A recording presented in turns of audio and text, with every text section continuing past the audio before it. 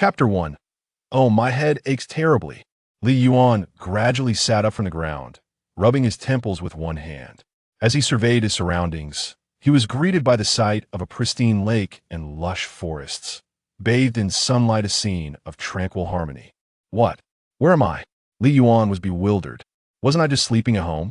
What on earth is this forest? He rubbed his eyes, only to find that the environment remained unchanged. Just as he began to doubt whether he had consumed something hallucinogenic, a voice echoed in his mind, that of a young girl. Perfect system binding successful. Congratulations, host. Li Yuan jumped in surprise. A system? Indeed, the voice confirmed. Realizing that the voice originated in his mind with no one else around, he began to believe this was no prank.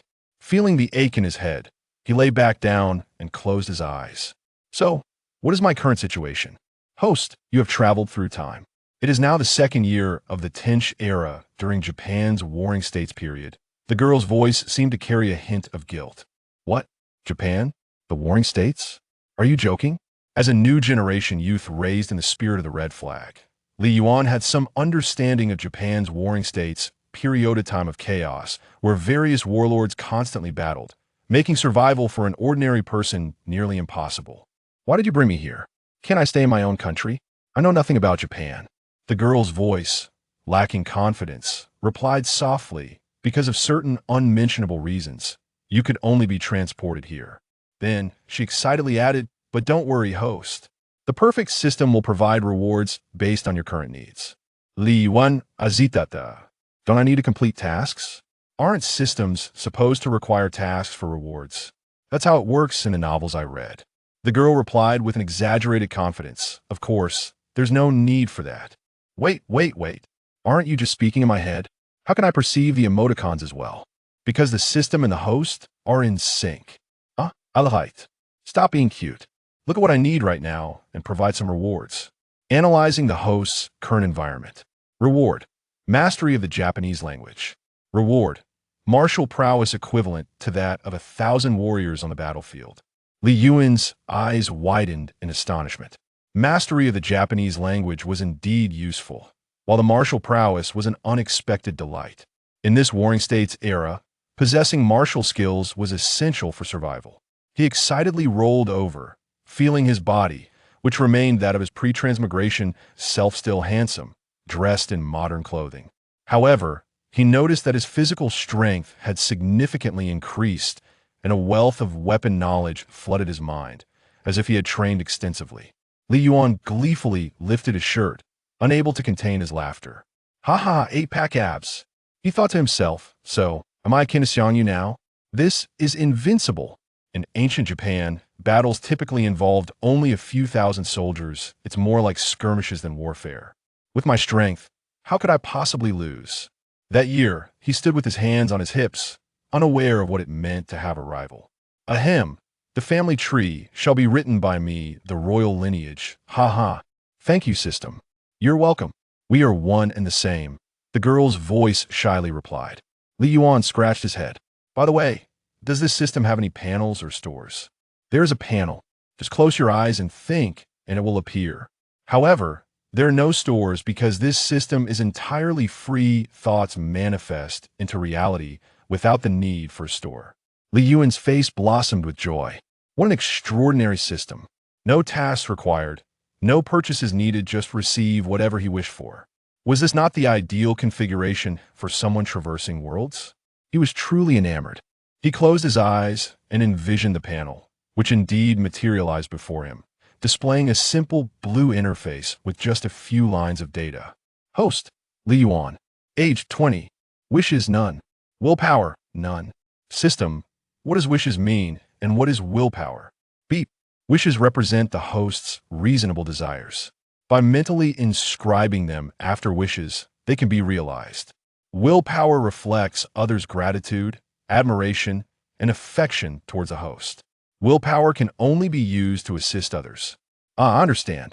Wishes are for my own benefit without any cost, while willpower is consumed to help others, right? Suddenly, a small figure appeared on the blue panella, girl of about 7 or 8, sporting 2 high pigtails and smiling brightly. The host is truly clever, that is correct. Li Yuan was momentarily taken aback. You can appear on the panel too? That's rather absurd, yet reasonable. I can not only appear on the panel, but also in the real world, though only the host can see me, the little girl stated. Li Yuan raised an eyebrow. So you can hear my thoughts too? I wasn't even speaking, it was merely a fleeting thought. The girl placed her hands on her hips. We are one, so of course I can hear you. The pigtails twirled. All right then, come out so I can see you. Li Yuan felt a moment of disorientation. When he opened his eyes, indeed, there was a small girl before him, merely 5 centimeters tall, with an adorably chubby face and striking pigtails. Ha ha! I thought you'd be normal-sized. You're only this tiny. The girl's cheeks were round, and when Li Yuan reached out to poke her cheek, his finger passed right through. Host, no laughing. The pigtails seemed to feel wronged, crossing her arms to express her displeasure. Okay, I won't laugh anymore. I apologize, Li Yuan replied. His mind was already brimming with newfound knowledge, and he was bursting with enthusiasm, eager to find a warrior to test his skills. He scanned the surroundings, searching for a path. The environment was pleasant, and the air felt much fresher. Approaching the lakeshore, he found the water crystal clear. He crouched down, scooping some water into his hands and drinking. Wow, truly unpolluted water, sweeter than a farmer's punch. After several more sips and a splash to wash his face, he inquired, What should I do now? The pigtails scratched her head in response. I don't know, it's entirely up to the host's thoughts. Li Yuan grinned. All right then, an open world, no tasks involved. He pondered for a moment and decided it was best to locate some people first. After all, with the perfect system at his side, conquering the world should be a breeze. Yet, he did not harbor such grand ambitions. As a peace-loving three-stripes young pioneer, he inherently disliked conflict. Simply ensuring his own safety was already a great satisfaction. Once safe, he could engage in competition while enjoying the wonders of his foreign world. What a delightful prospect. Then let us set off. First, we must find a village and understand the current state of affairs, Li Yuan declared with determination. All right, onward. The pigtails soared to Li Yuan's head, perching atop it and grasping his hair. Wait, aren't you supposed to be flying? And how can you sit on my head? You're just an apparition. Li Yuan rolled his eyes. The pigtails ignored his comment, continuing to exclaim, Giddy up, giddy up. So this system had a playful side, huh? But at least no one else could see her, so it was of little consequence. As Li Yuan surveyed the area, preparing to embark, a voice suddenly called out from behind him. Big sister, beautiful big sister. Huh, aren't I a brother? Li Yuan turned to see a 5-year-old child with a potato-shaped head, clad in a red t-shirt and yellow shorts, excitedly running towards him. Li Yuan was taken aback, rubbing his eyes to ensure he wasn't mistaken. He asked the system, what is going on? Has this world gone a bit insane? The pigtails averted her gaze, awkwardly responding, Host, you are not mistaken. So this is really Shin-chan? But isn't this the Warring States era? The pigtails explained, Host, you have traversed into the Crayon Shin-chan movie, The Warring States Great Battle. Oh, that makes sense. No wonder I could see Shin-chan in the Warring States period. This was all quite normal strange, indeed. Li Yuan had prepared himself to showcase his skills, only to be suddenly informed that he was in a children's cartoon. It was a testament to his mental fortitude that he was not overwhelmed. So, is this the reason I was brought here, which cannot be disclosed? Li Yuan sighed. Indeed, this is a surprise for the host. The pigtails nodded vigorously. In that moment, Li Yuan gasped in disbelief. Truly, thank you for this surprise. He suddenly felt as though his entire demeanor had transformed into a cartoon. Meanwhile, the potato-headed child had dashed up to Li Yuan, exclaiming, Big sister, are you a person? Noera Shinisuke, 5 years old, attending Futaba kindergarten. Big sister, you are so pretty. Faced with the wiggly figure before him, Li Yuan was momentarily at a loss for words. The absurdity was overwhelming. Not pretty, but handsome. You should pay attention to my voice. Nanny? Shin-chan exclaimed, his eyes widening in astonishment. You're a big brother? But you look so pretty. Then where's this place? Big brother. I came here from Kasukabe and suddenly found myself here. Li Yuan was acutely aware that at the outset of the theatrical version, Shin-chan had traversed into this era before his parents had arrived. He let out a sigh. The perils of a young child navigating the Warring States period were far too great. Even though Shin-chan in the movie remained unscathed, reality offered no such guarantees, making it impossible for him to remain a mere spectator. Resolving to fabricate a story, Li Yuan smiled and said, "Hello, Shin-chan. I have just arrived here as well and am unfamiliar with the circumstances. Shall we explore together?" Shin-chan twisted his body and turned his head away, exclaiming, "Is the big brother professing his affection for me? But I prefer big sisters." Li Yuan felt a wave of embarrassment wash over him. Why on earth was he blushing? His thoughts were indeed quite different from others. Shin-chan inquired, "Big brother, I still do not know your name." Li Yuan paused momentarily.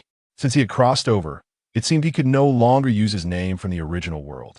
There were likely no surnames of Li in Japan, right? Regardless, he decided to adapt to his new circumstances and thought it best to adopt a Japanese name. Crouching down to meet Shin-chan's gaze, he cheerfully introduced himself. "I sincerely apologize, Shin-chan. I forgot to introduce myself. My name is Gen. I am called Shirakawa General. Please take good care of me." He recalled a place called Shirakawa from his travels in Japan, and it seemed a pleasant name to adopt. Shin-chan responded, "You can call me Shin-chan." Li Yuan, now Shirakawa Gen, affectionately ruffled Shin-chan's hair, saying, "Shin-chan is truly a good child." He rummaged through his pockets, and since he was still wearing the clothes from before his journey, he found a piece of chocolate, which he presented to Shin-chan. Shin-chan gleefully accepted it, exclaiming, "Big brother is so generous." "Generous, indeed," Li Yuan corrected. "They're essentially the same." "Not quite."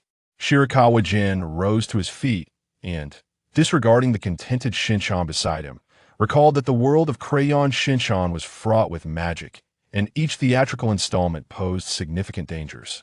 Would his formidable abilities be of any use against magic?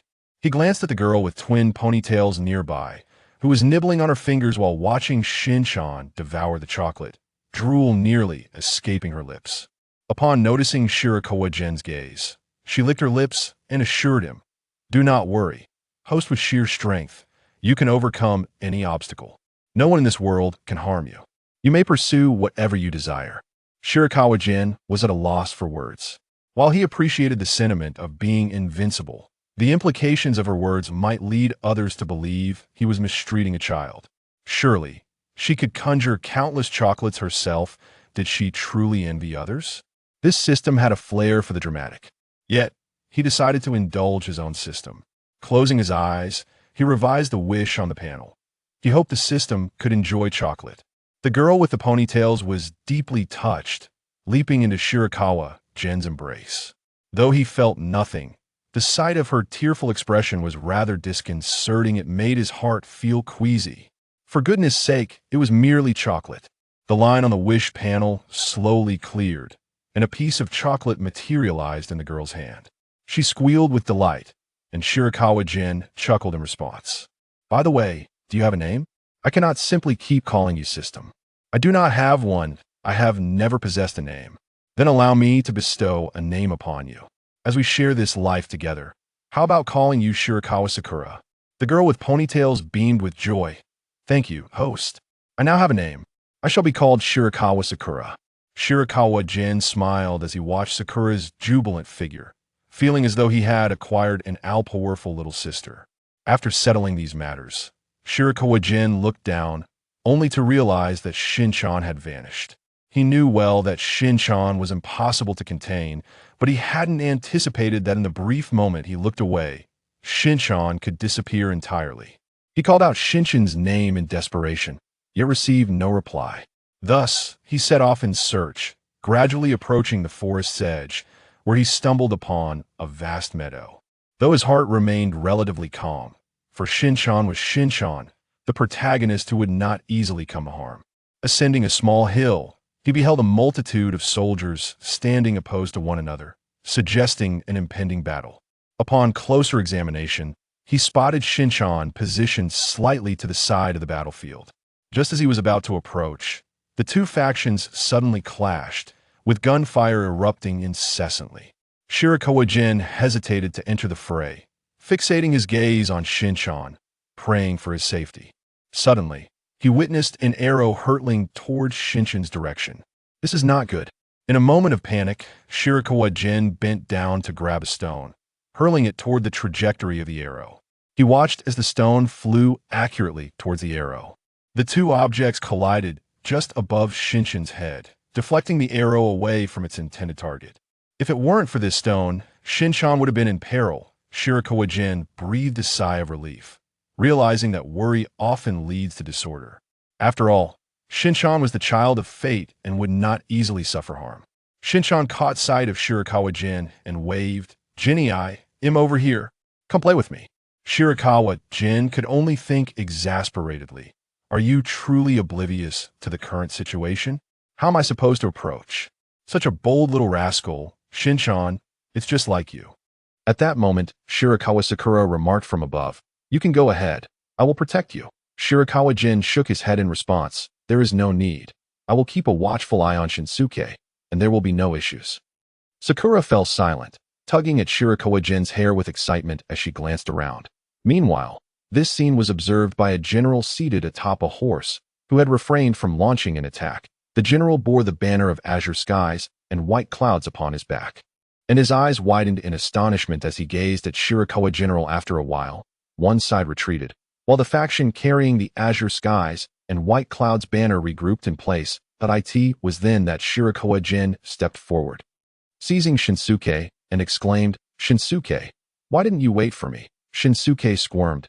"Gen, let go of me. It's embarrassing." "Humph, this is a punishment for running around." The general rode forward, approaching Shirakawa Gen, and addressed Shinsuke. "Thank you, little one. You haven't left yet?" Shinsuke struggled to lift his head. "I am not a little one. I am Noera Shinisuke." "But uncle, who are you?" "I am Ikkyu Yob Yudo," the general replied. Shinsuke remarked, "Ikkyu? Yob? What strange names." Shirakawa Gen was at a loss for words. Thinking it was quite audacious of Shinsuke to mock others in such a predicament, the general, however, paid no mind, turning his attention back to Shirakawa Gen, pondering for a moment before dismounting. "This warrior, may I inquire under which noble lord's command you serve?" "I am no general, nor do I serve anyone. You may consider me a wandering swordsman," Shirakawa Gen thought to himself, feeling quite capable of assuming the role of a chivalrous figure, having mastered numerous martial arts. Yob's eyes sparkled with interest. "Might I ask your esteemed name?" "Warrior, I am Shirakawa Gen, and this is my younger brother. I look forward to your guidance." Shirakawa Gen gestured towards Shinsuke. Yob, with great enthusiasm, declared, "Shinisuke has just saved my life. Please grant me the opportunity to repay this debt by taking you both back to Harui Castle, where you shall be treated to fine food and drink." Upon hearing this, Shinsuke's face lit up with anticipation. Yes, I want to eat delicious food." Shirakawa Gen pondered for a moment before agreeing. Thus, the army was organized, and they returned triumphantly. Along the way, Shinsuke inquired about the era, realizing he had traversed back to ancient times. Yob was equally astonished, yet Shinsuke showed little fear and insisted on seeing pretty ladies. Shirakawa Gen could only smile wryly, thinking it was typical of the bold-hearted Shinsuke. After some time, they finally arrived at Harui Castle, where Yob escorted them into the city. Shirakawa Gen observed his surroundings. The citizens appeared content and prosperous, with vendors plying their trade, indicating that the current lord of the castle was indeed a benevolent ruler, sparing his subjects from the ravages of war. After strolling through the city for a while, Yob remarked, "Shirakawa-kun, you seem to possess remarkable martial prowess. Might I inquire where you honed your skills?" Shirakawa Gen smiled. "Self-taught, just some idle experimentation." Yob expressed his astonishment. "Then Shirakawa-kun is a true genius. I must introduce you to my lord, for he greatly values talented individuals." Shirakawa Gen waved his hand dismissively. "Oh, not at all." Shinsuke lifted his head. "Exactly. If Gen is a genius, then I must be one too." With that, he removed his trousers and began to dance wildly. Shirakawa Gen raised his fist, exasperated. "Call me brother, and put your pants back on." Shinsuke, feeling aggrieved, complied. "Yes, brother." General Yob laughed heartily. "It is good for children to be lively." Subsequently, Yob brought them to the lord's residence, where they knelt and wait for the lord. However, Shirakawa Gen could hardly endure the kneeling, his legs growing numb, so he leaned against the entrance instead. "Shinsuke, Meanwhile, dashed about, but sensing Shirakawa Gen's kindness, he would occasionally lean against him. This was understandable, as in an unfamiliar environment, familiarity breeds comfort. After a while, the Lord arrived, a rather ordinary middle-aged man sporting a handlebar mustache, who appeared quite affable. Once seated, the Lord exchanged a few words with his subordinates before addressing Shinsuke. "Is this gentleman your brother?"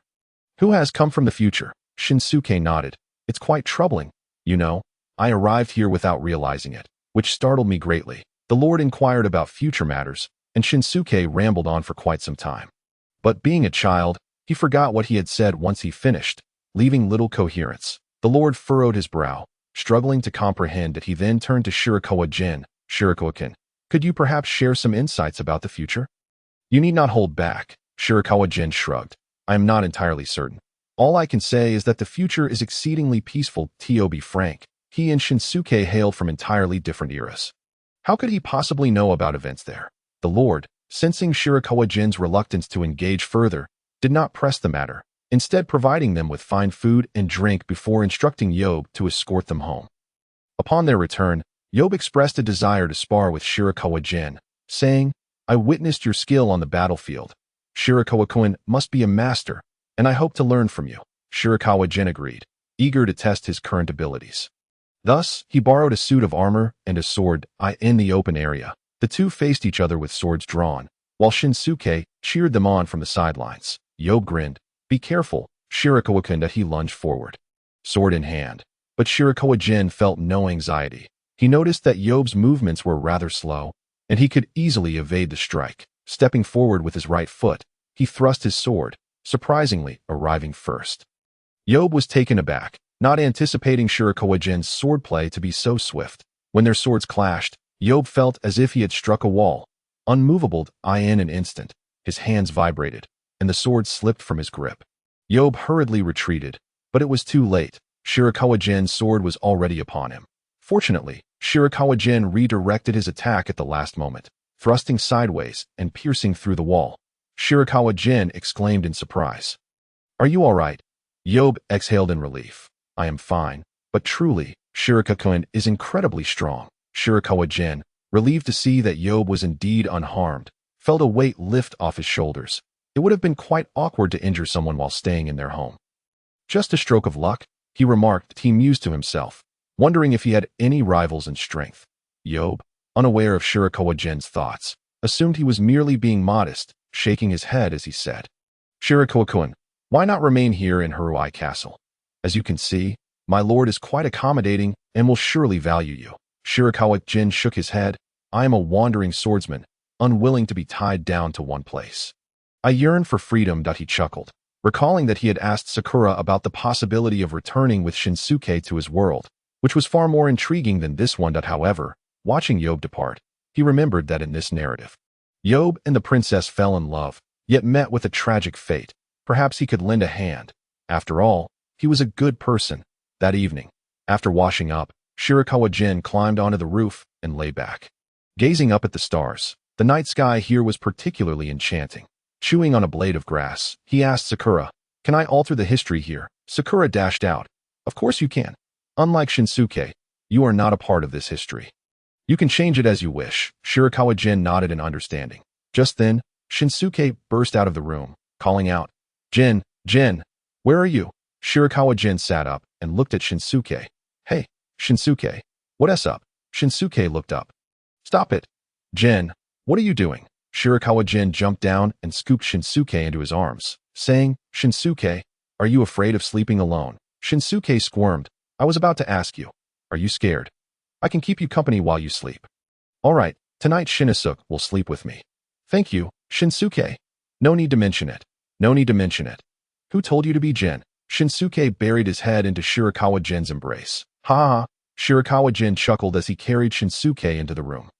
The two lay on the bed, and Shinsuke kept wriggling, saying, "Gen, you better not do anything to me. I wouldn't dream of it. Gen, today I met that beautiful older sister. She looked just like the one in my dreams and even complimented my cute bottom. Do you want to touch it?" "Thank you, but that's not necessary to no need to mention it. No need to mention it that I wasn't being polite, gently drifting into the realm of dreams at the same time. Shinosuke's parents, Hiroshi and Missy Noera, finally realized their son was missing. In a state of urgency, they searched high and low, yet to no avail.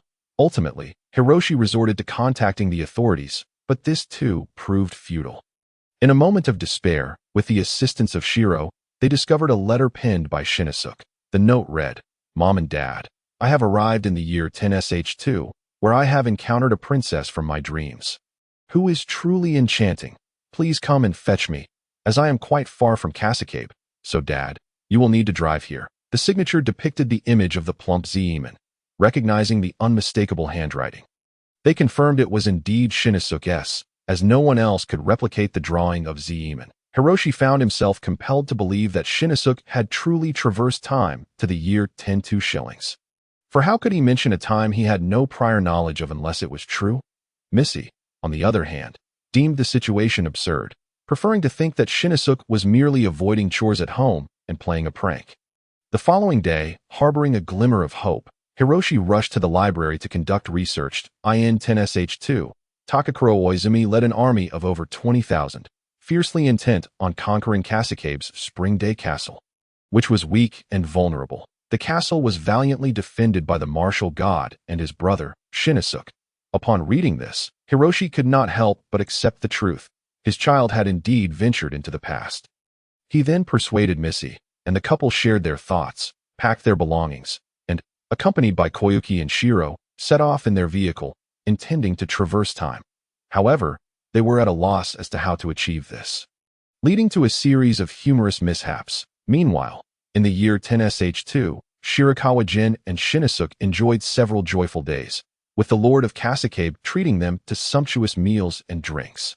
Perhaps aware of Shirakawa Gen's martial prowess, the Lord was particularly courteous, making Shinosuke feel quite at ease. The initial encounter with the Lord was merely a test, and Shirakawa Gen held a favorable impression of him, resulting in a harmonious atmosphere. Throughout this time, they learned of the love story between the princess and YB, who were deeply in love yet unable to unite. Shirakawa Gen, detesting such tragic tales, resolved to assist them. One fateful morning, the Lord of Kasukabe boldly approached Princess Arian, proposing a union with Takakuro Oizumi to safeguard Spring Day Castle. Princess Arian, burdened by her identity, had been indoctrinated by all to dedicate herself to her country, leaving her in a state of turmoil, unsure of her path, prompting her to seek counsel from YB. At this juncture, YB, hindered by his own status, hesitated to express his true feelings and instead uttered insincere words, hoping the princess would agree to the alliance. Observing from the sidelines, Shirakawa Gen propped his chin, while Shinosuke enthusiastically shouted for the princess to marry him, only to be pulled away by Shirakawa Gen.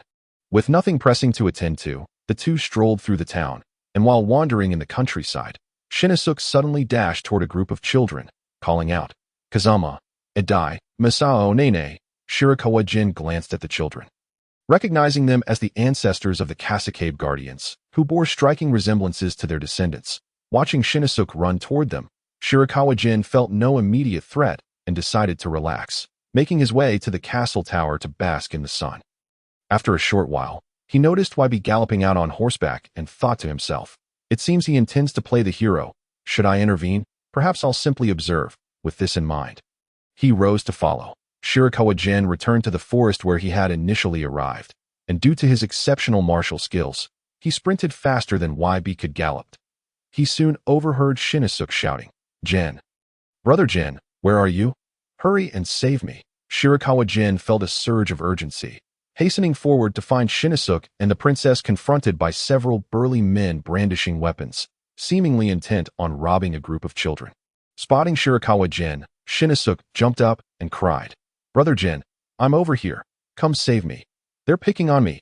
Unfazed by the threat, Shinosuke knew of Shirakawa Gen's formidable strength and even dared to kick one of the bandits. Confounded, the bandit was about to retaliate against Shinosuke when suddenly, a stone struck his shoulder, sending him staggering backwards several meters. Shirakawa Gen could have easily pierced through the bandit's shoulder, but given the presence of children, he opted for a less brutal approach. The bandits were left bewildered, uncertain whether to advance or retreat, as a few of the children led Princess Arian to hide behind Shirakawa Gen, feeling reassured. Shirakawa Gen remained silent, awaiting YB's arrival. The heroics of saving the damsel in distress were best left undisturbed, especially since he had no need for Princess Arian's favor. Before long, YB made his grand entrance on horseback. Exhaling a sigh of relief upon seeing the princess unharmed, spotting Shirakawa Gen, he began to ponder the situation.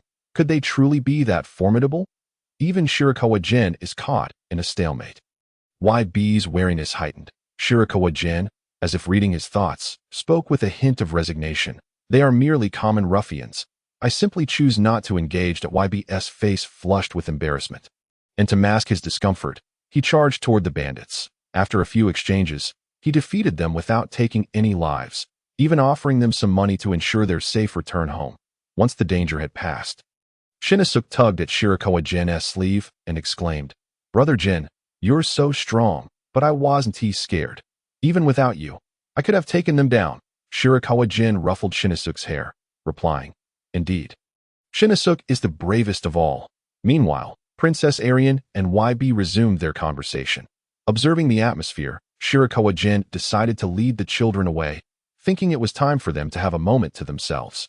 Hoping for some progress, in the meantime, Shirakawa Gen playfully tricked Shinichi into drinking from a lake, leading to an accidental tumble into the water, causing him to sputter and cough. Shirakawa Gen, effortlessly gliding across the water, pulled Shinichi to safety. Emerging completely dry, he playfully scolded Shinichi. "How foolish of you to fall in while trying to drink." Shinichi paid no heed to the reprimand. He was captivated by Shirakawa Gen's agility. "Wow. Brother Gen, you're amazing. Teach me, please." Shirakawa Gen smirked. "You certainly wouldn't be able to learn that moment." Shirakawa Gen turned to see a Nissan vehicle materialize in the clearing, with none other than Shinichi's parents. Hiroshi and Missy Noera, along with Shinichi's little sister, Himawari, and their dog, Shiro, aboard. Shinichi waved excitedly. "Mom and Dad, Koyuki, Shiro, long time no see. This is Brother Gen, and these are Uncle Arian and Uncle YB." Hiroshi and Missy exchanged awkward smiles. "Greeting. Hello," before quickly enveloping Shinichi in their arms and heading back to the car, seemingly intent on leaving. Yet they didn't depart, as Shirakawa Gen found their antics amusing. Ultimately, the lovely Princess Arian extended an invitation for them to visit Spring Day Castle, to which Hiroshi eagerly agreed, only to be met with a reprimand from Missy. Shirakawa Gen mused. Hiroshi Noera is truly incorrigible. The group prepared to return to Spring Day Castle. Shinichi enthusiastically invited Princess Arian and his friends to join them in the vehicle for a unique experience. Curious, Princess Arian removed her shoes and climbed in. Shinichi chuckled. "No need to take off your shoes. You can sit in the car with them on." He kindly assisted in placing her shoes inside. Princess Arian covered her mouth and smiled. "Is that so? Thank you." Shinichi, stunned, Shinichi blushed and scratched his head. "It's nothing. I'm just happy to help a beautiful older sister." Hiroshi Noera stood speechless, while Missy's fists came flying. Meanwhile, Koyuki had climbed into Shirakawa Gen's lap, giggling contentedly. Shirakawa Gen smiled, reflecting, "Seeing is believing. This family is truly delightful." And he found Koyuki utterly adorable. As he gazed down at her, she held onto his hand, beaming with joy. Soon, the other children playfully scrambled into the vehicle. With no space left, Shirakawa Gen had to ride alongside YB on horseback, casually inquiring about their earlier conversation with Princess Arian. As he had observed her embracing YB, feeling bashful, YB hesitated to respond, muttering, "It wasn't really an embrace. The princess merely feared for her guardian's safety, which is a failure on my part." Shirakawa Gen burst into laughter. "YB, I understand. Worry not. I shall assist you." YB scratched his head, his face reddening further. Bai Chuan Yuan gazed happily, a man of 30, still blushing at the mention of such matters. Meanwhile, in the vehicle, Xiao Xian was sharing his recent experiences with his parents, recounting the joy of his days free from early rising and school, indulging in delightful meals and the company of charming older sisters. In summary, here, he reveled in happiness, oblivious to the past. Suddenly recalling something, he exclaimed, "Xiao Yuan has saved me several times, and he too has come from another world that I really like." Xiao Yuan. Guangxi and Meiya were taken aback, having never noticed this before. Meiya said, "We must thank him later. Taking care of Xiao Xian for so long must be exhausting." Guangxi and Xiao Kuei nodded silently. acknowledging the truth of her statement. Even Xiao Bai quietly agreed. Unbeknownst to them, Xiao Xian was relatively well-behaved around Bai Chuan Yuan, primarily because Bai Chuan Yuan treated him with kindness, never scolding him. Coupled with his formidable prowess, which deterred Xiao Xian from causing trouble, unlike the sternness of his mother. After a while, Xiao Xian urged Guang Ji to drive faster, while Yu Bingwei and Bai Chuan Yuan, riding horses, could not catch up. Princess Alien glanced back at Yu Bingwei through the mirror, their gazes locking in a moment of deep connection. Bai Chuan Yuan, covering his face, thought, can one truly be subjected to such romantic displays? It felt a tad excessive. Upon their return to Haru Castle, Lord Kong Gang greeted them warmly. During their conversation, Guang Ji's remarks led Lord Kong Gang to abandon his plans for an alliance through marriage. He addressed Princess Alien, saying, "You are my only daughter. Even if I were to ally with the Zongjing Gaohu, he may not be able to aid Haru Castle. It is better to keep you by my side a little longer." Princess Alien was overjoyed. Maya prepared the curry rice that Xiao Xian had mentioned for the Lord, which delighted him, and naturally, Princess Alien was also pleased. The only one discontent was Guang Ji. For according to his historical knowledge, Haru Castle would soon face an attack from the Zongjing Gaohu, and he felt uncertain about their safety, yearning to return to the modern era. After their meal, Guang Ji led his family back to the forest. However, despite several attempts, he was unsuccessful, and Bai Chuan Yuan observed quietly without comment. He resolved to further hone his martial skills. It was essential to practice. For others' abilities would not simply transfer to him without effort. Seizing the opportunity to train diligently over the next few days, he aspired to become a hero of Xiang Yu's caliber. Meanwhile, Bai Chuaning fluttered around him, saying, "Fear not, Yuan Kuan. I shall protect you. In this world, no one can harm you." Bai Chuan Yuan scratched his head and replied, "I know you will protect me, but I wish to safeguard others as well. Currently, my will is at 0, and with little else to occupy me, it would be wise to practice martial arts. My progress can surpass others' gradual efforts." Yet, he expressed gratitude to Xiao Ying. Over the following days, after another failed attempt, Guang Ji despondently exclaimed, "What should we do? It seems we cannot return." Maya comforted him. "Did you not come here with determination?" Guang Ji, cradling his head, replied, "I am merely worried about the impending war from history." "What shall we do then?" Xiao Xian, seated in the back, chimed in, "Daddy, if we cannot go back, you can become a samurai." Guang Ji, sweating, responded, "I might not be suited to be a samurai, perhaps just an infantryman." Xiao Xian teased, "Not an infantryman, but a smelly foot soldier." Laughter erupted in the car, with Maya chuckling, "Indeed, indeed." Xiao Kuei joined in the mirth. Then Xiao Xian added, "It's all right. We still have Xiao Yuan. He must be the best samurai." Maya and Xiao Kuei nodded in agreement, with Maya affirming, "Yes, yes. Bai Chuan-san is not only handsome but also possesses great strength. He will surely protect us." Xiao Kuei vigorously nodded along. Guang Ji felt a pang of annoyance, recognizing that this mother-daughter duo easily lost themselves in the presence of a handsome man.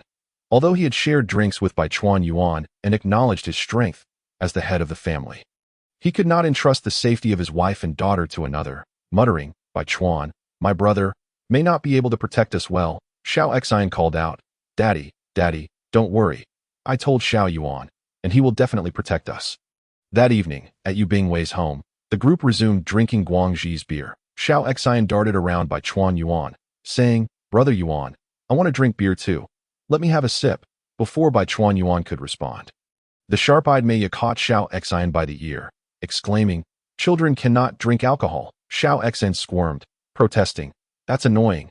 I'm not a child." Laughter filled the room. That moment, Guang Ji, tipsy, staggered to Bai Chuan Yuan's side, embracing him and earnestly imploring, "Bai Chuan, I truly entrust you with the safety of my wife and child." Bai Chuan Yuan, having consumed his share, nodded silently, his eyes reflecting the flickering firelight and stars.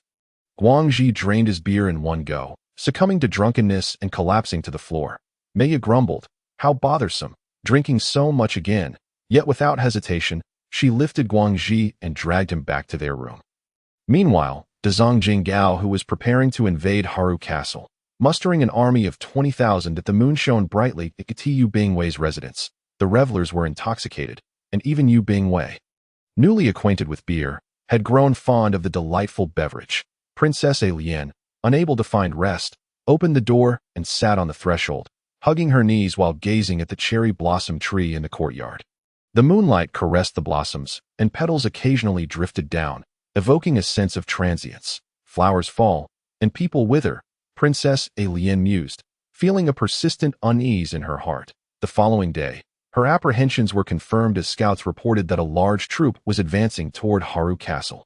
Princess Alien immediately thought of the Noera family and hurried to Yu Bingwei's home. When she arrived, breathless, she found Maya playfully spinning her son around with 2 fists, while the infant clapped in delight. And the 2 men nearby watched with amusement. "Oh, Mom, I was wrong. I shouldn't have denied wetting the bed."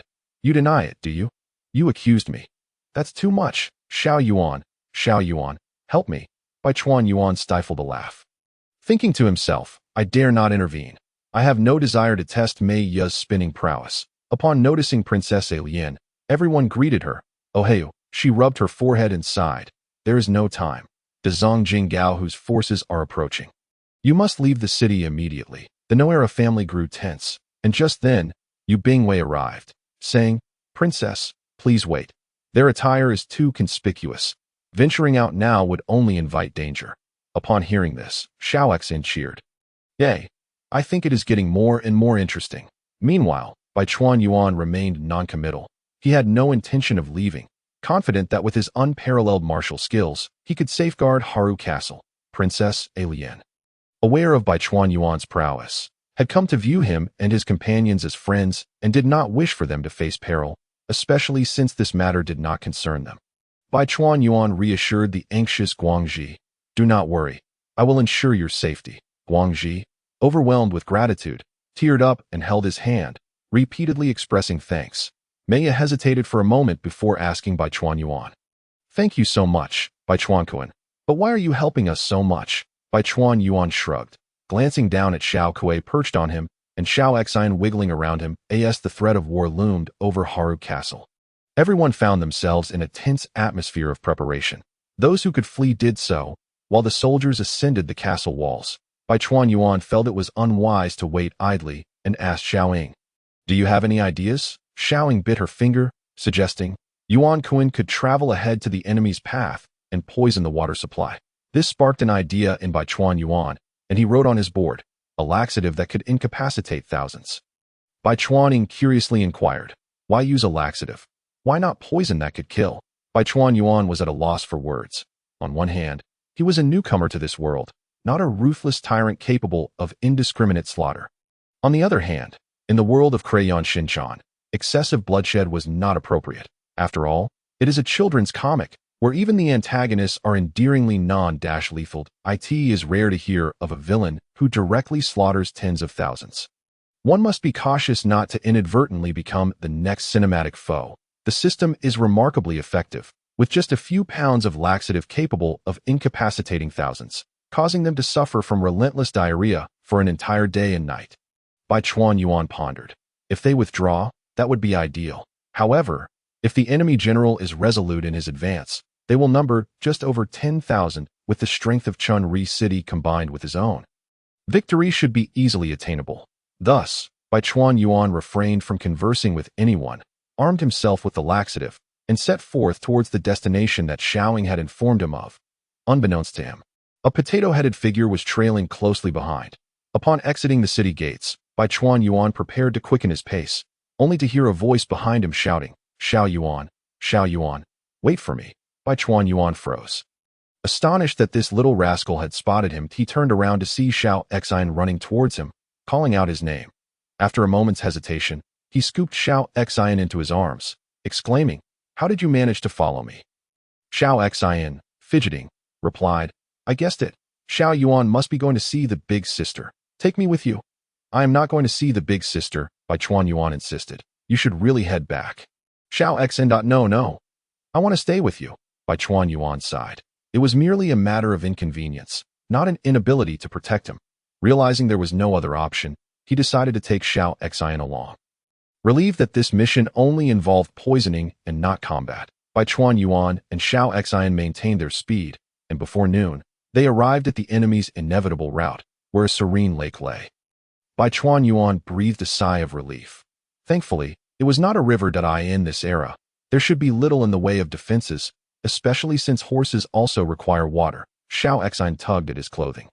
Inquiring curiously, Xiao Yuan, what are we going to do? Bai Chuan Yuan gazed at the lake and replied, we are going to poison it. This miraculous toxin can cause thousands to suffer from incessant diarrhea. Are you afraid? Xiao Exine's excitement grew. Poison, poison, I want to help too. Observing the exhilaration of the potato-headed child, Bai Chuan Yuan sighed and reluctantly divided the laxative, instructing him, you must sprinkle it slowly around the lake's edge. Xiao Exine nodded enthusiastically and began to skip and sing his way towards the lakeside. Bai Chuan Yuan shook his head, muttering to himself. Despite his musings, he did not dawdle, swiftly pouring the laxative into the lake. Just then, Xiaoing swooped down to his face, announcing, the enemy will arrive at the battlefield in 10 minutes. All troops, prepare for battle. What is this, a game of honor of kings? You are being rather cheeky. But if there are still 10 minutes, that implies the scouts ahead of the main force have yet to arrive. We should return, Bai Chuan Yuan said. He grabbed the still chattering Xiao Exine and dashed back. 20 minutes later, they entered Chunri City, just in time to encounter the anxious Noera couple, who were inquiring with Yu Bei about Xiao Exine's whereabouts. Upon seeing Xiao Exine, Mia instantly cast a spinning technique on him. And Xiao Exine protested, Mia, I was out saving the world. Mia paid no heed to his explanation. Meanwhile, Bai Chuan Yuan informed Yu Bei that the enemy would reach them in 20 minutes and urged the soldiers to prepare. Yu Bei, taken aback, asked Bai Chuan Yuan how he knew this. Before he could respond, Xiao Exine recounted the events, prompting Bai Chuan Yuan to nod in agreement. Yu Bei, beaming with delight, declared, if that is indeed the case, you and Xiao Exine shall be the great heroes of this battle. He then hurried off to rally the troops for the impending confrontation. After expressing his gratitude to Bai Chuan Yuan, Hiroshi invited him to retreat to safety. Bai Chuan Yuan declined. He was determined to join the fray. Once the Noera family had departed, Bai Chuan Yuan sought out the city lord to borrow armor and weapons. The lord, grateful, conversed earnestly with him, stating, thank you, Bai Chuan-kun. You are a true warrior of Chunri City. Bai Chuan Yuan said nothing in reply, hastening to the battlements to find Yu Bei and prepare to face the enemy alongside the soldiers. Before long, the enemy indeed approached, their ranks swelling to over 10,000. However, there appeared to be some disarray among them, with many cavalrymen lacking their steeds. This was understandable, as horses require water more than men do. It seemed their plan had been effective. Yu Bei, noticing the soldiers' lack of spirit, rallied them with enthusiasm, asking, why does everyone look so dispirited? A soldier responded, indeed, we should not appear downcast. We are all valiant warriors. Moreover, we have Lord Kondo, who is not easily defeated, though he does seem to struggle with women. Laughter erupted among the soldiers, and Yu Bei did not mind. As long as morale was high, a few jests were inconsequential. Bai Chuan Yuan nudged Yu Bei and whispered, did you see? Even your soldiers are aware of your difficulties with women. Yu Bei sighed. Personal matters must be set aside for the state. Bai Chuan Yuan nodded, committing that to memory. Meanwhile, Xiao Exine observed the troop movements and remarked, it seems like they are holding a celebration. Hiroshi sighed. If only it were so. Amidst their banter, the enemy began to mobilize for an attack, and laughter faded from the battlements. The messenger shouted, everyone, prepare. Listen carefully. No shooting until the commander gives the order. The soldiers gripped their weapons with tension as the enemy drew nearer. Yu Bei issued the command to fire, and the enemy retaliated with arrows as their assault team began to scale the walls. Bai Chuan Yuan grasped his sword and declared, this time, we truly must fight. Xiaoing hovered above him, reassuring, fear not, Yuan-kun, I will ensure your safety. Bai Chuan Yuan, though not truly worried, needed to overcome the mental barrier within himself. Suddenly, a shout pierced the air, and Bai Chuan Yuan turned to see a breach in the city wall. The enemy had begun to climb over. Without hesitation, he sprinted towards the intruders, striking down the first with a swift blow, resulting in instant death. Blood splattered onto Bai Chuan Yuan, but he had no time to dwell on it, for the enemy continued to swarm in, and he could only grip his sword tightly. Focusing solely on eliminating his foes, Yu Bei, witnessing Bai Chuan Yuan's valiant efforts, felt a sense of relief. The situation was dire, and he could not provide support. Bai Chuan Yuan lost track of time, numbly hacking away as if chopping wood. his clothing soaked in blood, appearing a ghastly figure. Yet remarkably, he remained unharmed amidst the chaos of battle. Eventually, he managed to eliminate all enemy combatants at the breach, allowing his comrades to regain control. Finally, he exhaled deeply, surveying his attire. Now thoroughly stained with blood and reeking of iron, he had assumed that killing would be difficult, but in the heat of battle, with enemies all around, he had simply focused on the task at hand. In the distance, Xiao Baichuan sat silently on the ground, while Xiao Xian hurried to his side, worry etched on his face. Baichuan Yuan nudged him. "Well, how formidable is your brother?" Xiao Xian nodded vigorously. "Incredible." Xiao Yuan, Baichuan Yuan burst into hearty laughter, and Yu Bingwei, along with the arriving Naira family, smiled at the scene. That evening, in the enemy general's tent, Gao Hu remarked, "I never anticipated that Haruno Castle would be so difficult to breach. Who could that warrior we encountered today possibly be?" A strategist beside him replied, "There are no records, and no one knows his identity. General, should we summon all our troops?" Gao Hu shook his head. "Fool. Let us patiently wait for them to emerge one by one, slay the men, and capture the women." Meanwhile, in Haruno Castle, a fire crackled as Princess Alien and the Naira family lent their hands in preparation for dinner. After the meal, at Yu Bingwei's residence, he announced, "Everyone has decided that before dawn tomorrow, I shall lead our troops to repel the enemy." This was a plan for a night raid, and Baichuan Yuan nodded in agreement. "Include me as well." Yu Bingwei looked at him. "That is most welcome." Princess Alien expressed her concern. "We should deliberate carefully. Death in battle is not the only fate for a warrior." Yu Bingwei bowed his head in silence, while Baichuan Yuan stifled a yawn. "Do not worry. I will ensure their safe return." Yu Bingwei then turned to Hiroshi Naira. "Hiroshi, you all must wait until we have engaged the enemy. When their ranks are in disarray, seize the opportunity to escape in the carriage. It moves swiftly and should allow for a safe getaway." Hiroshi hesitantly replied, "Is that truly wise?" Princess Alien turned to Hiroshi. "Of course it is. After all, you all have no direct involvement in this conflict." Hiroshi lowered his gaze. "One could argue it is not entirely unrelated." Xiao Xian clenched his fists. "Uncle Yu, let us help as well." Yu Bingwei chuckled. "There is no need. Children need not worry. I suggest you rest for now. And by Chuanquan, you two should take some time to recuperate. I will call for you shortly." After saying this, Yu Bingwei returned to his post. "We shall meet again soon." Baichuan Yuan wore a half-dashed smile. In the early hours of dawn, he leaped onto the rooftop, observing that Yu Bingwei had already assembled the troops, but had not come to seek him out. As he suspected, Yu Bingwei did not wish to involve him in the battlefield. The Naira family was also awakened, and Princess Alien prepared for their retreat. Xiao Xian spotted Baichuan Yuan and waved. "Xiao Yuan. Over here." Baichuan Yuan jumped down from the rooftop and approached the Naira family. Hiroshi inquired with confusion, "Baichuan, are you not?" Baichuan Yuan shook his head. "It seems I am not needed." At that moment, Princess Alien interjected, "Because you are not entangled in this war, we are immensely grateful to you and cannot allow you to face danger." She then addressed Hiroshi. "Do take care." She presented a small bundle. "Though it is not much, please accept these coins and provisions. Do not feel obliged to refuse." Hiroshi paused, then ultimately accepted it. Meiya was visibly moved to tears. Princess Alien declared, "I will pray to the heavens for your safe return to the future." Xiao Xian raised his head. "Why is everyone so disheartened? Uncle Yu will defeat the villains. And we have Xiao Yuan to protect us."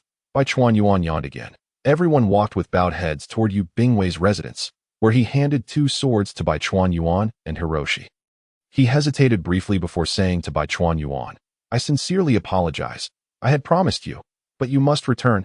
Your life should not end here." Baichuan Yuan merely pursed his lips in silence. He then addressed Hiroshi. "It must be unsettling to be without a weapon. Take this sword." Hiroshi awkwardly smiled. "In truth, with Baichuan by my side, I do not feel particularly anxious." Laughter erupted among the group. And Yu Bingwei expressed, "I am truly glad to have met you all. Though our time together has been brief, I have cherished every moment." The Naira couple was moved to tears. So have we. Even if tears were to be shed, they could wait until after a safe return. "Honestly, mother and father, you look rather unseemly," Xiao Xian remarked. As Yu Bingwei bid farewell to everyone, Baichuan Yuan reassured them, "Rest assured. With me here, we shall return safely." Under the bright moon and scattered stars, Yu Bingwei, bearing the great flag, sat upon his horse. It appears the weather is quite favorable today. Meanwhile, the Naira family sat in their carriage. Sorrowful glances cast outward, while Bai Chuan Yuan sat calmly in the back. Unperturbed, he was aware of the unfolding narrative. Shortly, this carriage would draw near to Gao Hu, at which point he would take down the leader first, and the conflict would resolve itself. Yu Bingwei rallied the troops. Brothers, we have grown up together since childhood. Though the enemy surrounds us, this is our homeland, and there is nothing to fear. Let us charge boldly into the enemy's stronghold. Focus solely on how to defeat Gao Hu, and do not concern yourselves with fallen comrades. Do you understand? Yes. The doors swung open, and they set forth. The army marched out, and the carriage also rolled into motion. Preparing for a swift escape, full speed ahead, the night raid proved effective, catching the enemy unaware in their slumber, with no effective counterattack. However, the enemy's numbers soon turned the tide, and they began to retaliate. The carriage, seizing the moment when the enemy's attention was diverted, attempted to flee from the side, but was soon spotted, arrows raining down. Bai Chuan Yuan opened the window, leaped onto the roof, and wielded the sword gifted by Yu Bingwei. Deflecting the arrows with skill, he gazed up at the main battlefield, where combat had commenced, the blue sky and white clouds adorned with banners, like a direct assault on the enemy's stronghold. As the carriage gradually distanced itself, Bai Chuan Yuan could see little of the ongoing chaos and climbed back into the back seat. After a while, as no one was in sight, the carriage came to a halt. Xiao Xian despondently asked his father, "Do you think Uncle Yu will be all right? Is it fine not to rescue him?"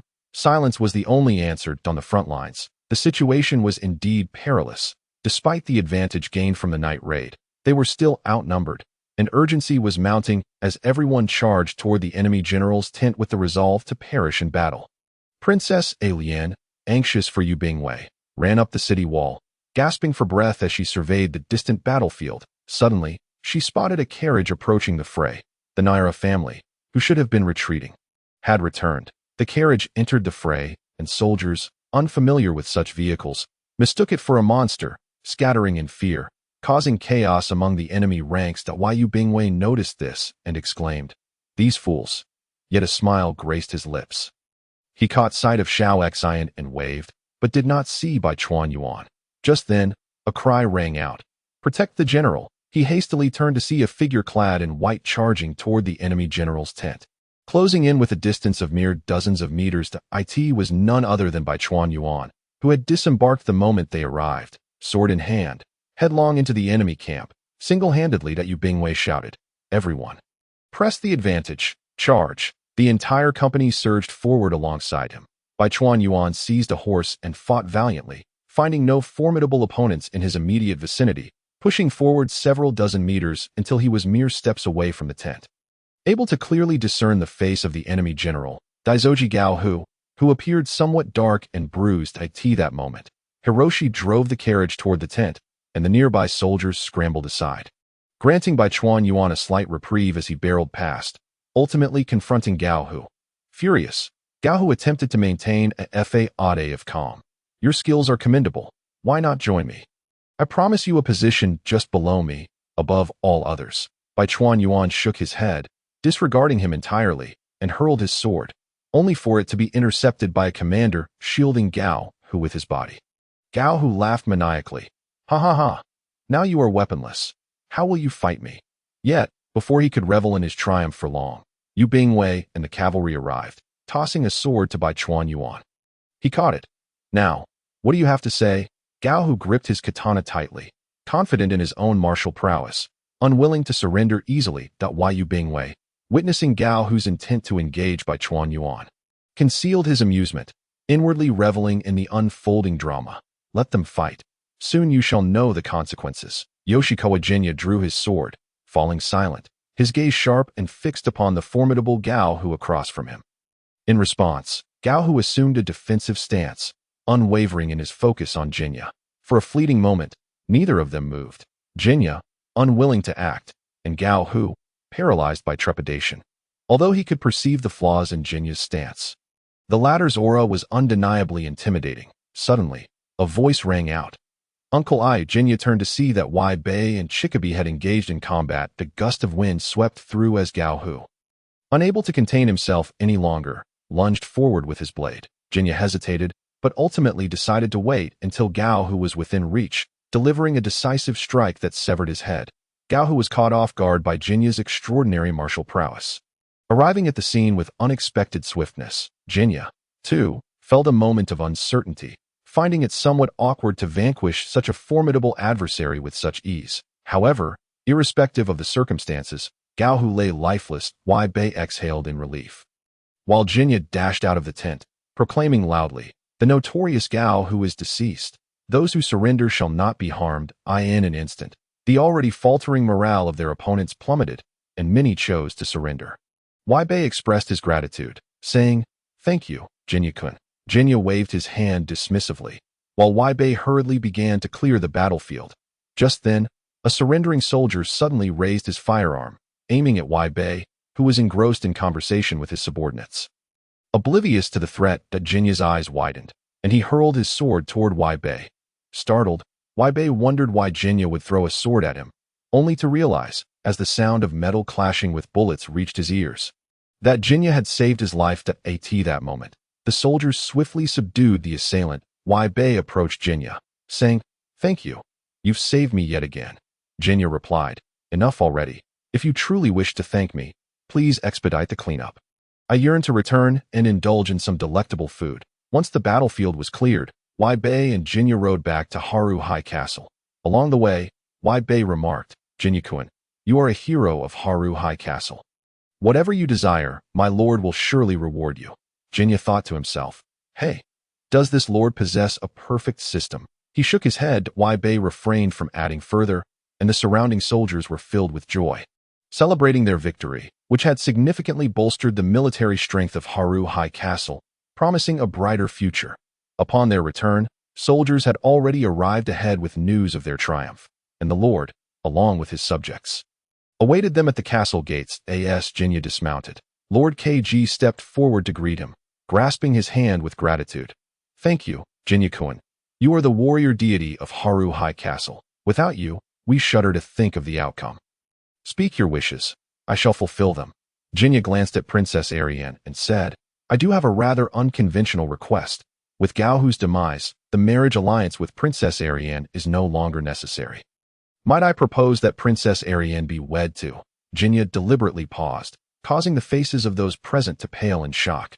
Observing their reactions, Jinya chuckled and concluded, "Wed to Bei. I have heard of their affections. And as a younger brother, I wish to lend my support." Lord KG burst into laughter. "Ha ha ha. Of course, that is not a problem, but we must consider the wishes of my daughter." Princess Ariane's face flushed crimson as she bolted from the scene, followed hesitantly by Bei. Lord KG, understanding his daughter's demeanor, recognized it as consent, and laughter erupted among the crowd. They welcomed the victorious soldiers into the castle, beginning a grand feast with joyous songs and dances. Jinya and the Noera family reveled in the festivities. The next day, as the Noera family prepared to depart, Bei approached Jinya, saying, "Thank you, Jinya-kun. Will you not attend my wedding with the princess?" Jinya smiled and replied, "I truly have no time. We have matters to attend to in our original world." "Then allow me and the princess to accompany you part way," Bei suggested. They returned to the forest where it all began. Bidding farewell to Bei and Princess Ariane, tears streaming down their faces. Bei turned to Shinichuk. "Do not cry, Shinichuk. Remember our promise as men?" Shinichuk nodded through his tears. "Knock the sword." Bei added. "When you return, live well, Shinichuk. Knock the sword." With tearful eyes, the Noera family and Jinya boarded their vehicle, traversing back to modernity. In the blink of an eye, they arrived in the present day, standing beside a small villa. The Noera family's home, burdened with 32 years of mortgage. Jinya realized that this debt would likely remain unpaid for eternity. Once they disembarked, Hiroshi asked Jinya, "Jinya, where do you reside? Should I take you home?" Jinya replied, If it is not too much trouble, may I stay with you for a few days? I am currently without a home." Uncertain of his circumstances, he decided to remain close to the Noera family for the time being. Missy nodded. "What are you saying? Of course, you can stay as long as you wish." Little Aoi also nodded in agreement. Shinichuk chimed in, wiggling his backside. Oh, Jinya is going to live with me. That's fantastic." Jinya smiled at them, finding the family endearing. Thus, he temporarily took residence in Shinichuk's home, That evening, after another round of drinks with Hiroshi, Jinya lay on the bed in the study on the second floor and asked Sakura, who lay beside him, "Hey, Sakura, what should I do next?" Sakura pouted, "I don't know. Just do whatever you wish." Brother General, although Sakura's response was casual, Jinya sensed something amiss, as if she were concealing something from him. Dismissing the thought, he drifted into slumber. The following day, Jinya was awakened by the sounds of Missy's voice echoing from downstairs. Indeed, Shinichiro had once again found himself preoccupied with the restroom when the baby carriage arrived. Jinya descended the stairs to find Missy apologizing to teacher Yoshinaga, who was preparing to leave with the baby carriage. Missy turned to Jinya with a smile. "I sincerely apologize, Jinya-kun. I hope I did not disturb your rest." Jinya shook his head. "Not at all. I have had ample sleep." Missy glanced towards the restroom and called out, "Shinichiro, hurry up. We need to leave for kindergarten. We are going to be late." Shinichiro emerged from the bathroom, exclaiming, "You old hag, you keep pushing me." I finally managed to take a massive dump. Missy's expression turned dark, while Jinya erupted into laughter. Moments later, Jinya suggested, "Let me take Shinichiro to kindergarten. Miss Ine still needs to care for Aoi, who is yet to wake up." After all, Aoi was still asleep and not suited to be carried around. Missy replied, "Thank you so much, Jinya-kun. It's nothing. Nothing." He reassured her that Oh, Jinya is taking me. I want to go to school with Jinya. Shinichiro began wiggling his backside again. Missy could no longer contain herself and rushed over to deliver a light punch to him, bringing about a moment of silence. After Jinya finished washing up, he mounted his bicycle, carrying Shinichiro along to kindergarten. Along the way, Shinichiro greeted every pretty older sister he saw. Oddly enough, all the older sisters responded with smiles, then blushed as they glanced at Jinya. Shinichiro looked at Jinya and declared, "I'm never letting you take me again." Jinya rolled his eyes. "What does this have to do with me?" Shinichiro playfully pinched Jinya's face, and in their playful banter, they finally arrived at Futaba Kindergarten. Just as the baby carriage pulled up, that a swarm of children disembarked, and Shinichiro rushed forward to greet them, but a nearby teacher looked at Jinya and asked, "Hello, may I ask who you are?" Jinya felt awkward, as Shinichiro had not introduced him. "Hello, I am Shirakawa Gen, Shinichoro's older brother, currently staying at his home. That it's a pleasure to meet you." The teacher bowed. "Hello, I am Yoshinaga Midori, a kindergarten teacher here. Thank you for bringing Shinichiro to school." Jinya waved his hand dismissively. At that moment, another teacher, Matsuzaka Yumi, approached with starry eyes. "Hello, I'm Matsuzaka Yumi, also a teacher here. That it's a pleasure to meet you." Gazing at the overly flirtatious Matsuzaka, Jinya broke into a cold sweat. Hello. He quickly turned to Shinichiro, saying, "I'm off now, Shinichiro." Shinichiro, not turning back, replied, "Bye-bye, Jin, see you tonight." With a little wiggle of his hips, Bai Chuan Yuan bid farewell to his teachers and mounted his bicycle. Setting off, he intended to exchange the silver coins gifted by Lord Kongang for cash, as he could not rely on the Noera family's hospitality indefinitely. Additionally, he planned to purchase a mobile phone to stay abreast of contemporary affairs. Upon arriving at the department store, he acquired a phone and set up a SIM card. Just as he was about to head home, he received a startling news alert. Kudo Shinichi solves another bizarre case, the savior of the Japanese police. At Futaba Kindergarten, the Kasukabe Defense Force surrounded Shinichiro with endless inquiries. Nene Sakurada clasped her hands in front of her chest, her eyes sparkling as she asked, "Shinichiro, who just sent you here?" Kazama Tsubasa flipped his hair confidently and remarked, "That must be a relative of Shinichiro." Shinichiro playfully blew into Kazama's ear, causing him to sway comfortably before playfully shoving Shinichiro away. "What are you doing?" Unfazed, Shinichiro placed his hands on his hips and proudly declared, "Yuan is my older brother. He is a formidable warrior." Nene began to daydream about the daily life of Princess Nene and warrior Yuan. At that moment, Kazama Nobita, the kid with the rice ball head, chimed in, "That's amazing. You have such a brother." Duh. Adu nodded in agreement. Kazama, puzzled, asked, "When did you get such a brother?" Shinichiro wiggled his hips and replied, "I met him in the past. Yuan is currently living at my home." The group eagerly discussed plans to visit Shinichoro's house after school. Teacher Matsuzaka approached and inquired, "Shinichiro, was that your brother who just dropped you off? How would you feel about me becoming your sister?" Shinichiro sighed. "Brother Yuan doesn't like older girls that I don't." "I'm still very young," Matsuzaka retorted. Teacher Yoshinaga clapped her hands. "All right, children, let us head inside for class." Meanwhile, Bai Chuan Yuan stood below the department store. Thunderstruck, he could hardly believe his eyes, yet the news on his phone confirmed it. There was indeed a washing machine exhibiting its prowess in some corner of this world.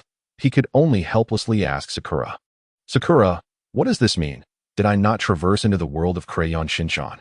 Why is Detective Conan here? Sakura chuckled awkwardly. Indeed, Brother Yuan, Detective Conan also makes an appearance in Crayon Shin-chan, which is quite reasonable. Bai Chuan Yuan took a deep breath, reasoning with himself that he then asked, but these two worlds won't intersect, will they? He feared that while enjoying the pleasures of life in Kasukabe, outside there might be rampant gunfights and murders. Sakura shook her head. No, Brother Yuan, Higashikuni Mahanko, and this place are not connected and will not affect each other. Bai Chuan Yuan thought to himself. Thank goodness. This allows me to relish a tranquil life in Kasukabe. However, knowing that Detective Conan existed meant he could also take a look. After all, the plot was already in his mind. It wouldn't be too shabby to play the role of a detective. Bai Chuan Yuan chuckled. Suddenly, a question struck him. What stage is the story of Conan at? Sakura replied. Due to your presence, Brother Yuan, the world of Conan has yet to commence. The slumbering Detective Kagoro has not made his appearance in Higashikuni. However, since you have discovered this, Conan will make his grand debut in 3 days. All right, then I must rush to Mahanko within 3 days to witness the birth of the Grim Reaper, Bai Chuan Yuan thought. Finally calming his emotions and accepting the reality as he cycled back to the Noera household, around 2 in the afternoon, just as Bai Chuan Yuan had dozed off, he was roused by a commotion from downstairs. Mommy, you're back. Yes, I'm back, you little rascal. Welcome, everyone. Excuse us, the Kasukabe Defense Force followed behind Shinosuke, politely greeting Missy. Missy quickly ushered them inside and said, Shinosuke, there's no drink left at home. I'll go to the supermarket. Please keep an eye on the house. Shinosuke nodded. Where's Yuan? Where's Yuan? Missy hushed him. Be quiet. Bai Chuan is upstairs sleeping. Hey. Bai Chuan Yuan slowly descended the stairs. No need to worry, Missy.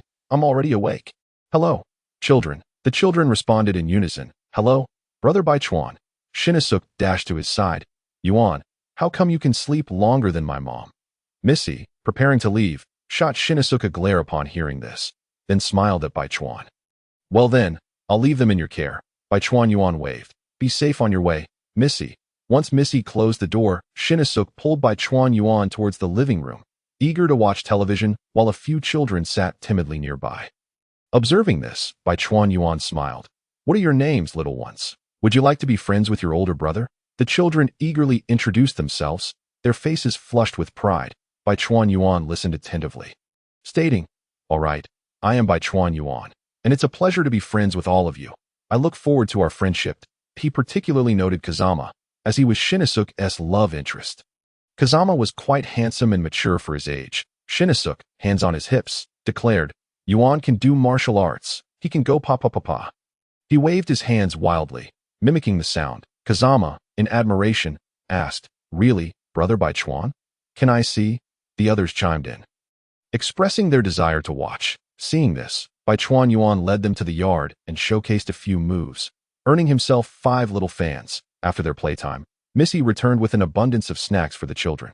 As Bai Chuan Yuan munched away, he mused, This is one of Japan's charms. They are always courteous to guests, offering good tea regardless of age. As the evening drew near, the children returned home. Bai Chuan Yuan and Shinosuke went to take a bath. Upon seeing Bai Chuan Yuan's body, Shinosuke shyly remarked, You're not bad, huh? Bai Chuan Yuan felt a pang of embarrassment as Shinosuke then demonstrated an elephant dance, teasingly saying, This, Brother Yuan definitely can't do. Bai Chuan Yuan chuckled awkwardly, chastising himself for his competitive spirit. I must resist. I must endure. After they finished bathing, Hiroshi returned home from work, beer in hand, spotting Bai Chuan Yuan. He grinned. Let us have a drink tonight, Brother Bai Chuan. Bai Chuan Yuan nodded in agreement. And just then, Missy called out, Dinner's ready. Shinosuke rushed over. I want to eat. I want to eat. The two followed suit. At the dinner table, Bai Chuan Yuan expressed his gratitude. Thank you for your hospitality. I have decided to leave the day after tomorrow. Hiroshi, reluctant, inquired, Why the rush, Brother Bai Chuan? He clearly didn't want Bai Chuan Yuan to leave, as that would mean he couldn't drink freely anymore. Shinosuke also looked forlorn, even keeping the green peppers he usually disliked. Bai Chuan Yuan explained, I have already overstayed my welcome. Although it's hard to part. I plan to head to Higashikuni Mahanko. Of course, I will return. If you miss me, we can also phone each other, right, Shinichika? Shinichika and Akane expressed their sadness, hugging him and wailing. However, the Noera family had no reason to stop him and could only wish him safe travels.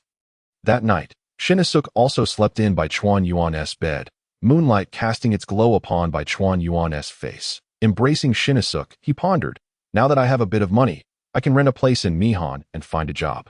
But will working in Mihan be promising? What if I clash with the boss?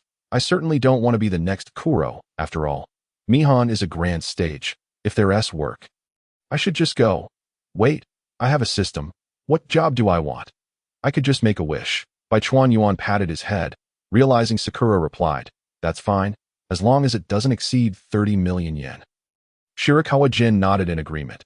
Approximately 1.5 million in cash still held considerable purchasing power in this era. The Japanese economic bubble had just burst, and the market was in a slump, with many people risking their lives for employment. At least he need not worry about his own livelihood. Shirakawa Gen felt immense joy. He had never possessed such wealth in his previous life, and he was at a loss as to how to spend it. Seeing the sleeping Shinichika beside him, he couldn't resist planting a kiss on his cheek. Little did he know, Shinichika was already awake, opening his eyes and covering his face, exclaiming, wow, Gen, you ambushed me. I'm not clean. Shirakawa Gen blushed. All right, stop shouting. How about I buy you some chocolate biscuits and the latest dynamic Superman? Only then did Shinichika chuckle. That's great. Gen, you're the best. You can kiss me a few more times. Shirakawa Gen, feeling a bit exasperated, replied, no thanks. As he tidied up to head downstairs, he noticed Missy was preparing breakfast. Rubbing his eyes, he asked, Missy, do you need any help? Missy turned around, smiling. You're awake, Shirakawa. No need to help. I'm almost done. You should wash up and get ready for breakfast. Sure thing. At the nearby table, Hiroshi was reading the newspaper, looking quite refreshed. All right, Shirakawa, you're the guest. How can I let you cook? By the time Shirakawa Gen finished washing up, Missy had already prepared the meal and called Shinichika downstairs. Sitting at the table, Missy mysteriously announced, tonight, there's a surprise. Shirakawa will be leaving tomorrow, so we're having barbecue tonight. Everyone cheered joyfully, and Hiroshi immediately became enthusiastic. Great, I'll be home early today. Shinichika clapped his hands, chanting, barbecue, barbecue. After the father and son left, Shirakawa Gen said to Missy, when Shinichika finishes school this afternoon, I'll take him to buy barbecue. I promised to get him the dynamic Superman. Missy initially disagreed, but after Shirakawa Gen's insistence, she relented. After cleaning the dining table, Aoi woke up, crying for milk. Missy went to prepare milk for Aoi, and Shirakawa Gen approached, making funny faces at her. Upon seeing Shirakawa Gen, Aoi immediately stopped crying, drinking her milk while smiling at him. Missy couldn't help but chuckle, wondering, who does this child resemble? Fortunately, Shirakawa Gen couldn't hear her thoughts. Otherwise, he might have been unable to contain his sarcastic soul. After Aoi finished her milk, Shirakawa Gen played with her for the entire morning, while Missy, having completed her chores, took a leisurely nap in the afternoon. The sound of the baby carriage approached, and before Shinichika even entered the house, he shouted, Dynamic Superman, Dynamic Superman. Missy reminded him, Shinichika, what do you say when you get home? Shinichika took off his shoes and replied, you're back. Missy, slightly exasperated, raised her fist. Yes, I am back. Shinichika flinched slightly, but nodded, I know. Mom. Shirakawa Gen also emerged with Aoi in his arms. Upon seeing him, Shinichika immediately jumped up. Gen, let's hurry and buy dynamic Superman. Missy gritted her teeth. Shinichika, be polite. Shirakawa Gen had no choice but to set Aoi down on the carpet and said to Shinichika, all right, I understand. You go change your clothes first. Hi. Brother Gen, riding his bicycle while singing, Shirakawa Gen bought several of the latest dynamic Superman toys for Shinichika, cosmetics for Missy, and the finest golf club for Hiroshi. When Hiroshi returned from work, everyone moved the grill to the yard to start the barbecue. Hiroshi was overjoyed. He could hardly afford such a golf club with his pocket money. Gripping the club with affection, he said, Shirakawa, what can I say?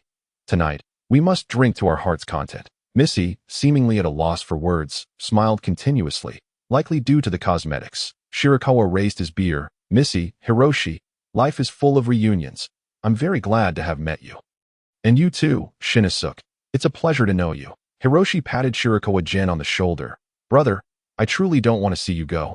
Missy, no longer smiling, added, Shirakawa, come back anytime. The Noera family will always have a room for you. Shirakawa Gen nodded, exchanged phone numbers with Hiroshi and Missy, saying, if you need anything, just call me, and I'll return as quickly as possible. The night of revelry came to a close. Shirakawa Gen closed his eyes and lay in bed. Opening the long-neglected system panel. Host, Shirakawa Gen age, 20 wish, none willpower. 3650 willpower is formed from the gratitude and admiration of the residents of Haruai City that a person can only contribute a little. And Shirakawa Gen currently had no idea how to use it, so he set it aside for now. That he gazed at his wish, and with a thought, wrote, identification proof and driver's license of a Japanese citizen. This was quite important. Without these, he would be an undocumented individual. Faced with an inquisitive detective, he couldn't guarantee he could hide well. The system was quite efficient, providing him with a perfect identification, having grown up in Haruai. His parents had passed away when he was 15 due to illness, leaving behind a significant inheritance and a house. All verifiable, he was now an ordinary Japanese youth. Excellent. This would also explain his wealth.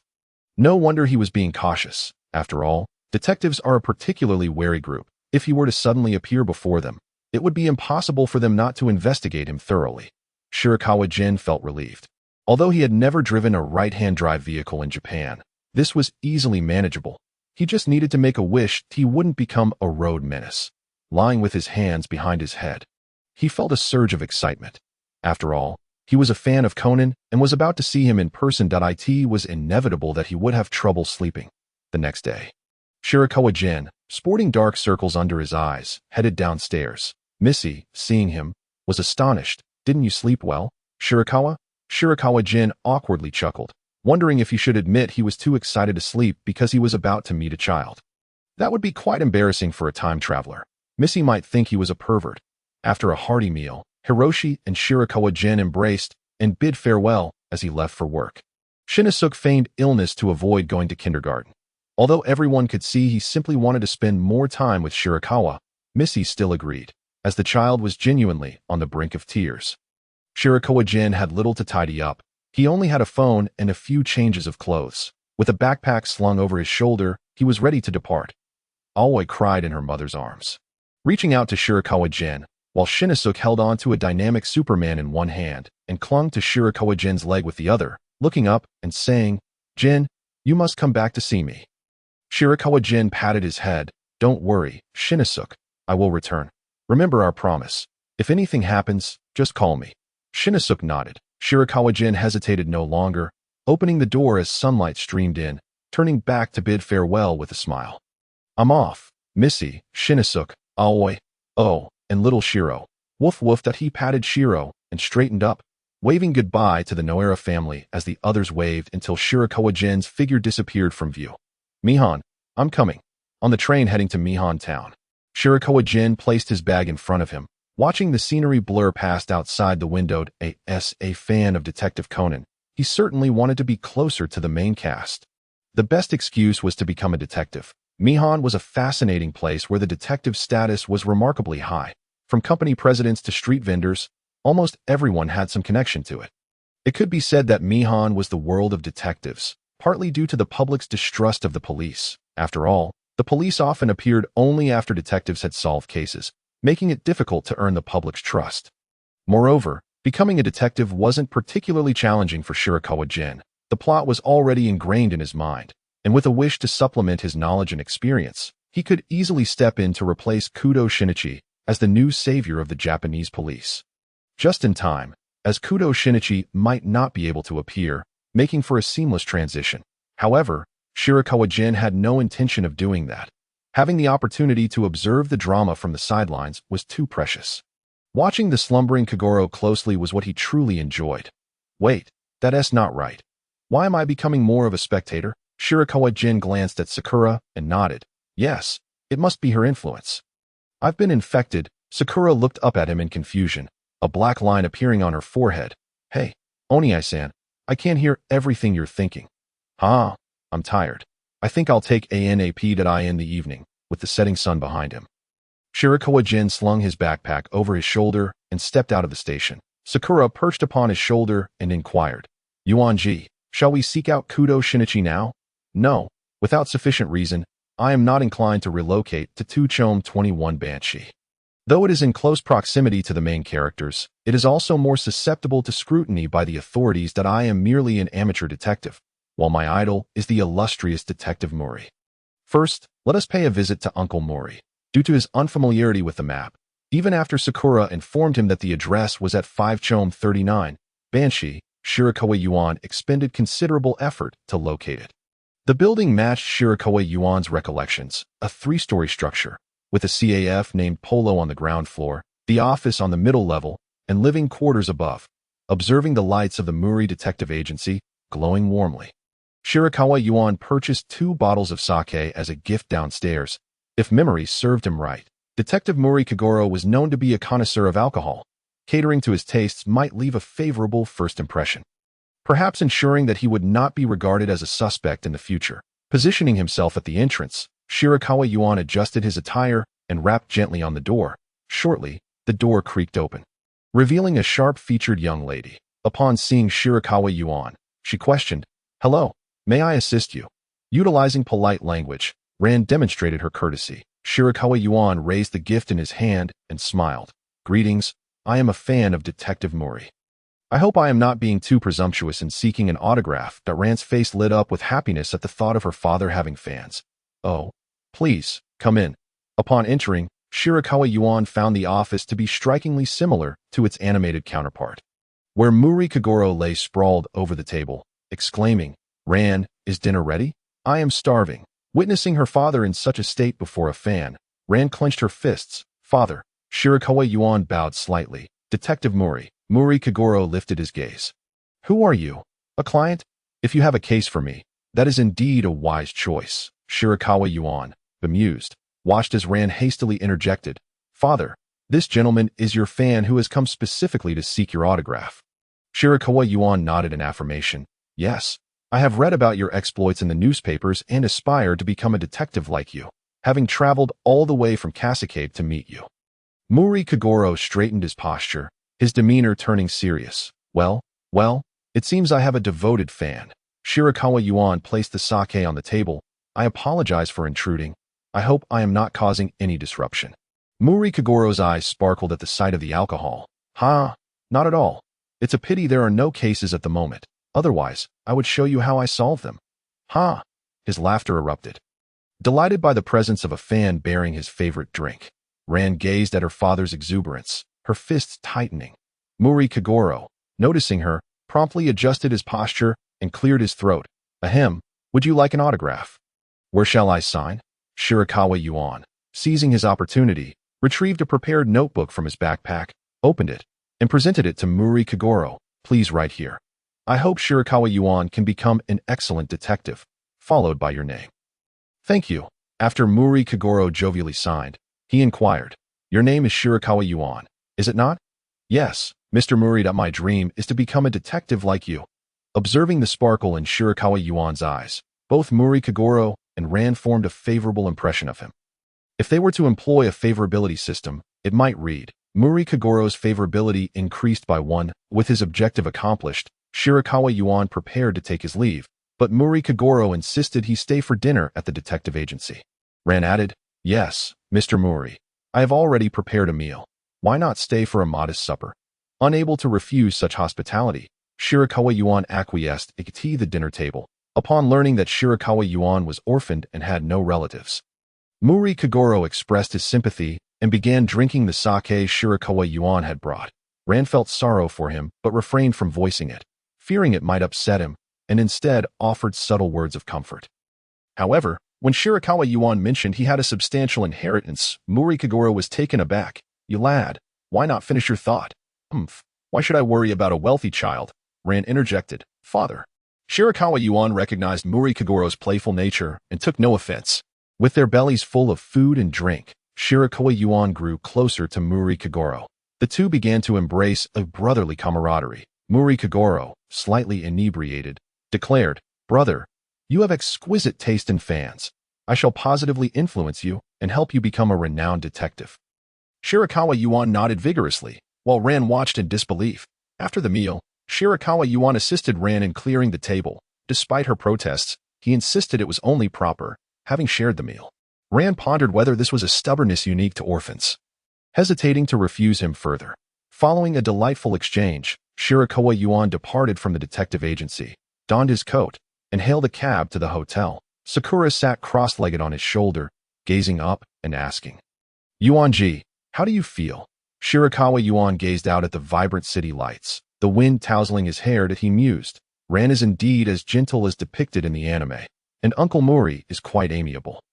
However, I must find an opportunity to encounter Kudo Shinichi.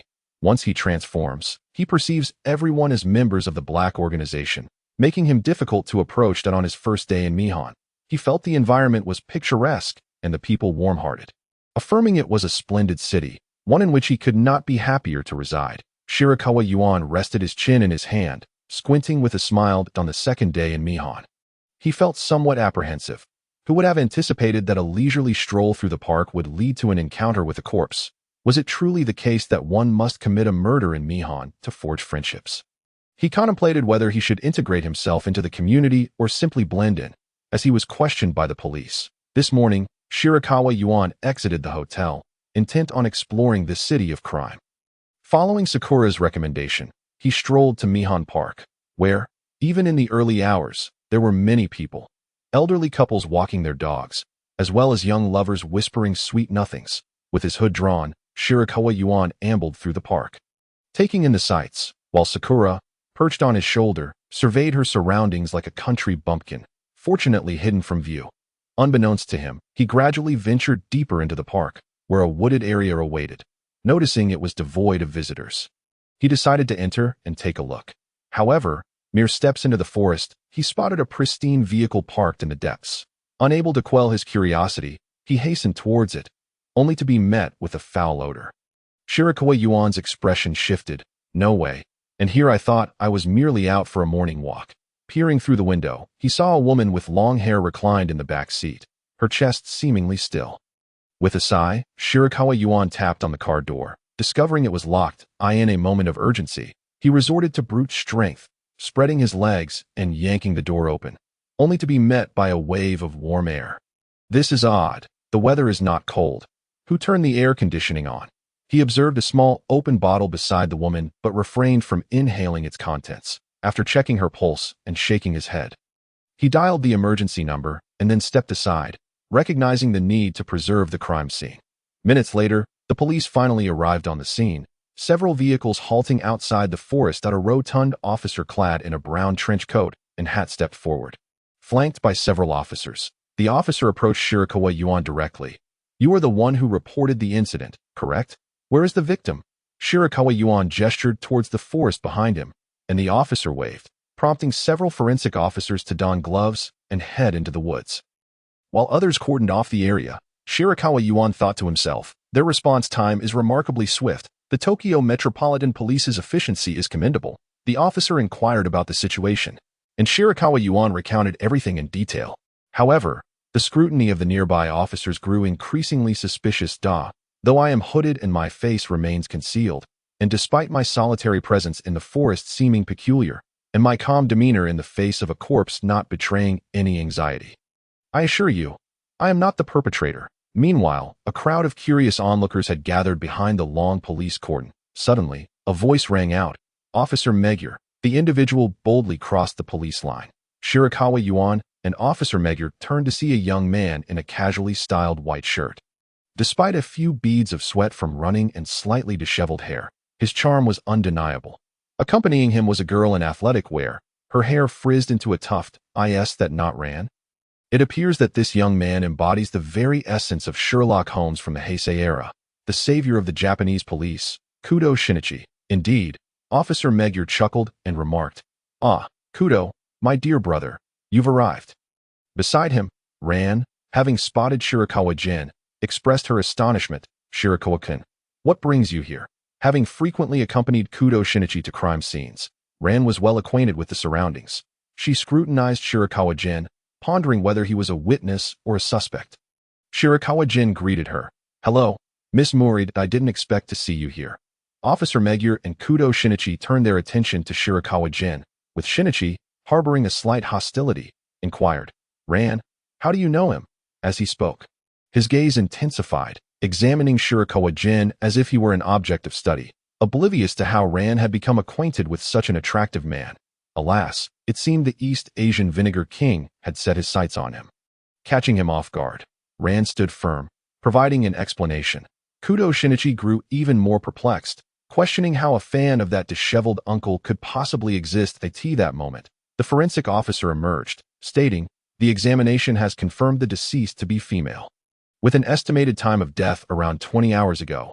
Aside from the damage to the car door, no other traces were found that a vial of potassium cyanide was discovered near the deceased, leading us to tentatively conclude it was a suicide." Shirakawa Gen's lips twitched. With the conclusion of suicide, the case would be closed, and they could all clock out, a testament to the efficiency of the detectives in Conan. Kudo Shinichi dashed towards the crime scene, followed closely by Ran. Officer Megure regarded Shirakawa Gen with skepticism. Shirakawa scratched his head. "I saw someone in the car and didn't think much of it. What if I could save them? I ended up breaking the door." Officer Megure exclaimed, "Are you filming a special effects drama? Can you truly force open a car door by yourself?" Shirakawa replied, "I had some training in the past. I'm physically fit and naturally strong." Kudo Shinichi emerged from his contemplation, with Ran closely trailing behind him. Officer Megure instinctively turned his gaze towards the familiar high school detective. "Kudo, my dear brother, what are your thoughts?" Shinichi remained silent, but his eyes sparkled with confidence. Shirakawa Gen observed carefully. It was a rare occasion for Kudo Shinichi to solve a case without his glasses, showcasing his flawless complexion, finally breaking his silence. The renowned detective directed his attention towards Shirakawa Gen. "Are you the one who reported the incident? Did you notice anyone suspicious prior to this?" Shirakawa shook his head, stating, "I didn't see anyone, not even a bird in the forest." He added, "I truly didn't kill her. I don't even know her." Officer Megure displayed a warm smile. "Mr. Shirakawa, we do not consider you a suspect. We are merely inquiring about the details of the report." As a standard procedure, several officers approached, seemingly apprehensive that he might flee. One played the role of the bad cop, while another assumed the good cop persona. "Well then, it seems I should flip the table," Shirakawa quipped. Meanwhile, Kudo Shinichi was still deep in thought due to the lack of clues when he suddenly heard Shirakawa's voice. It wasn't suicide. It was murder. Kudo Shinichi looked up in shock, while Officer Megure's eyes gleamed with intrigue. "Oh, really? How did you deduce that?" "First and foremost, the previous assessment stating the time of death as 24 hours is erroneous. The corpse was found in an air-conditioned vehicle, and the formula for calculating the time of death does not apply here. It should be pushed back by about 10 hours. This places the time of death late at night, and the deceased had makeup on her face. Excluding those in special professions, a woman who applies makeup to meet someone late at night is likely to be a relative or a lover." Kudo Shinichi and Officer Megure exchanged understanding glances. But Shinichi realized that by the time he arrived at the scene, the warmth from the car's heater had dissipated, and he had entirely overlooked this detail. "Furthermore, when I discovered the vehicle, there were no leaves on its roof, indicating it had not been parked in the forest for long. The perpetrator likely disposed of the body here temporarily, and my arrival may have disrupted their plan that I deduced that the murderer must have fled not long ago. If they had no means of transportation, they could still be within this park." Officer Megure cast a glance towards Kudo Shinichi, who remained lost in thought. Indeed, it was clear that they shared a profound bond. Officer Megure seemed to place more trust in Kudo Shinichi, and after a moment, Shinichi, with a hint of reluctance, acknowledged, "You're right, Mr. Shirakawa, you deduced the answer ahead of me." Upon hearing this, Officer Megure promptly instructed the officers to delve deeper into the forest in search of clues, and they all resumed their meticulous search. Sure enough, numerous leads were uncovered, pointing deeper into the woods. Due to the infrequent presence of visitors, it was easy to leave evidence behind. Before long, they apprehended the suspect. The suspect struggled fiercely, maintaining his innocence, claiming he was merely wandering in the forest. Kudo Shinichi interjected, "If I'm not on the road." Bai Chuan Yuan made a brief stop at a 4S store and, after much deliberation, ended up purchasing a Citroën BX. There was no other option.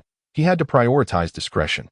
The vehicle, a striking red, was a 1991 Model BX-19 GDI, boasting commendable performance as well. The most significant advantage was its immediate availability, which left Bai Chuan Yuan quite satisfied. He then proceeded to the Automobile Inspection and Registration Office, akin to China's Vehicle Management Authority, to secure a license plate. Upon arriving at the underground garage of his apartment complex, he realized that his new car was lacking a reversing camera. Given the confined space, Bai Chuan Yuan asked Xiaoying to keep an eye on the rear as he maneuvered. He instructed her, "If we hit something, let me know." Xiaoying nodded in agreement. However, as he continued to reverse, she remained silent, prompting his confusion. Haven't we reached yet? Suddenly, there was a loud thud as the rear of the car collided with the wall. Bai Chuan Yuan was startled, and before he could utter a word, he heard Xiaoying adjusting her suddenly appeared glasses and seriously stating, "At 12:56 p.m., we collided. Seriously? A normal person would interpret that as we're about to hit something. This is truly absurd." He thought that he hurriedly exited the vehicle to assess the damage, and, fortunately, due to the slow speed, there was merely a minor scratch. With a sigh of relief, he grabbed his bag and headed upstairs. Meanwhile, Xiaoying excitedly chimed, "Aren't I impressive? Not a second off. And why aren't you acknowledging me?" Bai Chuan Yuan exhaled deeply. "Impressive indeed. Xiaoying, I'm truly grateful to you." Xiaoying beamed with pride, reminiscent of a character from Bright Sword, causing Bai Chuan Yuan to chuckle. Mistaking his laughter for joy in her honor, she smiled even sweeter. Upon entering his home, he was greeted by a well-furnished, elegantly decorated space, ready for immediate occupancy, which pleased him.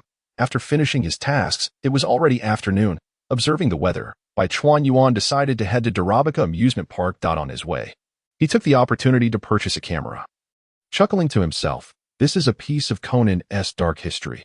It must be documented." Xiaoying, standing beside him, found herself speechless, thinking, "Brother Yuan claims I infect him, yet look at him now. He is clearly having another episode." Before long, they arrived at the park entrance, where Bai Chuan Yuan bought tickets and prepared to explore before heading to the roller coaster. He anticipated that Kudo Shinichi and Ran would undoubtedly be there, making them easy to find, as a murder case was likely to unfold on the roller coaster. Wherever there was a case, Kudo Shinichi would be present. He leisurely wandered through the park until he accidentally bumped into a small child, causing the child's ice cream to splatter on the ground. The little one nearly burst into tears. Bai Chuan Yuan bent down, disregarding the stains on his clothes, and asked, "Are you all right, little one?" The pudgy child, with a head resembling a rice dumpling, merely stared blankly at the fallen ice cream, muttering, my ice cream," seemingly unable to bear the blow. Shortly after, his companions arrived, a freckled boy and a kawaii-dressed girl. Bai Chuan Yuan, intrigued, realized he had encountered the three members of the Young Detective League, albeit this episode indeed featured Jinta in a supporting role. Observing the child's distress, he offered, "Don't worry, little friend, I'll buy you another ice cream as compensation." Turning to his companions, he added cheerfully, "And for you too. Let us go together. I'll treat you to ice cream." The three children cheered. "And the boy," Jinta exclaimed with delight. "Really? We get some too."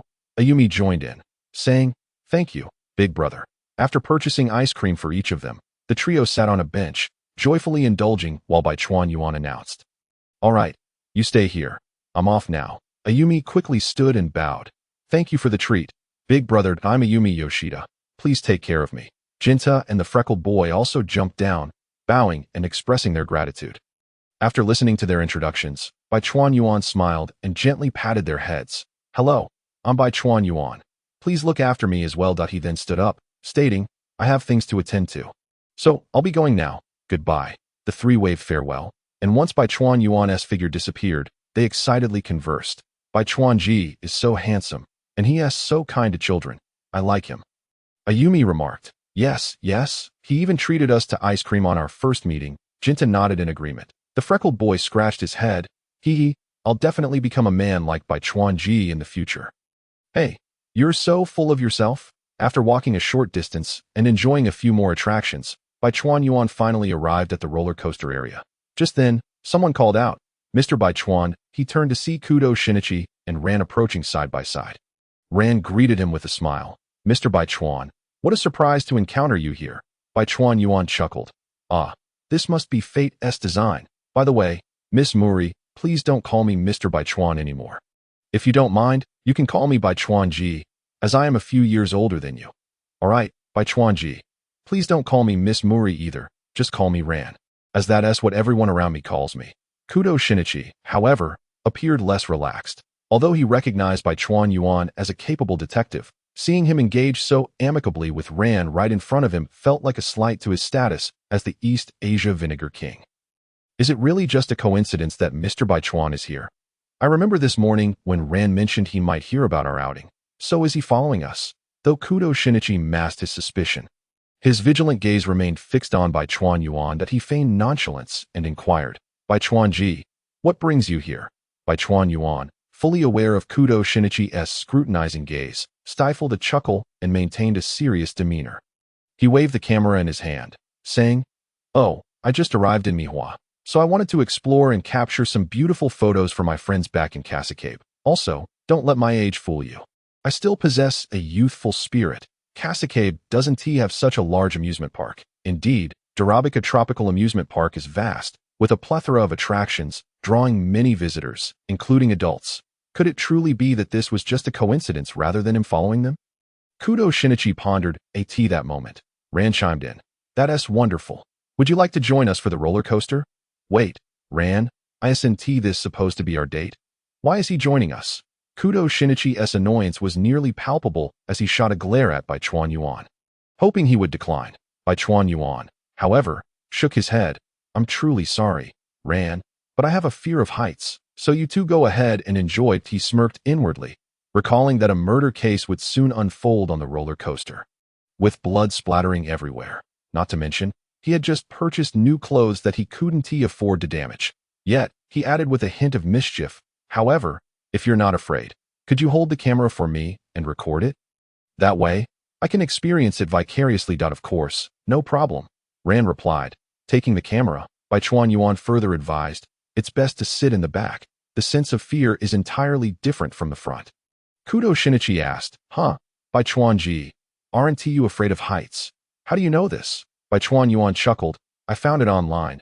I was just curious. Kudo Shinichi assumed Baichuan Yuan was intentionally giving them space, further increasing his admiration for him. Thus, they purchased tickets and queued to enter. Hey, look at Mr. Kishida and Aiko. They're so affectionate, came the chatter from nearby. Baichuan Yuan turned to see a group of 4, 1 man and 3 women, among which a couple seemed particularly intimate. Embracing one another, he suddenly realized that these 4 were likely the protagonists of the roller coaster murder case. The 4 playfully entered the roller coaster, while Kudo Shinichi, hands in pockets, excitedly shared with Ran. You know, the most remarkable thing about Holmes is that when he first met his assistant, Watson, they merely shook hands, and he instantly deduced that Watson had once served as a military doctor in Afghanistan. Then, turning his gaze, he unexpectedly reached out to grasp the hand of the woman named Xiao Tong, saying, Miss, you must be a trained gymnast. Xiao Tong was equally astonished. Despite not knowing Kudo Shinichi, he was able to discern at a glance that she had practiced gymnastics. Kudo Shinichi began to explain, though in truth, he had just secretly glimpsed beneath Xiao Tong's skirt, noticing the characteristic calluses on her thighs from her gymnastics training. Mao Lilan was left speechless. You knew from the very beginning. That's outright cheating. How long do you intend to shake hands? She cast a discontented glance at Kudo Shinichi, who immediately apologized and released her hand. Shirakawa Gen no longer paid attention to that side of things. He thought to himself that since these 4 had arrived at the roller coaster, the other 2 should have as well. Cautiously scanning the area, he spotted 2 men dressed in black. One was quite robust, while the other was tall, slender, and blonde, both wearing sunglasses and hats, seemingly wishing to avoid detection. Jin, Vodka. The Jin, a figure who upheld the entire organization, felt as though he was bearing an enormous weight. They were indeed present. Yet it was peculiar that 2 members of such large organizations were conducting transactions in an amusement park.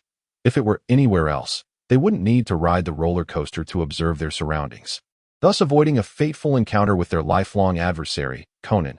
Jin and Vodka disregarded the cue, cutting straight to the front. When someone nearby shouted in protest, Vodka merely turned around, and instantly no one dared to speak. Shirakawa Gen smirked. It was truly absurd.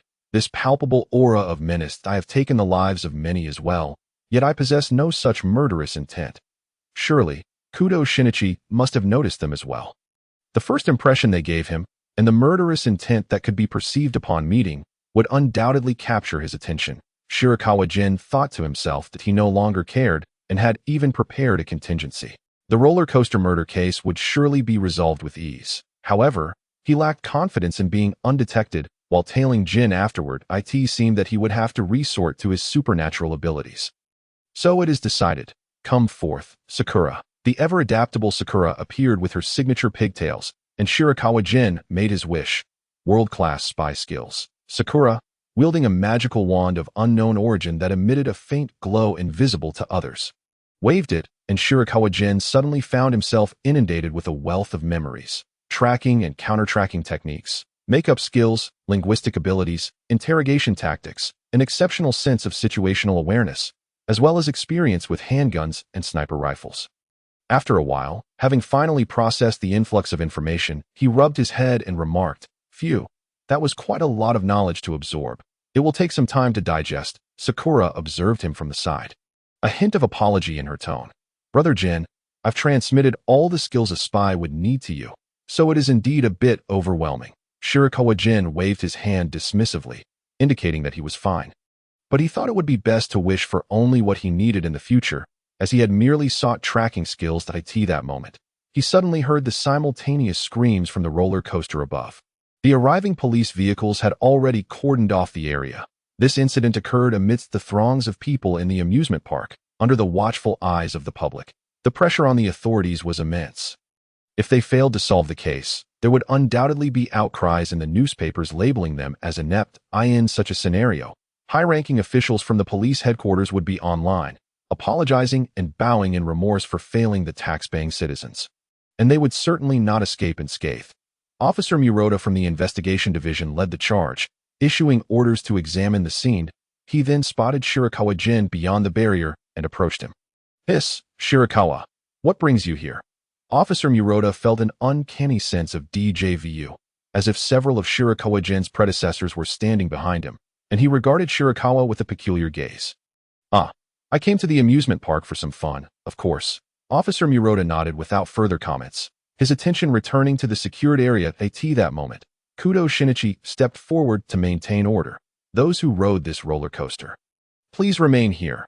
A murder has occurred, and the culprit is likely among the 7 of us present." The crowd erupted in commotion, and Shirakawa Gen observed Jin and Vodka among the 7 with a smirk.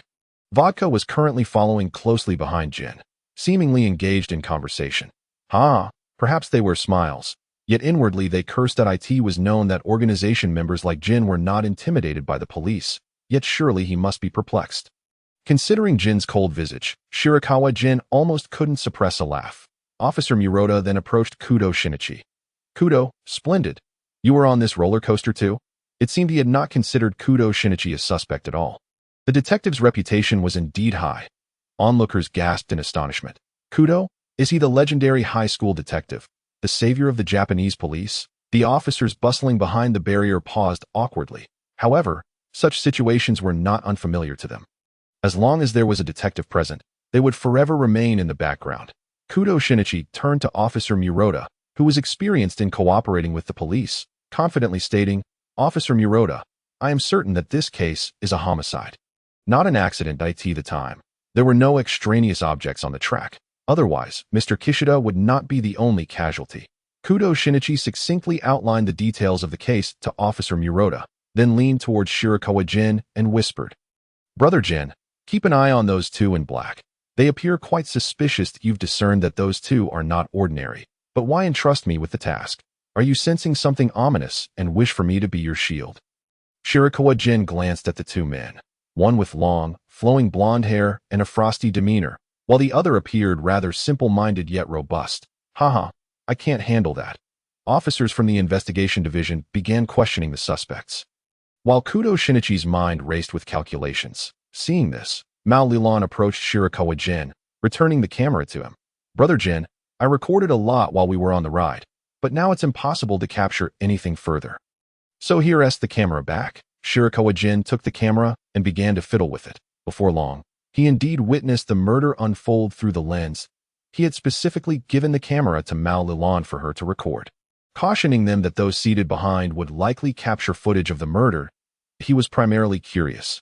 In the world of Conan, whenever a murderer commenced their act, they would invariably transform into a shadowy figure, rendering them indistinct even from close proximity. That he wished to test whether the real world adhered to the same fundamental principles. Indeed, even in the bizarre realm of Conan, basic laws still applied, in the night vision mode. The actions of a woman in blue amidst the darkness were captured with crystal clarity. Shirakawa Gen remained silent, allowing Kudo Shinichi to take the lead. This was one of his rare opportunities to shine in a significant case.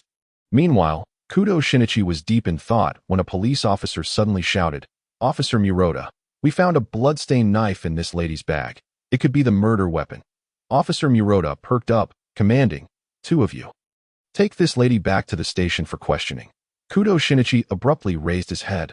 "Wait, Officer Murata, this lady cannot be the murderer. Given a woman's strength, it would be impossible for her to decapitate a man with a fruit knife in a dimly lit tunnel. The true culprit lies elsewhere." At that moment, Xiaodong's gaze flickered with anger. Aiko seems quite strong." Shirakawa Gen interjected. "I believe that the words of a murderer attempting to exonerate themselves are not worthy of belief." Kudo Shinichi turned to Shirakawa Gen. "You've also discerned the truth behind this case." That was remarkably swift. Officer Murata's expression changed in astonishment. This lady is the murderer, but there's still one seat between her and the deceased." Shirakawa Gen rolled his eyes. He truly was the one specialized in exonerating the guilty. Kudo Shinichi spoke with confidence. "Brother Gen is correct. The murderer is you, Xiaodong. Officer Murata, please have a seat in the third row, where the deceased was located, and have another officer sit in the position Xiaodong just occupied. Also, prepare a rope, one end tied into a loop, the other attached to a hook." That Xiaodong's complexion began to pale. Given that the officer was wearing a backpack, it would be quite easy for their body to slide down and escape from the safety bar. The officer tested it and confirmed its authenticity.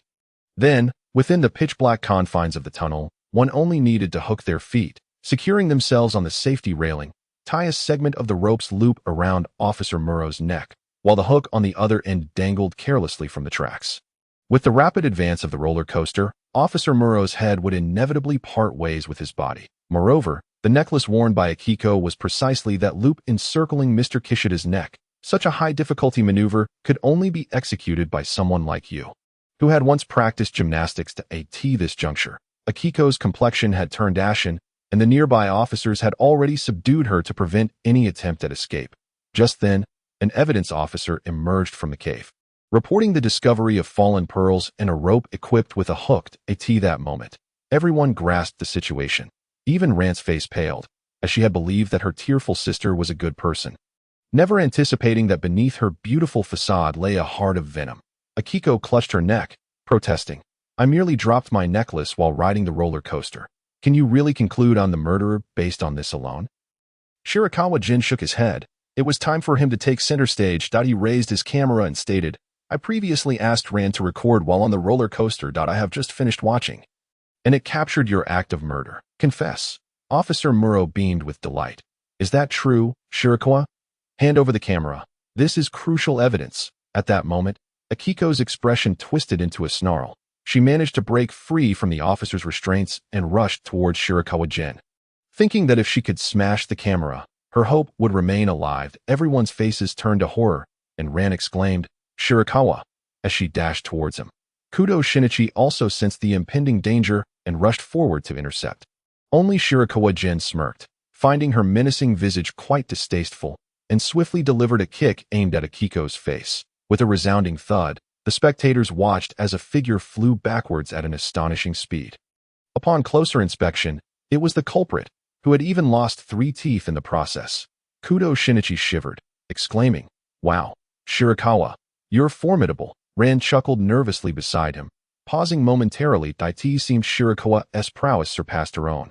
Noticing the crowd's gaze upon him, he broke into a sweat, mumbling, "Well, I'm a detective, and it's common to encounter ruthless criminals. It's only natural to possess some skills. Plus, I was acting in self-defense."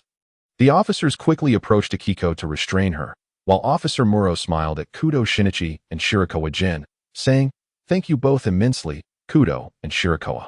Who would have thought we would cross paths again so soon? We just met this morning, and by evening, such an event unfolded. Haha, you will grow accustomed to it. Soon, it won't be strange to see each other multiple times a day, with the case resolved. Officer Muro took Shirakawa Gen's camera, citing it as evidence, to which Shirakawa offered no dissent. That as night fell, the Dorabika amusement park lit up, the Ferris wheel slowly turning with its colorful lights. The patrons seemed unfazed by the recent murder, continuing to enjoy their revelry. Kudo Shinichi casually inquired, Shirakawa, was the case solved merely because the camera happened to capture it? Shirakawa nodded. Of course, I wasn't on the roller coaster. So how could I have solved the case so quickly? Kudo Shinichi sighed in relief. You gave me quite a scare. I thought I had lost again. After all, the two possessed different clues yet arrived at the truth simultaneously, which meant he had not outdone Shirakawa after all. Ran interjected, Shinichi, please stop talking about cases. We've worked hard to come out and have fun, and you keep bringing up Sherlock Holmes. Just as Kudo Shinichi was about to respond, he caught sight of two men in black suits and recalled his first impression of them on the roller coaster. His expression turned serious. He said to Shirakawa, Shirakawa, could you please escort Ran home? I have some matters to attend to. He certainly did not intend to involve Ran in such a perilous situation. Ran, puzzled, asked, what are you going to do? Shinichi did not respond, instead darting outside. As the two men were quickly disappearing into the distance, Shirakawa also noticed Jin and his accomplice, but refrained from making direct eye contact to avoid detection. Observing Kudo Shinichi's retreating figure, Muri Ran felt a pang of reluctance. Leaving. Why do I have this ominous premonition, a feeling that I might never see Shinichi again? Shirakawa, how could you do this? Ran blurted in frustration. Indeed, it was Shirakawa Gen who had voiced that thought. That I merely imagined it based on the look of reluctance you had for your boyfriend, he retorted playfully. How annoying. I can go home by myself. I don't need you to accompany me. Muri Ran walked briskly, turning back to stick her tongue out at Shirakawa at that moment. He had no intention of following her. He needed to track Shinichi, primarily to ensure Kudo Shinichi's safety. After all, in the real world, Jin might very well shoot Shinichi without hesitation. Secondly, he wanted to assist Shinichi after he transformed. The process of shrinking was undoubtedly excruciating. Naturally, he was not merely there for entertainment.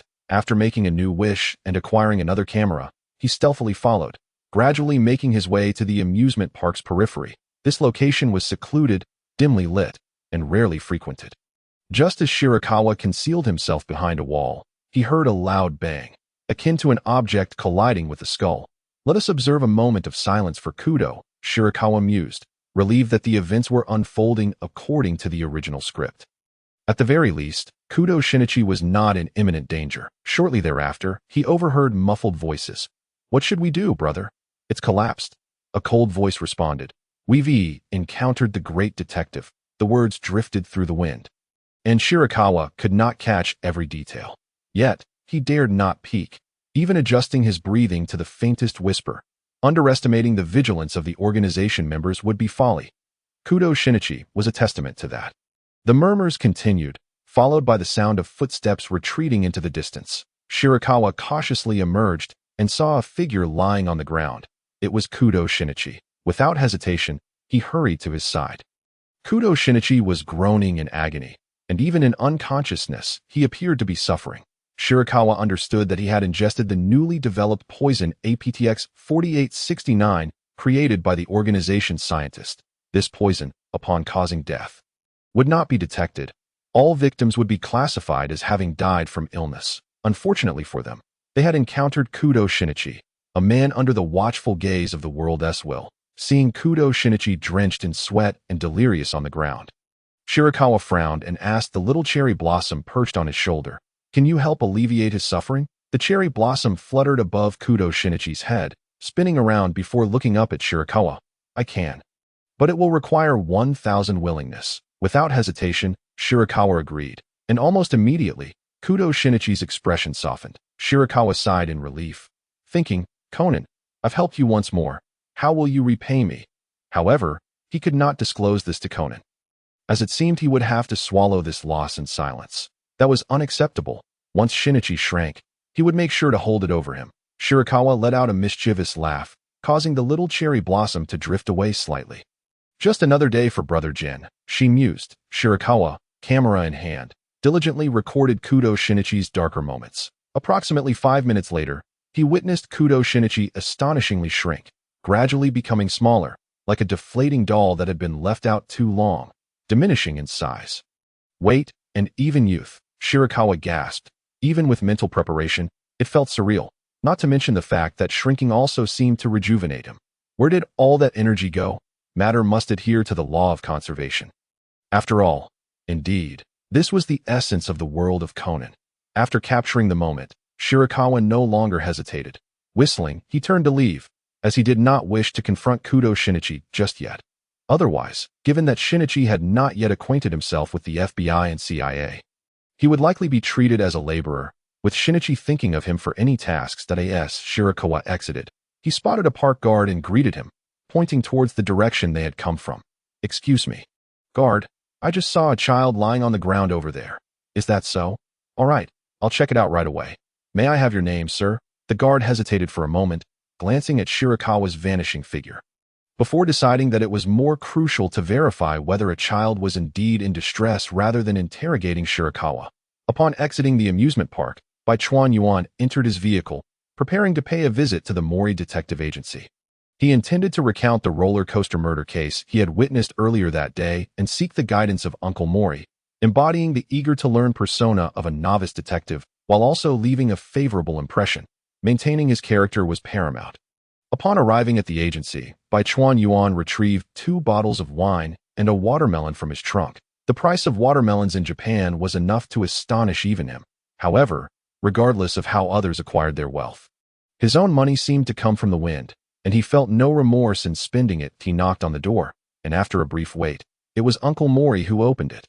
"Ah, Bai Chuan, what brings you here?"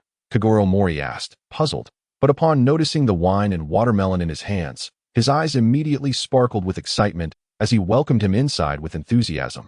Bai Chuan Yuan entered with a smile, placing his offerings on the table, only to spot a visibly anxious and restless Ran.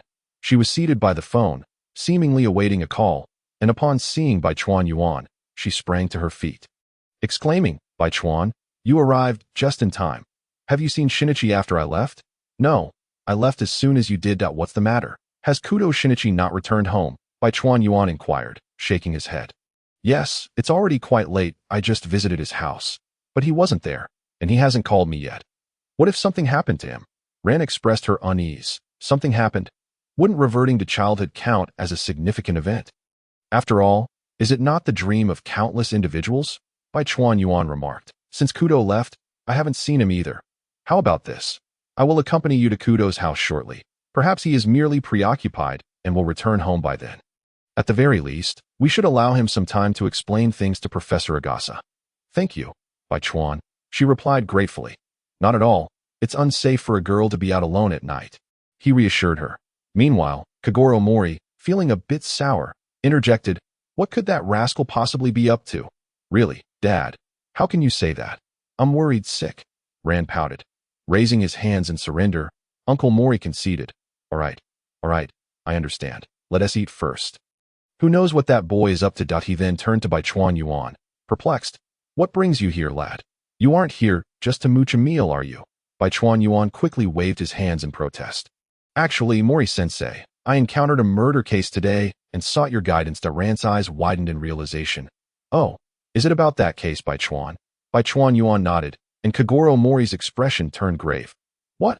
Ran, you encountered a murder case today? Why didn't you tell me? Are you all right?" Seeing Kagoro rush towards her, Ran felt both amused and exasperated. She then recounted the details of the incident to Kagoro, who finally breathed a sigh of relief. Observing Kagoro's anxious demeanor, Bai Chuan Yuan felt a twinge of envy. The love of parents was undoubtedly the purest form of affection in the world. Kagoro resumed his seat, adopting a serious demeanor as he addressed Bai Chuan Yuan. "So, young man, if you have any confusion, feel free to ask me, the great detective." "Wow, Uncle Mori is quite serious right now. Is this the same scatterbrained fellow we know?" Bai Chuan Yuan thought. "Thank you so much, Mori-sensei, but how about we discuss this over dinner? I'm a bit hungry." Kagoro scratched his head and chuckled. Indeed, Seriousness rarely lasts more than 3 seconds. At the dining table, Bai Chuan Yuan presented the specific inquiries he had crafted, allowing Kagoro to relish the joy of teaching. After taking a sip of wine, Kagoro laughed heartily.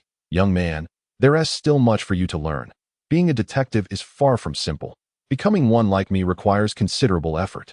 Bai Chuan Yuan nodded in agreement, while Ran sighed, watching her father bask in pride. However, her thoughts were still consumed by the absence of Kudo Shinichi, preventing her from voicing her concerns. Observing the time, Bai Chuan Yuan turned to the fidgeting Ran and suggested, Ran, shall we head to Kudo's house and check? He may have already returned. Ran immediately agreed, leaving the dining table uncleaned after giving Kagoro a few instructions, and rushed out the door. Bai Chuan Yuan politely bade farewell to Kagoro before hurrying after Rand out on their way. The dim surroundings did little to conceal the urgency in Rand's expression. To distract herself, she turned to Bai Chuan Yuan. By the way, thank you for the gifts today, but you really don't have to be so courteous each time you visit.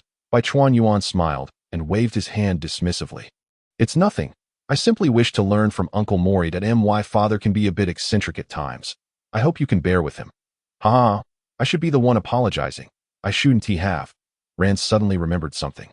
No worries, Bai Chuan. I didn't take it to heart. That's good. That moment.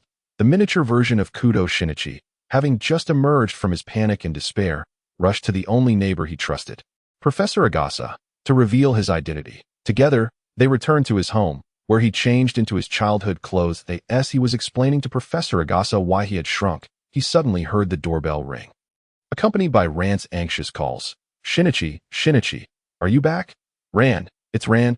Kudo Shinichi hurriedly moved towards the door, only to be stopped by Professor Agasa. Shinichi, if they discover you are alive, they will come to kill you. It's best that as few people know as possible, especially Rand. Otherwise, she could be in danger. Frustration welled up within him. He was Kudo Shinichi, a high school detective who had solved countless cases. Yet now he felt a profound sense of panic. The one he loved was outside, calling his name. Yet due to the threats from the underworld, he couldn't reveal himself nor let her know. What was he to do? Meanwhile, Rand and Bai Chuan Yuan, noticing the lack of response, entered the house and spotted Professor Agasa alongside a small child dressed in blue with a red bow tie. Facing away from them, Rand inquired, Professor Agasa, are you here? Where's Shinichi? I'm not sure. He was just here a moment ago, but now he's gone. Who is this? Professor Agasa deflected the question, glancing at Bai Chuan Yuan. This is Bai Chuan. Shinichi knows him too. Hello, I'm Bai Chuan Yuan.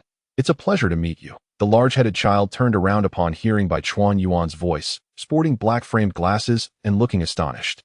Damn it, why is Bai Chuan next to Rand? From my perspective, they look like a perfect couple. No, I am the one who loves her. That scoundrel Bai Chuan. I'll have his life. Kudo Shinichi's expression darkened. Rand, seeing the child turn, offered a warm smile, bending down to pat his head, and turned to Professor Agasa. What a cute little boy. Who is he? He is the child of a distant relative of mine. What is your name, little one? Kudo Shinichi, now tense, felt sweat trickling down. Stammering, he picked 2 names from a nearby book. I'm Conan. My name is Adagawa Conan. With a loud crash, Conan made his dazzling debut. Rand murmured to herself. Conan looks so much like Shinichi when he was young. To be honest, Bai Chuan Yuan was also curious. Could these glasses truly be a sealing object? Once worn, even childhood friends couldn't recognize each other. Was this not more convenient than any makeup or disguise? Another day of Conan-related mysteries had begun. Conan felt an immense pressure, glancing at Professor Agasa, hoping for assistance. Professor Agasa quickly interjected, by the way, could we possibly have this child stay at your home for a while? The extraordinary thought process of Dr. Agasa unfolds as follows. First, in order to revert Conan back to his original form, he must consume the specific medication. Subsequently, to locate this elusive drug, it is essential to find the man in black. Additionally, Muri Rand's father, a detective, provides Conan with the opportunity to assist Kagoro Muri in becoming a renowned detective, thereby utilizing him to track down the enigmatic figure in black. Although this logic seems utterly nonsensical, clearly conceived by someone of advanced age, Kudo Shinichi, oblivious to whether his intellect has also diminished or if his close proximity to the Muri household and Rand has clouded his judgment, ultimately concedes he obediently pretends to be a 7-year-old child. following Muri Ran. Along the way, Conan, holding Ran's hand, innocently inquires, "Who is this big brother? Is he your boyfriend? How infuriating. I considered you a friend, so don't you dare try to steal my corner while I'm not around." Yubaka, the shrunken Kudo Shinichi, finally feels a sense of crisis, yet finds himself powerless, gazing at his diminutive form. Ran blushes and responds, "What are you talking about? How would you, a little child, understand such things? This is my friend, a splendid detective." Shirakawa Gen scratches his head and chuckles. "Oh, not at all. I am still learning." Conan feigns confusion. "Ah, a detective? Then who is stronger, him or Big Brother Shinichi?" Ren hesitates. "Well, it's hard to compare. Both Shinichi and Shirakawa are exceptional detectives." "Ha ha, Ran, you needn't shield me. Compared to Kudo, I am still vastly inferior."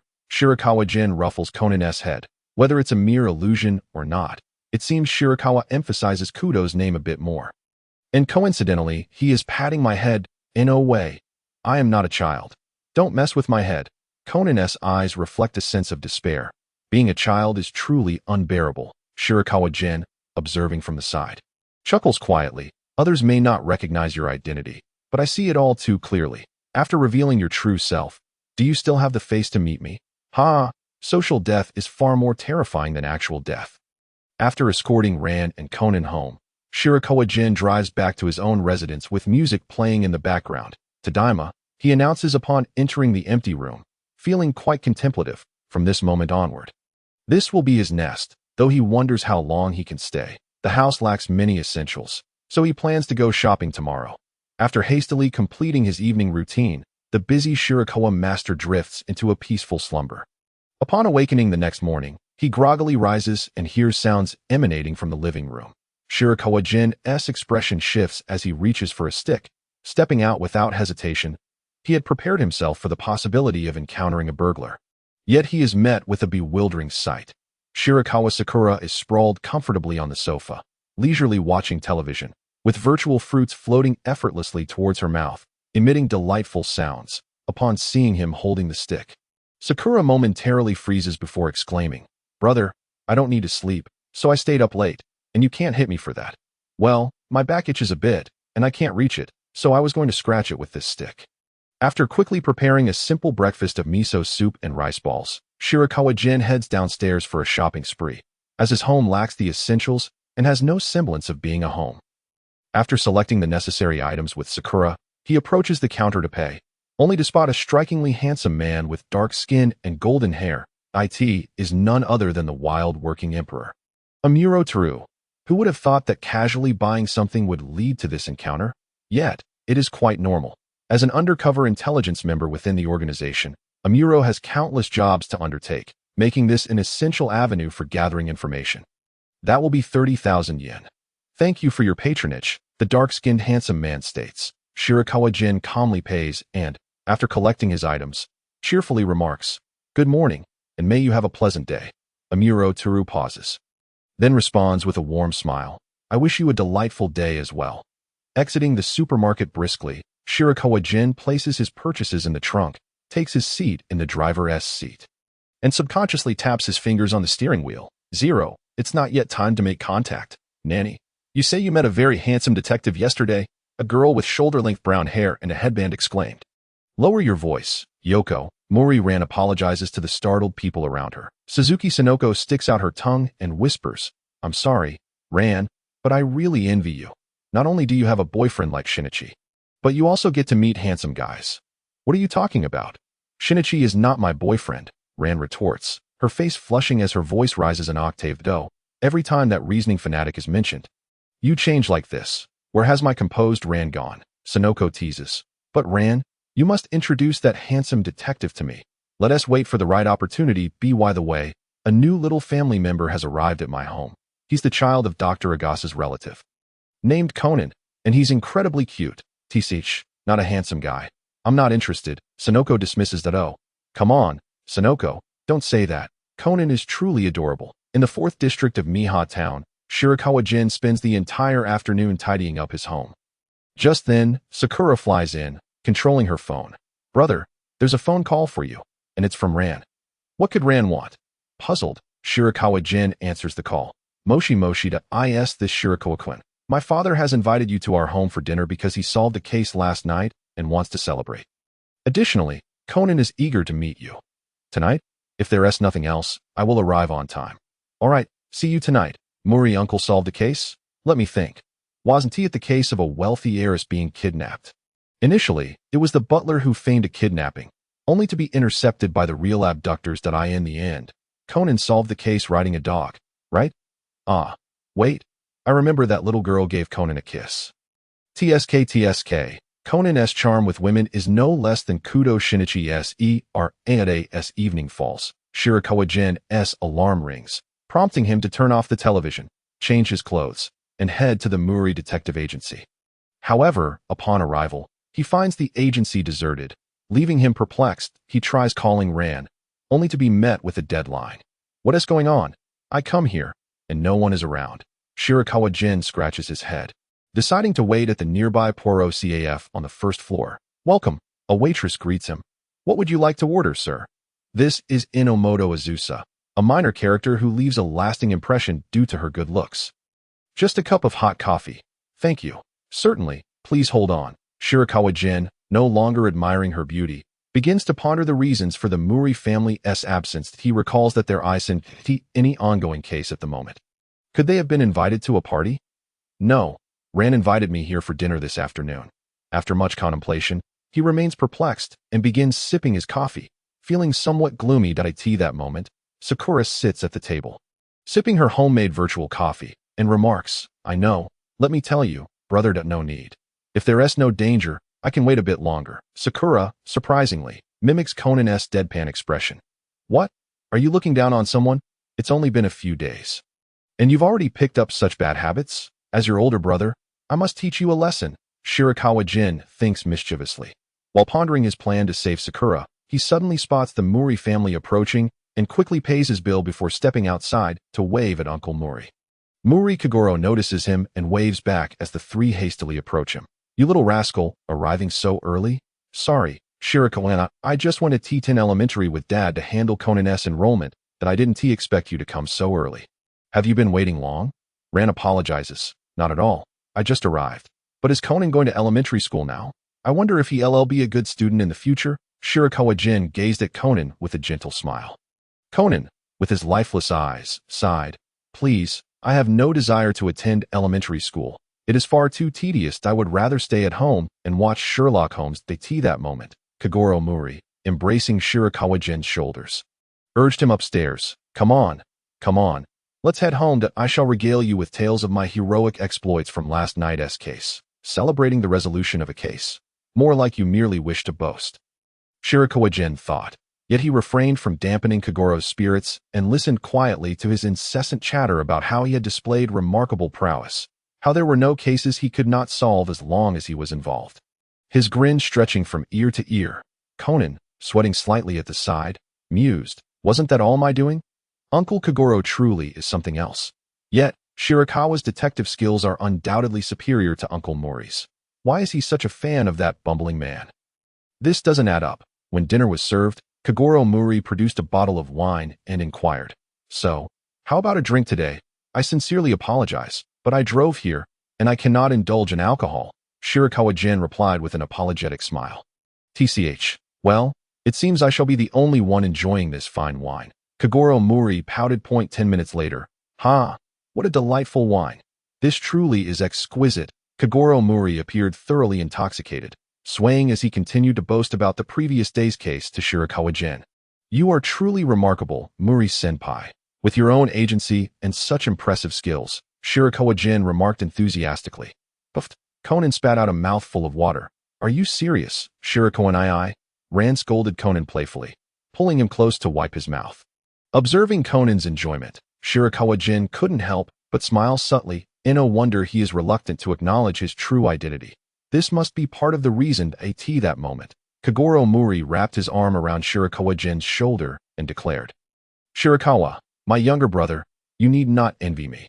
Why not become my apprentice? I will personally guide you to become a renowned detective. Together, we shall tackle any case that comes our way. Seeing Kagoro Muri's earnest expression, Shirakawa Gen's eyes sparkled. This was indeed a splendid idea. Being an apprentice would deepen their relationship beyond that of mere fan and idol, providing ample opportunities for meals together. What a deal! Conan nearly burst into laughter, pondering who granted Uncle Kagoro the confidence to believe he could mentor Shirakawa Gen, especially since even he had faltered once. However, what astonished him was Shirakawa Gen's acceptance of the proposal. Did he not recognize Uncle Kagoro's clueless nature?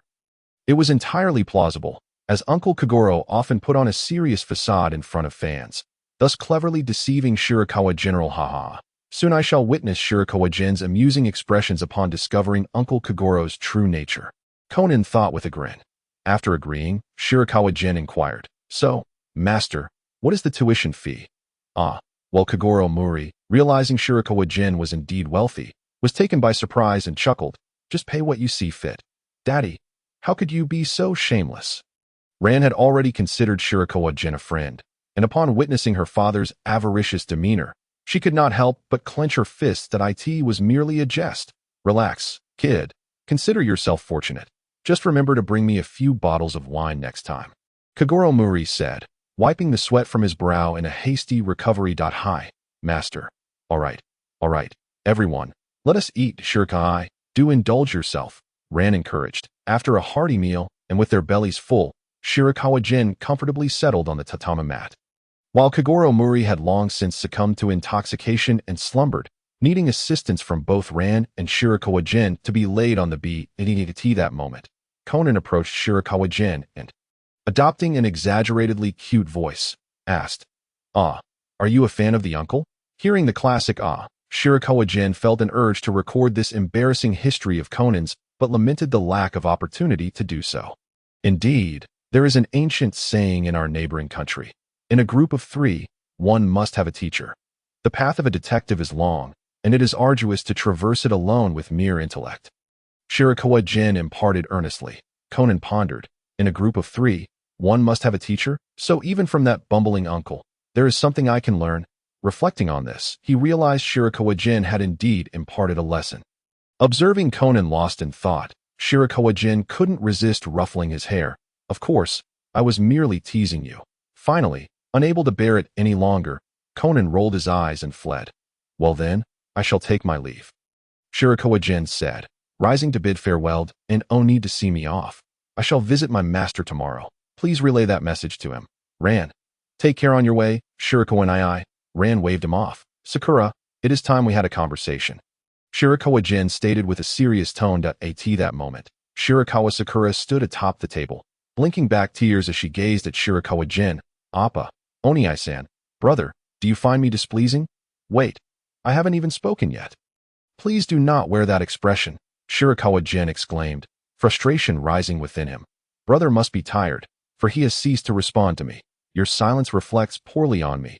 Please do not etch it into my heart, for it would cause me great distress. You have other sisters who are more engaging, more charming, and capable of bringing joy to you.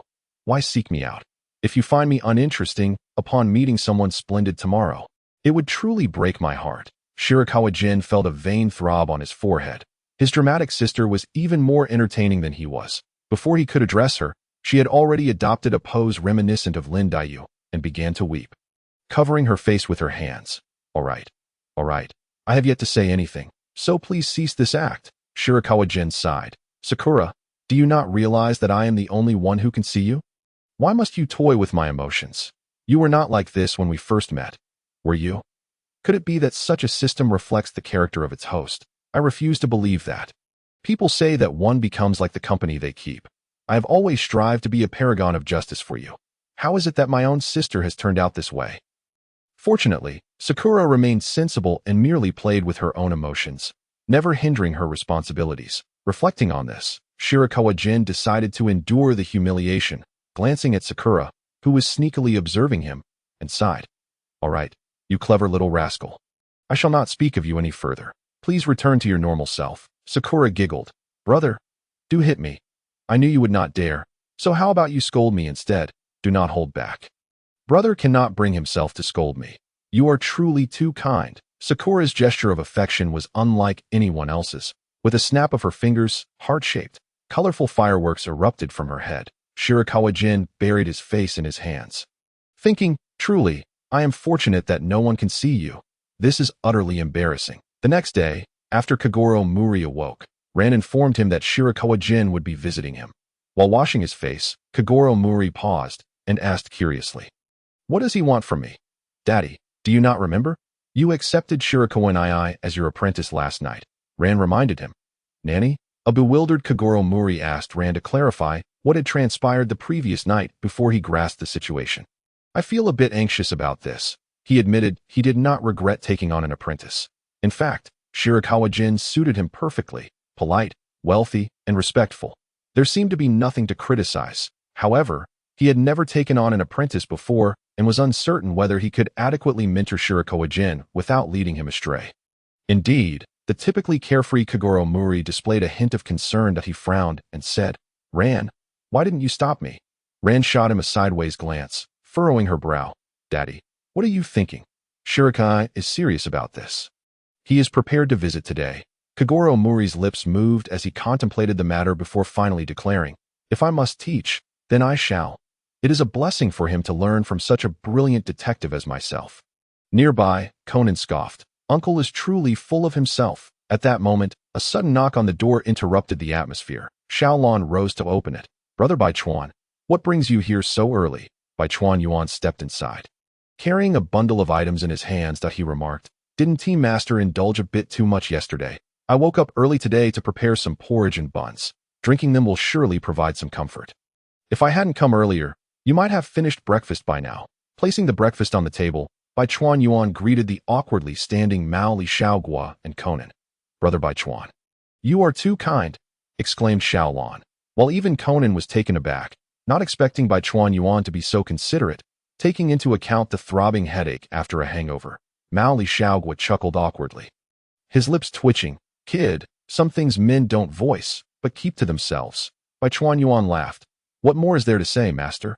And Conan, come on, it's time to eat. If we delay any longer, it'll get cold." The group, each with differing emotions, sat at the dining table and clasped their hands together, declaring, "I shall begin." Baichuan Yuan stood aside, observing, when Conan inquired, "Brother Baichuan, aren't you eating?" "Ah, I already tasted the porridge earlier. And I'm quite full." He replied that in truth, he was indeed full, for he could hardly cook. The porridge and buns were not his creations but rather gifts from the system, top-notch quality that he could hardly resist. He had already consumed 2 large bowls and was now unable to eat another bite. "This is incredibly delicious, Brother Baichuan. I had no idea your culinary skills were this impressive. May I seek your guidance in cooking sometime?" Xiaolon's eyes sparkled after taking a sip of the porridge. Meanwhile, Mao Li Xiaogua and Conan had buried their heads in their bowls. Baichuan Yuan nodded with a smile. "Of course, any time." "Humph, if I don't skyrocket your favorability, it'll be a testament to your high threshold," he thought to himself. Mao Li Xiaogua finally set down his bowl, letting out a satisfied burp, and patted his belly. "I never imagined this kid Baichuan had such talent. With this skill, you could easily open a restaurant and surely have a booming business." Beside him, Conan nodded repeatedly. "I couldn't agree more. I'd rather eat this every day." "Ha! I'm glad you enjoy it. If the opportunity arises, I'll cook for you again," Baichuan Yuan responded cheerfully. "Really? I've had enough already," Xiaolon teased. Though it wouldn't hurt to change things up occasionally. Having satisfied their appetites, the group momentarily relaxed when Mao Li Xiaogua sensed a potential crisis and quickly altered his tone.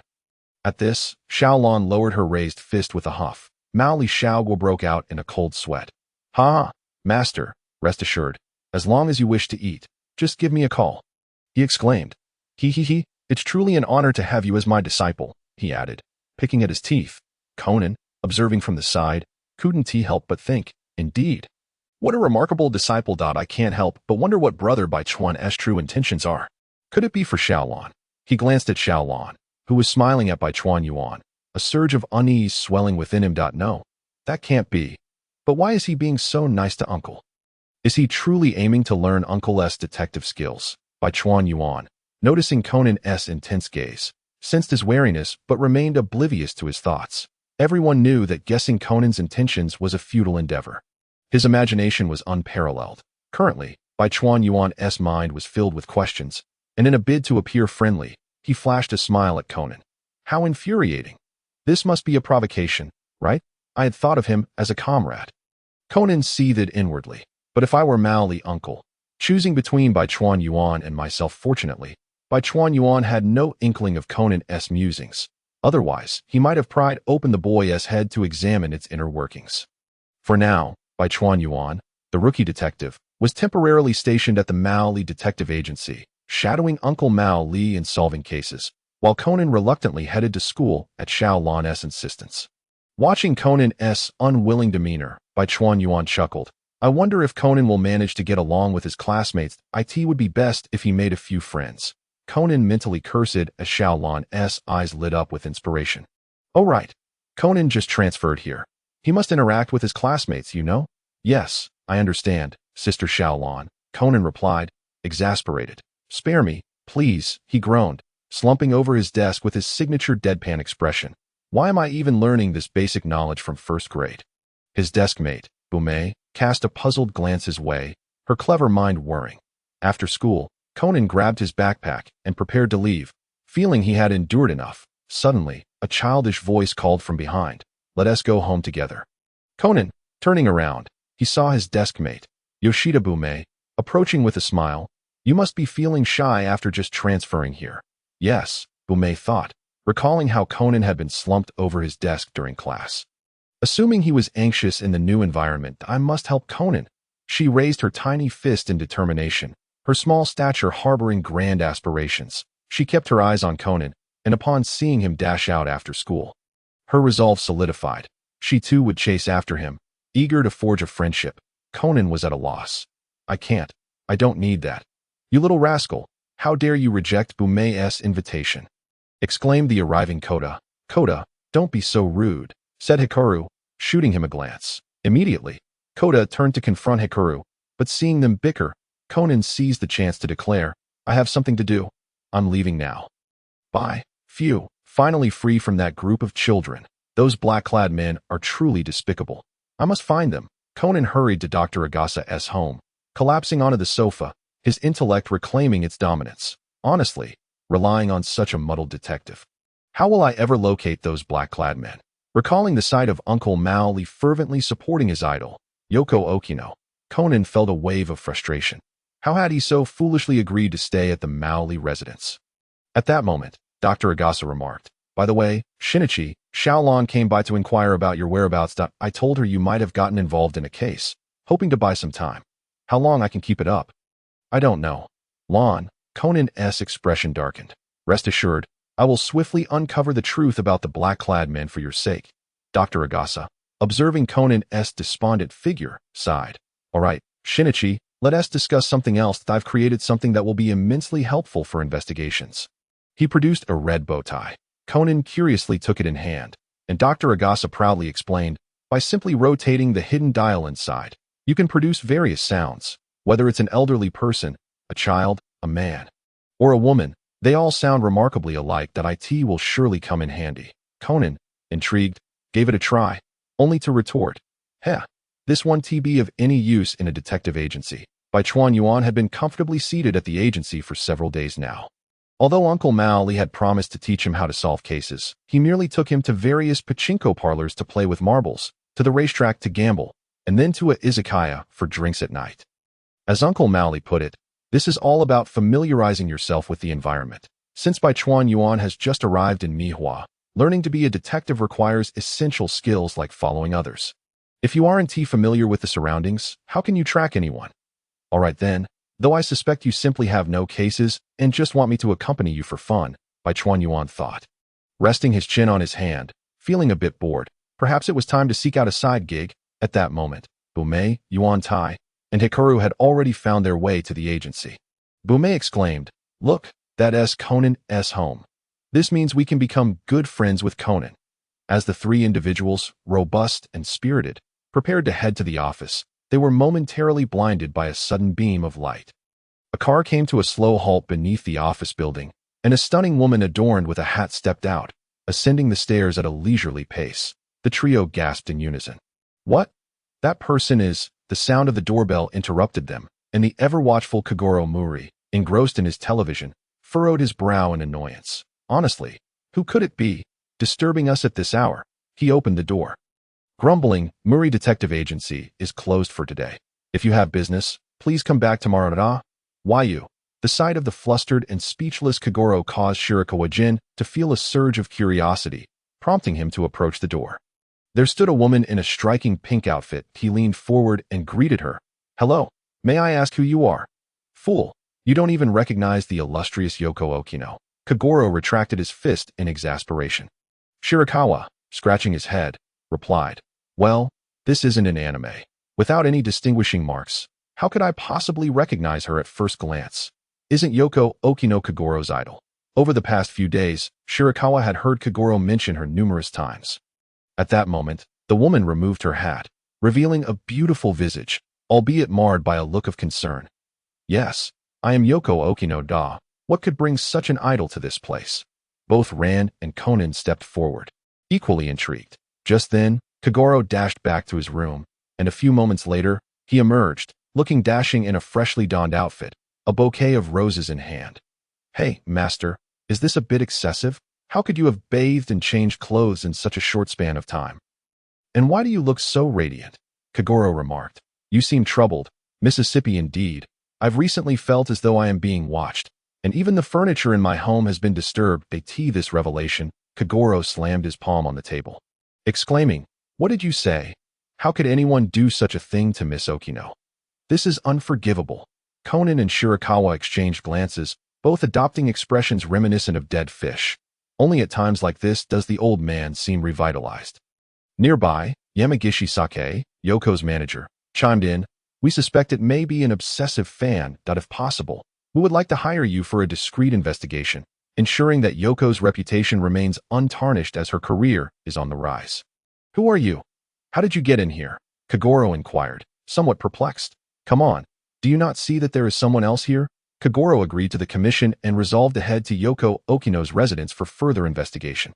He glanced at Shirakawa and declared, this time, we have a case to solve.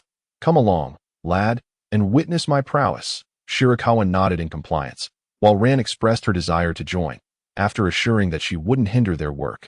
She took Conan along. Shirakawa pondered, if I don't bring Conan, will someone end up dead? They all piled into Shirakawa's car, and Kagoro, observing the modest vehicle, remarked, aren't you wealthy? Why purchase such a plain car? Master, it's like this. I've resolved to become a detective. If I drive an extravagant car, people might hesitate or refrain from seeking my help. After all, a car is merely a means of transportation. As long as it serves its purpose, that's sufficient. Ran nodded in agreement. Shirakawa, your reasoning is quite admirable. Humph, if I had your resources, I would have purchased a sports car long ago. Kagoro muttered under his breath. Conan, seated in the back, chuckled to himself. This might just be the reason you struggle to earn money. Old man, if Kagoro were to overhear, it would likely result in a punch. Arriving at Yoko Okino's upscale neighborhood, they disembarked and entered the apartment. Suddenly, the trunk of Yamagishi's car swung open, revealing three familiar faces, Ayumi, Jinta, and Mitsuhiko. They had stealthily hidden in the trunk, trailing along, proving that their camaraderie was indeed justifiable. Ayumi declared resolutely, I will definitely become good friends with Conan-kun. She was willing to squeeze into a trunk at night to achieve this goal.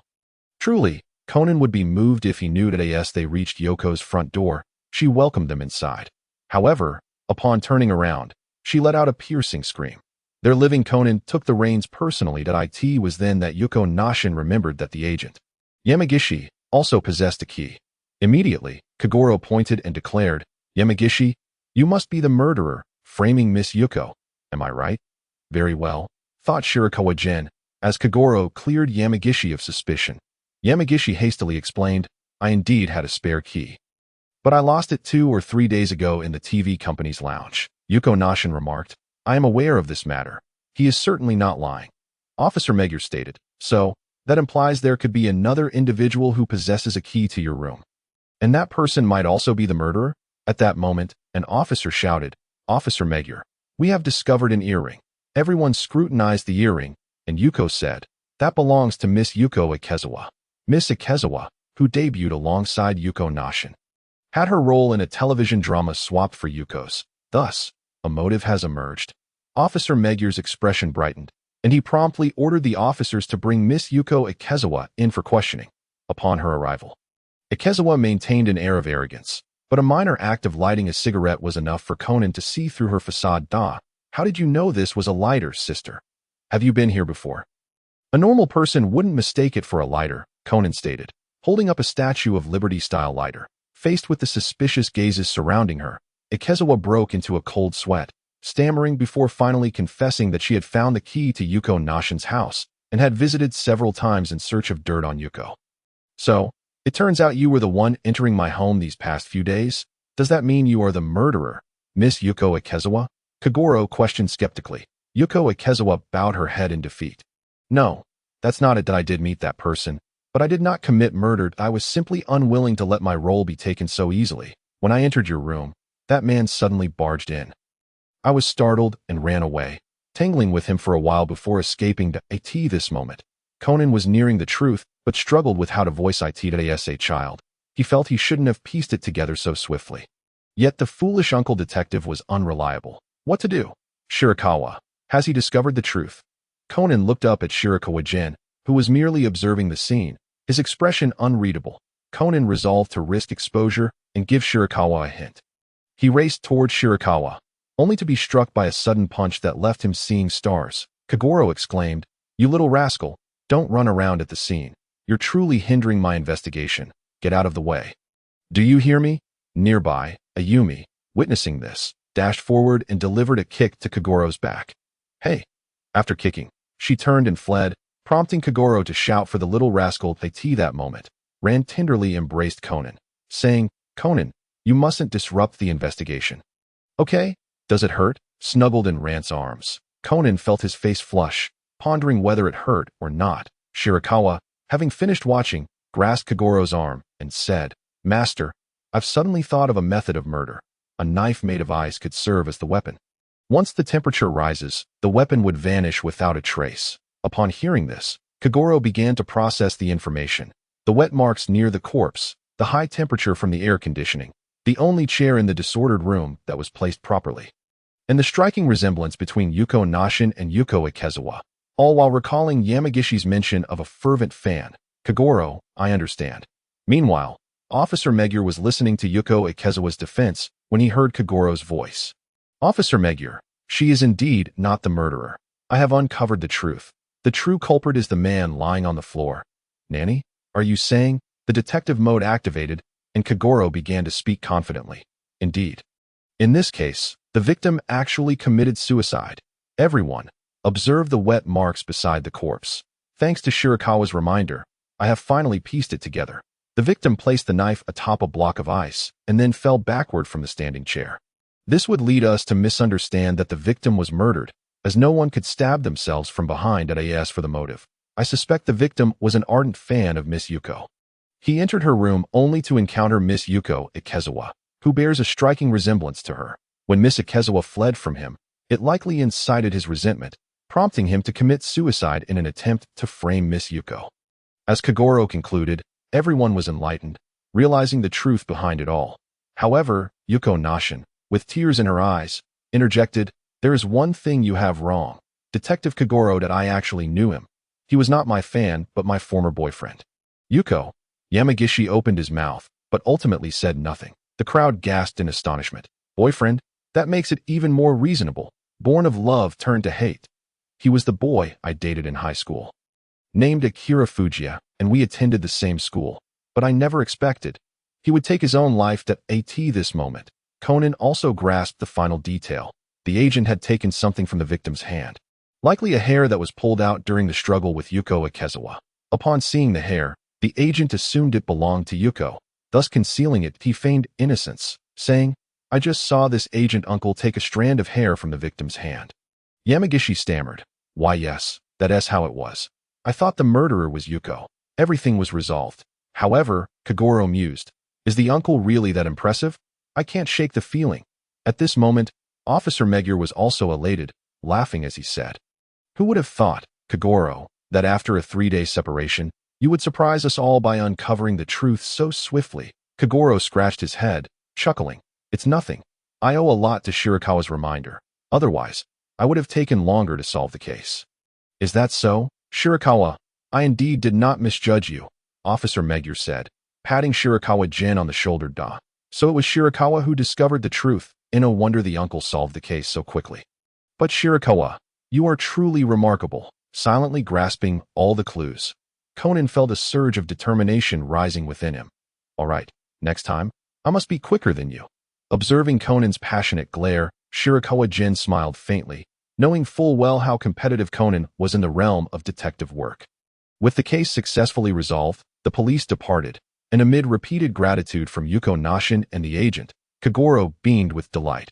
Accepting the signed photo from Yuko, Kagoro shouted in excitement. "It that moment," Shirakawa Gen suggested. "Master, on the way back, you can drive. Conan and I will sit in the passenger seat, while these little ones can ride in the back with Ran. How does that sound?" Shirakawa was indeed gentle and thoughtful. Conan mused. If he were a girl, he would surely be unable to resist such a person. Feeling dejected, he thought about how, as a child, he could never compete with Shirakawa. Kagoro readily agreed, humming a tune as he drove. Boasting to Shirakawa, "You still possess quite the detective talent, kid, but you lack experience. Did you learn anything today, huh?" "Yes, master. I certainly thought of the method but couldn't connect the dots. That I must thank you for your guidance." No one noticed the dead fish eyes of Conan peeking out from Shirakawa's embrace, except for Sakura, who was clad in a research outfit and holding a small notebook, confidently observing Conan and occasionally displaying expressions of realization as she jotted down notes. Shirakawa glanced over, feeling speechless. "Are you trying to learn from Conan's expressions?" Truly a diligent little sister. As night fell, after the Muri family arrived home, Shirakawa Gen prepared to take the three children back. The Citroën BX sped down the road, with the young detective league chattering in the back seat. "Shirakawa brother, are you also a detective?" Ayumi leaned forward to ask. Shirakawa nodded, saying, "Yes, my dream is to become a great detective." "That's wonderful. So, Shirakawa brother, would you like to join our Young Detective League?" Young Detective League. A few small children nodded together, and Guanyan remarked, "Our Young Detective Corps has solved numerous cases." Yuantai chimed in from the side. "Is that so? However, brother is no longer a youth. How about this? I shall entrust you with any tasks that you can handle from now on. What do you think?" The little ones were curious, feeling a sense of pride for the first time being treated with such importance, and their fondness for Shirakawa Gen increased. "Wow, just like Sherlock Holmes and his Baker Street team.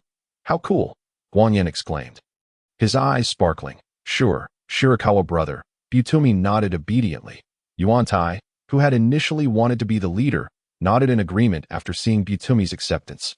Observing such an adorable little girl, Shirakawa Gen couldn't help but reach out a hand to pat her head. "So, if you need anything, you can come find me at Conan's house," he said with a smile. After escorting each child home and receiving gratitude from several families, Shirakawa Gen returned home under the moonlight. "Sakura, do you think I should do something?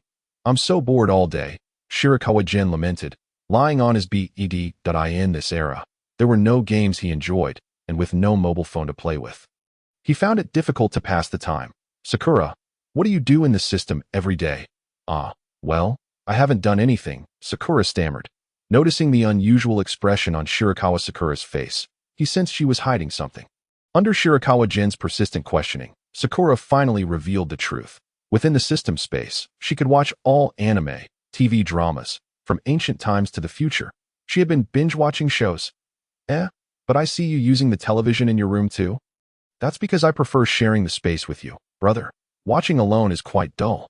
"Humph, that sounds rather uninteresting. You should at least wipe that smile off your face. I'm starting to feel envious." He had hoped to enjoy this new life, but it seemed his sister was the one enjoying it while he merely watched. By the way, brother, the funds from the system are running low," she said. "Nanny, didn't I have a share of 30 million? How could it be running low?" "Brother, I hid this from you. This house wasn't provided by the system. I bought it for you, wanting it to be a surprise gift, realizing that, along with the money for a car and daily expenses, he indeed had only a little over 10 million left. Shirakawa Gen understood that it could easily be spent. "But why are you spending my money? You extravagant sister, this is too much. You had a perfectly good house for free, but chose to buy one instead." "That's not a surprise. It's a shock," Shirakawa Gen lamented. Feeling helpless as he gazed at his pouting little sister, he couldn't scold her further. After all, she was his sister, and she had purchased the gift to make him happy. Nonetheless, Shirakawa Gen felt a pang of regret. He couldn't just wish for anything he needed in the future. With so many things appearing, someone would inevitably question where he got all that money. And he couldn't always conjure items out of thin air. Having money was indeed quite convenient. After feeling dejected for a while, he finally let it go, since he wanted to find something to do. Why not use this money to open a shop? If he spent a little more conservatively, it would surely suffice. Shirakawa Sakura chuckled to herself, not revealing to Shirakawa Gen that even with the dwindling funds, she could still transform them into gold and silver bars. Since brother hadn't realized that yet, she wouldn't be the one to tell him. However, she could still support him when he ran out of money. She would give him a gold bar, claiming it was her little treasure trove. Shirakawa Gen had no idea that Sakura was secretly delighted. Full of determination, he turned his mind to thoughts of something Uncle Mori had once said. Your skills are more than sufficient to open a shop. Yes, I could open a breakfast restaurant. Although I can't cook, I can wish to learn. Chinese breakfast, Japanese cuisine. It's all quite easy. With that thought, Shirakawa Gen set off to find a location for his restaurant. Ideally near the Mori Detective Agency, so he could arrive promptly when Uncle Mori received a case. He settled on a bookstore next to the agency, spending 3 million yen for a multi-year lease, which was certainly more than enough. Once the owner cleared out, Shirakawa Gen didn't contact any construction teams. He simply wished for the place to transform into a small restaurant that didn't need too many tables. 3 or 4 would suffice. He wasn't aiming to make a profit, but merely wanted to experience the high-risk endeavor of being a boss in Mihua while getting closer to the main characters. After all, not every day had a case. And he couldn't just loiter around the agency. He needed to present a busier image of himself. That a flash of light enveloped the space, and the bookstore was instantly transformed into a restaurant. It boasted 2 floors, with the decor on the first floor reflecting Shirakawa Gen's aesthetic, an elegant Chinese ancient style, complete with 4 tables and a cash register intricately carved from Namu wood. With a door separating the register from the kitchen, Shirakawa Gen slipped into the kitchen, inspecting the neatly arranged tools with satisfaction, while Sakura, perched on his head, excitedly looked around. On the second floor, there were 3 rooms, a master bedroom facing the sun, a bathroom, and a guest room, ensuring that visitors could stay overnight if needed. Shirakawa Gen cheerfully told Sakura, "This will be our second home." "Sakura, why don't you give it a name?" Sakura replied, "Brother, you want me to name it? But I can't think of a good name. In that case, let us call it Kawasaki Sakura Chinese Cuisine. What do you think? My name is Inkawa, and yours is in Sakura. How wonderful is that? But brother, I'm just called Sakura." "Well then, there's no helping it. Jin Sakura doesn't sound as nice, so let me, as your brother, take a little loss," Shirakawa Gen declared, watching as Sakura nearly cried from the sentiment. "Hee, you're still too young. It's easy to handle you." He vaguely noticed a few large characters above his head. King of Favorability. With the restaurant's name settled, Shirakawa Gen wished for a signboard and hung it at the entrance. Finally, everything was ready, and he sighed in relief. "All right, this is perfect. Tomorrow, on an auspicious day, we open for business. I feel like I haven't just slept for a night." "Sakura, tell me honestly, did I sleep for a century?" Shirakawa Gen lamented. Puffing on a cigarette, his gaze vacantly fixed on the heavy snow outside the window. "Wasn't it just summer yesterday? Why do I wake up to see snow? Is that reasonable?" Shirakawa Sakura rubbed her eyes. "Brother, you know, in Conan and Shin-chan's world, time seems to be somewhat stagnant. So, am I the only one who thinks this is odd? Is it this world that's crazy or me?" Reflecting on his thoughts, he realized life must go on. Shirakawa Gen sighed. He hadn't even prepared winter clothes and needed to go shopping. Otherwise, wearing a thin jacket might cause passers-by to think he was ill. Who would have thought the one who was ill was the entire world? After buying clothes and putting them on, Shirakawa Gen finally felt relieved. He wasn't afraid of heat, but he certainly detested the cold. Putting on a down jacket made him feel more at ease. Upon returning to Kawasaki Sakura Chinese Cuisine, he spotted 2 young girls and a small boy standing at the restaurant's entrance. "Hey, wasn't this a bookstore before? When did it become a Chinese restaurant?" exclaimed a girl with horns on her head. "Conan, do you remember when this restaurant opened?" The little boy shook his head. "I didn't notice either, Xiaolan." Just then, the girl with the headband boldly declared, "Why worry about that? Let's go in and try it." It seems like it's not open. At that moment, Shirakawa Gen greeted them. "Hello, Xiaolan and Conan." "Shirakawa brother." The 3 turned around, and Xiaolan and Conan were delighted to see Shirakawa Gen. Waving at him, Shirakawa Gen approached. "What are you doing here?" Xiaolan replied, "We just saw this restaurant and wanted to come in for a meal." but it seems no one is here. By the way, Shirakawa brother, are you heading to the agency? Dad isn't home. Shirakawa Gen shook his head with a laugh. Haha, Xiaolan, step aside. I'll open the door for you, Nanny. Are you saying this restaurant belongs to Shirakawa brother? Xiaolan and Conan's eyes sparkled with excitement as they spoke. Having savored the culinary delights crafted by Chuan Yuan, their anticipation was palpable. Chuan Yuan nodded, opening the door with a warm invitation. Please. Come in. I shall prepare a meal for you. However, he turned his gaze towards the girl wearing a headband, who was looking at him with eagerness. Xiaolan smacked her forehead, exclaiming, I completely forgot to introduce you. This is my dear friend, Suzuki Sonoko. At that moment, Sonoko could hardly contain her excitement, exclaiming, Wow, the handsome Chuan Gu that Xiaolan told me about is indeed dashing. Chuan Yuan greeted Sonoko with a smile, while she blushed and stammered, Hello, it's a pleasure to meet you. All right, everyone, let us step inside. It's rather cold out here, don't just stand there. Once inside, the trio began to survey their surroundings. Chuan Gu, the decor here is truly stunning, Xiaolan remarked, to which Sonoko nodded enthusiastically. Meanwhile, Conan marveled inwardly, recognizing that not only was the decor exquisite, but the wooden tables and chairs were crafted from exceptionally rare and expensive timber. Even if the place were to be filled to capacity every day, it would take a decade to recuperate the costs. Who exactly is Chuan Gu?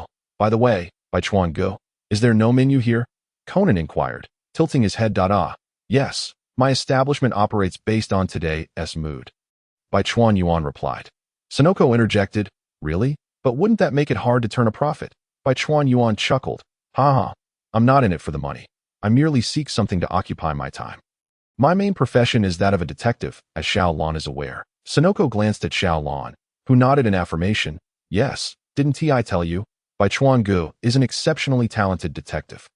Pardon me, but I've been so captivated by appearances that I hardly considered such matters, Sonoko flattered. Conan, with a deadpan expression, thought to himself, Oh dear, Sonoko seems wholly preoccupied with Chuan Gu at that moment. Chuan Yuan suggested, How about I prepare some dumplings for you? It's snowing today, quite fitting for a warm meal. Pan-fried dumplings, Xiaolan asked curiously, as in Japan, dumplings are typically fried and served as a dish. No, these are Chinese dumplings, rest assured.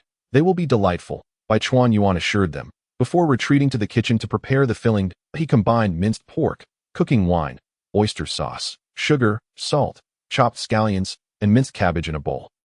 Mixing them thoroughly before preparing the dumpling wrappers and skillfully wrapping them. He then boiled them, occasionally stirring to prevent them from sticking to the pot.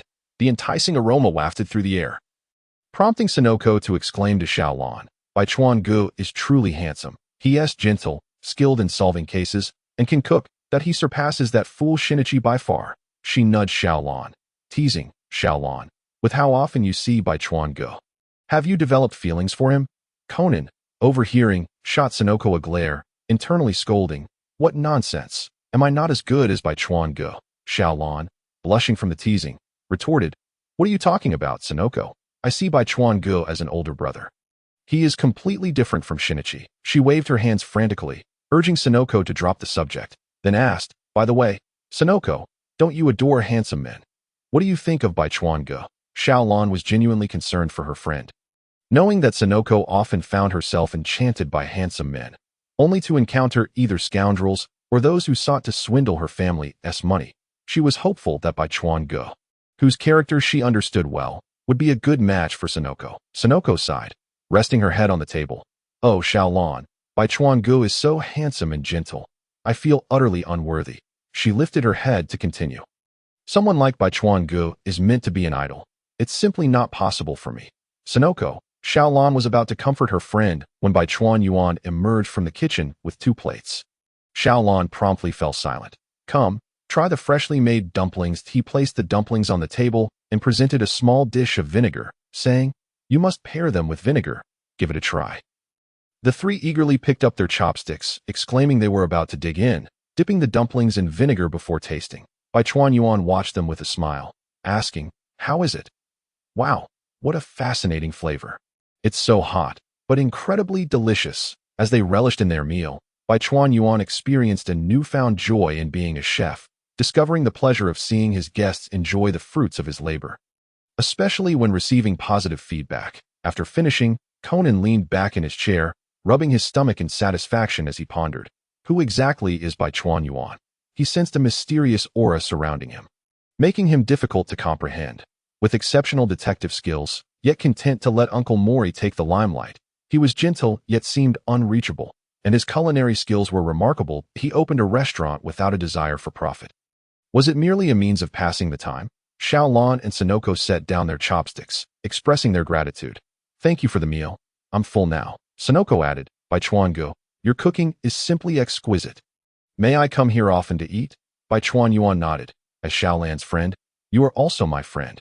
You are always welcome to dine here, but do remember to call ahead. My friend, my friend. Sonoko giggled.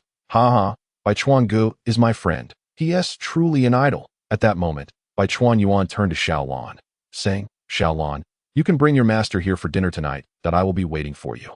All right, I'll let my dad know. But Bai Chuan Gu, aren't you supposed to continue your detective work? Ha ha, I still intend to. I open this place to relax, and I want to be here every day. I'll open based on my mood. Just remember to call ahead if you want to eat. Bai Chuan Gu is indeed quite carefree. They all thought simultaneously. Xiaolan then asked, Bai Chuan Gu, how much do I owe for this meal? Bai Chuan Yuan waved his hand dismissively, laughing. What money? This is simply a meal at my home. Seeing Xiaolan still hesitating, Bai Chuan Yuan playfully shooed them away, saying, all right. You know I'm not short on money. If you keep this up, I want to let you come again next time. After ushering the three out the door, Bai Chuan Yuan settled back down only for his phone to ring.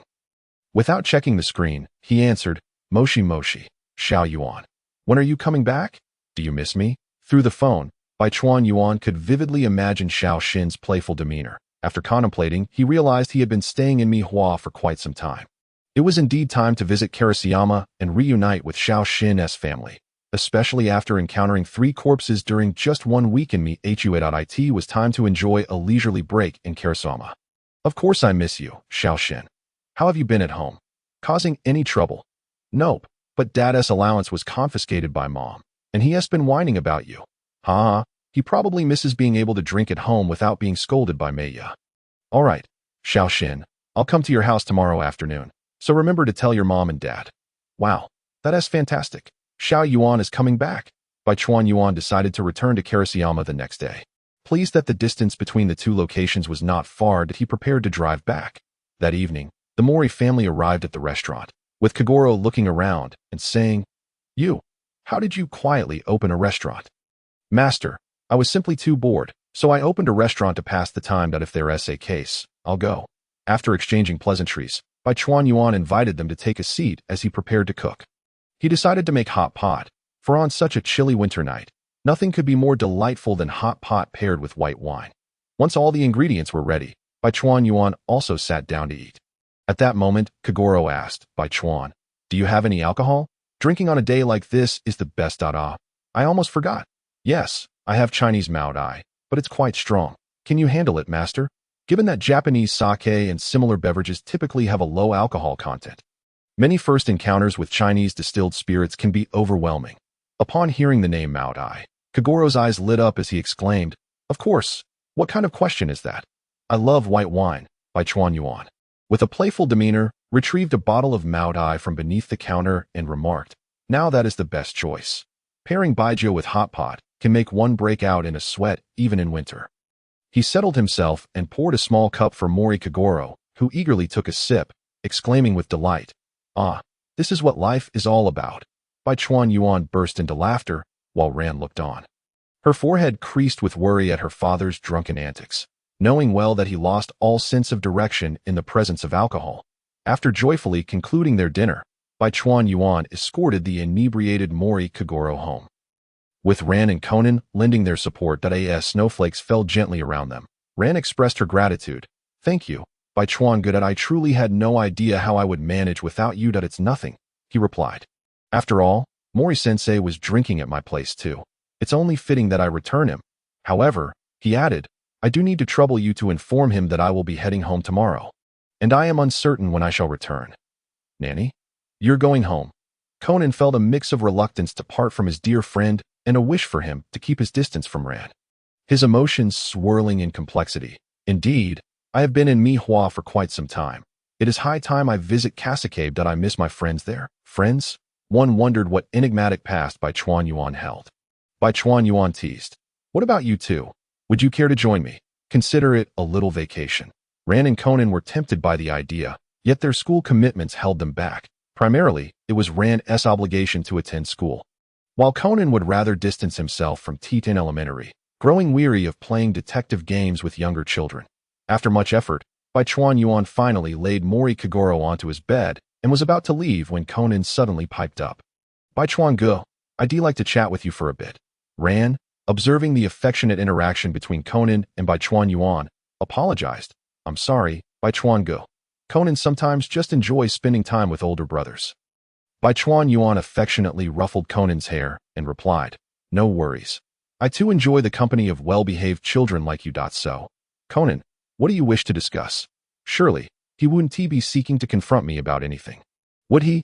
Conan smiled at Ran. Sister Ran, this is a private matter between me and Bai Chuan Gu. Could you please step aside? Ran was taken aback. She hadn't realized that children could have secrets. All right then, but don't take too long. Bai Chuan Gu still needs to head home, and it's quite late. Conan nodded, watching as Ran walked into her bedroom. That he lowered his head, his glasses glinting with curiosity. Bai Chuan Gu, do you have someone you like? Bai Chuan Yuan pondered for a moment, wondering if Conan was worried about competition for Ran's affection. Of course I do. I have someone special in Kasukabe whom I'm eager to see during my visit. This was not a lie. He indeed held fondness for Shinichi, primarily to lower Conan's guard. After all, the little detective was sharp, and it was best not to raise any suspicion. Conan visibly relaxed, assuming Bai Chuan Yuan's momentary hesitation was merely him reminiscing. Bai Chuan Yuan continued, What's on your mind, Conan? Are you interested in discussing matters of the heart at such a tender age? Conan scratched his head, attempting to explain, Bai Chuan Gu. The thing is, many people in my class have crushes on me. So, I was just curious. Someone as handsome as you must have admirers too, right? Thank you for the compliment. However, I must confess, I have yet to receive any declarations of affection. Bai Chuan Yuan chuckled. But, Conan, you're still quite young. It's best to avoid romantic entanglements at school, you know? Bai Chuan Yuan gently tousled Conan's hair as he spoke. One has confessed their feelings to you. Bai Chuan Gu, I find that hard to believe. You are wealthy, kind, and so dashing. How could no one be fond of you? Conan's newfound ease around Bai Chuan Yuan indicated he had let his guard down, even beginning to consider his well-being. All right, with your curiosity at such a young age, it's best not to dwell on these matters. I genuinely wish to take you to Kasukabe for some fun. It's a shame you have school, Conan pouted, expressing his own frustrations. Bai Chuan Yuan was intrigued to see how Conan would fare in the world of Crayon Shin-chan, pondering whether death would follow him there too. But there would be other opportunities. If not this time, then perhaps next. After bidding farewell to the Mori Detective Agency, Bai Chuan Yuan drove back to his upscale apartment, where his belongings awaited him. A thought struck him, prompting him to ask Sakura, Sakura, do you know what the weather is like in Kasukabe at this time? This was a significant inquiry, as both the worlds of Crayon Shin-chan and Conan shared a stasis in time. With seasons unpredictably cycling, perhaps one day being spring and the next, winter, Bai Chuan Yuan feared returning clad in winter attire only to find it was summer there, making him appear foolish among the locals. Sakura replied, Brother, it is currently spring in Kasukabe. Bai Chuan Yuan promptly retrieved his jacket, recognizing the peculiar nature of his life. Yet if he disliked winter, he could always escape to Kasukabe, where summer might await him. He chuckled at his own whimsical thoughts, wondering if the world S-Will had ever anticipated such a glitch in reality. The Noera residents in Kasukabe, Shinichi had just informed Missy of Bai Chuan Yuan's imminent visit the following day, prompting her to rush out for groceries while Shinichi settled in to watch his beloved Dynamic Action Hero previews. Come on, Dynamic Action Hero, you can do it, he cheered, standing in excitement as the hero faced imminent defeat. Just then, the animation abruptly ended, replaced by an advertisement. Special project, the 1,000-year anniversary journey to the South Sea. Do you wish to experience the Dynamic Action Hero movie firsthand? Board a luxurious cruise ship for a 10-day adventure in the South Sea. With special guest Mr. Kankataro, the voice of Dynamic Action Hero. What? You want to join the 1,000-year anniversary journey to the South Sea? But, at the dinner table, Missy hesitated. This month's budget has already exceeded our limits. And tomorrow your beloved Bai Chuan Ge will be visiting. Won't you be spending time with him? But Mom, can't we bring Bai Yuan along? I'm sure he loves dynamic action hero too. Shinichi exclaimed eagerly. Hiroshi, taking a sip of his drink, chimed in. Yes, dear, Bai Chuan Yuan is back. We could take him on a trip. Mom, I heard group bookings come with discounts. Shinichi revealed his ace, knowing his mother couldn't resist the allure of free offers and sales. Missy S. eyes lit up. Discounts. Very well. Let us go. I'll contact Kazama's mom, Nene, and Masao's mom. However, we'll need to wait until tomorrow to ask Bai Chuan. Don't worry, Mom, when Bai Chuan arrives. I'll tell him. The following afternoon, Bai Chuan Yuan returned to Kasukabe, feeling that not only the scenery, but even the air was distinct from Mihua, exuding a sense of leisure and comfort.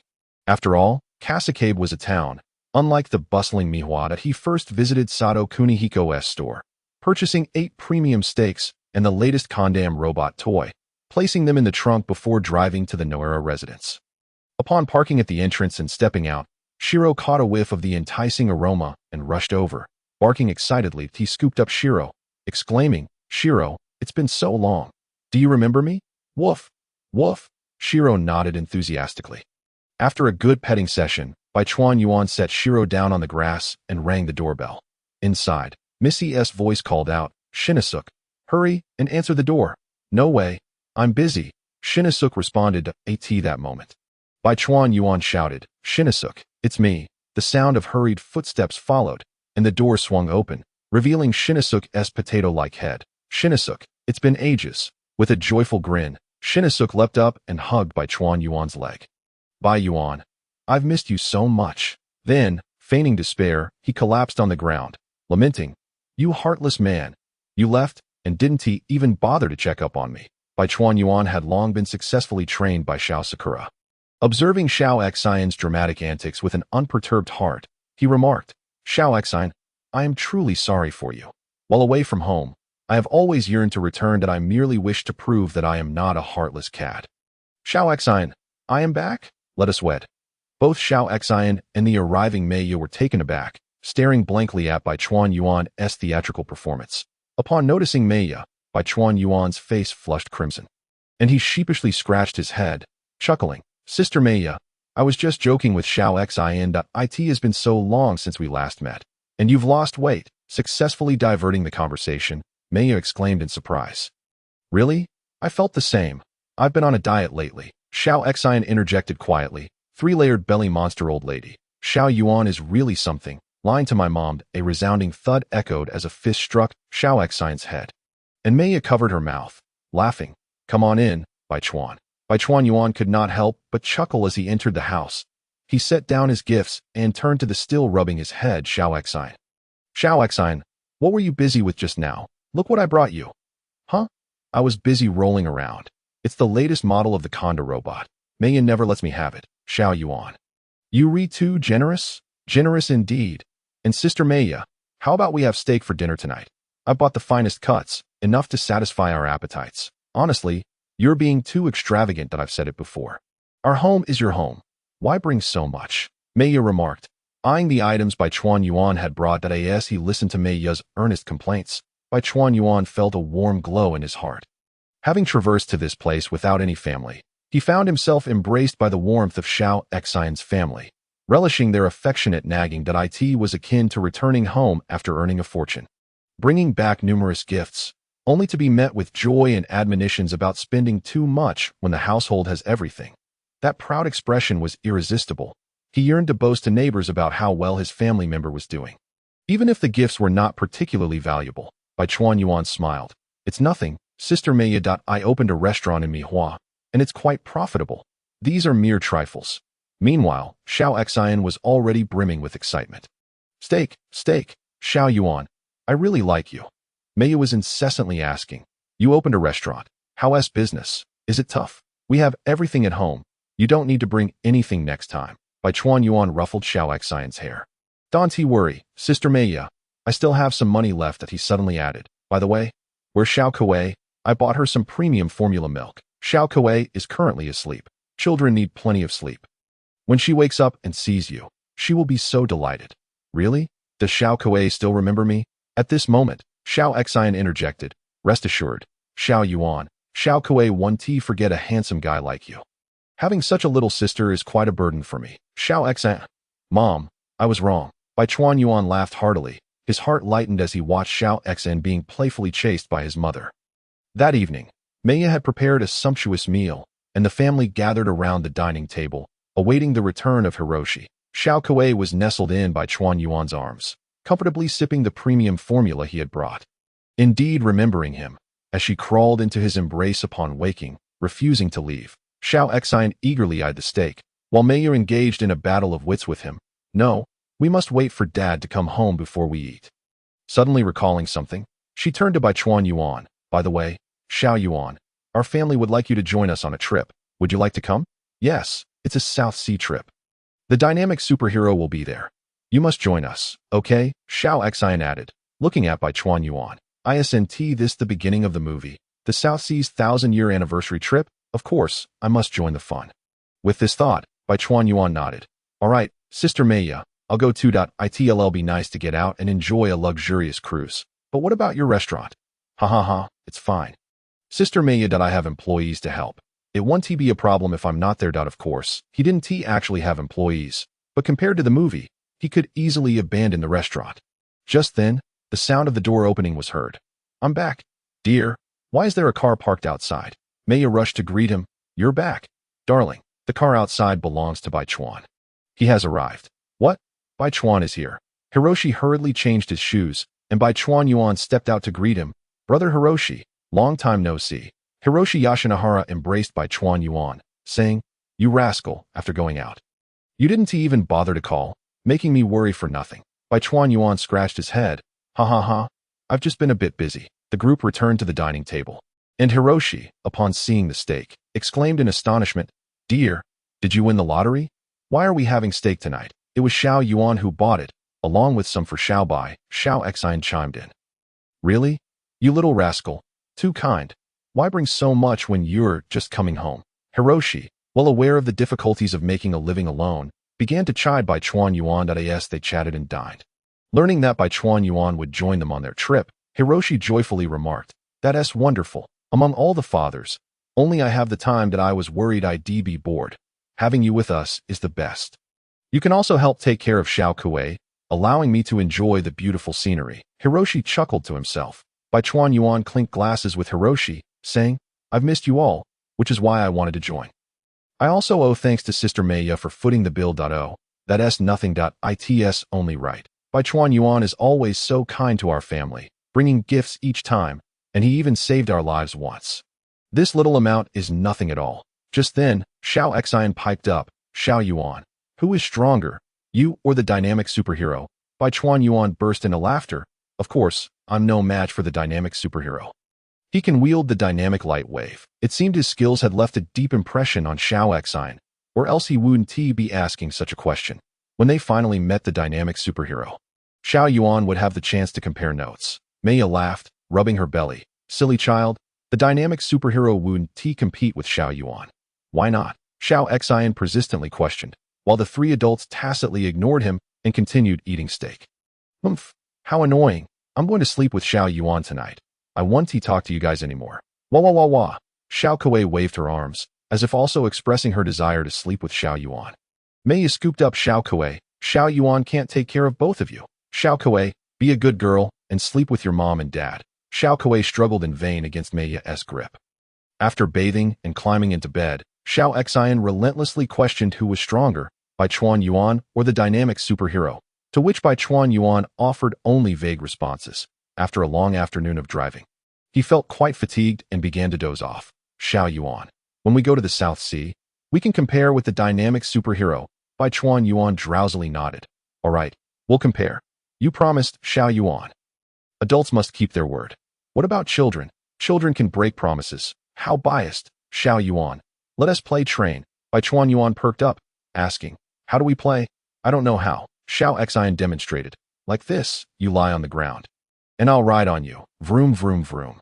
And you just keep crawling. Bai Chuan Yuan, exasperated, subdued the wriggling Xiao Xan with one hand. I'm tired. It's time for bed.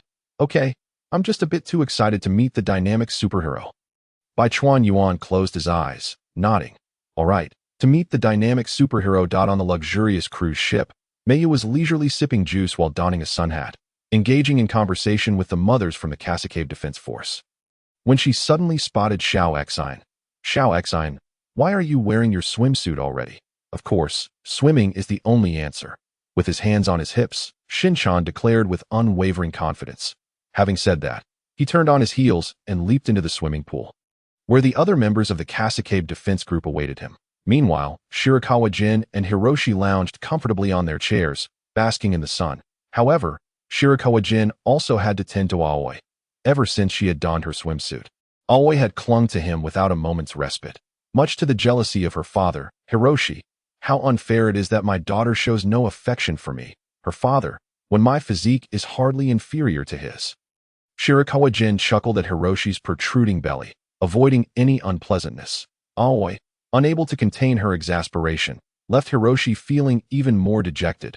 Humph, you take care of her, and I'll enjoy the view of beautiful women. With that, he leered at the nearby ladies in swimsuits, grateful for his sunglasses. Otherwise, he would have surely attracted the attention of authorities. Gen, do you want to come play? At that moment, Shin-chan waved at Shirakawa Gen, with the other children eagerly looking on. You all go ahead. I still need to look after your sister. Or would you like to take that role? Isn't that what a father is for? I'll tell mom you're watching the big sisters. Upon hearing this, Hiroshi could no longer remain composed. Are you still my son? Alright, I'll take care of Aoi. Shirakawa Gen then kissed. However, the sensitive monkeys were likely too timid to approach this moment. Mikai was also roused from her slumber, crying out loudly. Shirakawa Gen quickly picked up Mikai and asked Shin-chan to prepare some milk powder. Shin-chan, momentarily forgetting the purpose of his visit, turned around to make the milk, feeling a pang of jealousy as he muttered, Gen is so much nicer to her than he is to me. At that moment, the other members of the Kasukabe Defense Force also realized their mothers were missing. Not seeing Shin-chan, they rushed to his room. They were surprised to see Shirakawa Gen and exclaimed, Brother Gen, how come you weren't taken away? Gen sighed, feeling as if they wished for him to be captured as well, and he too was quite curious about the situation and why mom and dad are also missing. Shin-chan said, but as long as Gen is here, we can rest easy. Gen observed the chatter among them and said, everyone quiet down. Right now, we all need to head to the ship and see what the situation is. We must find out where the adults have been taken. Once he had sent the Kasukabe Defense Force away, Shirakawa Gen quietly fed Mikai her milk. This time, with me here, you won't have to climb so far alone to find your brother, he thought, gazing at Mikai as she drank. Stepping out of the room with Mikai in his arms, Gen noticed that all the other children on the ship were gathered on the deck, and not a single adult remained. They either squatted or stood, staring at the nearby island, having realized their parents had been taken there. The mood was somber, with only a few muffled sobs breaking the silence. Suddenly, Shin-chan exclaimed, I'm hungry. Let Gen cook for us. Kazama, agitated by the absence of his mother, retorted, What are you talking about? This is no time for that. To which Shin-chan replied, How can eating not be important? At that moment, Gen interjected, Indeed, eating is crucial. Only when we are well fed can we muster the energy to find our mothers. Then, Masaru looked up and asked, Brother Gen, can you take us to find our mothers? Gen shook his head, looking at the children's hopeful expressions. He couldn't help but sigh. Of course, he could assist them in locating their parents, but he believed that the journey to find their mothers would serve as valuable experience for the Kasukabe Defense Force. This was essential for their friendships and familial bonds. Through this trial, their relationships would deepen, and they would learn to face challenges bravely rather than evade them. Tio put it plainly. Gen was aware of the plot and knew they were not in danger. He could discreetly follow behind them. If any real peril arose, he would naturally step in to help, ensuring the children remained safe. Mikai can't go with you. I have to take care of her, so I can't accompany you, he stated. Shin-chan then stood up and declared, All right, I'm not waiting any longer. I'm setting off to find my mom. Kazama protested, That's impossible. You'll definitely be caught by the monkeys. Facing the group, Shin-chan proclaimed, Everyone, the Kasukabe Defense Force is ready to spring into action. Noticing some hesitation among them, Shin-chan continued, If we just wait here, we will never see our moms again. At that moment, Adai chimed in, I agree. All eyes turned to Adai, who resolutely added, Staying here is pointless. Heading to the island might just yield some clues. The remaining few, still worried about their mother's safety, prepared to venture to the island. At that moment, Gen clapped his hands and said, "Then let me prepare a meal for this band of brave warriors that we need to be nourished to have the strength to proceed, and this is my way of lending you a helping hand." Hooray! Everyone cheered as Gen went off to cook, planning to prepare a meal for all the children aboard. After all, it was nearly midnight, and most of them had yet to eat. The Kasukabe Defense Force gathered the remaining children in the dining area, where they sat quietly, awaiting their meal. Gen brought out a large pot of stew, which contained all the ingredients he could find, simmered together. Although simple, under Gen's culinary skills, it turned out to be remarkably delicious. The children momentarily forgot their tears and devoured the meal hungrily. Cradling Mikai, Gen noticed Shiro-chan beside him, also enjoying the food. He turned to the Kasukabe Defense Force and said, "Everyone, keep up your spirits. I will take good care of Mikai, so you all must ensure your safety." Okay. After finishing their meal, the group began to gather their things in preparation for the journey ahead. Kazama stared at the water scooter that had been pushed into the water. Exasperated, how could a child possibly operate something like that? Adai stepped forward, declaring, "I can." He hopped on and, with a few quick motions, managed to start the scooter. Seeing Adai truly capable of driving, Kazama had no choice but to jump on as well. And after a few jolts, they managed to keep the scooter upright. Shin-chan called out, "Everyone, hold on tight. I'm about to start." The water scooter sped toward the island, while Gen, holding Mikai on the deck, watched as the scooter raced toward the beach without slowing down. Both he and Mikai instinctively covered their eyes with their hands. "I truly hope they will be all right." After they vanished from sight, Gen turned back to the room, and at that moment, Mikai exclaimed, "Ah da da da da da." Gen was perplexed. Unlike Shin-chan, he couldn't comprehend Mikai's babbling. After a moment's thought, he said to Sakura, "Sakura, please grant me full understanding of baby talk." In response, Sakura delivered a swift kick to his head. And suddenly, he understood all of Mikai's baby language. Well, it seemed his sister was quite the handful. This method of communication was understandable. Mikai then said, "Ah da da da da da." Gen reassured her, "Don't worry. Mikai, your brother will be fine. Let us rest for a while, and after lunch, we'll set out to find them. Shall we?" Mikai replied, "Da-da-da." Seeing her agree, Gen called for Shiro-chan to join him as they returned to their room for a nap. Meanwhile, in the forest on the island, the Kasukabe Defense Force was making their way deeper in a train-like fashion. Suddenly, Shin-chan shouted, startling everyone, that "We've forgotten something important.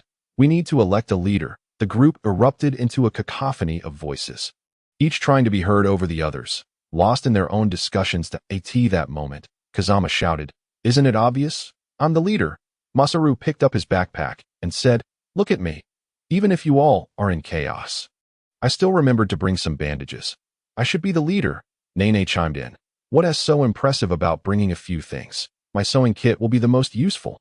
Idai shook his head, causing his nose to wiggle, and stated, "Don't be foolish. Adventuring requires a compass." Kazama, hands on hips, retorted, "Those items of yours are utterly useless.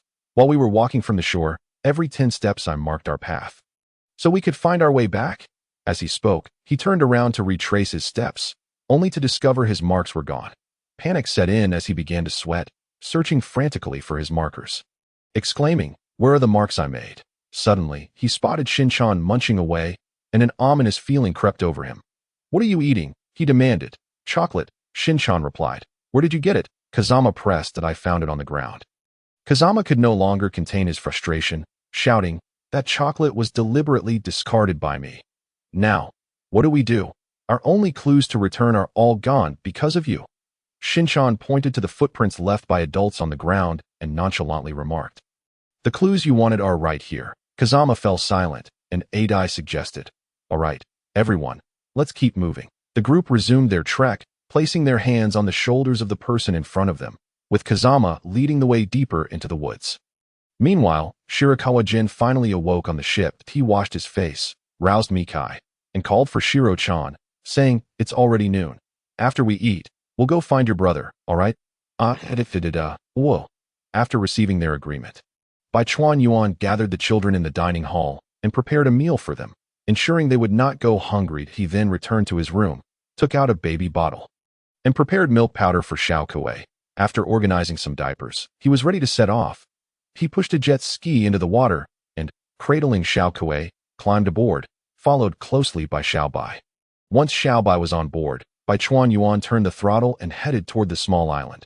After executing a stylish drift, he arrived at the island, where he observed the traces left by the Harukawa defense team and employed his tracking skills to move swiftly. He had forgotten to remind them to bring water, and that foolish Shin-chan was likely carrying nothing but toys. He needed to quicken his pace. He recalled that the most perilous moment would be when fetching water, as crocodiles lurked by the riverbank. How could a group of children defend themselves against such danger? Who could guarantee they would emerge unscathed? The defense team had been walking for quite some time and was utterly exhausted. Beads of sweat adorning their brows. Wen Jin gasped, "Shin-chan, didn't I tell you to bring water?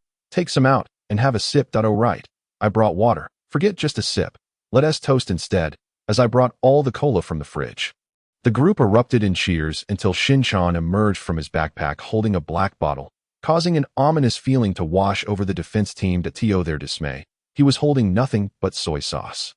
Wen Jin's expression contorted as he shouted, "Isn't that soy sauce? What were you thinking?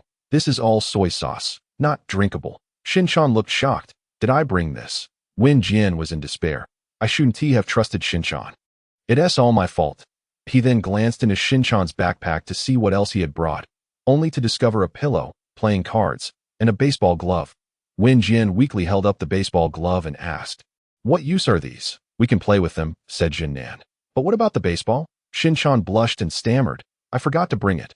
Wen Jin was exasperated. What are we supposed to do without water? With no other choice, the group pressed on, only to grow increasingly weary and parched. Jun-nan finally said, "I can't go on any longer. I think we should head back," and I chimed in. "Yes, we can use a Dai's compass to find our way back." A Dai hung his head and pulled out the compass, saying, "I just realized, the compass is broken." They exchanged glances. This meant they were lost on the island. There was no way back now. Shin-chan longed for Bai Chuanyuan. And I remarked, "If only Brother Bai Chuan were here with us, he would never forget." Jun-nan cried out, "Brother Bai Chuan, please come save us." A little while later, the group lay dejectedly on the grass. Their heads touching. Shin-chan said, "There's a vulture above us. It must want to eat us. How terrifying. Stop talking. My mind is blank." "Me too. I'm sorry. It's all my fault." Wen Jin felt immense regret as the self-proclaimed leader. He had failed to take care of them. Suddenly, a Dai's eyes widened, and he sat up. "To die." The others looked at him in confusion, wondering what was wrong. "I think I can hear water nearby," he said, followed by a splash. "Huh?" They hurriedly stood up and ran toward the direction a Dai had indicated, pushing through the dense foliage until they stumbled upon a river. The group cheered with joy and rushed forward to quench their thirst, their throats feeling as if they were on fire. However, just as they prepared to drink, the defense team found themselves inexplicably moving, only to discover they were standing on the backs of sunbathing crocodiles, the riverbank swarming with them. Now, the crocodiles began to stir. Were they really going to meet their demise in the jaws of these creatures today? Just as despair enveloped them, a voice rang out, "Everyone, don't move. I'll save you." It was as if they had heard a divine decree, and upon closer inspection, it was none other than the recently arrived Bai Chuanyuan. Shin-chan excitedly waved. "Xiao Yuan, come save us." Bai Chuanyuan set Shirakawa down, retrieved a length of rope, fashioned a loop, and tossed it, pulling each child to safety one by one. The defense team finally sighed in relief.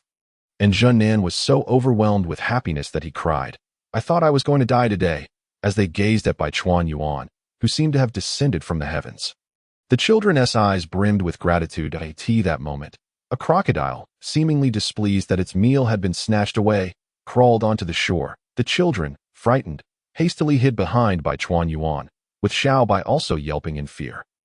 Bai Chuanyuan raised an eyebrow, thinking, looks like dinner is sorted." He strode forward, his right fist clenched, and with a powerful punch, he struck the crocodile, knocking it unconscious. He instructed the children to close their eyes and waved his hand to conjure a knife. Swiftly dispatching the crocodile with a decisive blow, Bai Chuanyuan smacked his lips, feeling quite impressed with himself. Taking down a crocodile with his bare hands was a feat that could rival even Jet Li or Donnie Yen. Perhaps he could stand shoulder to shoulder with Bear Grylls. Once the blood had drained, Bai Chuanyuan skillfully skinned the creature, shouldering it as he led the children away from the riverbank. Shin-chan, still brimming with excitement, said while carrying Shirakawa, "Xiao Yuan, you're amazing. But how did you know we hadn't had any water? Humph, there's nothing I don't know. The children eagerly gulped down water, passing it around until Shin-chan finished last, letting out a satisfied sigh. This feels so good. Xiao Yuan. By the way, what are you planning to do with the crocodile? I'm going to make dinner for you. Otherwise, what will you eat tonight? Huh? The children gasped in shock. We're going to eat crocodile. Jinnan was a bit scared. I don't dare to eat it. Bai Chuan Yuan was unfazed, confident that once it was cooked, they would change their minds. The group formed a line and continued deeper into the island. With Bai Chuan Yuan as their pillar of strength, the children felt less afraid and began to smile. That evening, Bai Chuan Yuan found a cave where they would spend the night. He took out a lighter and ignited a fire, allowing everyone to gather around for warmth at this moment. Sakura cast a disdainful glance at him, huffing, "Oh, I can see right through your heart, Oba." Upon noticing that the meat was perfectly grilled, Shirakawa Gen sprinkled the seasoning he had obtained through wishes, for barbecued food lacks allure without it.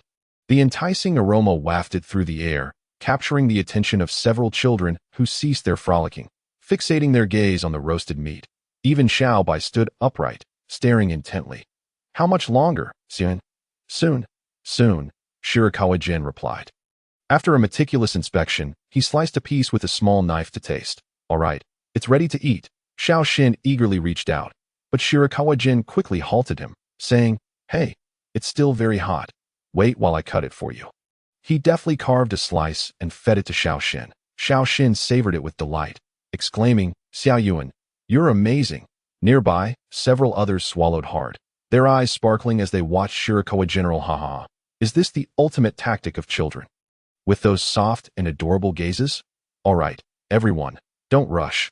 I'll feed you one by one. The children sat in a row, stretching their necks in anticipation. Shirakawa Gen observed them, feeling reminiscent of a mother bird feeding her chicks. He brandished the knife, feeding each child in turn. "How is it? Tasty?" With their mouths full, everyone nodded vigorously. Even a DUIS snot swayed up and down. Oh, and I almost forgot about Xiao Bai. We must follow them. Only then can we uncover their lair. Oh, whoa. Little Bai nodded, sniffing the air as he ventured in the direction the monkeys had retreated. Bai Chuan Yuan hastily called a few of the little ones to rise and accompany Little Bai. Suddenly, a torrential downpour commenced, compelling Bai Chuan Yuan to produce a large umbrella, sheltering everyone beneath it. Kazama, still curious, inquired, "Bai Gij, how did you bring such a large umbrella?" He glanced around, unable to discern where Bai Chuan Yuan had concealed such a sizable item. "Hee, I conjured it," Bai Chuan Yuan replied, cradling Xiao Kuei comfortably in his arms, while observing the chattering Xiao Xin at his feet. He recalled a scene from his previous life, where Xiao Xin had carried Xiao Kuei through the ring. Both utterly alone, for the first time, Bai Chuan Yuan felt grateful for this opportunity to traverse into this world. Before long, they arrived at the opposite side of the island, where they beheld a derelict ship adorned with peculiar, flamboyant patterns. That moment, two men emerged from the vessel, only to be intercepted by several monkeys and dragged back inside. Kazama stroked his chin and remarked, "It seems this is the place that oversees our parents. How shall we gain entry? There are monkeys everywhere." Bai Chuan Yuan, having lost patience with the monkeys, handed Xiao Kuei to Xiao Xin and declared, "How do we get in?" "Follow me. We shall enter through the front door. If one comes, we shall strike." The little ones echoed with fervor, eagerly trailing Bai Chuan Yuan as they boldly charged inside. The interior was dimly lit in places, rendering their pace slow. Suddenly, a monkey spotted them, its instinct to defend its territory prompting it to charge at Bai Chuan Yuan with a roar. Without a glance, Bai Chuan Yuan delivered a swift punch, sending the monkey crashing into a wall. Lifeless, the children stood in awe, witnessing Bai Chuan Yuan's deft prowess, and excitement surged among them. "Strike, strike those filthy monkeys." Several scattered monkeys that dared to charge were swiftly subdued by a flurry of punches and kicks.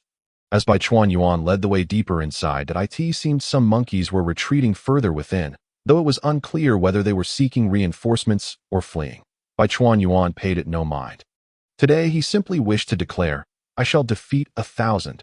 As if in response to his fervent intent, more monkeys closed in around them. He turned what? Despite our assistance, they dare to claim we are obstructing them.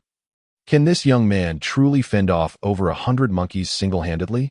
However, the subsequent scene left them utterly astounded. Bai Chuan Yuan, unhurried and composed, picked up a stool and charged directly into the monkey horde. Within mere seconds, the monkeys had retreated, leaving only a handful scattered on the ground at that moment. The crowd suddenly comprehended why the child had referred to them as obstructive. Yet, turning around, everyone burst into jubilant cheers. There was hope after all. Mom, Feng Jian keenly spotted his mother, who excitedly called out to him.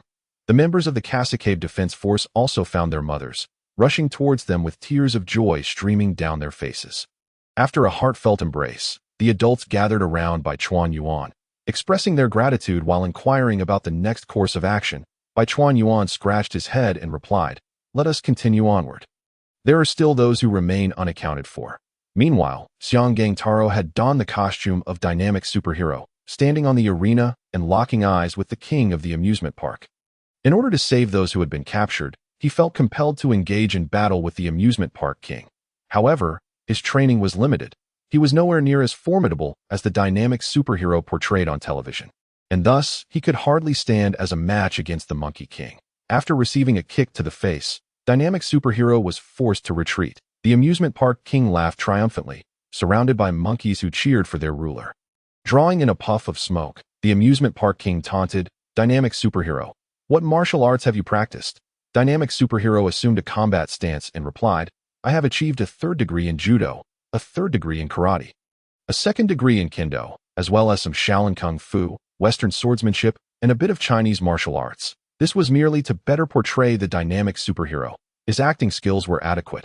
Yet, facing the battle-hardened amusement park king, he felt a twinge of uncertainty. The amusement park king chuckled, "Oh, that's rather impressive. It seems I can take my time with you." Without hesitation, he delivered another kick, which dynamic superhero barely managed to deflect. The amusement park king had honed his skills through countless fights with monkeys, moving with a swiftness akin to that of a monkey that a moment's lapse in dynamic superhero's defenses would leave him vulnerable. Seizing an opportunity, he leapt back, gasping for air. The amusement park king mocked, "Oh dear, dynamic superhero, is this all you've got? The messenger of justice should not be afraid. Whether I can or not is not for you to decide." After catching his breath, dynamic superhero charged forward once more, gritting his teeth, but all his strikes were effortlessly blocked by the amusement park king. "Your trifling skills cannot survive in the jungle," the amusement park king, still with energy to spare, continued to deride dynamic superhero. Taking advantage of his momentary lapse, he seized dynamic superhero's foot, causing him to lose his balance and fall, with no leverage to assist him. Dynamic superhero could only watch as the amusement park king spun him around before tossing him to the ground. Lying on the ground, dynamic superhero gasped for breath, seemingly at his wit's end. Just then, the entrance burst open, and a throng of people rushed in. Shinichi, with keen eyes, spotted dynamic superhero on the ground and shouted, "Dynamic superhero, hang in there." The crowd quickly grasped the situation and began to cheer for him, inciting fury among the monkeys, who intended to drive the intruders away. Yet, they were met with their worst nightmare. Bai Chuan Yuan, arms crossed, standing resolutely, gazing at the arena. The monkeys, taken aback, fell silent, too frightened to move. Dynamic superhero, seemingly invigorated by the encouragement, rose to his feet at that moment. The amusement park king turned his attention to Bai Chuan Yuan, declaring, "Are you the formidable individual the monkeys spoke of? Ha! Once I defeat dynamic superhero, you will be next. No one can stand against me." The amusement park king puffed. "To claim to be a king over a bunch of monkeys? You must be out of your mind that I could defeat you with one hand tied behind my back. And I would still have to worry that a single punch might end your pathetic existence." Bai Chuan Yuan retorted dismissively, while the crowd erupted in cheers, uplifting his spirits. "What? You dare to underestimate me? I will show you the might of the amusement park king." Dynamic superhero had regained his composure, and as the amusement park king fumed, he seized the opportunity to launch a surprise attack, kicking the amusement park king away.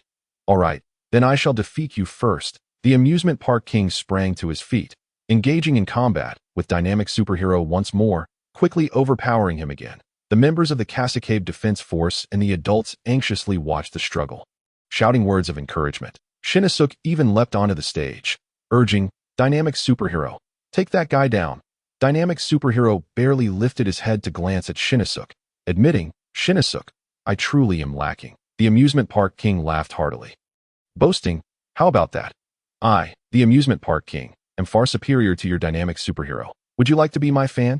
Absolutely not. I only admire the righteous dynamic superhero. The emissary of justice is always cool, always strong, and will never succumb to any villain. Even if he loses now, he will ultimately prevail. Dynamic superhero would never lose to a grotesque, pompadoured fiend like you. Furious, the amusement park king bellowed. This is not a pompadour. It is an afro. Remember that, you little brat. Tears welling in his eyes, Shinichuk proudly declared, I am not a little brat. My name is Noera Shinichuk. Make sure you remember it. By Chuan Yuan's side. This villain had made Shinichuk cry. And he could no longer remain idle. He could not afford to let things slide any longer. It was time for him to take action. Dynamic superhero, still lying down, felt a surge of motivation as he slowly sat up. Gazing at Shinichuk. Thank you, Shinichuk. This place is far too perilous.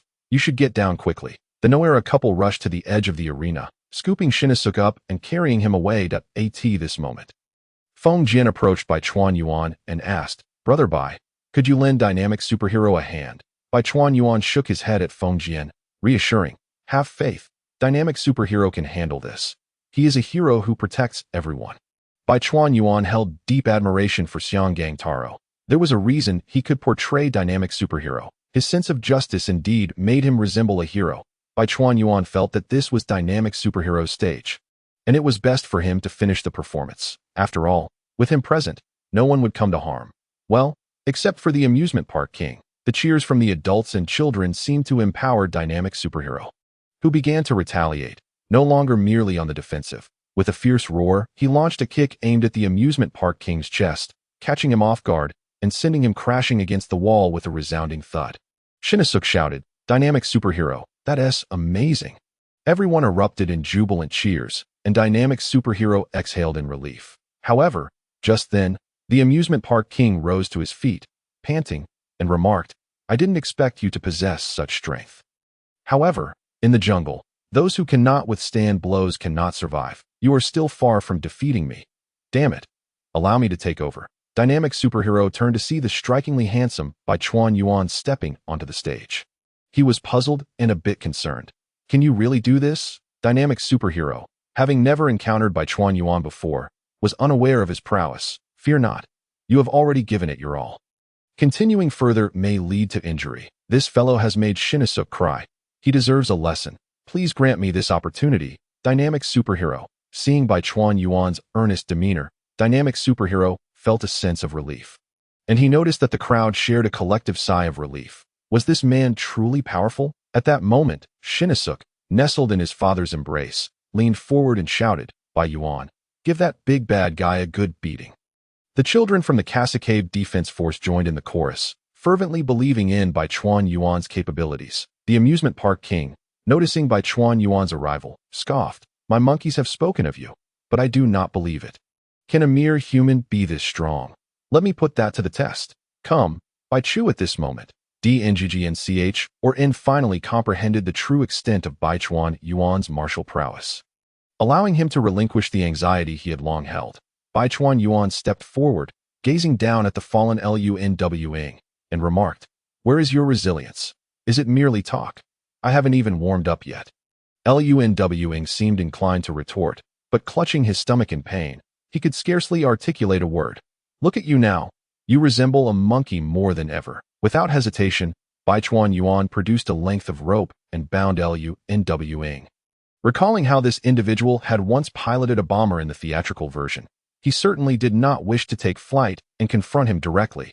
Upon witnessing Lunwing's capture, the crowd breathed a collective sigh of relief, their eyes ablaze with fury as they looked around at the monkeys that had ensnared them, shouting their intent to eliminate them all. A few children sensed something amiss and urged caution. But their voices were drowned out by the uproar of the adults. That moment, Shioku began to weep at the sight, prompting Bai Chuan Yuan to promptly declare, Enough, without Lunwing. These monkeys pose no threat. Let us spare them. That he felt a swell of joy knowing that his little girl abhorred taking lives and cherished animals. The crowd, hearing Bai Chuan Yuan's words, relented, ceasing their calls for violence against the monkeys. The Noera family also felt relieved, unsure of how they might have intervened otherwise. In haste, everyone departed from the dilapidated ship, traversing the small island to return to the luxurious cruise liner. Upon reuniting, the adults and their children were overwhelmed with emotion, tears flowing freely as the children collapsed into sobs, having endured an agonizing wait, fearing they might never see their parents again. Just as Bai Chuan Yuan prepared to escort Shioku back to their cabin, Shi Jing Tiring approached him with a smile, expressing, "I am truly grateful to you, Bai Chuan-kun. Otherwise, I would have been at a loss. They all came for D-N-G-G-N-C-H or N. And I feel a tremendous responsibility. If anything had happened to them, I would have felt immense guilt." Bai Chuan Yuan smiled in return, "Not at all. I see great potential in you. You embody the spirit of D-N-G-G-N-C-H or N. There is much I can learn from you." "Ha, it is but my duty." The two engaged in lively conversation, strolling to the deck to enjoy the sea breeze. "That I hope I haven't disappointed the children this time," Shi Jing Tiring said with a hint of melancholy. "How could you? You performed splendidly. Even I find it difficult to match your prowess," Bai Chuan Yuan replied with a hearty laugh. "Thank you for the compliment." As the ship sailed towards Japan, the atmosphere aboard was one of joy and laughter following the reunion. Upon returning to their cabin, Gu Ngzh remarked, "Bai Chuan, you've saved us once again. I truly don't know how to express my gratitude." "Ha, why thank me? Haven't you treated me as family?" Indeed, Xiao Yuan is family to us. But Xiao Yuan, you are even more formidable than D-N-G-G-N-C-H or N. Little X-N exclaimed, observing how easily Bai Chuan Yuan had subdued Lunwing, who had posed a challenge to D-N-G-G-N-C-H or N, and not at all winking and laughing. N-G-G-N-C-H or N was merely unwell today. "He is incredibly strong." "Really? I knew it. D-N-G-G-N-C-H or N is invincible." Wow, Shioku shouted gleefully. Hearing her profess her fondness for him, Bai Chuan Yuan embraced her, saying, "I adore you too, Shioku." He couldn't resist planting a couple of kisses on her cheek, eliciting a joyful giggle from her, while little X-N dashed out, eager to watch the D-N-G-G-N-C-H or N movie. MIY complained, "That child is something else. Let him go. We owe much to little X-N this time," Gu Ngzh remarked, rubbing his feet. All right, I understand," Bai Chuan Yuan interjected. "MIY. Gu Ngzh, you both have had a long day. Why not take a moment to rest? Shioku, would you like to join me for a stroll?" Shioku nodded vigorously, and Gu Ngzh and MIY, trusting Bai Chuan Yuan to look after her, allowed him to take her away. Bai Chuan Yuan cradled Shioku and said, "Come, Shioku, I will prepare some delicious snacks for you." Her eyes sparkled with excitement as she exclaimed joyfully. Bai Chuan Yuan had become the most popular person on the ship, having saved everyone. The parents expressed their gratitude upon learning he had also prepared a meal for their children. After conversing with the head chef, he easily secured access to the kitchen and devoted himself to crafting a delightful snack for Shioku, feeding her spoonful by spoonful while holding her in his arms.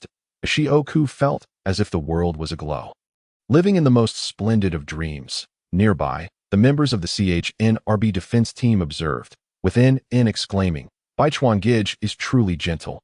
I wish I had a brother like him." Nobu also nodded enthusiastically. "Yes, then no one would dare bully me." Dullard, Kazama surveyed the surroundings and asked, "Hey, where's little X-N?" "Oh no, the D-N-G-G-N-C-H or N movie is about to start. He must have gone ahead. Let us hurry." In the theater, everyone joyfully watched the D-N-G-G-N-C-H or N film, where D-N-G-G-N-C-H or N triumphantly defeated the villain, striking poses and laughing heartily. Little X-N sat beside Shi Jing Tiring, exclaiming, "I knew it. D-N-G-G-N-C-H or N is invincible." Shi Jing Tiring, clad in D-N-G-G-N-C-H or N attire, affirmed, "You are right." He continued, "But this time, it was thanks to me that D-N-G-G-N-C-H or N could defeat the evildoers. Bai Chuan Gij came to the island because of me." Little X-N beamed with pride. D-N-G-G-N-C-H or N contemplated for a moment, then gave a thumbs up, saying, "You are correct." As the sun dipped below the horizon, the ship sailed towards Japan. After gathering their belongings, Bai Chuan Yuan and the Noera family disembarked. While the organizers handed Lunwing over to the police, who were contacted by phone. On the dock, the parents of the CHNRB defense team expressed their gratitude to Bai Chuan Yuan, deeply moved and fearful as they learned of their children's solo expedition to find their way. Had anything happened, they worried, but thankfully, Bai Chuan Yuan had been there. Bai Chuan Yuan smiled and replied, "The children were incredibly brave. I hardly did anything remarkable. However, you can thank little XN. It was his encouragement that inspired everyone to step forward and search for you." He aimed to redirect the parents' gratitude towards little XN. Feeling it unnecessary for himself, especially since little XN often caused trouble and was likely disdained by responsible parents. He recalled N's mother particularly disliked him. He didn't fault her, as it was natural for some to harbor dislike. After all, little XN's antics could be rather outrageous. Yet, he could help him by making the parents aware of little XN's contributions, hoping they might treat him more kindly. It was a win-win situation. Everyone turned to praise little XN, who, caught in this moment, felt bashful, scratching his head and twisting his body with a reddened face, saying, "It's no big deal. I am the messenger of justice." After agreeing to meet again, everyone returned home. That Gunzh drove with Bai Chuan Yuan, little XN, Xiao Ku, and Xiao Bi back to their residence. "I am back."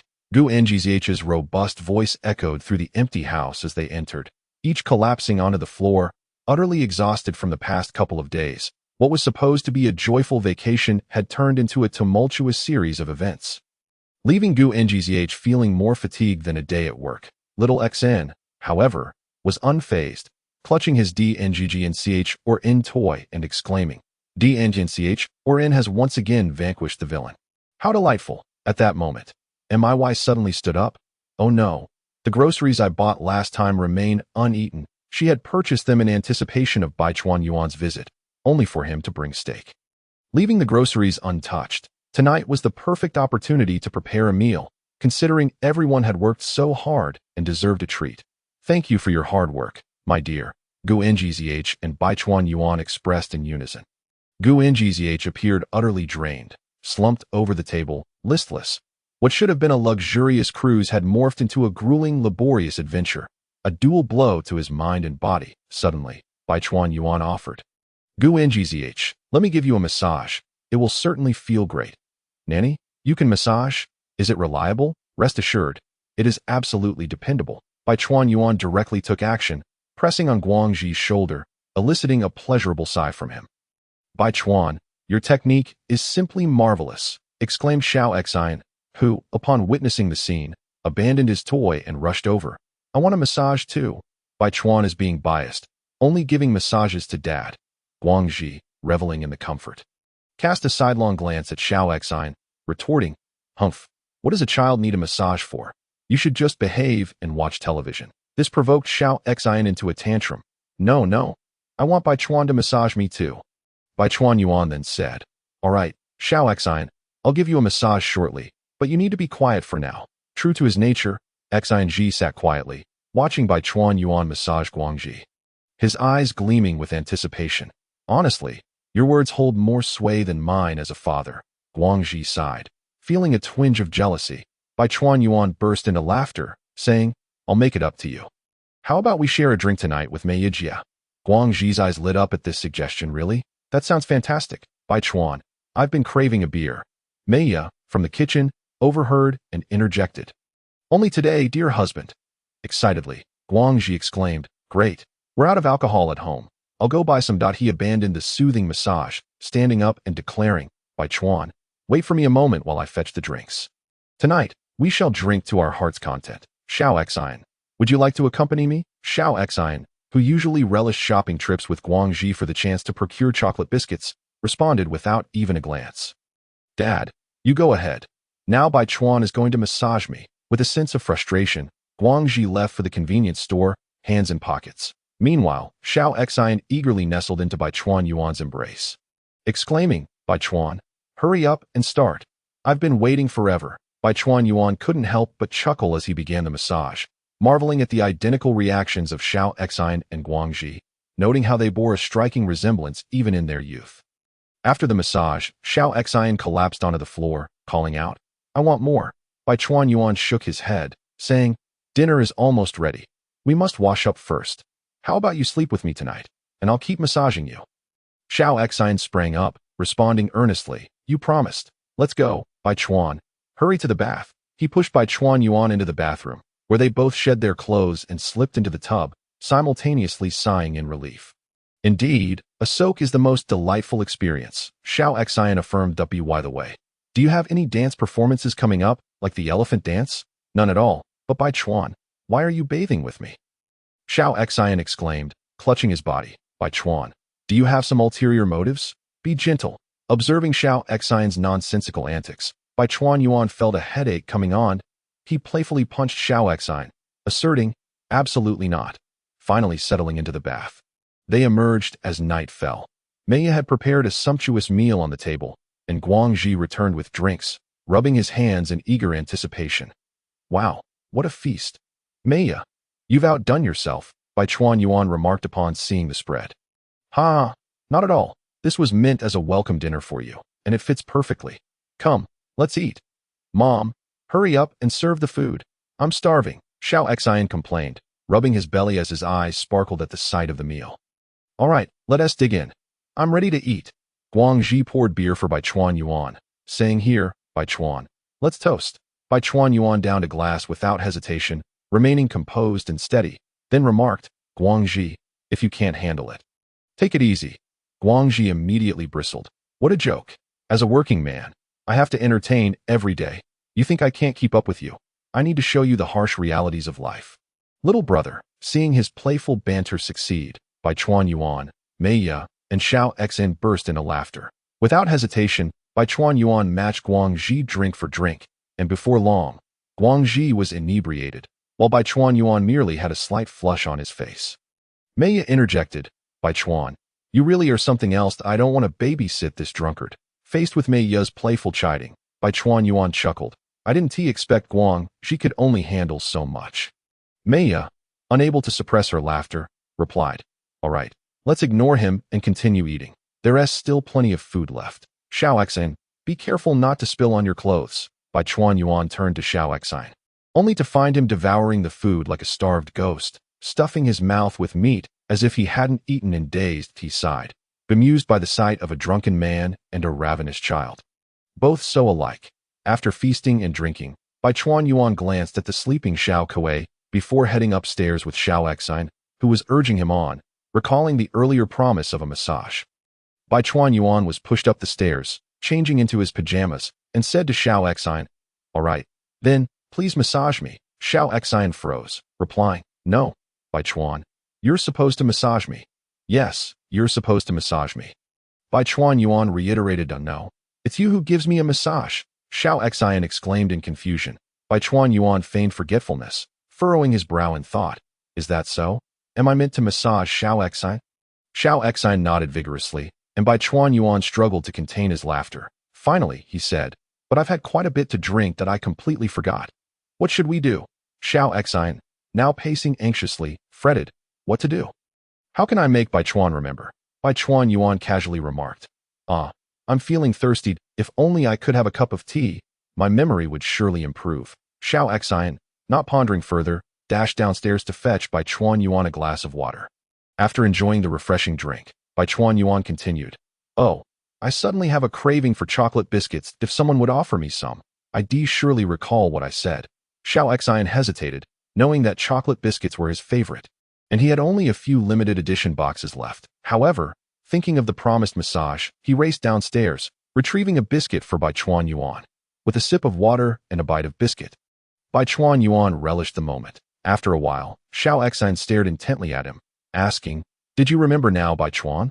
Bai Chuan Yuan, with a sly smile, replied, my body feels so tired. If only Xiao Xian would massage me, I would surely remember everything. Xiao Xian immediately caught on to the jest, pouting and glaring at Bai Chuan Yuan. Bai Chuan Yuan chuckled and playfully pinched Xiao Xian's cheek, saying, all right, I'll give you a massage.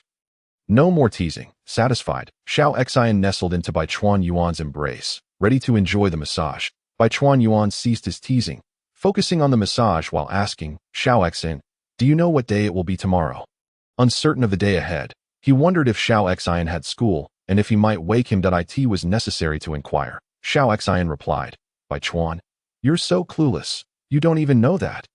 Bai Chuan Yuan, unconsciously increasing his pressure, elicited a quick response from Xiao Xian, Bai Chuan, I was wrong.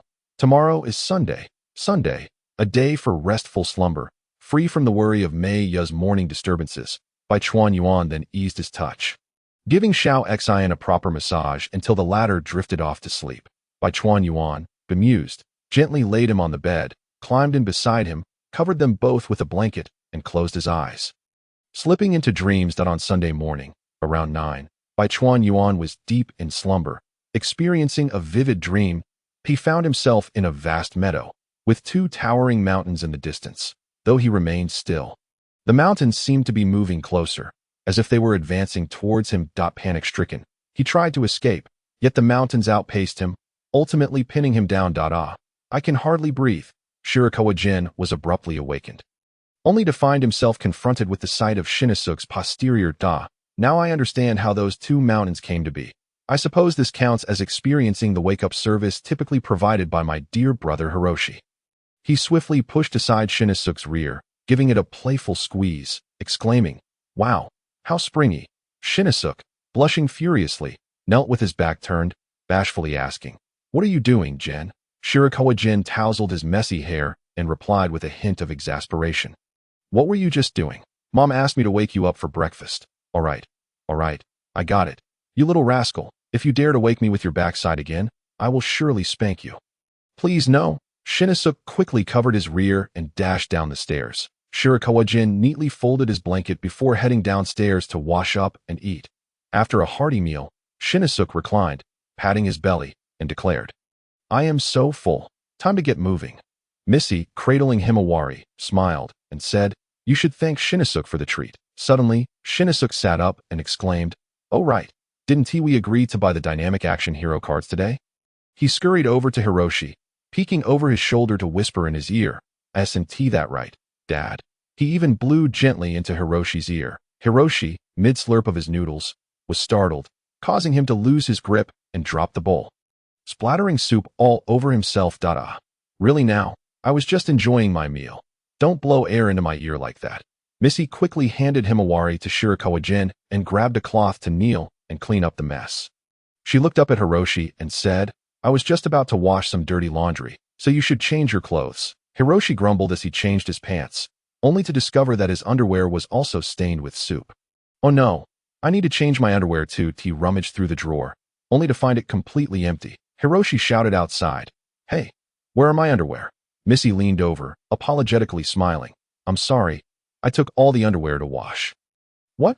Seriously, what am I supposed to do? Am I supposed to go the whole day without any underwear?" Missy chuckled. "What does it matter? It's just a holiday." Hiroshi waved his hands in frustration. "That's not the point.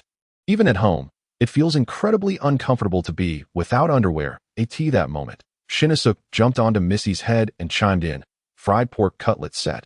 Shirakawa Gen pondered for a long while, struggling to decipher the meaning, realizing that Shinisuke often spoke in strange phrases. Meanwhile, Himawari, nestled in Shirakawa Gen's arms, remained blissfully unaware of the commotion between her parents. "I firmly believe that wearing underwear is a symbol of civilized society." Missy, now sweating, replied, "I doubt it's that serious." Shinisuke climbed down from Missy's head, pulled down his pants, and began dancing the butt-shaking dance in front of Hiroshi, exclaiming, "I feel most comfortable when I'm not wearing underwear." Missy and Hiroshi exchanged exasperated glances, while Shirakawa Gen interjected, "Quickly put your pants back on." "Wow, wow, wow," Shinisuke exclaimed. "Even Himawari agrees." Obediently, Shinisuke donned his pants and turned to Hiroshi, asking, "So, Dad, shall we go by the dynamic action hero cards?" He struck a pose reminiscent of the hero's iconic stance. Hiroshi furrowed his brow, forcing a smile. Let us talk about that later." Shinisuke gasped, "Dad, are you trying to trick me? You don't have any underwear to wear, do you? How about letting Shirakawa come with you instead?" Shirakawa Gen nodded in agreement. "Sure, I don't mind. I have nothing else to do." Little did they know, Shinisuke began to throw a tantrum, insisting, "But I promised Dad I wanted him to buy it for me." "It's been ages since we went out together," Shirakawa Gen thought to himself. Perhaps Shinisuke believed he had more opportunities to indulge him, while Hiroshi's allowance was rather limited. Who knew when the next chance would arise? Shinisuke was indeed quite clever. "Dad, you're so sneaky." Missy and Himawari both sighed in unison, and Missy added, "If you promised, you should take him." Shinisuke chimed in, Dad is a big liar without underwear. Enough of that nonsense, kid. Do you expect me to go out without any underwear? Missy hugged Himawari, saying with a sly grin, if you wear long pants, no one will notice. Shinichiro wiggled his rear, since we've reached a conclusion. Let us go, Dad. I don't want to go. Hiroshi glanced at Missy and Himawari. Even you two are pressuring me. Shirakawa Gen, with a bemused smile, simply observed the scene, and when everyone looked at him, he waved his hands. Don't ask me. Hiroshi, just take Shinichiro along. Shinichiro climbed onto Hiroshi's shoulders, raising an eyebrow. Today is special. Even Mom, Himawari, and Shirakawa are supporting me. Shirakawa Gen suggested. Why not buy yourself some new underwear while you're at it? Hiroshi found himself at a loss for words, and Shinichiro eagerly stated, then it's settled. Shirakawa Gen affirmed. All right, I'll join you as well. I need to buy some clothes for myself. Thus, the three of them set out together, with Shinichiro cheerfully singing the theme song of the dynamic action hero, while Hiroshi walked anxiously with his legs crossed. Why do I feel so insecure? It's just a lack of underwear. Yet it feels as if I'm entirely exposed. They passed by a group of gossiping ladies. Hiroshi grew even more flustered, unsure of how to walk, while keeping his legs crossed. The ladies cast him curious glances, whispering amongst themselves. Hiroshi, drenched in sweat, quietly confided to Shirakawa Gen, those ladies seem to be laughing at my backside. They must have figured out that I'm not wearing any underwear. Shirakawa Gen's smile remained intact as he reassured him. Don't worry, Hiroshi. Just act normal, and they won't notice. Really? Just then, Shinichiro, noticing his father and Shirakawa Gen whispering, rushed over and exclaimed, What's wrong, Dad? Hiroshi scratched his head nervously. Nothing. Just feeling a bit uncomfortable. Shinichiro shouted at the top of his lungs. Is it because you're not wearing any underwear? Hiroshi's forehead broke into a sweat as he frantically waved his hands. No, that's not it. Without regard for the ladies' curious gazes, he scooped up Shinichiro and bolted away. Shirakawa Gen burst into laughter and followed suit. After a short run, Hiroshi gently set Shinichiro down and murmured, Hey, don't shout about my lack of underwear. Okay, Shinichiro, ever curious, asked Hiroshi. Dad, what does it feel like to not wear any underwear? Still feeling uncomfortable, Hiroshi whispered. How should I put it? It feels a bit chilly down there. Chilly? Yes, chilly. Before he could finish, Shinichiro pulled down his pants and began dancing the butt-shaking dance in the street, exclaiming, Wow, it really is chilly. Ignore me. Shirakawa Gen felt a wave of embarrassment wash over him. Realizing he had to intervene, that he quickly ran up, playfully tapped Shinichiro on the head, and scooped him up. Thank goodness for you, Shirakawa. Without you, I wouldn't have been able to handle him. Hiroshi sighed, lamenting the struggles of life. Shirakawa Gen looked at Shinichiro and said, Shinichiro, don't dance like that in public, all right? Shinichiro rubbed his head. Got it, Shirakawa. Once released, Shinichiro, ever carefree, soon forgot his earlier antics, spotting an ice cream shop with a delightful mural. He exclaimed, Wow, an ice cream shop. Hiroshi's heart sank as he realized what was coming. Sure enough, Shinichiro insisted on going inside, and they all reluctantly followed him to buy ice cream. The server was a charming young lady who greeted them with a smile. Welcome. We currently have a promotion.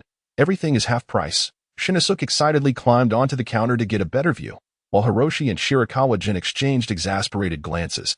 After selecting their ice cream, they waited in silence.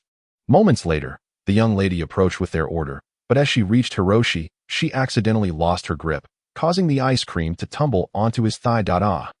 Guanji was taken aback, his complexion darkening. I am so sorry. I'm so sorry. The young lady immediately pulled out some tissues from her pocket, ready to assist him. However, Guanji, not wearing any underwear, was unwilling to let her help. He hurriedly evaded her, snatching the tissues from her hand, at a loss for words. And no, it's really fine. I can manage on my own. Bai Chuan Yuan, standing nearby, could no longer contain his laughter, while the young lady, bewildered by the sudden mirth of this handsome young man, was left in confusion. What is happening? Bai Chuan Yuan cleared his throat and replied earnestly, It's nothing.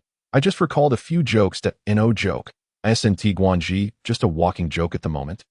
He chuckled heartily. Little Guanji shot an indignant glare at Bai Chuan Yuan while awkwardly wiping his pants. Bai Chuan, how can you laugh at me? That's just too much, little Exine chimed in. Peering over, yeah, that's really too much. Guanji immediately turned to him. And who has to blame for all of this? Little Exine curiously asked, Daddy, is it chilly? Without a moment's thought, Guanji replied, "Yes, because I'm not wearing any underwear." The young lady gasped in shock, and Guanji suddenly realized his blunder. "No, I didn't say anything." With a perplexed expression, the young lady departed, and Guanji, feeling embarrassed, hastily left with little Xian and Bai Chuan Yuan, heading towards Sato Kyukido. Upon entering the supermarket, Guanji regained his determination, declaring, "All right, let us buy some underwear first." Little Xian, running ahead, turned back to look at Guanji.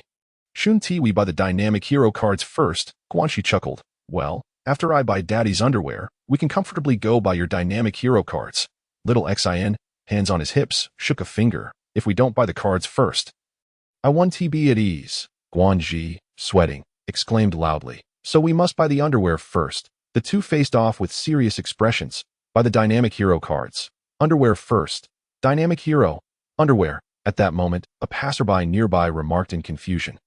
Realizing that their voices had escalated, drawing attention from those around them, Guanji, smiling awkwardly, scooped up little Xian, searching for Bai Chuan, only to find he had already distanced himself by 20 meters. "Hey, how could you just run off without a word? That's so ungrateful." "Ha! You two seem to be having a lot of fun," Bai Chuan Yuan chuckled. Guanji sighed and leaned against the towel rack, then turned to little Xian. "Anyway, we have to buy Daddy's underwear first." Little Xian shrugged. "Looks like I have no choice but to accompany Daddy shopping." "How can you be so willful?" "The willful one is you." Just as Guanji was about to leave, he suddenly felt something was amiss. As if something was tugging at his backside, he pulled forward with force, only for the button of his pants to snap, causing them to sag perilously low, half exposing his rear. Little Xian leaned closer. "Wow, Daddy, you're so daring." Now, Guanji had no choice but to hold up his pants with one hand to prevent them from falling further. Bai Chuan Yuan remarked, "Guanji, you really shouldn't have ventured out today. It's turning into quite the ordeal for you." Guanji was in despair. "Who says otherwise? This is truly dreadful. Absolutely dreadful." After much wandering, they finally arrived at the underwear section. Guanji, upon acquiring a pair, was moved to tears after enduring such tribulations. Finally, they reached the underwear aisle, only to find options either too ostentatious or too small for him to wear. They then purchased the dynamic hero cards for little Xian, and Bai Chuan Yuan picked up a few clothing items, leaving Sato Kyukido laden with bags. "Dynamic hero, this is precisely the dynamic hero card I wanted," little Xian exclaimed joyfully, dancing about, while Bai Chuan Yuan reminded him, "Make sure to cherish it, for this card is hard-earned." Just as they were about to head home, a man wearing sunglasses suddenly stopped Guanji. "Excuse me, sir, please wait a moment." The trio turned curiously towards the man, who addressed Guanji. "You still have items that you haven't paid for, don't you?" Guanji replied, "Huh, what do you mean?" The man produced a badge from his inner pocket, stating, "This is my identification." Guanji and Bai Chuan Yuan leaned closer to inspect it, discovering he was a security guard monitoring for shoplifters. The man returned the badge, saying, "I noticed your movements were rather suspicious. Is there something concealed in your pants?" "Ah, no wonder I felt someone watching us," Bai Chuan Yuan thought to himself. "No, that's not it. This is..." Guanji stepped back in panic, unable to explain himself in such a public setting. Little Xian nodded. "Imichum, that does seem quite suspicious." The man grasped Guanji's arm firmly, stating, "You've been picking up numerous items from the intimate apparel section without making any purchases, correct?" Guanji protested. "That's because I couldn't find what I wanted." The man insisted, "All right then, I'll need you to come with me." Bai Chuan Yuan was at a loss for what to do, as the man was simply doing his job. Should he intervene or reveal Guanji's predicament? How difficult it was to choose. Guanji exclaimed, "Wait, I really don't have anything." The two of them were tugging at each other, attracting the gazes of passers-by who murmured, "Is that a thief being caught?" After a moment, Guanji shouted, "I'm truly not a shoplifter." Seeing the situation escalate, Bai Chuan Yuan felt it was time to step in. If this continued, Guanji wouldn't be able to hold it together. He approached quickly, pulling the man away from Guanji to prevent an unfortunate mishap with his pants. Bai Chuan Yuan whispered to the guard about Guanji's situation, explaining that the only issue was a broken button on his pants. The guard, upon realizing the misunderstanding, apologized profusely to Guanji. "Sigh. I truly appreciate your help today. Otherwise, I wouldn't have known how to explain myself that on the way home." Guanji lamented, "I swear, I'll never go shopping with little Xin again. Bai Chuan Yuan couldn't help but laugh again, recounting the day's events to Meiya, who also burst into laughter. Who would have thought you'd be so unfortunate? Damn it, it's all little Xin's fault. I am going to punish him by making him eat green peppers. Little Xin, who was playing inside, overheard and shouted, I don't want to eat green peppers. After a long day, Bai Chuan Yuan was exhausted and prepared to head upstairs for some rest. Just then, little Koi, cradled in Meiya's arms, suddenly began to wail, reaching out towards Bai Chuan Yuan. Meiya comforted her. Oh dear, does Koi want to find Xiao Yuan? But Xiao Yuan is very tired. Can you wait a bit? Wah wah wah. Hearing Koi speak, Bai Chuan Yuan looked at her. Koi wants her brother to play with her, right? Koi nodded eagerly. Biting her finger, Bai Chuan Yuan gently touched Koi's cheek and turned to Meiya. It's all right, Meiya. I'm not too tired, huh? You should comfort Guanji properly. He is surely more exhausted than I am. Guanji, feeling a wave of embarrassment, ignored Bai Chuan Yuan and hurriedly changed into a pair of drying underwear from the yard. Bai Chuan Yuan, holding Koi, gently rocked her. Little Koi, did you miss me today? Suddenly, Sakura popped out with a sour expression. Of course, there's a little sister now. You didn't hug me at all. At the source of the river. Bai Chuan felt a bead of sweat trickle down his brow. Was this considered infidelity? However, with Meiya still at his side, he found it rather difficult to pay any attention to Sakura. Thus he chose to disregard her this moment. Sakura could no longer contain herself, buzzing incessantly in his ear. She refrained from raising her voice, opting instead for a soft whisper, lamenting about her brother, who seemed to show greater affection for other sisters. The image she painted of her brother was nothing short of damning, causing Bai Chuan to grimace in disbelief. Am I truly that despicable? Suddenly, he turned to Meiya and said, Meiya, it seems that Xiao Kuei has made a mess. Could you please change her diaper? Meiya hastily scooped up Xiao Kuei, exclaiming, Oh, really? All right then. The two entered the room.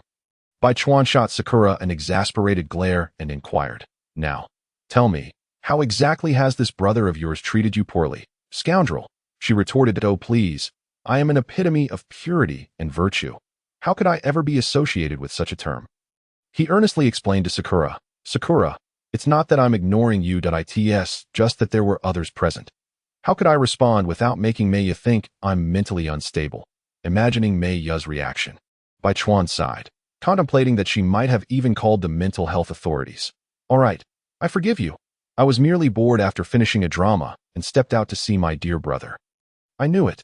Otherwise, why would she leave her cozy little world to put on a performance? Bai Chuan continued. Okay, Sakura, I apologize for not spending enough time with you these past few days. Once I finish what I need to do in Haruai, let us return to our beloved Chuan Sakura restaurant, shall we? Sakura, puzzled, asked, But brother, what else do you need to do? Bai Chuan chuckled knowingly. In his past experiences with anime, he had always found two characters particularly irksome, a couple named Serene and Michi. They constantly flaunted their affection before others, which was one thing, but their utter lack of decorum while shamelessly invading the Noera family's space was utterly intolerable. Bai Chuan recalled a moment when the Noera family was being pursued. And there they were, gleefully attempting to capture Shinichi.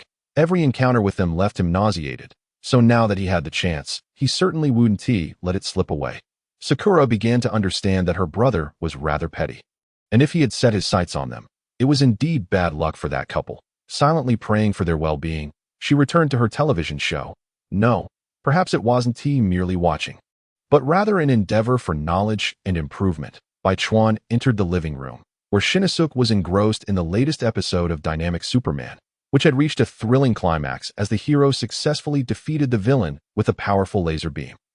Clutching a Dynamic Superman toy, Shinichi excitedly mimicked classic poses, bursting into laughter. Bai Chuan settled onto the tatami mat and asked, Shinichi, aren't you going out to play this afternoon? Shinichi turned to him and replied, I am going to play soccer with Kazama Masaru and the others. Would you like to join, Xiao Yuan? Bai Chuan pondered for a moment and said, I think I'll pass. I might go buy a house today. Nanny? Buy a house? Shinichi and Hiroshi exclaimed in unison. Meiya, hearing this, emerged from the kitchen and questioned Bai Chuan, Are you uncomfortable living with us? No, Meiya, it's not that. I can't just keep living in your house. I want to buy a nearby apartment and be your neighbor. Besides, I'll still come over for meals every day. Meiya sighed in relief, though she still grumbled, "Why waste money on that? You re perfectly fine living here." Baichuan chuckled, "Well, what if I bring home a girlfriend? There wouldn't be enough space." Meiya's eyes sparkled. "Girlfriend? You have a girlfriend? Bring her home to meet us." Hiroshi and Shinichiro shared her curiosity. Baichuan shook his head in exasperation. "I'm just making an analogy. Meiya, I don't have a girlfriend." "Che." The three of them resumed their activities, ignoring him. Baichuan chuckled to himself. The house he intended to purchase was, in fact, the one where Michi and Celine resided, though he wasn't sure if they had moved in yet if they hadn't.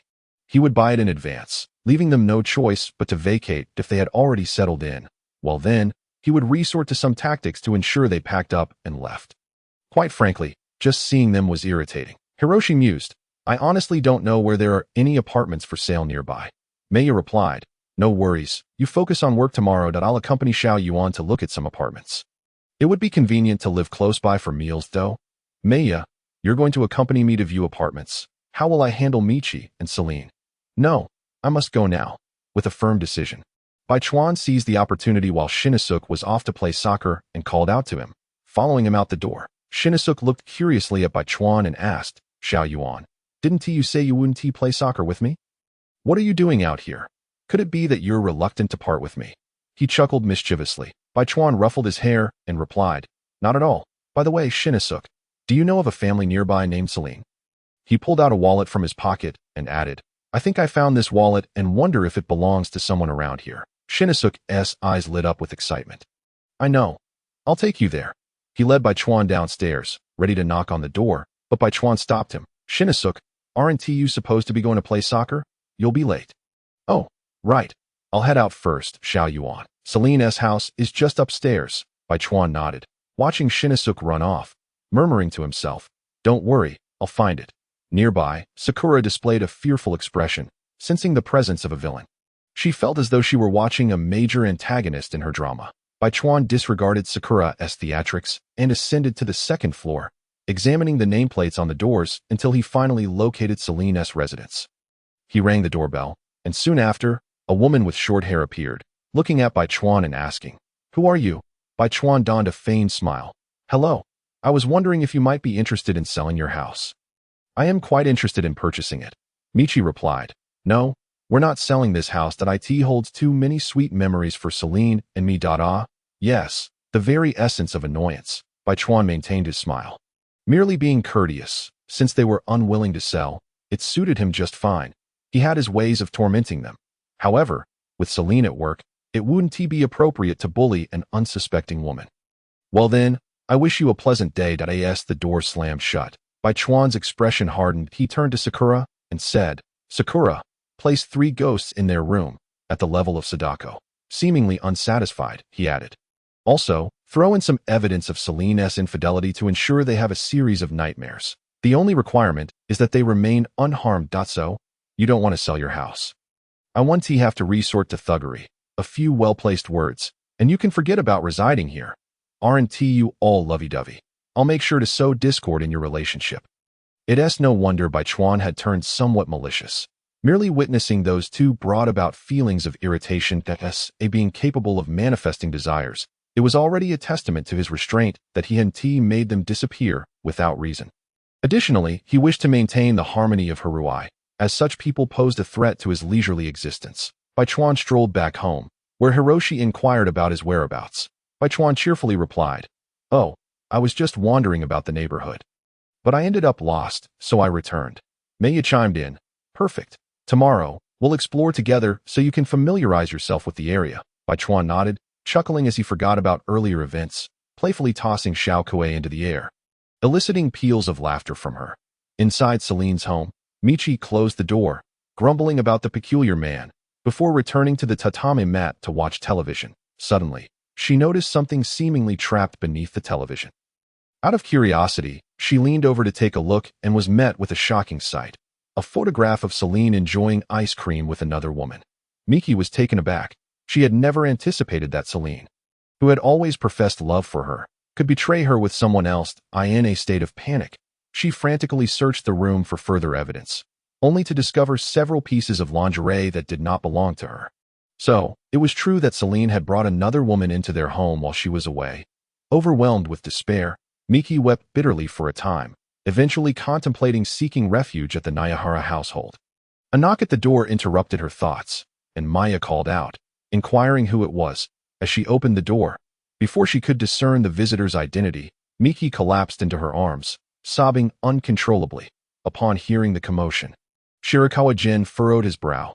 He had not expected this turn of events, yet it was somewhat logical considering the couple had no friends besides the kind-hearted Nayahara couple. Shirakawa Gen grimaced, unwilling to confront this distressing woman, and exchanged pleasantries with Hiroshi, who was lounging on the couch reading a newspaper. Hiroshi, I'm feeling a bit bored. I'm off to find Shinichika. Without waiting for a response, he slipped out through the living room window, avoiding any encounter with Miki. Maya hurriedly ushered Miki into the living room, asking, what has happened now? Hiroshi, initially curious about Shirakawa Gen's sudden departure, turned his attention to the tearful Miki and inquired, what brings you to our home? Miki, amidst her sobs, recounted, Serene has cheated on me. I found photos of him with another woman at home, and there are even pieces of lingerie belonging to someone else. Hiroshi and Maya exchanged expressions of astonishment, urging Miki to elaborate on her tale. Miki then showed them the photograph, continuing to weep on the floor. I don't know what to do. That's why I've come to you. Maya, you must help me. Maya wore a troubled expression, uncertain how to assist in someone else's romantic dilemma. Helping them reunite might lead to ingratitude, while facilitating a separation could result in resentment. Hiroshi suddenly interjected, you don't even know who this woman is.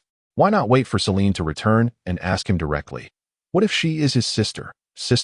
Miki's crying gradually subsided. Hiroshi, of course, was unaware of the truth, but was eager to avoid a situation where Miki and Serene would cling to them, weeping incessantly.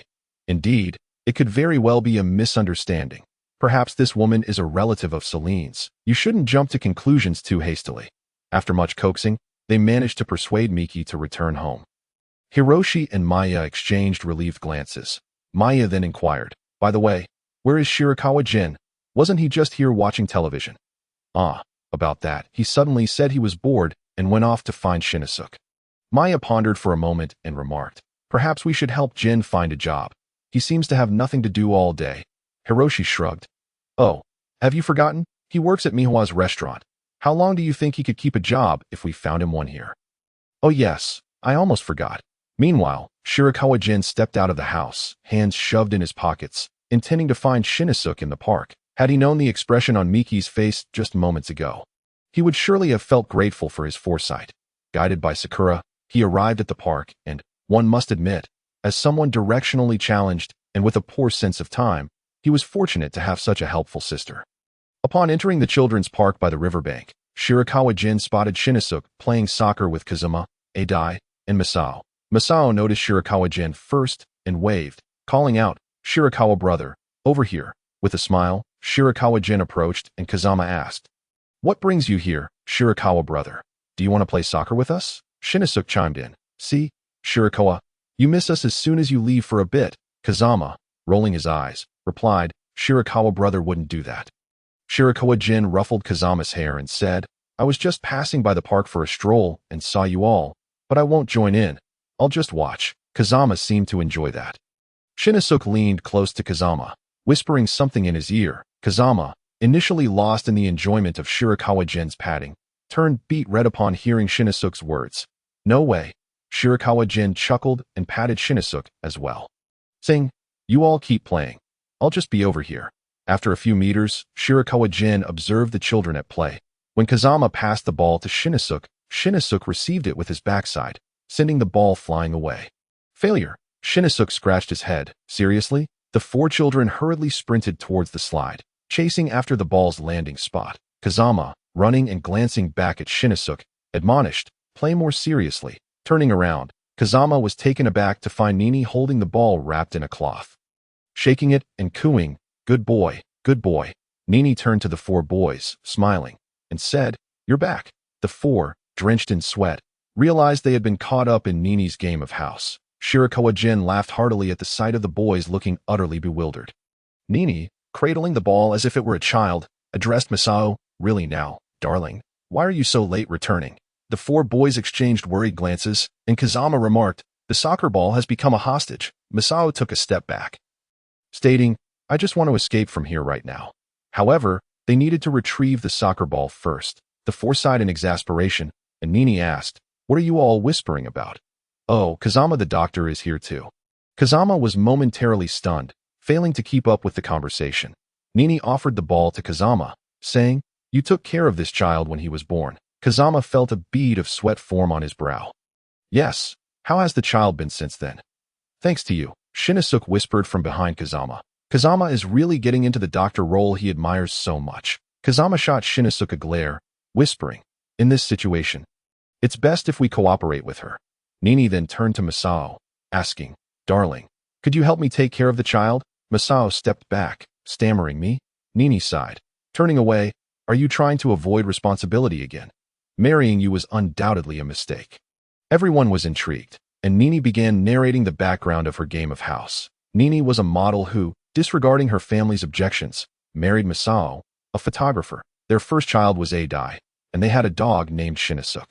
Shirakawa Gen watched the unfolding drama with keen interest, while Sakura, perched on his shoulder, scribbled notes in her little notebook. When Nini mentioned that Shinichiro was a pet dog, Shinichiro suddenly donned a dog costume in a split second. Shirakawa Gen didn't even blink. Yet right under his nose, Shinichiro had managed a swift costume change. He was genuinely curious about how Shinichiro always had an array of costumes to portray various animals. Shinichiro stuck out his tongue, enjoying a piece of candy with great enthusiasm. Masao, with a downcast expression, remarked, "I still don't like playing house, as it often leads to trouble." Kazama comforted him, whispering, "Let's just grab the soccer ball and run." Masao resolutely nodded, standing up and saying, "Sorry, dear, let me hold the child." Nini responded, "Oh really? I'm counting on you." Masao retrieved the ball, and Kazama was elated, quickly grabbing Shinichiro and Adai's hands and dashing off. However, halfway through, they suddenly heard Masao's voice. "Oh no, the bag is all crumpled. This won't do." Masao had noticed the wrinkled bag used to carry the ball and stopped in his tracks. The three hurried back, glaring at Masao, and shared a knowing smile with Nini before pulling Masao aside. "Why are you concerned about that? Have you forgotten what we were going to do?" Shinichiro suddenly leaned close to the ball, examining the face painted by Nini, exclaiming, "Hey, this child looks like Kazama."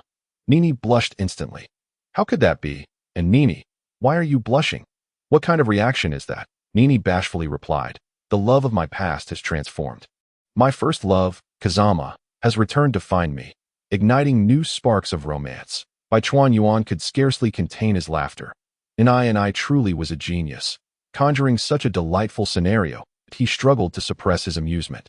Not wanting to disrupt their game of house, Xiao Exine, unfazed by the unfolding drama, placed the ball in Feng Jian's embrace and exclaimed, "Look, your father is right here." Feng Jian, unable to maintain his composure, hurled the ball away, declaring, "I am not that kind of person.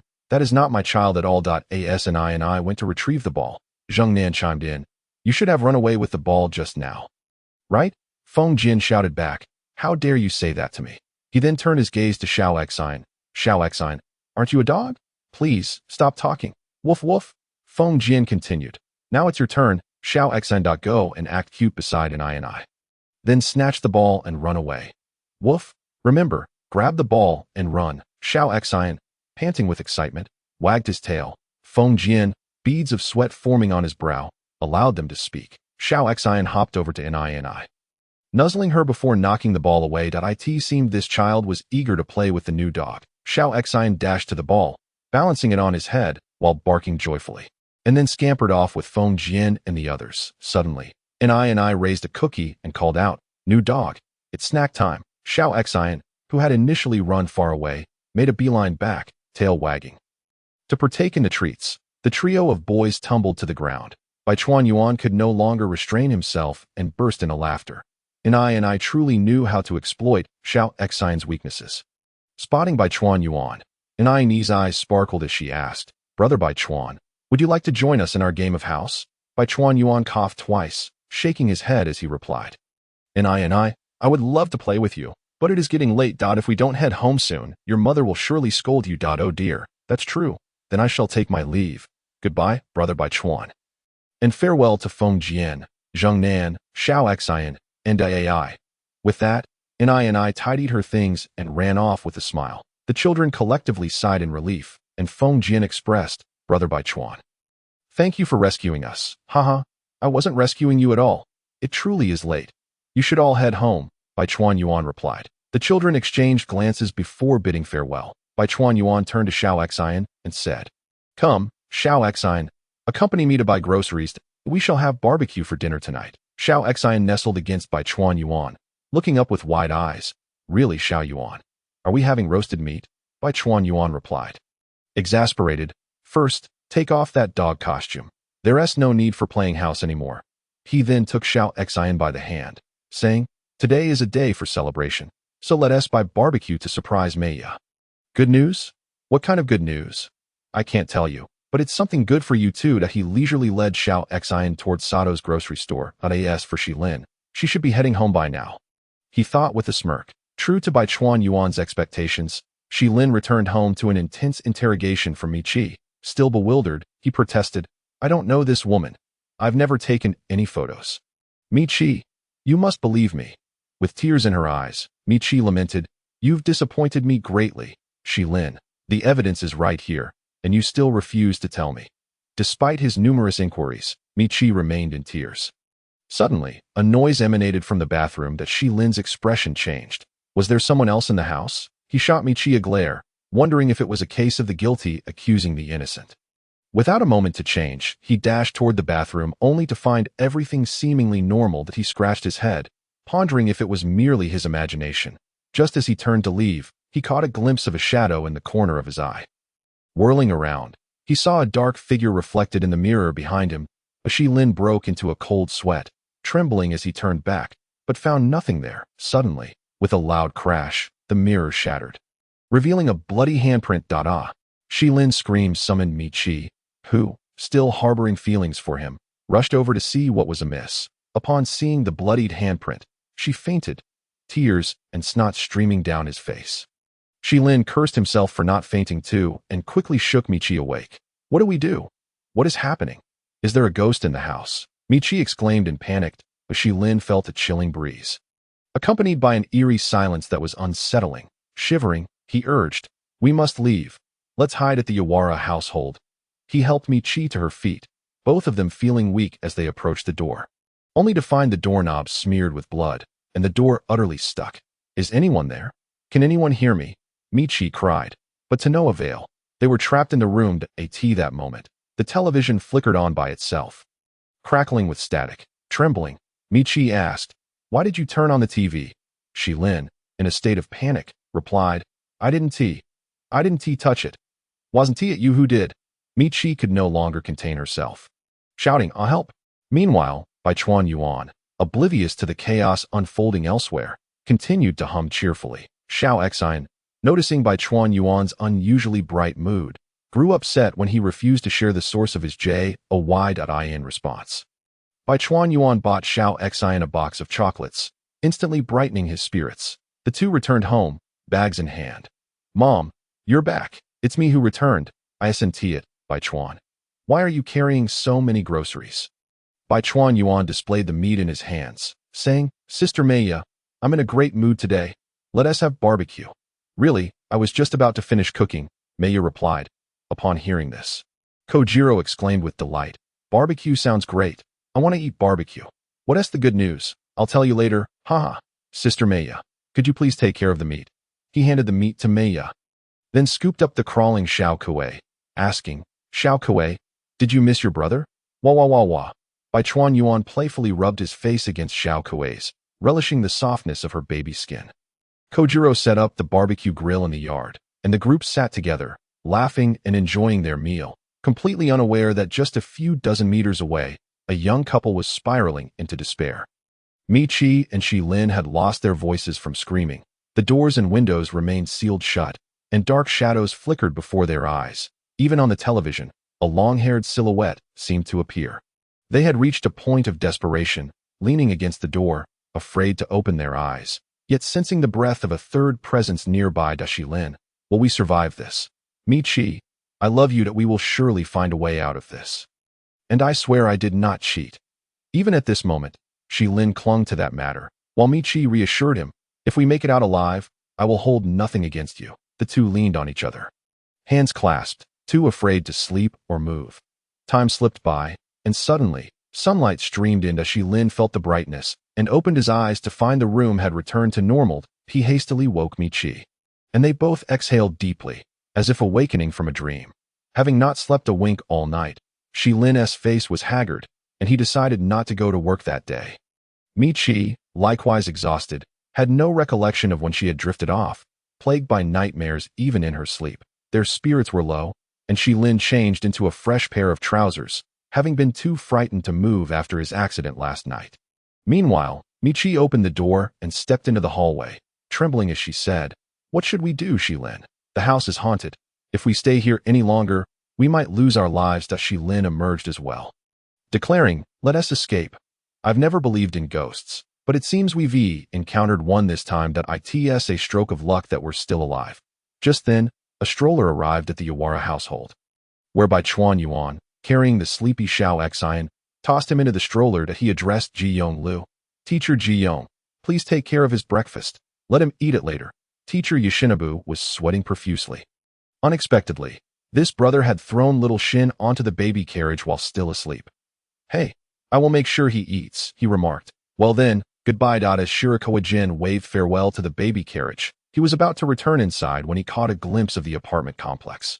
There, Mickey and Celine appeared haggard, loading boxes onto the moving company's truck.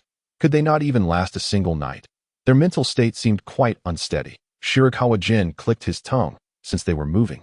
He decided not to pursue the matter any further. He called out to Sakura to withdraw the evil spirits, bestowing upon the two a stroke of misfortune as a parting gift. Upon returning indoors, he found Hiroshi had already left for work, while Maya was busy tidying up the dining table. "Maya, I just sent little Shin off and saw someone moving nearby." Shirakawa Gen said, "Oh really? What a coincidence. Which family is it?" Maya inquired eagerly. Shirakawa Gen shook his head. "I don't know them, just a young couple in green clothes." Maya's eyes widened in surprise. Mickey and Celine? I was the one who introduced them to that house. Why are they suddenly moving away?" Without a moment's hesitation, Maya rushed outside to greet them. "What is going on? Why the sudden move?" The two hung their heads, looking utterly defeated. Mickey weakly replied, "Thank you for your care." "Maya," Celine added, "we're leaving this city for certain reasons. Truly grateful for your kindness, Maya. We've sold the house to the agency." Maya felt a surge of joy. She had never liked those rude individuals. And now that they were leaving, it was a perfect opportunity for little Jin to move in. Concealing her delight, Maya feigned sorrow, saying, "What a pity. I wish you both safe travels." After waving goodbye to them, she hummed a little tune as she returned home. "Little Jin, you're so fortunate. Just when you were thinking of buying a house, one became available right next door. Shall we go take a look this afternoon?" That's not luck. If they had delayed a few more days, it wouldn't be a move, but rather a stay in a mental institution. "All right, Maya. Once little Shin finishes school, we can go see it." The instigator wore an innocent smile, as if pleased with this stroke of fortune. Soon after, Maya began attending to her household chores and turned to Shirakawa Gen. "Do you have any clothes that need washing? Hurry and bring them down. I need to do laundry." "Yes, I actually do. Just a moment." Maya, Shirakawa Gen dashed upstairs to fetch his clothes and handed them to Maya, expressing his gratitude. "Thank you so much." Maya, "Oh, it's nothing.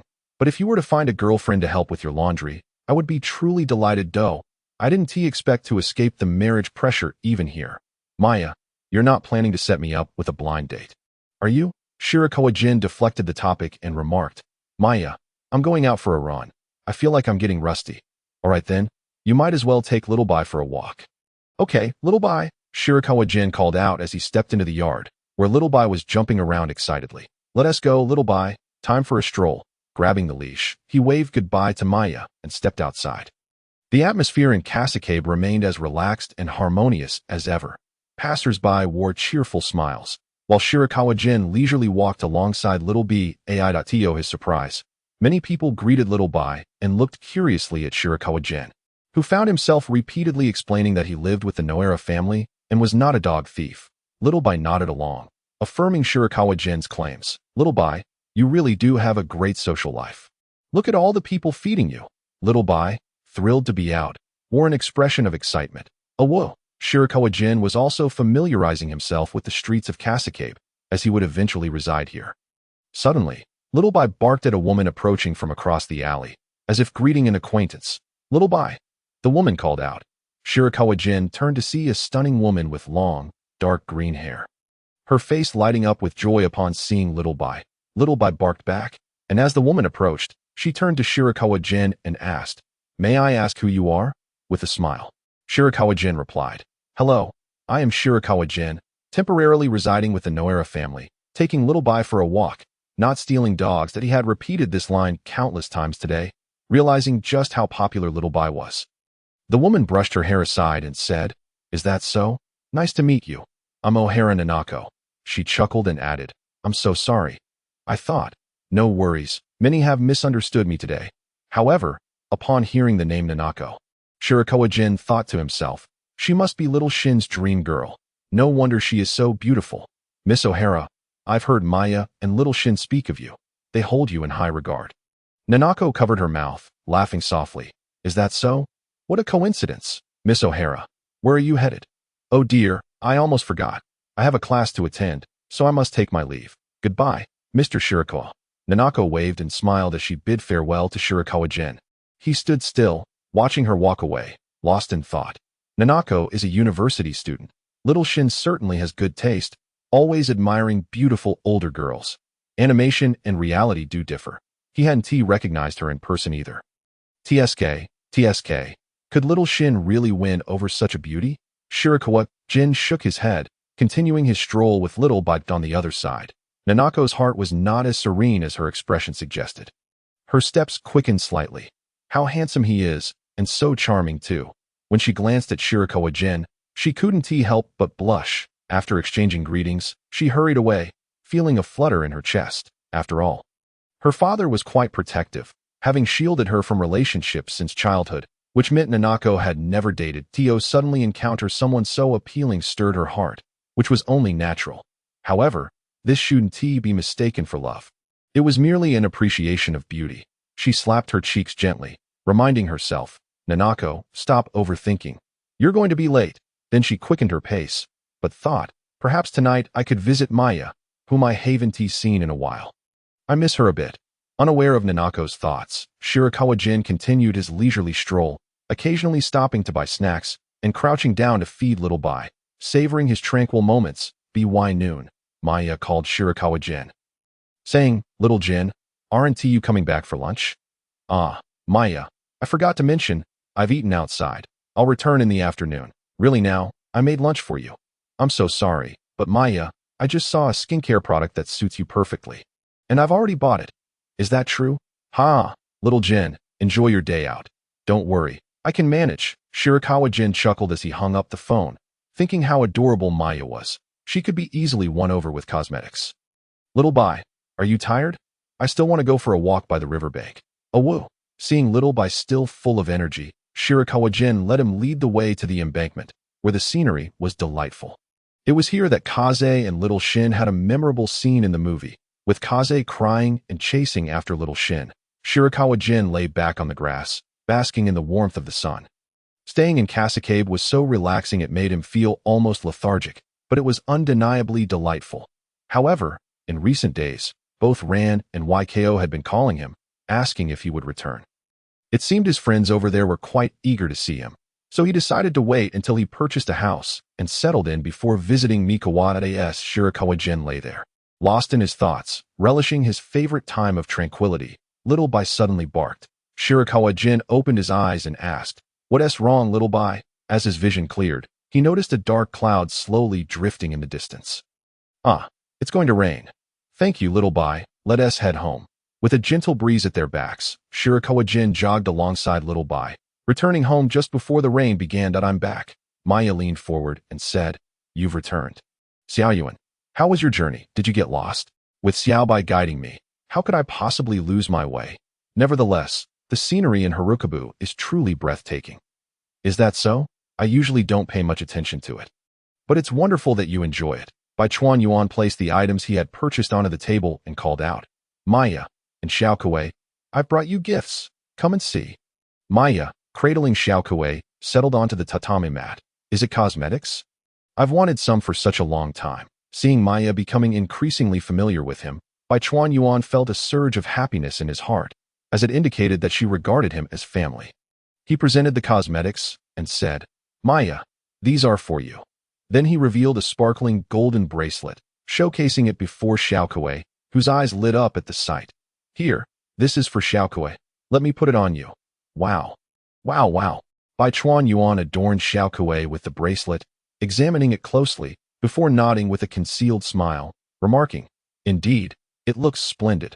Xiaokuei's face flushed with excitement as she tugged at the bracelet adorning her wrist. Her small strength insufficient to maneuver it properly, causing her to press her hand against her face and rub it back and forth. Bai Chuan Yuan laughed heartily at her antics, while Maya's eyes sparkled with delight as well. For it was indeed something she cherished, a trait Xiaokuei had inherited from her. However, she added, Xiao Yuan, how much did you spend on this? It's far too extravagant. You mustn't squander your money. Don't worry, Maya, I still have plenty left. After all, I'm planning to purchase a house this afternoon that I'm well aware of my finances. This is a gift for Xiaokuei, and you mustn't refuse it. Well, if it's not a special occasion, why splurge on such an expensive gift? I'm heading back to Mihua in a few days, as the restaurant will soon be reopening. Maya and Xiaokuei exchanged glances with Bai Chuan Yuan, and she reluctantly said, it is indeed time for you to return. After all, you need to earn a living. Yet, she wished for Bai Chuan Yuan to open a shop in Harukabu, allowing her to tend to the business while seeing him more often. After all, she had come to regard him as a younger brother, a young adult venturing alone in the world, which inevitably caused concern. However, she couldn't voice this, as he was thriving in Mihua, and bringing him to Harukabu might hinder his success. Thus, in that moment, Maya was at a loss for words, when suddenly Xiaokuei exclaimed, Wow, wow, wow. Bai Chuan Yuan smiled at Xiaokuei and said, Xiaokuei wishes to accompany me, but I can't manage her alone. However, Maya, you can also visit Mihua for some fun. I'll ensure you have a delightful time exploring. Bai Chuan Yuan was merely jesting, aware that the environment of Mihua might startle the Noera family, compelling them to drag him back home. Yet, Maya took him seriously, saying, All right, we'll go once Hiroshi has a break. Bai Chuan Yuan paused momentarily, but he believed that where there is a will, there is a way, and they could discuss it later. He nodded in agreement, and Maya then inquired how many more days he intended to stay. Bai Chuan Yuan replied, Once I purchase the house and get settled, I shall depart, as it has already been quite some time. Maya nodded in acknowledgement. Falling silent, while Bai Chuan Yuan made silly faces to cheer the pouting Xiaokuei, You're back. The stroller halted outside, and Shinnasuk dashed into the house with agility. Bai Chuan Yuan turned to Shinnasuk, saying, You're back. Shinnasuk, we were waiting for you. Let's go check out the house. Maya added, Shinnasuk, when you return, you must announce it. And what is the first thing you should do? Watch Dynamic Superman. No, you should wash your hands and change your clothes. Honestly, after persuading Shinnasuk to change, the group prepared to head out to view the house, which once belonged to Mickey and Celine. Mama, I haven't eaten my heart-shaped snack yet. You can eat when we return. Accompanied by the real estate agent. Bai Chuan Yuan successfully purchased the house, and then called for the still exploring Shinnasuk and Xiaokuei to join him back home. Xiao Yuan, your house is merely a few dozen meters from mine. This means I can visit you anytime. Plus, it can serve as the base for the Harukabu defense team. Xiaolu's home is too far away.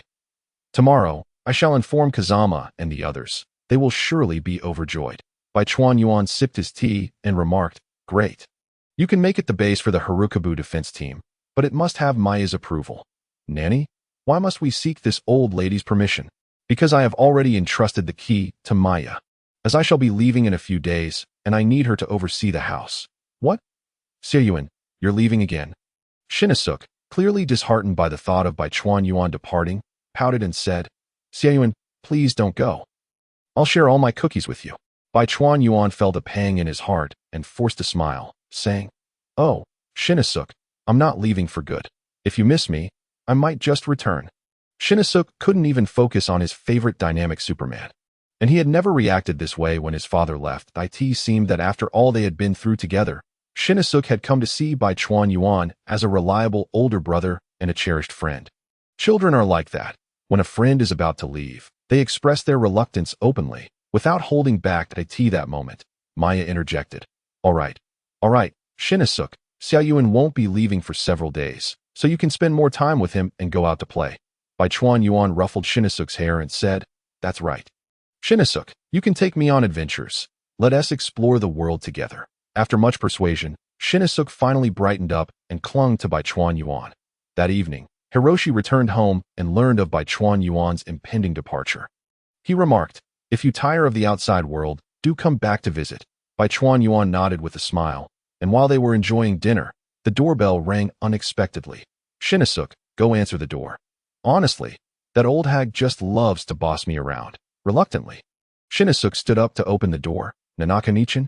Upon seeing the visitor, Shinichi was so excited that he was momentarily speechless.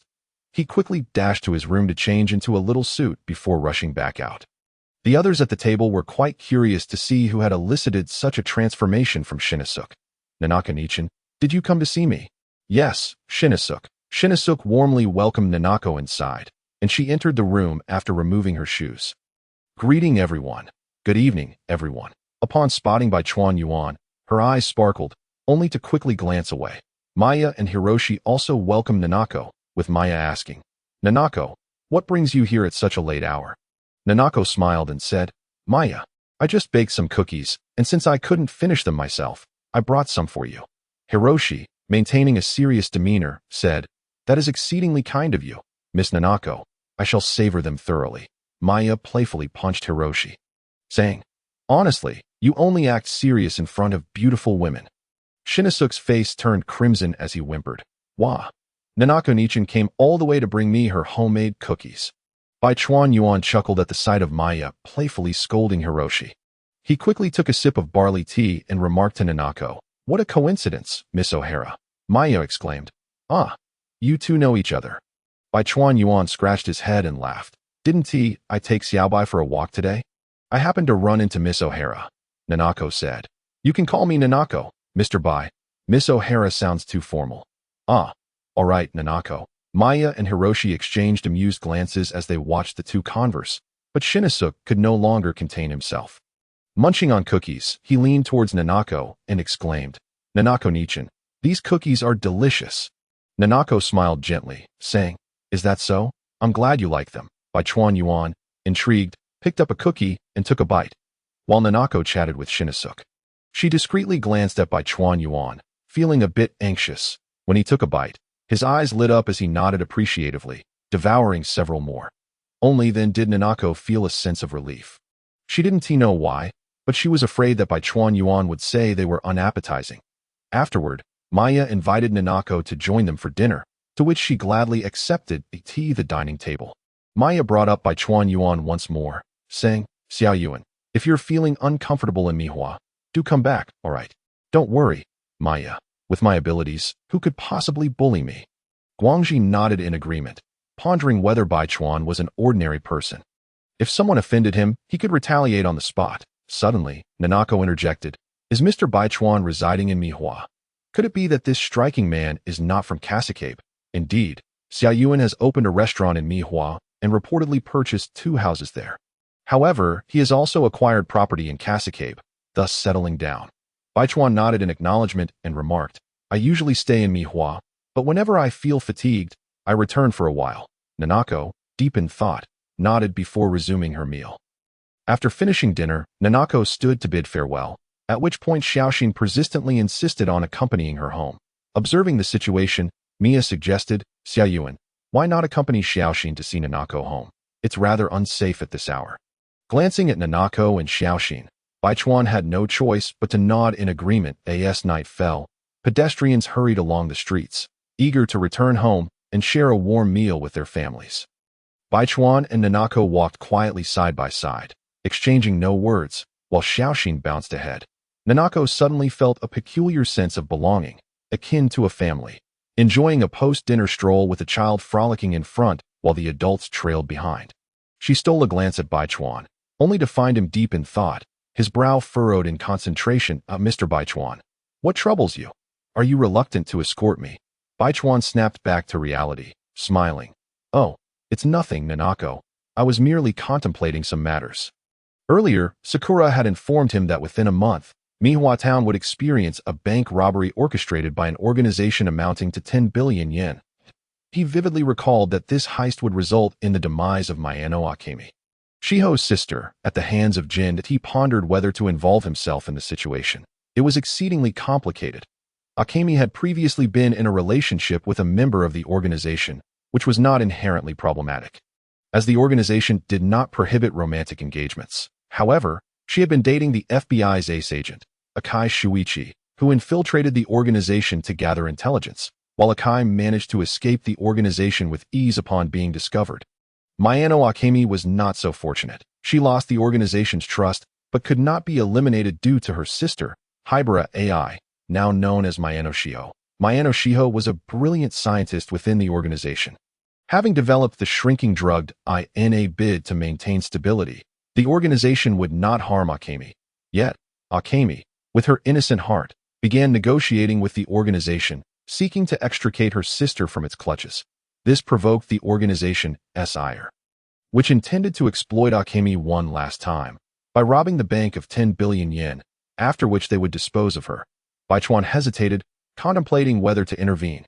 Rescuing Akemi would undoubtedly lead to complications. She could not remain visible to the public. Conversely, the thought of inaction tugged at his conscience, not because of Akemi herself, but rather the memory of the sorrowful child, Hybera AI, who had lived under the organization's watchful eye since childhood. Her only kin brutally slain. The psychological trauma she endured was immense. Baichuan was not a deity to all, but his heart softened in the presence of children that he shot a glance at Sakura, wondering why she had entangled him in this predicament. Had she kept silent, he might have remained unaware and spared himself the turmoil. Sakura merely pouted, shaking her head. Never mind. I came here to change all that I find intolerable. I cannot be timid and still consider myself a time traveler. Mayano Akemi, I am determined to save you. Just then, Nanako interrupted his train of thought. Taken aback, he shifted topics and asked, Nanako, you mentioned classes today. Are you still a student? Indeed, I am a student at a women's university. Haha, I never would have guessed. I assumed you had already entered the workforce. Nanako pouted. Are you implying I'm old? Hearing this, even the most oblivious of men would not agree, and Baichuan replied, Not at all. You are matured. I just didn't realize you were my age. Are you also 20, Mr. Baichuan? Xiaoxin interjected dourite. Siyuan is only 20 and idles about all day. Right, Nanako? He criticized Baichuan fiercely. Baichuan felt a vain throb on his forehead. It was not that he cared about losing face in front of Nanako, but rather that Xiaoxin's remarks about his shortcomings irked him. He playfully punched Xiaoxin and said to Nanako, You needn't call me Mr. Baichuan. It's too formal. Just call me Baichuan or Xiaoyuan. Nanako laughed. Very well, Baichuan-kun. The group chatted and laughed as they escorted Nanako to her home. On the way back, Xiaoxin kept staring at Baichuan, who casually leaned back with his hands behind his head and glanced at him, asking, What's up, Xiaoyuan? Do you like Nanako-ne? Xiaoxin asked, visibly crestfallen. Huh? Why do you think that? Baichuan was surprised. What was going on in Xiaoxin's head? You're so lazy, yet still want to see Nanako-ne home. You must have ulterior motives, Xiaoxin pouted. Baichuan rolled his eyes and replied, I'm doing it to keep you company. Is it safe for a child like you to be out at night? If it weren't for you, I would have been asleep long ago. To Xiaoxin's eyes lit up, visibly excited. Really? So you don't like Nanako-ne? Baichuan shrugged and chose not to engage further, letting Xiaoxin revel in his own excitement. Let us hurry, Xiaoxin. We're going home to watch TV. After spending a leisurely time in Kasukabe, it was finally time to return to Mihua. Baichuan purchased some souvenirs at Sato Kikido, bidding farewell to the Noera family before driving away from Kasukabe. Brother, do you like it here? Sakura leaned against the passenger window, gazing at the fleeting scenery outside. Baichuan drove leisurely, responding nonchalantly. What makes you ask? Because I can tell that you feel quite at peace here, brother. Baichuan smacked his lips, saying, I like it here because I have family, but if I stay too long, I truly feel unwell. Since ancient times, who has immersed themselves in a life of ease? Perhaps it was Baichuan's mischievous nature at play. After a prolonged period of tranquility, he found himself yearning for Mihua. Sakura turned to look at Baichuan, deep in thought that as the car returned to Kazakura restaurant. Winter had already set in.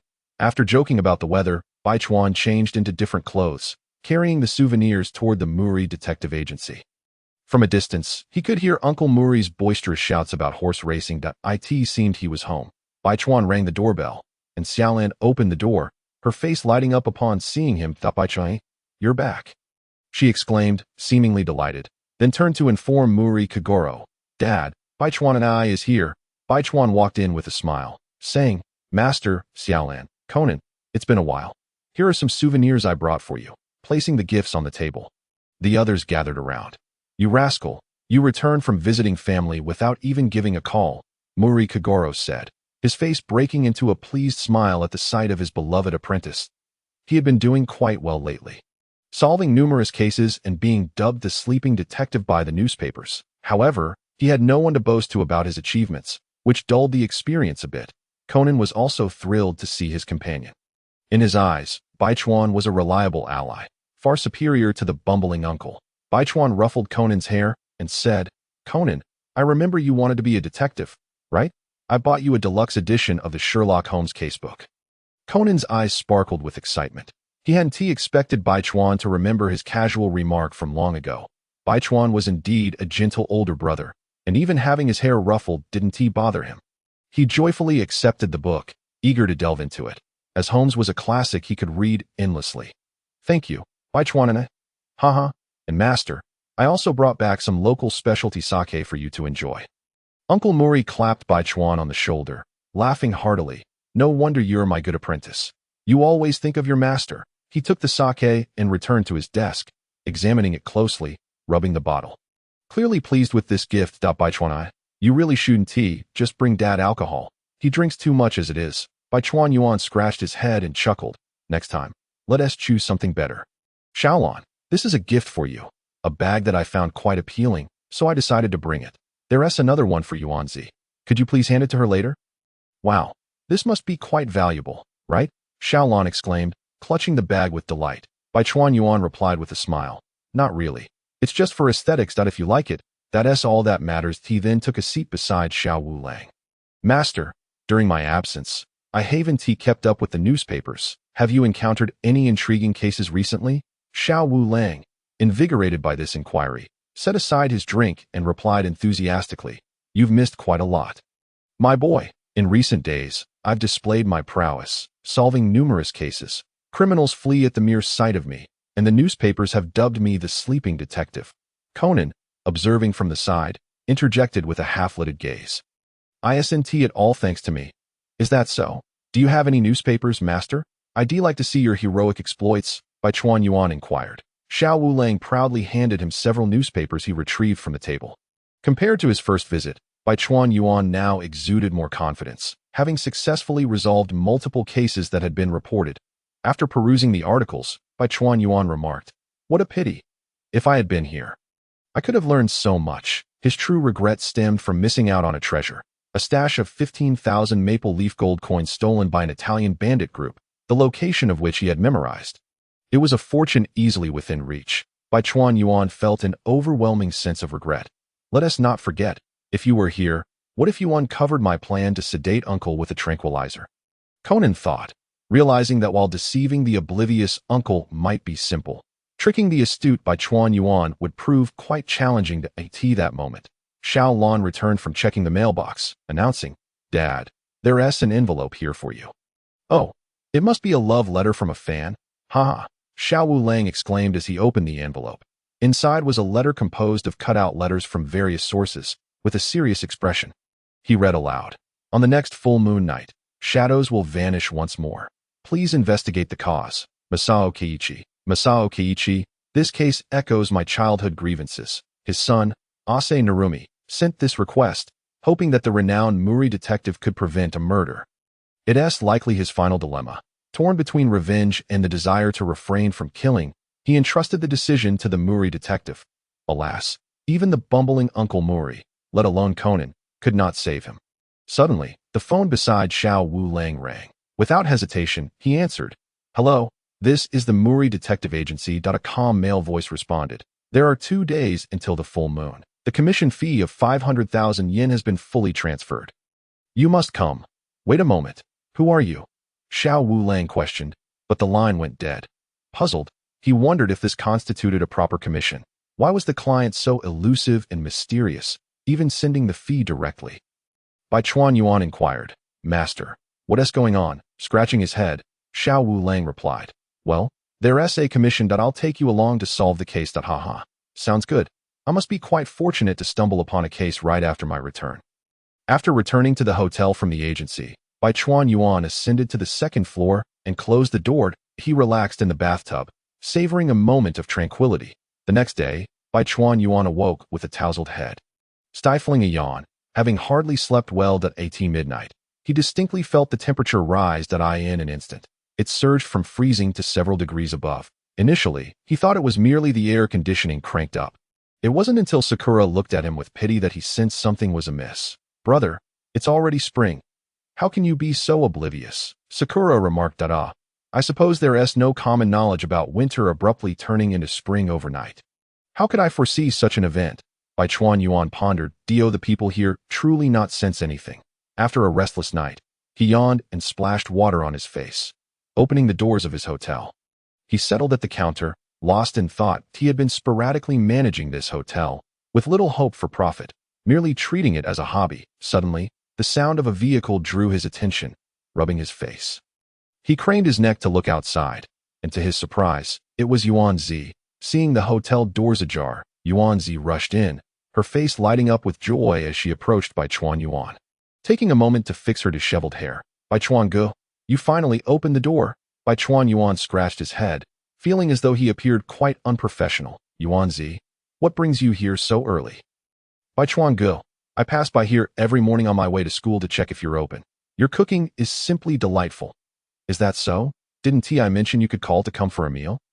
No need to make a fruitless trip, he replied, pleased to realize he had his first fan of his culinary skills. Would you like some breakfast? Yuan Zi nodded eagerly. Yes, please. Perfect, I'll call Xiaolon in a bit. And you can both head to school together. Upon hearing this, Yuan Zi instructed her driver to leave, obediently taking a seat as she awaited her meal. Bai Chuan Yuan called Xiaolon, inviting her and Conan for breakfast, and then asked, what would you like to eat? I'll prepare some wontons for you. Wontons? Yes, they're like dumplings, and they're delicious. Bai Chuan Gu, anything you make is fine. Yuan Zi exclaimed, full of energy. Excitedly, Bai Chuan Yuan dashed to the kitchen, rubbing his hands together in preparation. Yuan Zi glanced around the modest eatery, which retained its serene ambience, evoking a sense of nostalgia, as if transported back in time. At that moment, Conan entered, pulling Xiaolon along by the hand. Wow, Yuan Zi, Xiaolon, the two close friends embraced, and then Xiaolon asked, where's Bai Chuan Gu? Yuan Zi glanced toward the kitchen, saying, Bai Chuan Gu is preparing our meal. I wonder who will be lucky enough to marry him. Yuan Zi gazed dreamily, while Xiaolon led her to a seat. Yuan Zi, what brings you here? Snapping back to reality, Yuan Zi replied, I've been waiting for Bai Chuan Gu to open for ages. And today I finally caught him. You foodie, Conan teased, placing his hands behind his head, but Yuan Zi caught sight of him and playfully tugged at his face, saying, what's the matter with you? Little rascal? Conan managed to escape her grasp, nervously saying, I'm going to see how Bai Gu's cooking is coming along, before hastily retreating. Humph. Xiaolon took Yuan Zi's hand and said, all right, Yuan Zi, don't dwell on the little ones too much. Conan hurried to the kitchen, finding Bai Chuan Yuan intently stirring a pot of broth. Bai Chuan Yuan glanced at him and asked, what's up, Conan? What brings you here? Conan scratched his head, stammering, Bai Gu, it smells so good. I just came to take a look. Bai Chuan Yuan smiled, ladling a spoonful of broth, blowing on it gently before offering it to Conan. Yum, it's delicious. All right, the space is limited, so you might want to step outside for a bit. It'll be ready shortly. Conan, having initially sought refuge from Yuan Zi, decided to return now that she was no longer upset. Just as he settled down, Bai Chuan Yuan emerged with a plate containing 3 bowls, announcing, here we go, give it a try. None of them had experienced such a breakfast before, but the enticing aroma made their stomachs growl in anticipation. Upon declaring, I'm about to dig in, the 3 immediately began tasting their meal. How is it? Bai Chuan Yuan asked with a smile. It's delicious. Worth the wait. Yuan Zi was the first to praise. And Xiaolon chimed in, Bai Chuan Gu, I love this. Could you teach me how to make it? Of course, just come over after school, and I'll show you. At that moment, Xiaolon suddenly looked up. Retrieving the bag Bai Chuan Yuan had bought for her from her backpack and handed it to Yuan Zi, saying, "Oh, Yuan Zi, I almost forgot. This is the gift Bai Chuan Gu got for you. I didn't expect to run into you here." Yuan Zi initially believed the gift was purchased by Xiaolan, and upon hearing this, her eyes sparkled with delight. She grasped the bag tightly in her arms and exclaimed, "Really? Ha! Brother Bai Chuan even remembered to buy me a souvenir. Ha!" Observing Yuanzi's unrestrained laughter, Xiaolan coughed gently and murmured, "Yuanzi, dear, do mind your image." Only then did Yuanzi come to her senses, turning to Bai Chuan and gushing, "Thank you, Brother Bai Chuan. Oh, it's nothing. I'm just glad you both like it." "Both of us?" Xiaolan nodded affirmatively. "Yes, Brother Bai Chuan bought gifts for us both." Yuanzi's smile abruptly faded, while Conan, who had been quietly observing, stifled a laugh. Given Yinzi's infatuation, how could Brother Bai Chuan possibly have only bought for her? Nevertheless, she quickly regained her composure. This bag was enough to brighten her entire day, an item gifted by her idol. She carefully stowed it in her backpack and then addressed Bai Chuan.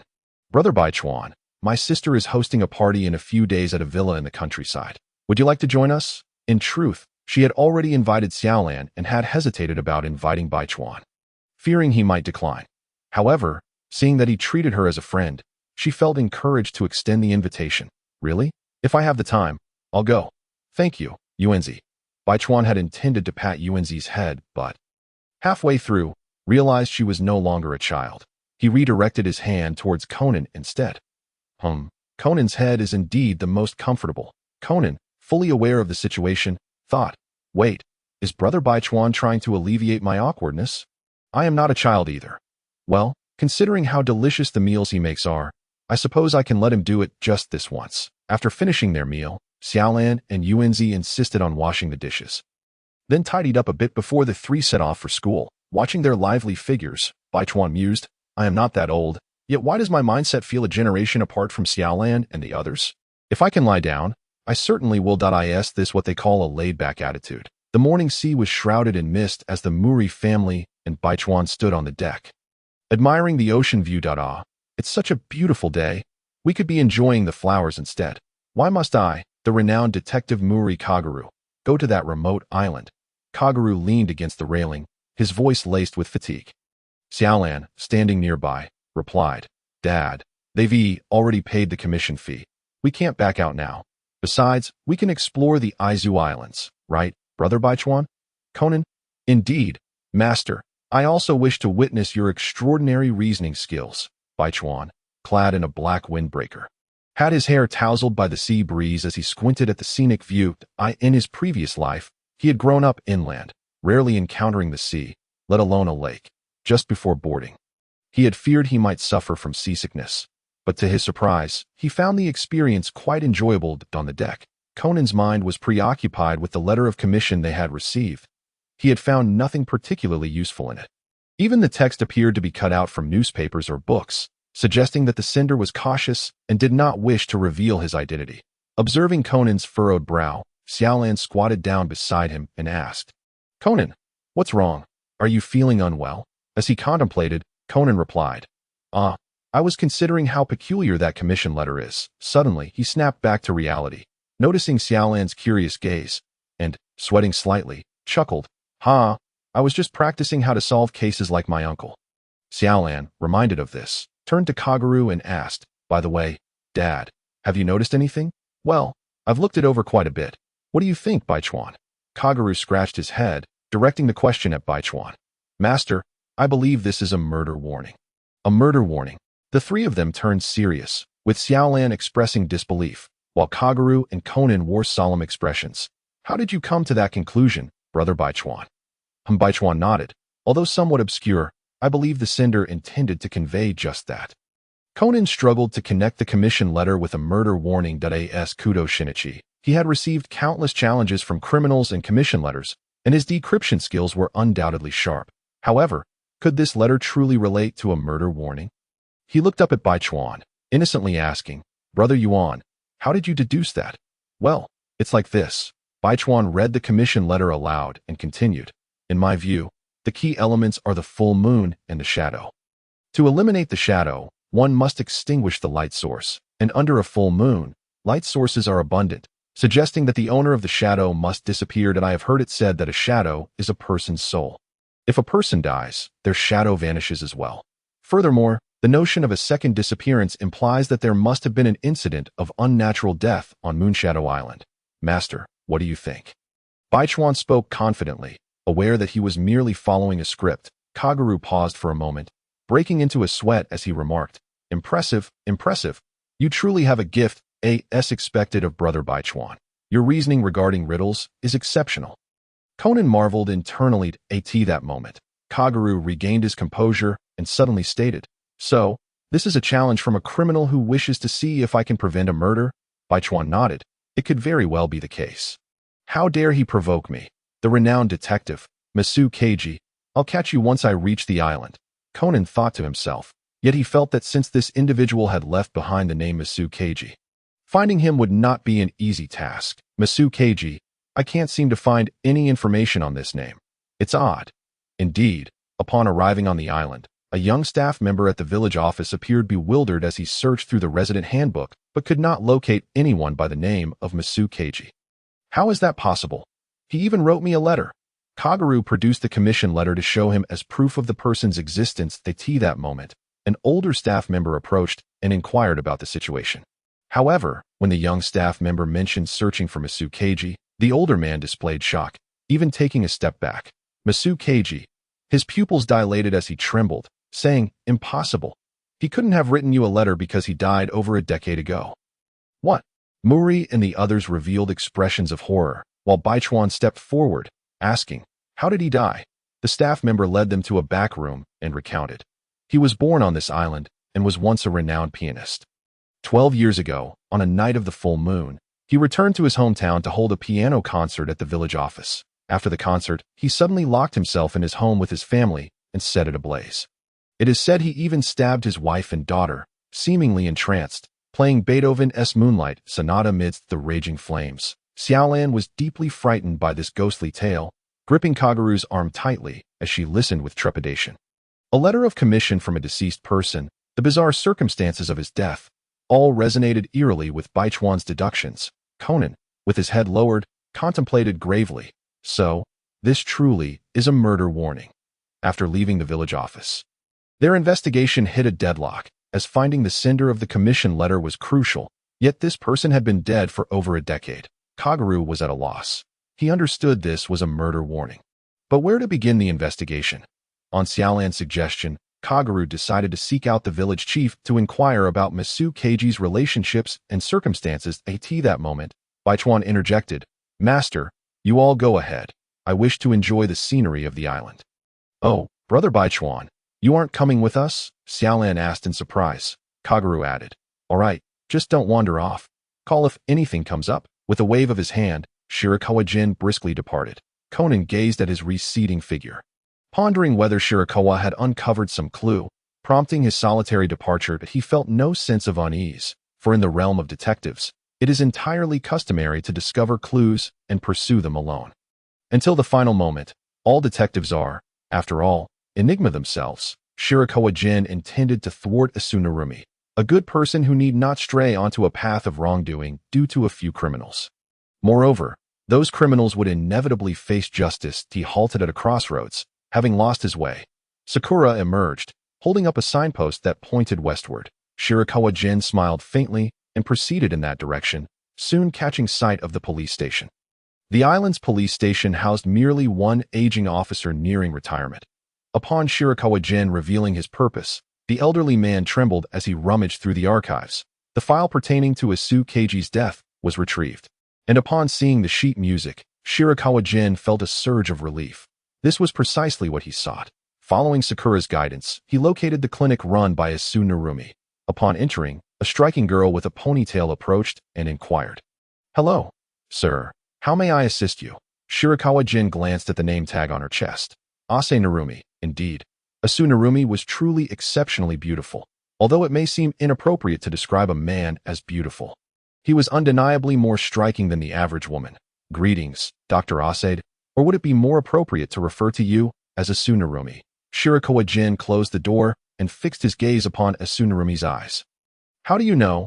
Narumi was taken aback, scrutinizing the handsome man before him with suspicion. Shirakawa Gen offered no response, instead producing a folder and stating, "I have something to deliver to you." As Narumi hesitated to open the bag and extracted the sheet music, his expression changed dramatically, and his pupils constricted. "Narumi, you must live well on your own." Narumi discerned the concealed message within the sheet music at a glance. "What is this?" He took a step back, warily regarding the man in black before him, asking, "Who exactly are you?" "I am Shirakawa Gen, a detective. But I only sent a letter of commission to one detective." "Wasn't it Mori? I accompanied my mentor, Detective Mori, here and discovered this in Kasukabe's file. You do not wish to commit murder, do you?" Narumi, the son of Kasukabe, had grown frail and delicate due to childhood illnesses. 12 years prior, after his family perished in a devastating fire, the young Narumi, receiving treatment at a hospital, was adopted and renamed Narumi, suspecting foul play in the deaths of his father, mother, and sister. He disguised himself as a woman and returned to the island in search of the truth behind his family's demise. His perseverance bore fruit, revealing that his family had been murdered, and he had been grappling with whether to enact his planned revenge. After sending a letter of commission to the recently renowned Detective Mori, he had hoped that the detective would intervene. Now, this man stood before him, bearing traces left by his father. So, even Mori's apprentice possesses such prowess? Truly, there are no fraudulent figures beneath his illustrious reputation. Narumi, realizing his cover had been blown, lowered his head and confessed, "I did not anticipate this, but what shall become of those villains who harmed my family?" He grew increasingly agitated, gesturing toward the sounds from outside, where the mayoral candidate was rallying support. "Shall we allow them to continue their carefree existence here?" Covering his face, Narumi crouched down, not wishing Shirakawa Gen to witness his tears. Shirakawa Gen raised an eyebrow, pondering why he exhibited such feminine behavior. Had he grown accustomed to it? He mused, where would Narumi go to relieve himself? "Rest assured, I have my methods. Justice will prevail against the wicked." Narumi lifted his head, looking at Shirakawa Gen with curiosity. "Really? What do you intend to do? Abandon your murderous thoughts and leave it to me. These criminals are involved in drug trafficking. As long as we locate their ledger and report them, who would dare protect them? Mere hypocrites if necessary. I can leverage my own willpower, which has accumulated significantly after saving a ship of people. I could compel them to confess that that reminds me of a joke. Since Conan knows the truth, why does he still use a tranquilizer on Uncle Mori?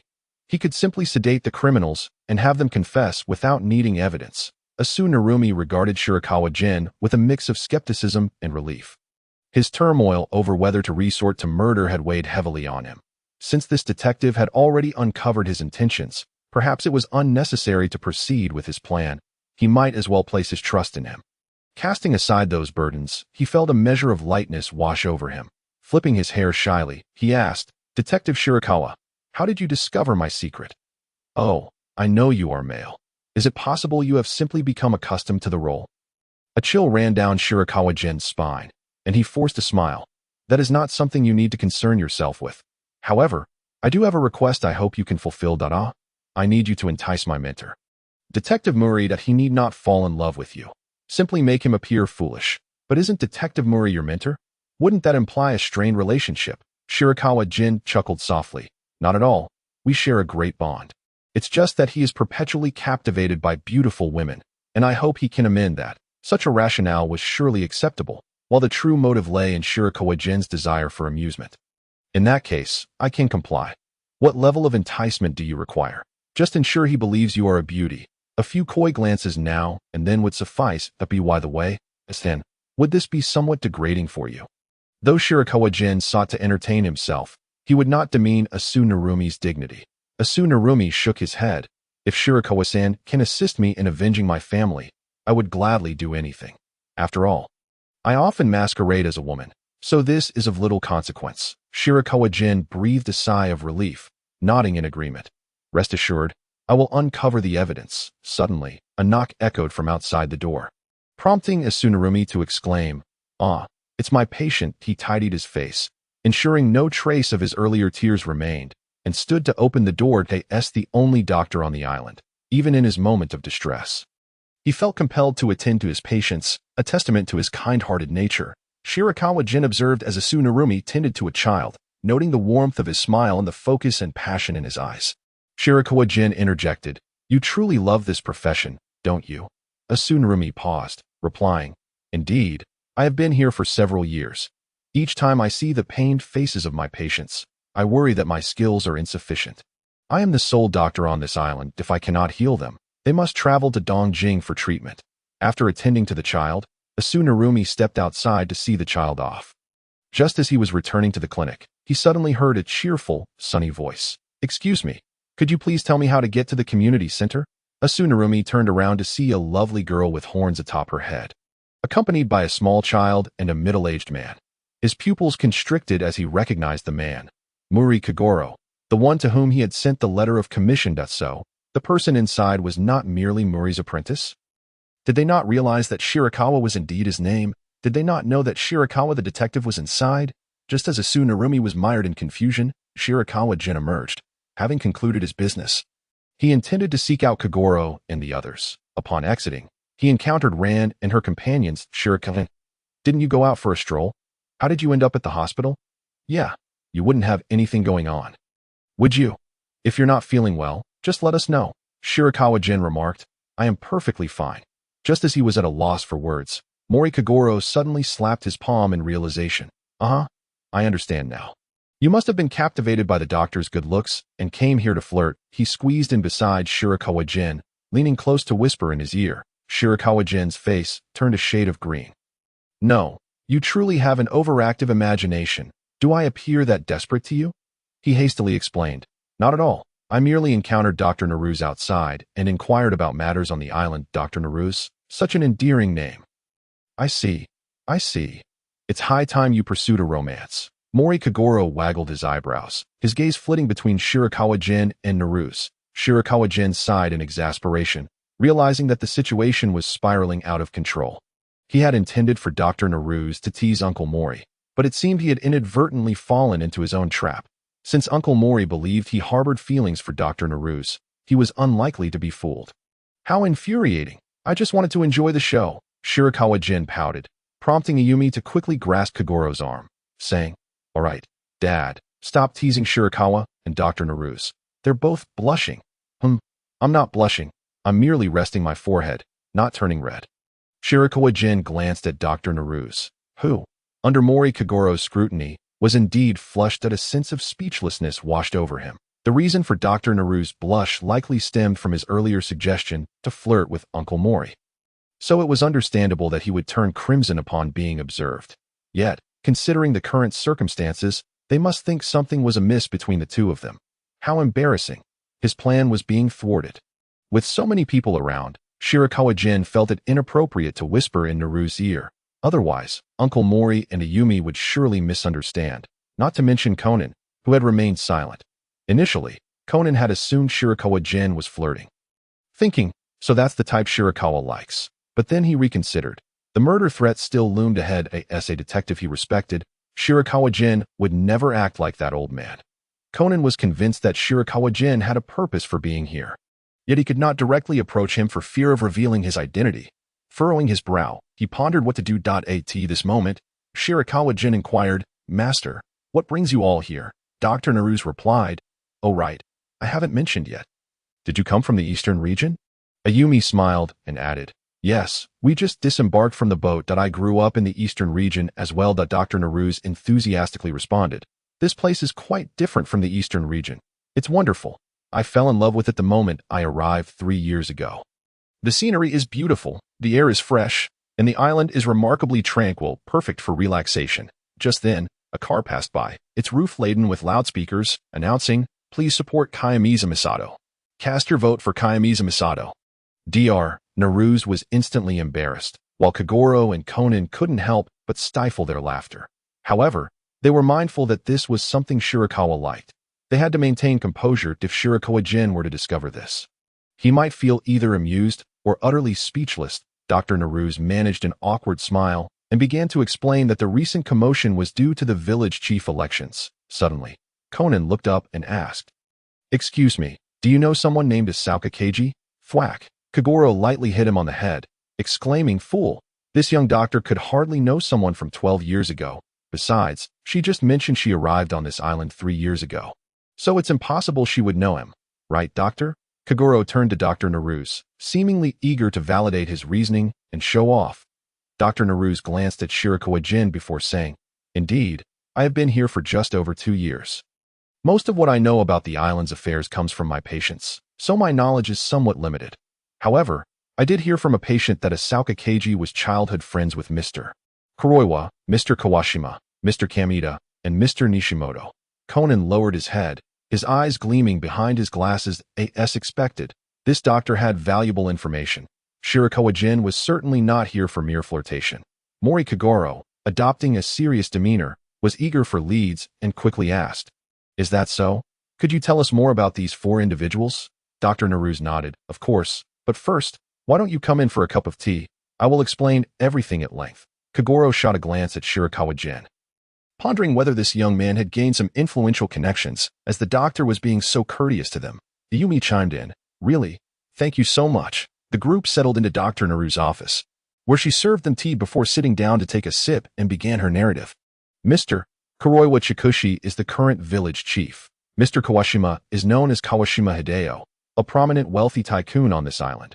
Mr. Nishimoto appears to be unemployed and lives a rather idle life. And lastly, Mr. Kamita was the former village chief, having passed away 3 years ago. Speaking of which, today marks the 3rd anniversary of his death, and a memorial service will be held at the community center shortly. Mr. Kamita has passed away. Conan's attention piqued at the mention of death. Shirakawa Gen observed him, noting how this child seemed more animated by the mention of death than by Ayumi. "Sister, how did Mr. Kamita die? Was he murdered?" Dr. Naruse shook her head, explaining, "Not at all. He succumbed to illness. Mr. Kamita had a pre-existing heart condition, and during a sudden episode, no one noticed, leading to his demise." However, Dr. Naruse hesitated, prompting Shirakawa Gen to say, "It's all right. Miss Naruse, please share everything you know." Dr. Naruse felt a sense of satisfaction from Shirakawa Gen's encouragement and deemed it unnecessary to divulge too much to Detective Mori. In other words, she had begun to trust Shirakawa Gen more. Conan mused, "It seems Shirakawa Gen has struck some sort of agreement with this doctor. She must be a key figure." Dr. Naruse continued. Mr. Kamita collapsed on the piano at the community center, and it is said that the piano played a melody on its own to mourn his passing. She paused to sip her tea, noticing the group's rapt attention, and added, "The piano belonged to Mr. Asauka Keiji. Since then, rumors have circulated that his spirit haunts that piano." Ayumi, frightened, clung to Kaguro's arm, exclaiming, "Is there really a ghost?" "So, Mr. Kamita was frightened to death by a ghost?" Conan shot her an incredulous look, thinking, how absurd. Ayumi can kick a telephone pole in half, but fears ghosts. "Sister Ayumi, there are no such things as ghosts. It's impossible for someone to die from being scared by one," he asserted firmly. Though he was immersed in a world of deduction, he was a staunch believer in science and materialism, unable to accept the existence of ghosts. Watching Conan's unwavering confidence, Shirakawa Gen couldn't help but chuckle inwardly, imagining what would happen if a ghost were to confront him.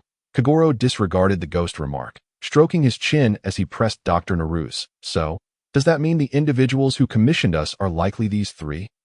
Mr. Kawashima Hideo seems a strong candidate, as he is the wealthiest among them." Shirakawa Gen inquired. "By the way, Mr. Nishimoto, who is unemployed, right? He must be living quite poorly then?" Conan shot Shirakawa Gen a glance, realizing they were on the same wavelength. "Dr. Naruse replied, "Not necessarily. Although Mr. Nishimoto lacks a profession, he appears to be quite wealthy. I've heard that 3 years ago, he spent lavishly on gambling and drinking, which would require considerable funds." Kaguro frowned. "If that's the case, all 3 individuals are potential suspects. How frustrating.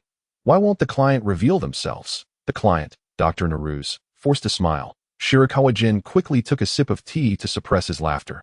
Indeed, the client was already right in front of them. Kaguro turned back to Dr. Naruse, asking, "So, Miss Doctor, how can we find these 3 individuals?" Dr. Naruse smiled. "If you wish to find them, you should head to the community center where the memorial service is being held. Mr. Kuroiwa, Mr. Kawashima, and Mr. Nishimoto are all good friends of Mr. Kamita. They are likely to be there. Is that so?" Uncle Mori chuckled, nodding appreciatively. "Thank you for sharing this information with us." After conversing for a while longer, Kagoro Mori rose to take his leave.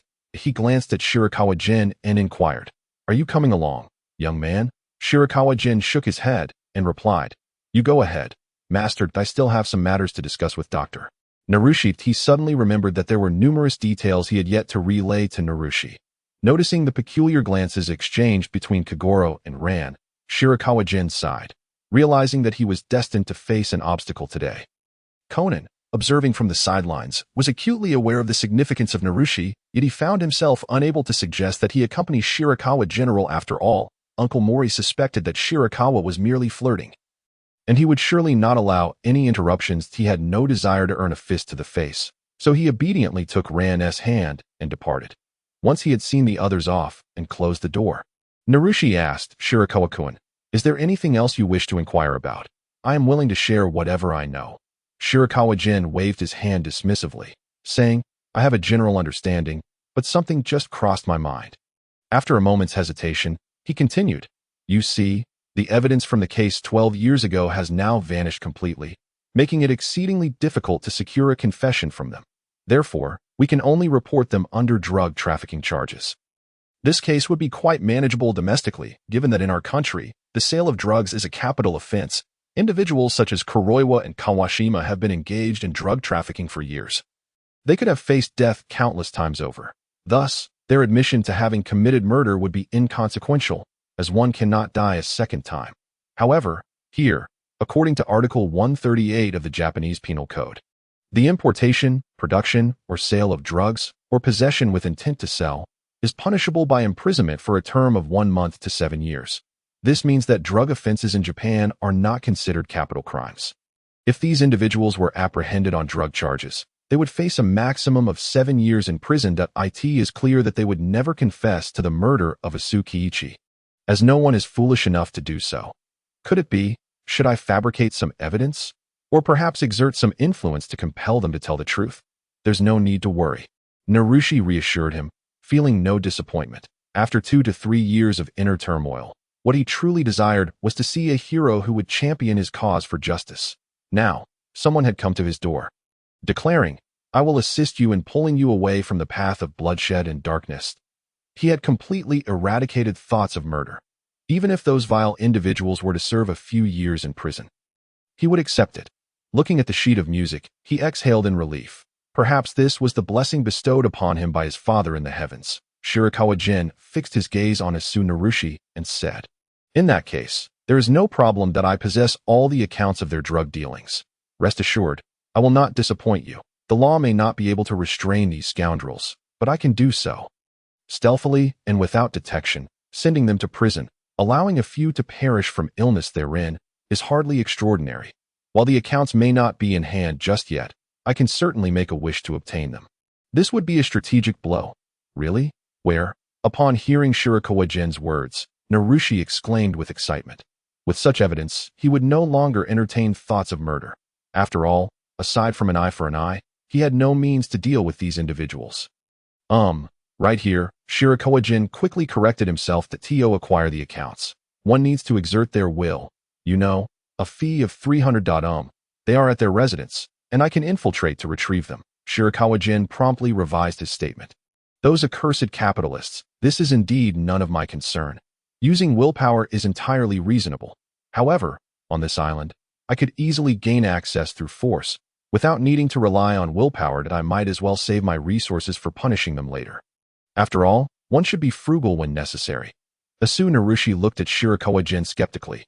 "Can you really infiltrate? There are many of them. What nonsense. I graduated from a secret agent program. Just watch me infiltrate. But I will need you to point the way." Shirakawa Gen stood confidently, ready to proceed. Narushi could only follow anxiously behind. Standing before an opulent mansion, Shirakawa Gen surveyed the scene and remarked, "Is this Kawashima's home?" Quite wealthy, indeed, as the most affluent capitalist on Tsukikage Island, Kawashima certainly knew how to indulge himself, and this villa was excessively extravagant. Dressed in a white coat, Narushi, appearing as a doctor, inquired, "So, how's the infiltration going?" It couldn't be easier that he pressed the doorbell, leaving Narushi no time to stop him.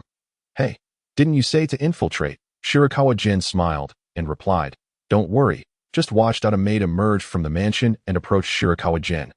asking, "May I help you?" Narushi frantically interjected, I'm here to conduct a health examination for Mr. Kawashima and his family members." Impressive how quickly you conjured a reason, Shirakawa Gen thought, initially intending to go in without pretense. Since this worked as an entryway, they could discuss matters further and prevent Kawashima Aihu from escaping. However, it seemed Narushi had not brought any items. Would they be believed? Perhaps it was Narushi's credibility over the past 3 years that helped. As the maid did not inquire further and led them into the villa. Pushing open the grand door, Shirakawa Gen beheld a middle-aged man with slightly graying hair slicked back into a pompadour. His features somewhat severe. Narushi bowed slightly and said, "My apologies for the intrusion, Mr. Kawashima." Kawashima Aihu responded, "Mrs. Su, there is no need for such formality." He was still concerned about maintaining his image, given his aspirations to compete for the village chief position. With a friendly smile, he turned to Shirakawa Gen and asked, "And who might this be?" Just as Narushi was about to respond, Shirakawa Gen raised his hand to stop him. Having encountered the main figure, he decided to take immediate action to "I am your father." Kawashima Aihu's expression contorted in disbelief. He had never heard such words in his life, especially as someone who wielded immense power on this island. For a moment, he thought he must have misheard. "What did you just say?" Narushi quickly grabbed Shirakawa Gen, concerned about the provocation in the enemy's stronghold. Was this Shirakawa detective truly reliable? He wanted to speak up. But Shirakawa Gen reiterated, "Did you not hear me? I am your father." All right. I've never encountered such arrogance before. Guards, apprehend him." Kawashima Aihu's laughter turned to rage as he pointed at Shirakawa Gen, summoning his men. Narushi, in a state of panic, exclaimed, "What is wrong with you? Didn't we agree to infiltrate? This isn't the plan." Shirakawa Gen waved his hand to calm Narushi, stating, "Your understanding is quite shallow. Is this what you consider arrogance? Wait for me. Get over here, now." Security guards entered the villa brandishing clubs, and Shirakawa Gen narrowed his eyes, observing closely to determine if any were armed. These were drug traffickers, and anything was possible. He had no fear for himself.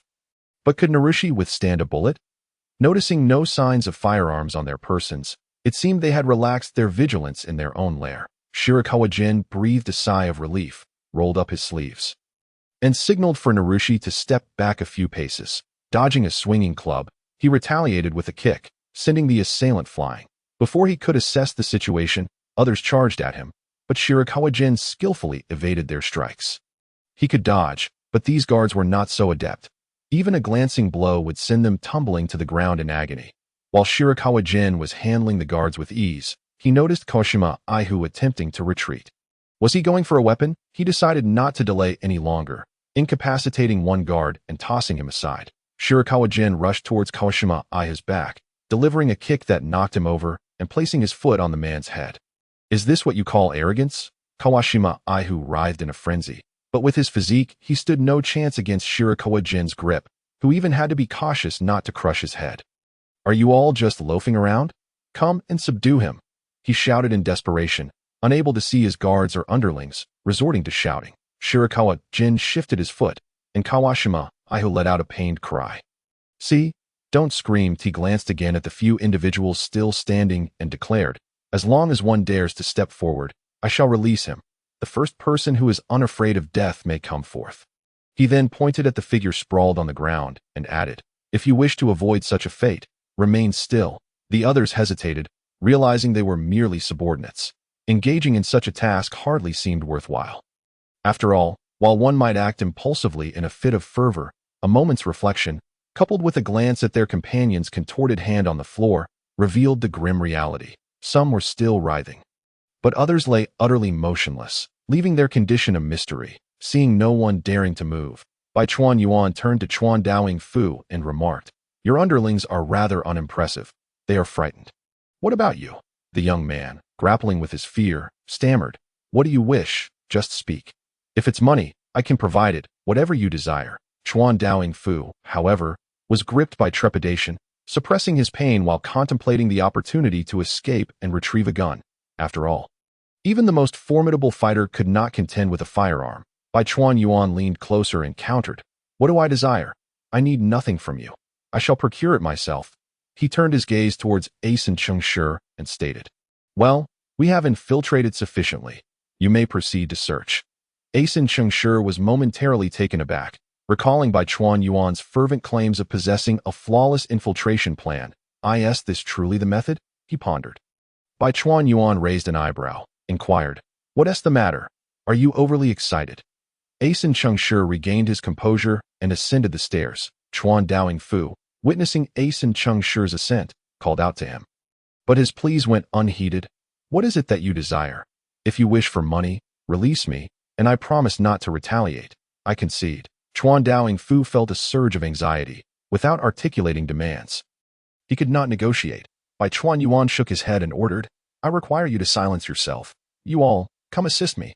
Whoever rescues me shall receive 1 million. Chuan Daoing Fu shouted at the security personnel. Observing someone beginning to stir, Bai Chuan Yuan noted the glimmer of incentive in their eyes. Indeed, it appeared that where substantial rewards beckoned, courage would follow. He sighed, reluctant to release Chuan Daoing Fu. Fearing that if he did, someone might flee to fetch a weapon. He turned to Sakura, who was watching the scene unfold, and instructed, "Sakura, immobilize them all." Sakura took a bite of her apple and replied, "Sure thing, brother, for 1,000 units of will." Bai Chuan Yuan grimaced. He had come to save money, and now he was to spend more. "Then hand me a handgun," he demanded. Sakura rolled her eyes, reached into her clothing, and produced a handgun, leaving Bai Chuan Yuan astonished. "You are merely 5 centimeters tall. How did you retrieve a 20-centimeter handgun from your clothing? How did you conceal it?" Sakura, struggling to hold the gun that was much larger than herself, replied, "Here you go, brother." Bai Chuan Yuan ceased his banter, accepted the handgun, and pointed it at the security personnel, declaring, "Everyone, remain still. Engaging in this perilous task for a mere 3,000 as a dead-end salary is hardly worth your lives." In the eyes of the onlookers, it appeared as though Bai Chuan Yuan had drawn a gun from nowhere, his expression devoid of emotion, radiating an aura of lethal intent. All were frozen in place. They dared not move, for even the promise of riches paled in comparison to the instinct for survival. The young man spoke up, "Let us discuss this. Even in a robbery, one must negotiate terms." Chuan Daoing Fu, realizing the gravity of the situation, was now thoroughly subdued. He lamented his earlier complacency, recognizing that had he been armed, such a person could never have approached him so closely. As Bai Chuan Yuan confronted the security personnel, he responded, "You are not a fool. Do not underestimate others. What do I want? If you remain quiet, I shall not harm you." Chuan Daoing Fu felt a chill of dread. He realized he was confronting a professional criminal. "I concede. The money is in the safe in my study. Tell Dr. Chengshi the password is 1258. Once you retrieve the money, you may leave," he hurriedly confessed. "Why on earth did you reveal the password? Surely you do not believe we are here to rob you?" Bai Chuan Yuan mused, bemused by Chuan Daoing Fu's naivety. After years of navigating the underworld, he had never encountered police operating in such a manner, and thus he assumed they were indeed a conspiracy of robbers. Now, all he wished was to avert disaster, yet he remained oblivious to the incredulous look Bai Chuan Yuan cast upon him. Bai Chuan Yuan promptly dialed Asen Chengshi. "Hello, have you secured the funds?" If Chuan Daoing Fu believed this, Bai Chuan Yuan was prepared to exploit the misunderstanding to lower the man's guard. Asen Chengshi, bewildered, asked, "What money? Wait, what? There isn't a large amount. He just told me the safe's password is 1258. Go retrieve the funds from there." Asen Chengshi, filled with urgency, exclaimed, "He disclosed that. You are not going to kill him. Are you? You cannot harm him." Bai Chuan Yuan, perspiring, reassured him, "No, hurry and get the money. Do you understand? Chuan is a good man.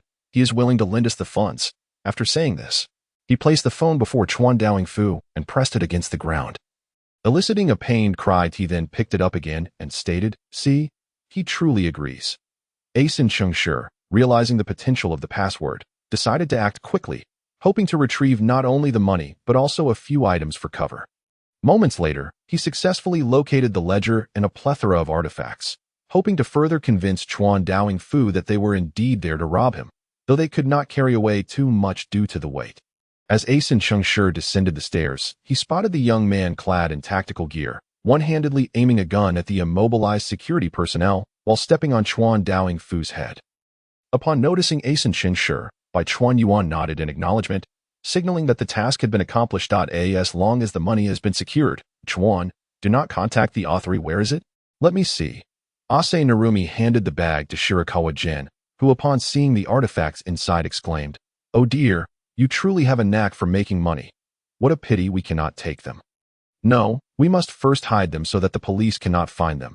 Disregarding her faade of a refined lady, Ase Narumi sank to the ground, panting, and waved her hand dismissively, indicating that she would not concern herself with this matter.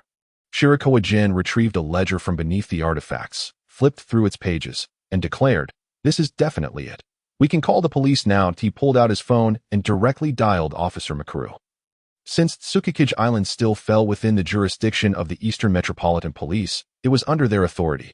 Although Officer Makuru was an investigator in the Criminal Investigation Division, primarily dealing with violent crimes and not drug enforcement, he surely would not refuse such a significant case. Shirakawa Gen connected the call, and Officer Makuru's voice came through. "Moshi Moshi.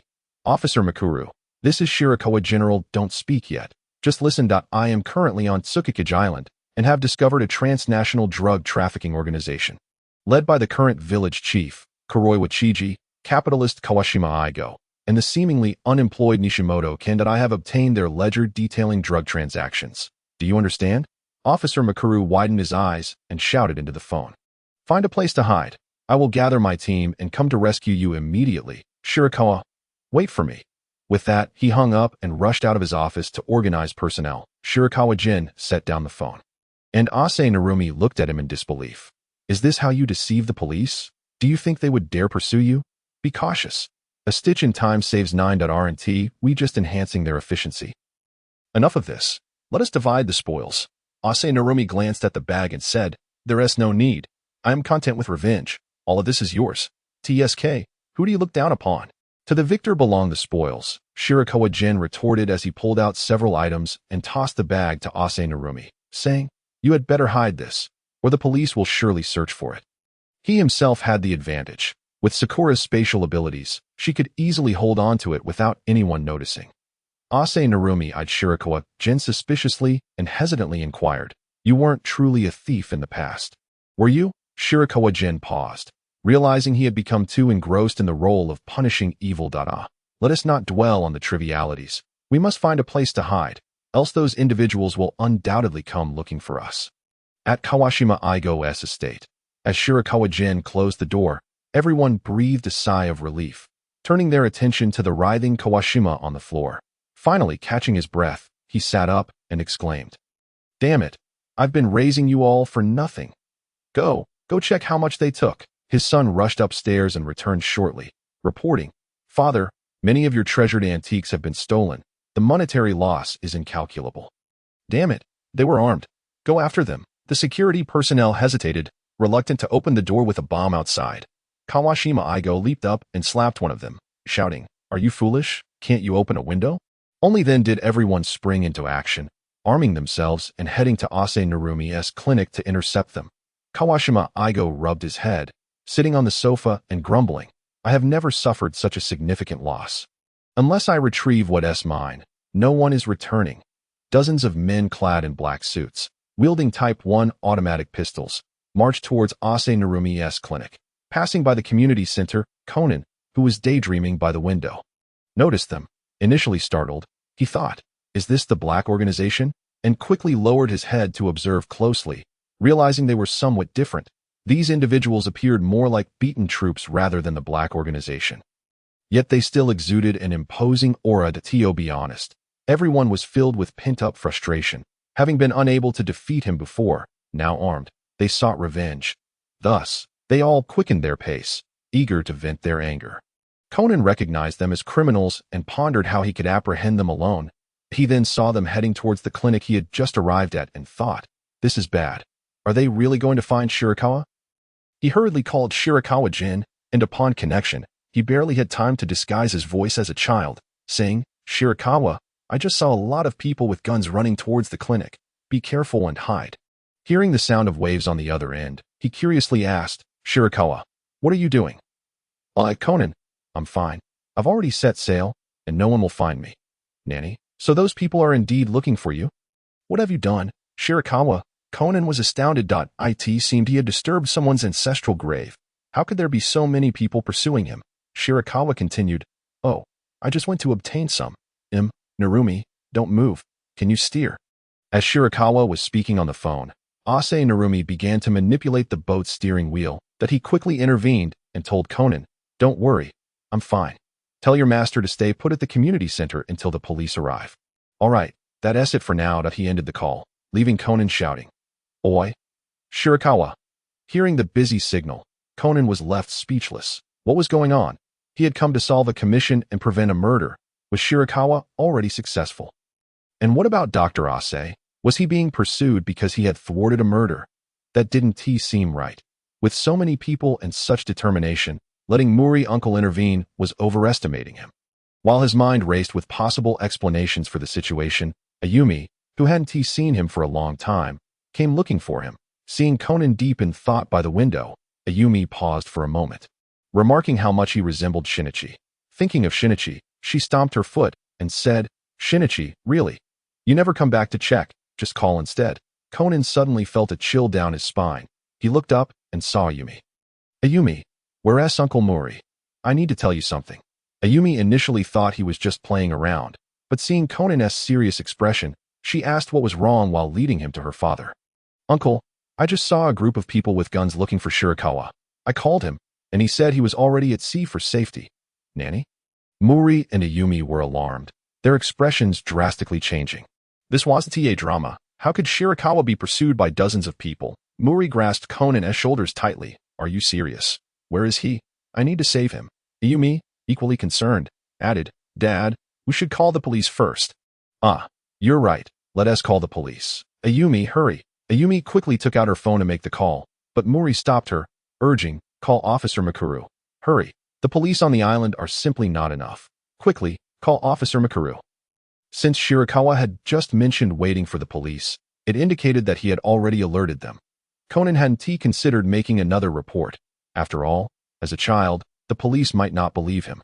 But Ayumi could certainly call again. As Ayumi dialed, Muri paced back and forth anxiously, exclaiming, "What on earth is that kid doing?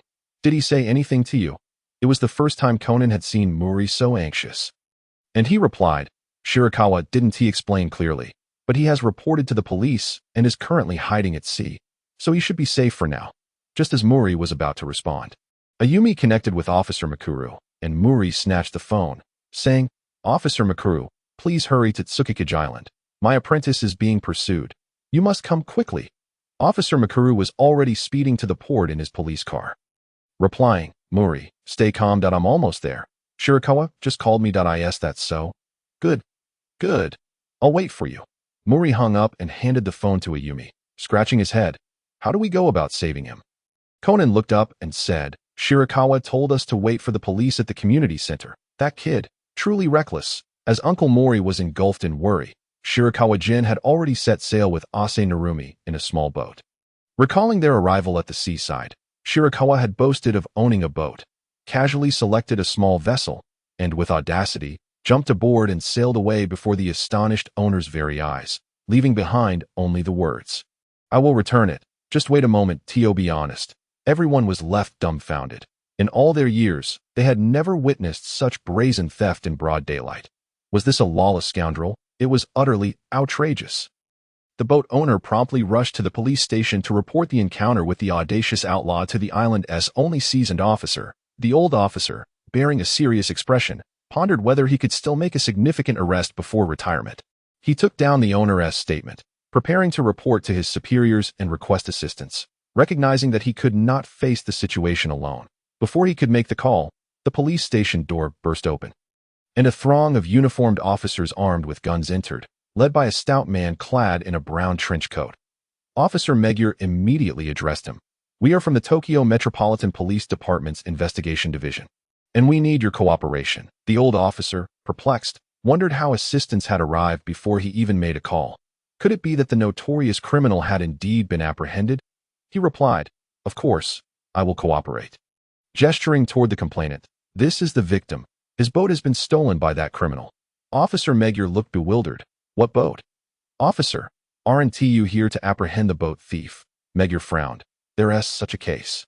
"Very well, we will deal with it shortly. What we need your cooperation for now is to locate certain individuals." "Locate individuals?"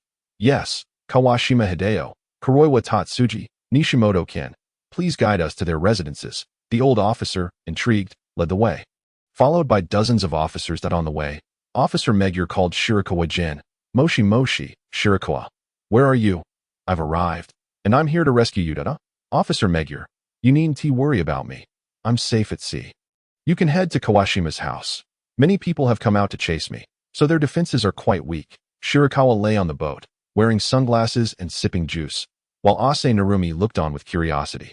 How could this person conjure juice out of thin air? The sunglasses were reasonable, but could one really store juice on their person? Hearing this, Officer Magyar sighed in relief, hung up, and instructed the old officer. Let us go to Kawashima Hideo's house to at that moment. Kawashima Hideo was anxiously awaiting news at home. His phone had not rung once, and he gritted his teeth in frustration. These fools can't even catch a single person. Suddenly, he heard a commotion outside and looked up to see a group of police officers at his doorstep. Damn it, I said not to call the police. Who reported it? Assuming it was his own subordinates who had alerted the authorities. He glared at those still in the living room. Officer Magyar stood at the entrance, commanding, everyone, stay alert and prepare to fire. I repeat, prepare to fire, just as he was about to break down the door. An older man with slicked back hair emerged from within, accompanied by a group of people, smiling broadly. Upon reaching Officer Magyar, he cheerfully stated, Officer, we haven't been robbed. It must be a false alarm. Officer Magyar wore a peculiar expression. Is that so? Haha, I apologize for wasting your time. Officer, nothing has happened here. This left even the officers behind Magyar baffled. What was going on? Officer Magyar narrowed his eyes. Are you Kawashima Hideo? Kawashima hesitated. Ah, yes, that's me. Then it's settled. Officer Magyar pointed his gun at Kawashima Hideo and shouted, raise your hands. Officer, what is going on? We haven't done anything wrong. Kawashima Hideo, someone has reported you for drug trafficking. You are under arrest. Raise your hands. Kawashima was bewildered. What? He had a gun on him, but facing dozens of officers poised to pounce, how could he possibly escape? He thought if he remained inside, he might hold out for a while. But now, too many of his men had gone after Shirakawa Gen, leaving his home inadequately defended. Foolishly, he had presented himself at gunpoint. Ultimately, he had no choice but to calm at that moment. A strikingly handsome female police officer approached and leaned in to whisper in Officer Mumu's ear. Chief, no bombs have been discovered. Officer Mumu nodded, realizing that the drug dealer before him was merely attempting to throw others under the bus with baseless accusations. Just then, sounds emerged from outside as officers returned. Escorting a group of men clad in black suits, Kawashima Hideo, upon seeing this, felt utterly deflated. The prospect of revenge was now impossible, leaving him to rely solely on the police. Officer, you must believe me. Our men were beaten so brutally. Surely we couldn't have done it ourselves. The officers gazed at the injured subordinates, some recalling the scenes from the amusement park, their fear palpable. Muri Kaguru understood the situation and spoke up. My apprentice was acting in self-defense. Officer Mumu, you cannot trust the words of these drug dealers. My apprentice risked his life to combat a criminal organization. We cannot let the good be disheartened. Officer Mumu sighed and suddenly inquired, is Shirakawa out at sea? Muri paused for a moment before nodding. Officer Mumu then turned to an older officer, asking, what did the shipjackers look like? It seemed to be a man and a woman. Dressed in black, the woman was a doctor. The case was cracked. It turned out the notorious outlaw was Shirakawa General Conan. Taken aback, thought to himself that he had believed Shirakawa was in dire straits, only to discover he had suffered no bullying whatsoever at that moment. Muri's phone rang unexpectedly. He glanced at the unfamiliar number before answering. Hello, Master. Are you all right, Shirakawa? Where are you? Are you okay? I just tried calling you, but couldn't get through. Everyone leaned in, eager to hear what Shirakawa Gen had to say. My phone died, so I used Narumi's phone to call back. Has Officer Mumu arrived? Officer Mumu snatched the phone, speaking sternly. I'm here. You better hurry back and deal with the robbery situation. I'm on my way. After hanging up, he returned the phone to Kaguru, who chuckled. Haha. Look at this, a solitary figure bravely eliminating the forces of darkness. Nearly losing his life. What a difficult endeavor. Officer Mumu snorted, and the officers surveyed the wounds on the captured individuals, uncertain of who had truly come close to death at that moment. Ran let out a sigh of relief.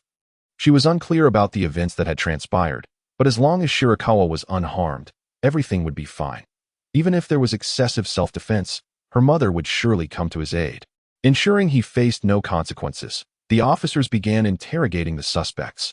Upon realizing they had been captured, the drug dealers began to turn on one another. Fortunately, the evidence was solid, leaving no one to escape unscathed. After a while, Shirakawa Gen returned to the police station alongside Narumi Shuji. Upon entering, he received a light smack from Muri Kaguru. "What on earth have you been doing? Do you have a death wish?" Shirakawa rubbed his head and chuckled. "Master, I couldn't just stand by when I encountered them." "Brother Shirakawa, are you okay?"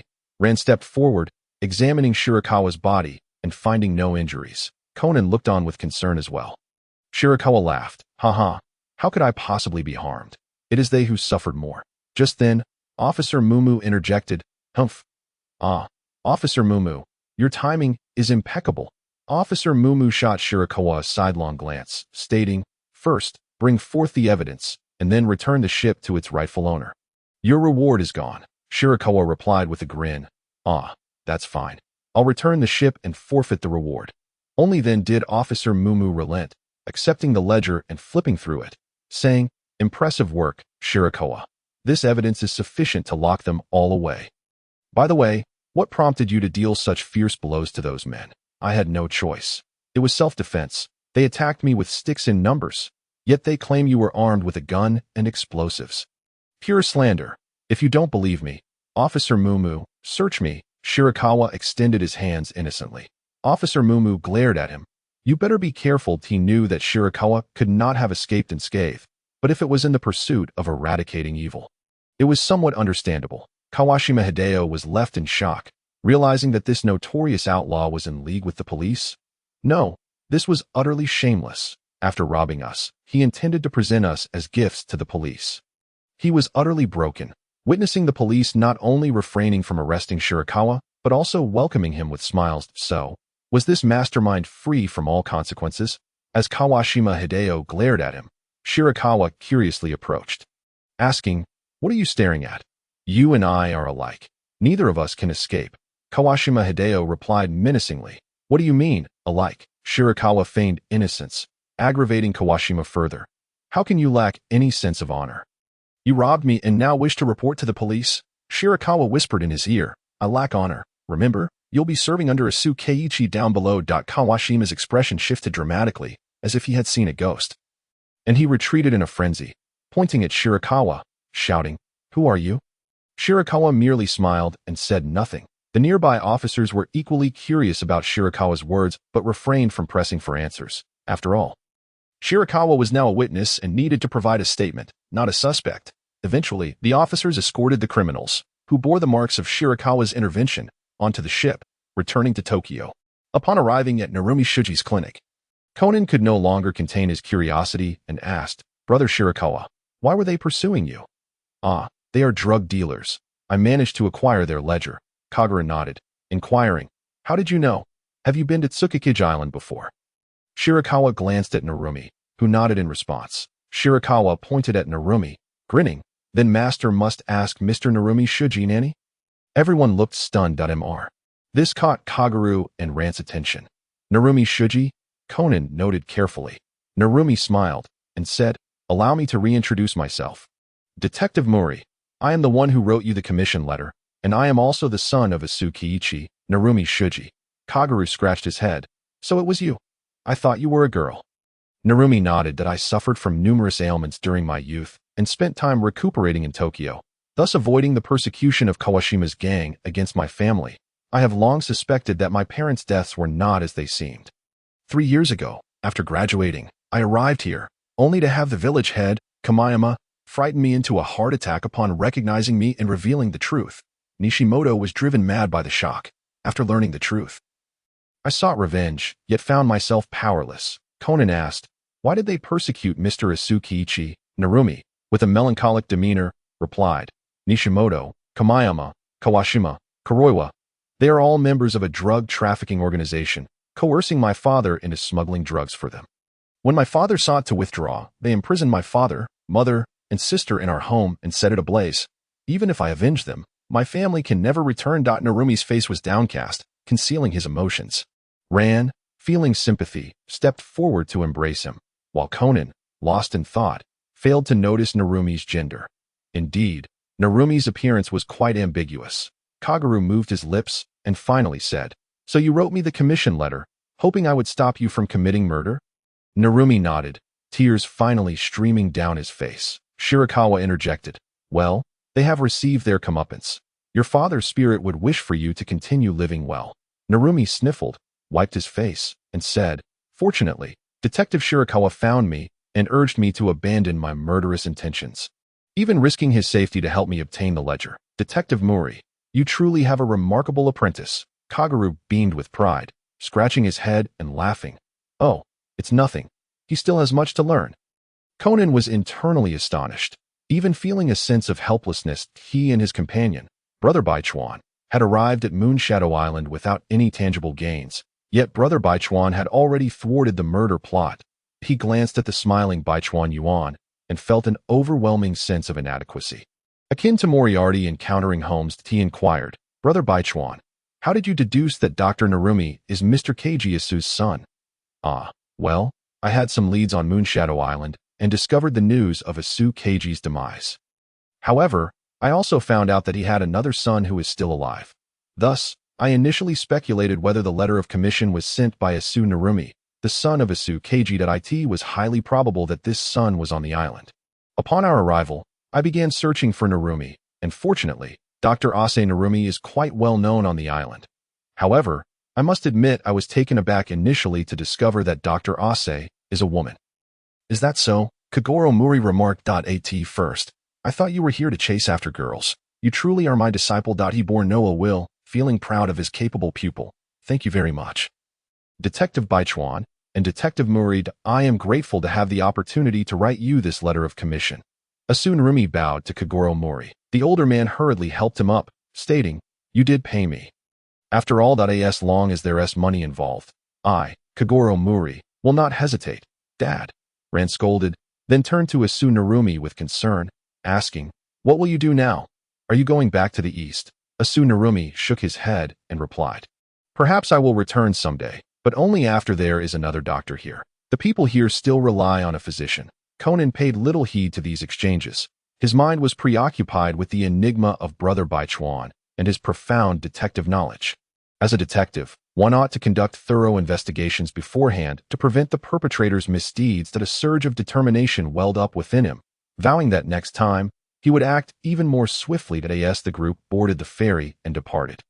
Everyone gazed back at Moonshadow Island, filled with sentiment. Kagoro felt particularly at ease, remarking, "If only all cases were resolved so smoothly. Once we return, we should celebrate with a hearty meal." Indeed, he had only briefly worried about his apprentice. Leaving the rest to be handled without further thought, Conan scoffed. "How could that be?" Baichuan Yuan observed. "It seems that Masato Kayamizu has gained a significant advantage. All the other village chief competitors have been apprehended, allowing him to become the indispensable next village chief." In light of Baichuan's statement, Ran added, "That is true, but Mr. Asu Narumi is quite unfortunate. Fortunately, evil deeds are met with just desserts." Conan suddenly recalled Ran's embrace of Asu Narumi, his expression darkening as he realized he had overlooked this detail. Well then, the case has been perfectly resolved under the guidance of the illustrious detective Kagoro Muri, and Baichuan has made significant progress as well. However, kid, remember to inform me next time about such matters, so that I need not worry about you. Indeed, Brother Baichuan, you have no idea how much we worried about you, Kagoro Muri said with a stern expression. While Ran echoed a note of complaint, Baichuan Yuan felt warmth in his heart and could only smile and nod in response to my apologies that I'll cook for you all when I return. All right, Kagoro's eyes lit up. You mean it? Then I shall graciously accept. Baichuan nodded, gazing towards the gradually disappearing Moonshadow Island, seemingly still able to see Asu Narumi waving at him. He felt as if he could vaguely make out a villa engulfed in flames, with the spirit of Asu Keiji bowing to him with a smile. "Rest assured, Narumi, in a few days, you will hear of their demise in prison. At that time, may Mr. Asu Keiji also rest in peace. And if it is possible, may he bless Narumi as well. The shining facets of this world are eternally embodied by those noble and kind-hearted individuals. They enable Baichuan Yuan to genuinely sense his existence." Affirming that this is indeed a real world, Not one separated from as the group chatted and laughed. The ship sailed towards the east, in the remote mountain forests, Baichuan Yuan, along with Sonoko, Ran, and the ever-looming Conan. Traversed the rugged mountain path. After returning from Moonshadow Island, Baichuan had taken a prolonged rest, occasionally enjoying drinks with Kagoro and tending to his family restaurant, until Sonoko called him, inviting him to this mountain villa. With little else to occupy his time, and having promised Sonoko, Baichuan drove with Ran and Conan to this location that he straightened his posture, gazing around, yet still found no sign of a villa. Ran, are we lost? Sonoko, looking utterly disheartened, pouted at Ran. Don't you know the location of your own house? Brother Baichuan, can you even read this map? Ran awkwardly handed the map to Baichuan Yuan, who forced a smile. This, I can't comprehend at all. While he could have asked Sakura for directions, he felt he shouldn't know the location of Sonoko's villa. Thus, they endured an hour in the mountains, besieged by mosquitoes at that moment. Conan jumped up, seizing the map. Sister Ran, let me take a look. Sonoko rolled her eyes. Why does this little brat have to tag along? Seriously. Initially, she had hoped to travel with her idol, Baichuan Yuan, believing it would allow her to create beautiful memories in the serene embrace of nature, far from the clamor of the world. However, this fantasy was shattered upon seeing Conan beside Ran. Conan cast a sidelong glance at Sonoko, thinking her a lovesick fool that he examined the map, then confidently pointed the way. Sister Ran, look, there are footprints on the ground.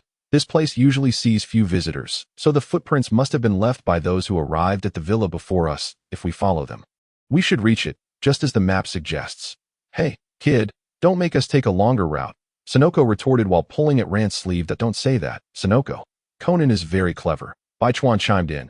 All right, Sonoko, if you're tired, why not let me carry your luggage? It would be a good exercise for me. Sonoko's face turned crimson. Her eyes sparkling as steam seemed to rise from her head. Ran, standing beside her, could feel the heat radiating off her. She quickly nudged Sonoko. Sonoko, are you all right? My idol is so considerate, offering to carry my luggage. Sonoko, roused from her daze, wiped the drool from her mouth and replied earnestly. It's fine, Brother Baichuan. I can manage. She struck a fitness pose, seemingly to prove her stamina. Baichuan was both amused and exasperated. Then let us hurry along. It's getting dark. Conan silently scoffed at Sonoko as they continued along the rugged mountain path. However, he suddenly recalled that when Sister Ran had asked Brother Baichuan to look at the map, he hesitated. So, he can't read maps? Ha ha, Brother Baichuan, I've discovered your weakness. Conan entertained himself as he led Baichuan and the others through the winding mountain trail, ultimately leading them to a precipice. Above them spanned a suspension bridge, with a tumultuous river below, and on the opposite side lay the Suzuki family villa. Sonoko, spotting the villa, was overjoyed. The vehicle could not ascend the mountain, necessitating their trek on foot, and they had gotten lost along the way, exhausting her. She dashed towards the suspension bridge, only to see a figure standing in its midst, clad in a black robe and hood. The figure turned upon hearing their approach. Sonoko suddenly screamed, startling Ran as well. The figure's face was entirely wrapped in bandages, revealing only a pair of menacing eyes that bore down on them in the dim light of the forest at dusk. Encountering such a being, indescribable as human, caused even Baichuan, who had been mentally prepared, to feel a jolt of fear, let alone for Ran and Sonoko, two high school girls, who quickly scurried behind Baichuan, trembling. Sonoko stammered. Did you see that? Conan's expression grew serious, while Baichuan fixated on the bandaged figure in silence. The figure paused momentarily before sprinting toward the villa, swiftly crossing the suspension bridge and vanishing into the dense woods surrounding the villa. What on earth was that? Xiao Lan and Yuenzi were particularly terrified of ghosts, clutching tightly onto Shirakawa Gen's arm. Feeling the immense strength in his arm, Shirakawa Gen sighed, thinking to himself that it was fortunate it was him. Otherwise, someone else's arm might have been rendered useless. He reassured the two. It must be a person. Perhaps they are ill, or maybe they had an accident. A fire. A glass cut, Shirakawa Gen conjectured aimlessly. Conan was rendered speechless. Shirakawa, your imagination is truly boundless. Would a patient even come here? He then suggested, let's go ahead and ask your sister if she's invited such a person. The four crossed the suspension bridge and finally arrived at the villa's entrance. Yuenzi pressed the doorbell and, after a brief wait, they finally heard footsteps approaching the door. A young woman emerged, her hair slightly wavy, with squinty eyes, and her facial features strikingly similar to Yuenzi's. Upon seeing this woman, Yuenzi joyfully leaped forward, exclaiming, "Sister!" Suzuki Ayako smiled and embraced Yuenzi, asking, "What's the matter?" After glancing at the others, she recognized Ran Muri from before, greeted her with a nod, and then turned to Shirakawa Gen, saying, "So, you must be Detective Shirakawa? Yuenzi often speaks highly of you." "Not at all, sister," Yuenzi interjected, her cheeks flushed with embarrassment. Shirakawa Gen chuckled, "It's a pleasure to meet you.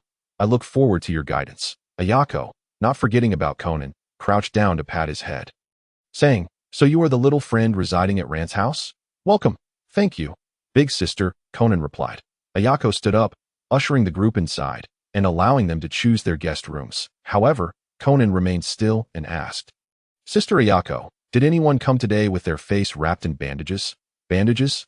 Ayako pondered for a moment before shaking her head. "No, not that I know of." "Then, what about someone in cosplay?" Conan pressed, unwilling to relent. This villa gathering was a small class reunion organized by Suzuki Ayako, who would surely be aware of the details regarding the attendees that I'm not entirely sure. "Perhaps there might be," Ayako replied thoughtfully. A sudden scream echoed from the second floor. Conan's expression shifted. That was Rant's voice. He hurriedly dashed towards the staircase, while Suzuki Ayako watched curiously, sensing that the scream did not convey fear, but rather seemed to be one of shyness. Upon reaching the second floor, Conan discovered Ran standing at a closed door, covering her face, with Shirakawa Gen beside her. Shirakawa Gen sighed, for while searching for rooms, Suzuki Yuenzi had promptly entered her own, leaving him and Ran to search for vacant ones. When Ran opened a door, she unexpectedly encountered a male changing clothes inside. She let out a shriek, quickly apologized, and shut the door, only to find a similar scene upon opening the next door. 3 consecutive doors revealing Suzuki Ayako's male classmates. "All right, Ran, it's fine. The next room surely has no one in it," Shirakawa Gen reassured her. Conan, exasperated, remarked, "Couldn't you have knocked before opening the door?" Subsequently, Shirakawa Gen opened a door to find it empty, allowing Ran to enter while pulling Conan into the adjacent room. "Conan, you can sleep with me tonight," Shirakawa Gen declared. Conan, wishing to share a room with Ran, had no choice but to acquiesce. They tidied up their belongings and descended to the living room, which was already bustling with people. Apart from the 4 who came to join the gathering, there were 4 others who were Suzuki Ayako's classmates. These individuals consisted of 3 males and 1 female. The 3 men were all acquaintances of Ran, while the woman had short hair and an exquisite visage. Upon spotting Shirakawa Gen and the others, Ayako called them to the dining room to prepare for a meal. Yuenzi enthusiastically introduced the newcomers to Shirakawa Gen. The 3 men were Oda Masaru, Kakutani Hiroki, and Takahashi Ryoichi, while Yuenzi also highlighted her elder sister, Suzuki Ayako, who was currently seeking a marriage partner. Ayako, hearing this, smiled wryly at her mischievous sister. Lastly, there was a renowned author, Ikeda Chikako. Upon hearing her name, Ran exclaimed excitedly, "Are you the author of the Azure Kingdom? I absolutely adore that novel." Strangely enough, while Ran enjoyed idolizing, she did not fixate on a singular figure. It seemed as though she admired every notable person she encountered. Ikeda Chikako appeared somewhat perturbed by Ran's enthusiasm, as if she preferred to keep her identity as the author of the bestseller a secret. Ayako remarked, "Indeed, that was her work during university. It's quite remarkable." "Isn't it?" Ikeda Chikako's expression soured, and she forced a smile, diverting the conversation. Shirakawa Gen observed everything keenly, recalling that the Azure Kingdom was not originally written by her, but rather plagiarized. The true author was Atsuko. A former member of the Film Research Club, Ikeda Chikako, noticing Shirakawa Gen's piercing gaze, managed a strained smile in return. Shirakawa Gen, with a knowing look, responded with a meaningful smile. He could prevent the upcoming murder case. But it all hinged on Ikeda Chikako's choices. Just as Shirakawa Gen pondered this, Ayako remarked, "And if Atsuko hadn't experienced that incident, she would have been here today." The expressions of all Ayako's classmates changed dramatically. While Ran and Conan stared blankly, Atsuko, Ikeda Chikako suddenly slammed her hand on the table, shouting, "Can we please stop mentioning Atsuko?" Everyone froze at her unexpected outburst. Was her reaction truly so extreme? "I came here to unwind. And I do not wish to discuss someone who passed away 2 years ago," the handsome Oda Masaru taunted. When someone becomes famous, their tone certainly changes. The kind-hearted Ayako couldn't help but stand up to offer a word of comfort before heading to the kitchen to serve food. The atmosphere became somewhat awkward as Shirakawa Gen glanced at the stout Takahashi Raichi, who was predictably glaring at Ikeda Chikako, struggling to suppress his murderous intent. Alas, some people are beyond redemption. Takahashi Raichi stood up with a goofy grin, saying, "I'll go fix the damaged roof outside. It seems like it might rain." No one opposed him, seemingly trusting the capable Takahashi, who usually handled prop making. Shirakawa Gen mused, "No wonder he excels at both repairing roofs and dismembering." After Takahashi eased the tense atmosphere at the dining table, conversations began to flow. The long-haired Oda Masaru glanced at Ran Muri and suddenly smiled, asking, "Would this young lady care to take a stroll in the woods with me?" Conan's face darkened immediately. How dare he flirt with Ran in front of him? Even Shirakawa Gen was off limits.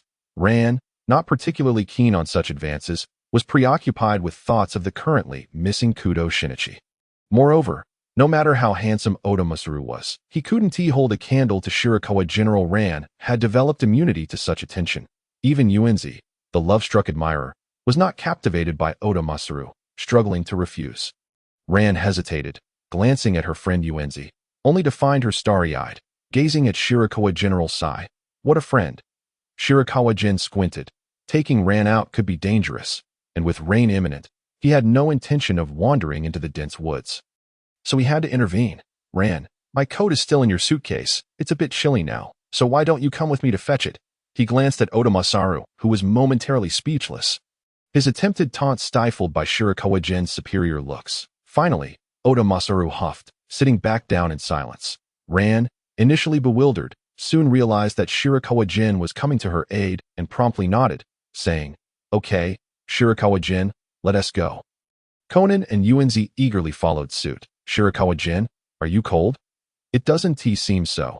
The house feels quite warm," Conan remarked, casting a sideways glance at Yuenzi, the oblivious chatterbox. Ran expressed her gratitude. "Thank you, Shirakawa Gen." Shirakawa Gen waved his hand dismissively, replying, "If you all call me brother, I would help no one else but you." "All right, let us head to my room for a bit." Conan cast a grateful glance at Shirakawa Geniki and hurriedly ran to the door to open it. Shirakawa Geniki nodded, thinking to himself how much he appreciated this sycophantic behavior. The group gathered in Shirakawa Geniki's room to play cards while waiting for dinner to be served. Conan sat beside Shirakawa Geniki, when suddenly a thought struck him. Why did Shirakawa Geniki prevent Ran from taking a stroll with other handsome men? Could it be, as the thought lingered, Conan's face paled out? Of course, Shirakawa Geniki was simply being lazy. Muri Ran had once seen Takahashi Raichi's bare torso and knew he wasn't as overweight as he seemed. However, Takahashi Raichi, feeling guilty, was determined to silence Muri Ran for good, even if it meant eliminating her. Regardless of the circumstances, Shirakawa Geniki could not allow Muri Ran to be cleaved by the bandaged maniac.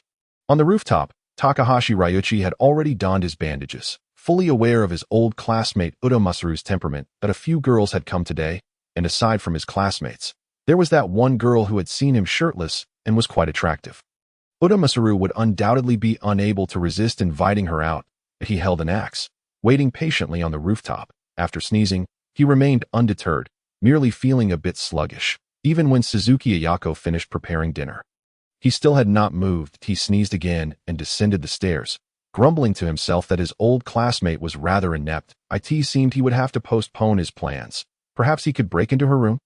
Meanwhile, the group sat around the table, enjoying a harmonious dinner. Shirakawa Geniki glanced at Ikeda Chikako, hesitated for a moment, and ultimately decided against speaking to her. It was likely a fruitless endeavor.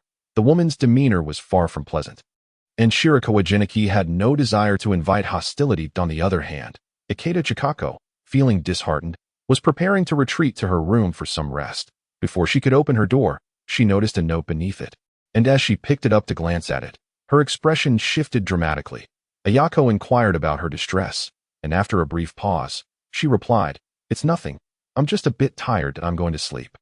After dinner, the group settled on the sofa, the atmosphere somewhat strained, engaging in scattered conversation. But a while later, Takahashi Raichi, from the second floor, suddenly shouted theatrically, "Hey, who are you?" Everyone looked up in curiosity, and Takahashi, with a terrified expression, exclaimed, "I just saw that bandaged freak outside." At that moment, The photographer, Kata Hiroki, was capturing photos of Muri Ran and Sonoko when a shadow flitted past the window in the background. It was a figure wrapped in bandages, holding what appeared to be Ikeda Chikako's head. Panic ensued, and Conan, who had been beside Shirakawa Gen, immediately dashed to the door and ran toward the window, with Shirakawa Gen unable to stop him. "Conan!"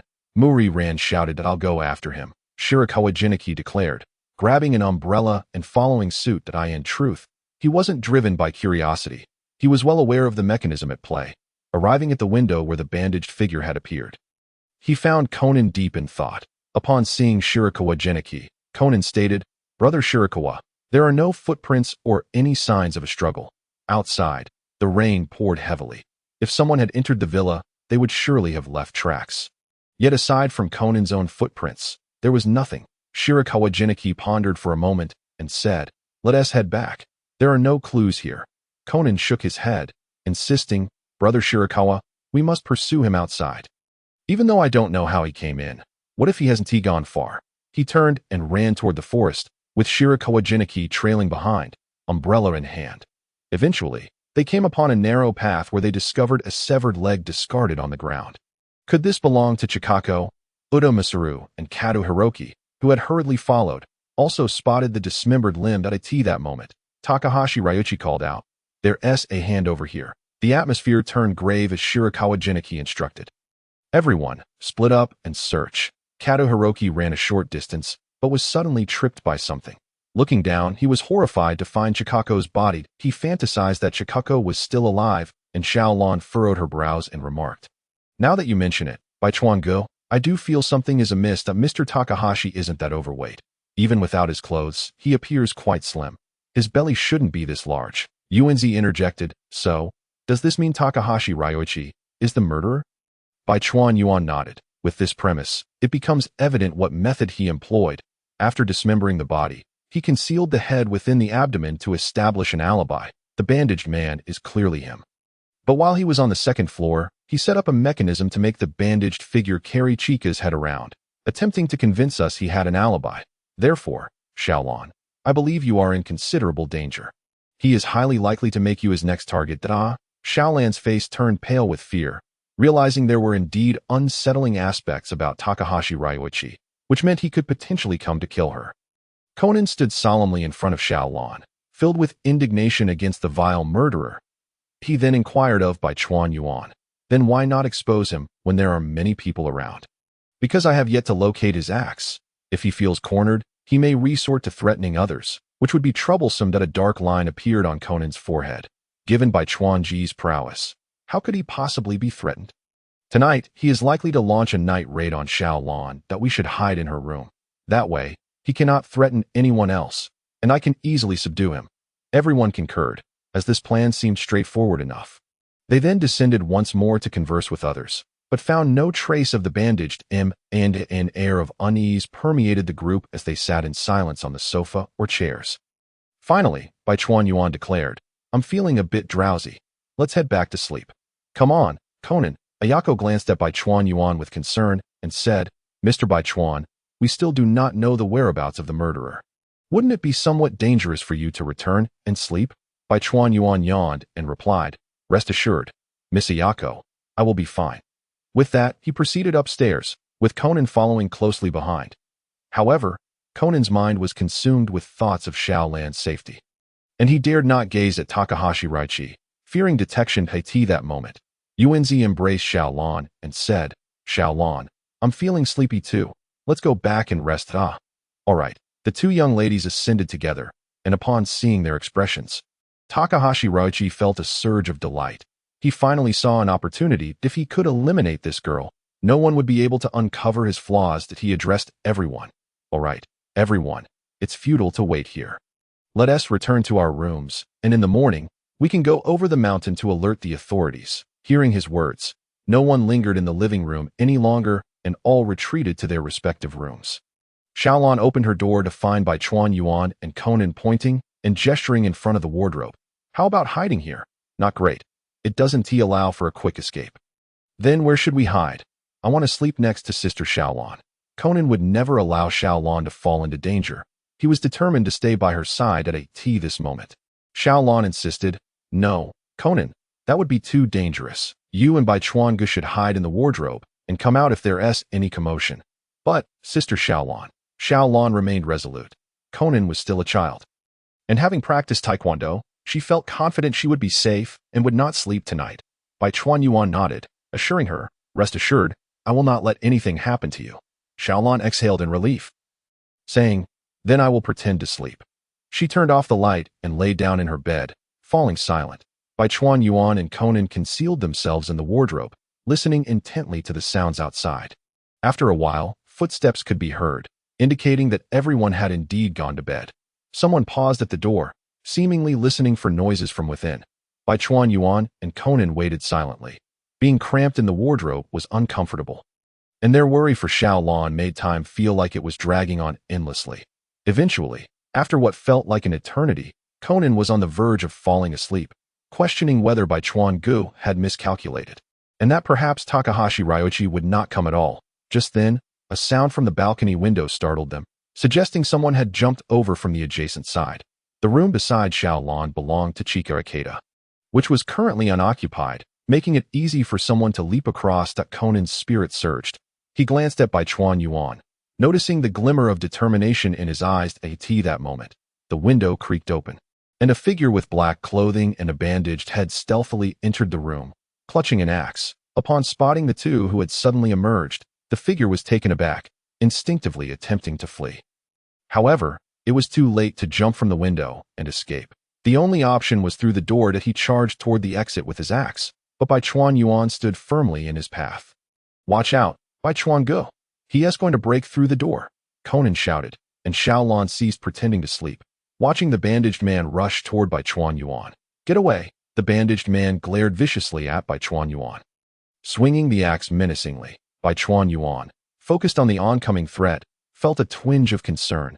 He was not invulnerable, possessing only a steely resolve that could not shield him from an axe. Xiaolon and Conan, witnessing Bai Chuanyuan's steadfastness, broke into a cold sweat. As the bandaged man reached Bai Chuanyuan, the latter sidestepped 2 paces to the left, allowing the assailant to pass. The bandaged man sighed in relief, thinking this individual was sensible. Yet, just as he dashed past, an unexpected kick from behind sent him sprawling forward, the unimaginable force rendering him unable to maintain his balance, and he tumbled toward the door. The impact propelled him into the door, which swung open, and he rolled against the wall, motionless. Conan rushed forward, his immediate instinct to check the assailant's condition. The sheer power exhibited by Bai Chuanyuan was astonishing. Who could kick someone with such force? Little did he know, one day he would be capable of kicking satellites from the sky. Noticing the bandaged man's chest still heaving, Conan sighed in relief and tore away the bandages from his face. Indeed, the bandaged figure was none other than Takahashi Ryoichi. Bai Chuanji's deduction had proven accurate once again. That Conan's expression was peculiar as Bai Chuanyuan and Xiaolon followed closely behind. Observing that at that moment, the commotion from earlier had roused the others, who began to emerge from their rooms, curious about the disturbance. "What is going on?" Ayako Suzuki inquired as she looked at the fallen Takahashi Rei. This individual was the bandaged man, the murderer of Chika Ikeda. Bai Chuanyuan, hands in his pockets, responded calmly, "This is Takahashi Ryoichi, the one who killed Ikeda." "Nani?" Everyone gasped in shock. Takahashi Ryoichi had committed murder? How could that be? Takahashi Ryoichi slowly opened his eyes, bewildered by the crowd surrounding him and the fallen axe, realizing it was too late for him. "Yes, it is I. I killed Ikeda." Oda Masaru, perplexed, questioned, "Why? Aren't we classmates?" Takahashi Ryoichi's expression twisted in anguish as he replied, "This person did not deserve to be our classmate at all. Years ago, Atsuko secretly showed me the story she had written, expressing her aspiration to become a novelist. Her eyes shining with hope that I never imagined she would suddenly hang herself. But the true reason became clear to me upon witnessing Chika's film, The Azure Kingdom. The content of Chika's debut work mirrored the story Atsuko had shared with me. The Sky-Colored Kingdom." Takahashi Ryoichi's face contorted with rage as his classmates listened in understanding, all sighing deeply. "How could you know Atsuko took her own life for this reason?" Oda Masaru inquired, bewildered that on the day Chika won the award, which was the day before Atsuko's suicide, she called me and shared everything. She told me she could no longer trust anyone. As he spoke, tears streamed down Takahashi Ryuichi's cheeks. Everything is over. It's all over. His expression darkened, as if contemplating suicide. Kakuya Hiroki extended his arm. Takahashi. Don't. Takahashi brandished a screwdriver before his chin and declared, I have resolved to take on the mantle of a righteous avenger and venture into another world to live alongside Atsuko. The countenances of his classmates shifted dramatically as they urgently dissuaded him that moment. Shirakawa Gen interjected, Is that so? Does that mean that killing Xiaolan is also a righteous act in your eyes? Ayako covered her gaping mouth in shock, exclaiming, What? He intends to harm Xiaolan as well. Takahashi Rashi was momentarily taken aback, his emotions becoming incoherent. You dare to call yourself a righteous avenger? You can resort to violence against a stranger merely to shield your own identity? How can you now present yourself so brazenly? He retorted, Oh, you truly believe I did not inflict enough pain upon you with that kick? Conan added, Stop being self-important. It is fear that drives you. Fear of the murderer within yourself, which compels you to target Xiaolan to embellish your own image. You are not a righteous avenger. You are merely an abhorrent, murderous fiend. Takahashi Ryuichi trembled, tears streaming down his face as the screwdriver clattered to the ground. Leaving him frozen in place, he had intended to present a noble facade to the deceased Atsuko. But now, what dignity did he possess? He buried his face in his hands, weeping uncontrollably. Shirakawa Gen, showing no leniency, retrieved a length of rope and bound him, then turned to the others, stating, I have already contacted the authorities. The police will arrive shortly. Let us proceed downstairs to wait. At that moment, the thrum of helicopters was heard outside, signaling the arrival of law enforcement. They hastily opened the door, and Officer Muro led the way in. Momentarily taken aback by the sight of the restrained individual, Officer Muro, I have successfully captured the murderer. Would you care to take him into custody? Muro's lips curled into a slight smile, having been burdened with overtime. He found solace in the simplicity of merely receiving the perpetrator.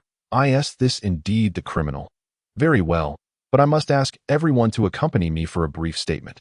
Thus, they all departed the villa. Following Officer Muro to the police station, by the time they concluded their statements, it was already the early hours of the morning. Sonoko and Ayako stood at the entrance, awaiting their driver. Sonoko cradled Xiaolan and said, Xiaolan, I am truly sorry for placing you in such peril. Ayako added, Indeed, I apologize as well. I never anticipated such a turn of events. Xiaolan reassured Sonoko, saying, It's all right. I'm fine, so there's no need for you to feel regret. But do remember to thank Shirakawa-san. Yes, Shirakawa-san, you were truly remarkable, resolving the case without a sound. In my opinion, you're far superior to that Shinichi, Sonoko exclaimed, gazing at Shirakawa Gen with excitement, completely disregarding Conan's exasperated glare. This foolish girl, honestly, it was merely a slight edge over me, Conan thought to himself. Shirakawa Gen smiled, replying, I am just glad that everyone is safe. Ayako also expressed her gratitude to Shirakawa Gen, suggesting they invite him out sometime in the future. Soon after, their driver arrived, and once they were in the car, Sonoko asked Xiaolan, Shall we give you a ride? It's too late to catch a taxi. Xiaolan glanced at Shirakawa Gen, who nodded in agreement. All right, I appreciate it. Sonoko drove them to the office, feeling quite fatigued, and went directly home. Xiaolan checked her pocket, relieved to find her keys still there, sparing her the need to awaken her father. Shirakawa Gen remarked, Xiaolan, why don't you let Conan stay with me for the night? Conan's heart raced with surprise. What was going on? Was Shirakawa Gen frightened? That shouldn't be the case, right? Had he discovered his true identity? Xiaolan looked at Conan with a questioning gaze. After a brief moment of hesitation, Conan replied, Sure, I'd like to sleep over with Shirakawa-san. Xiaolan turned to Shirakawa Gen, I hope I won't be a bother. Shirakawa Gen affectionately ruffled Conan's hair, saying, Not at all. I quite enjoy Conan's company. After bidding farewell to Xiaolan, they made their way back to Shirakawa Gen's hotel. As they strolled under the moonlight, Conan relaxed, resting his arms behind his head, feeling an undeniable sense of ease in Shirakawa Gen's presence. Shirakawa-san, did you summon me for a particular reason? Conan inquired, curiosity piqued. Well, it's not a pressing matter, but I sensed something was amiss with you. Shirakawa Gen responded. Conan's heart raced. What could be wrong? Was he too conspicuous at the crime scene? Indeed, whenever confronted with a case, Conan became singularly focused, neglecting everything else in his pursuit of the truth. Shirakawa Gen aimed to subtly remind him of this while ensuring Conan remained unaware of his true identity. "What are you talking about, Shirakawa-sen? I'm having difficulty understanding," Conan stammered, beads of sweat forming on his forehead. They soon arrived at the Kawasakura Inn, where Shirakawa Gen opened the door and gestured for Conan to enter. Conan hesitated, feeling an inexplicable sense of foreboding, as if stepping inside would seal his fate. After a moment's contemplation, he reassured himself that Shirakawa Gen posed no threat and proceeded inside. The room remained as opulent yet unpretentious as before. Shirakawa Gen invited Conan to sit, poured him a cup of tea, and took a seat himself. He spoke slowly. "Conan, during the incident, you exhibited characteristics quite unlike those of an ordinary child. Are you aware of that?" Conan broke into a cold sweat. "That's because I've been imitating Shinichi Niken." "Shinichi? Now that you mention it, you do share quite a resemblance," Shirakawa Gen mused, sipping his tea while observing Conan intently. At that moment, Conan felt the weight of his secrets bearing down on him. After all, Shirakawa Gen was an astute detective, and maintaining his facade would be a daunting task. Trusting Shirakawa Gen, he resolved to confide in him. Shirakawa Gen noticed the shift in Conan's expression and felt an unexpected sense of relief. He understood. "Conan, I believe I know the reason behind it all." "Conan, have you always been exceptionally intelligent, a true prodigy?" "Huh. I have encountered many prodigies. Some became hackers at 5, while others conducted biological experiments at 7. I classify them all as geniuses, and you are now 7 years old. Yet, you seem out of place among ordinary children, particularly when faced with a murder case." Shirakawa Gen continued. "I surmise that unless you are a deranged killer, you must be a genius in solving mysteries, possessing an extensive knowledge of criminal investigations that I have observed you closely, Conan. You learn swiftly and have a profound admiration for detectives. That's true," Conan admitted. Shirakawa Gen took another sip of tea, smiling as he said, "You are a genius in the realm of detection. Have you ever considered learning from Muri-sensei alongside me?" "What? Shirakawa-sen, how did you come to that conclusion?" "I had prepared to confess to you, but I never expected you to formulate such a coherent idea. I might as well adopt it. However, you want me to follow that incompetent old man as my mentor, regardless of my willingness." "That old man would never take me. A mere child." Shirakawa Gen chuckled at Conan's imaginative reasoning. Noticing Conan's prolonged silence, he nodded. "It's understandable if you are unwilling that I will provide you with more opportunities for practice. Conan, remember to keep learning." Hearing this, Conan's spirits soared. No longer would he need to conceal himself from Shirakawa General now that he bore the title of a genius. He could fully embrace his abilities. Unbeknownst to him, Shirakawa Gen aimed to prevent Conan from recklessly running about at crime scenes, endangering himself for the sake of attention. He sought to engage in dialogue to deter others from recognizing Conan's peculiarities. Moreover, as a detective, Shirakawa Gen was far from the oblivious figure that Muri-sensei portrayed. He needed to acknowledge any oddities, lest Conan begin to suspect him. This candid exchange would prove beneficial for both of them. Sighing in relief, Conan asked, "Shirakawa-san, how did you uncover this?" Shirakawa Gen smirked. "How can you even ask? Your emotional intelligence is quite lacking." Nevertheless, he cautioned, "You are still young and must not recklessly confront criminals, just as I am cautious when I suspect someone of being a murderer. We must prioritize our safety." Shirakawa Gen spoke earnestly, genuinely concerned for Conan's well-being. Conan felt a wave of gratitude wash over him as he replied, "Rest assured, Shirakawa-san, I will be careful and communicate with you frequently." "Indeed, Brother Baichuan, could you kindly convey to Sister Xiaolan that I am no longer required to attend elementary school, as I have already mastered all the knowledge it offers?" He suddenly realized this was an opportune moment to liberate himself. However, he had entrusted his plight to the wrong individual. Baichuan Yuan undoubtedly wished for him to remain in school longer, as this Grim Reaper seldom encountered fatalities while on campus. Death only seemed to occur during breaks. If he were to be excused from school, Mihua might plunge into utter despair, and Officer Mugu would no longer be able to complete his shifts in peace. Baichuan Yuan shook his head, observing Conan's disappointed expression, and remarked, "Conan, you cannot evade your youth, for you need friends of your own age, understand? You still require playtime. Every stage of life has its own pursuits that I can permit you to solve cases. But you must not forego the joy of play, lest you become increasingly reclusive. Many prodigies are aloof, and I do not wish for you to fall into that category. Conan felt that he should have simply admitted the truth. Well, that's all I wanted to say, so let us take a break. It is getting late. Bai Chuan Yuan glanced out at the night sky, stood up to turn off the lights on the first floor, and ascended to the second floor with Conan. Conan's mind was now consumed with the words just spoken, weighing the pros and cons, and he fell silent. After washing up, Bai Chuan Yuan inquired, "Would you prefer to sleep with me? Or would you rather sleep alone?" The second floor had 2 bedrooms, and Conan thought it was fine to sleep alone. I would like to sleep with brother Bai Chuan.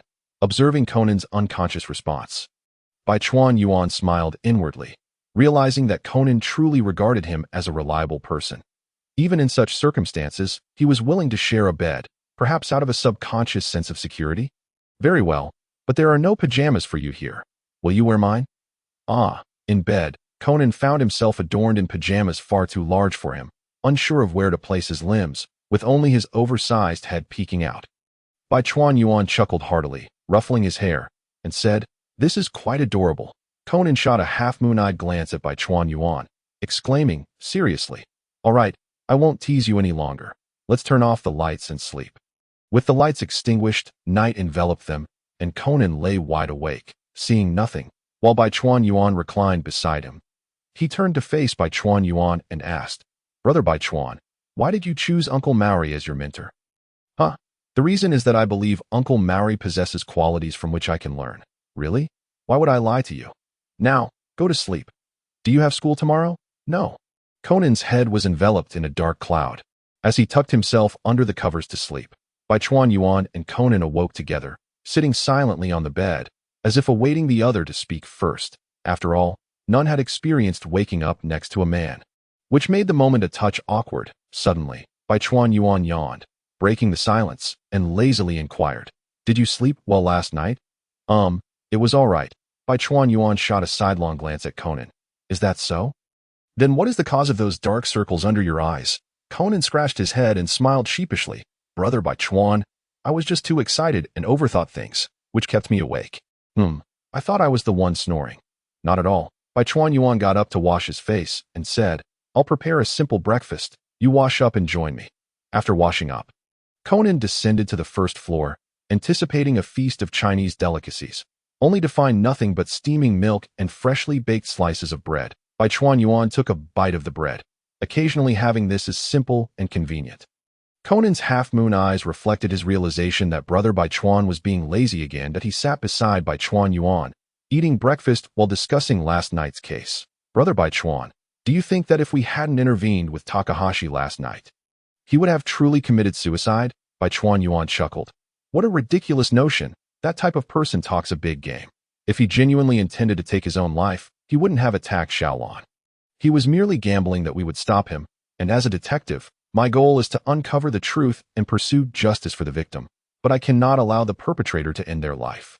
Conan, a murder case often culminates in a conflict between emotion and the law. That a detective must possess immense rationality to objectively solve cases.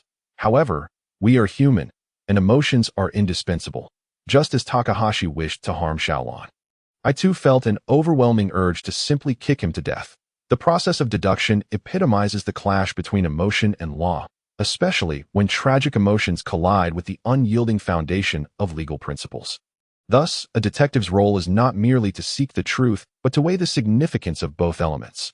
Conan took a sip of milk, his expression contemplative. In reality, it was akin to the case of Chung Shi on Moonshadow Island.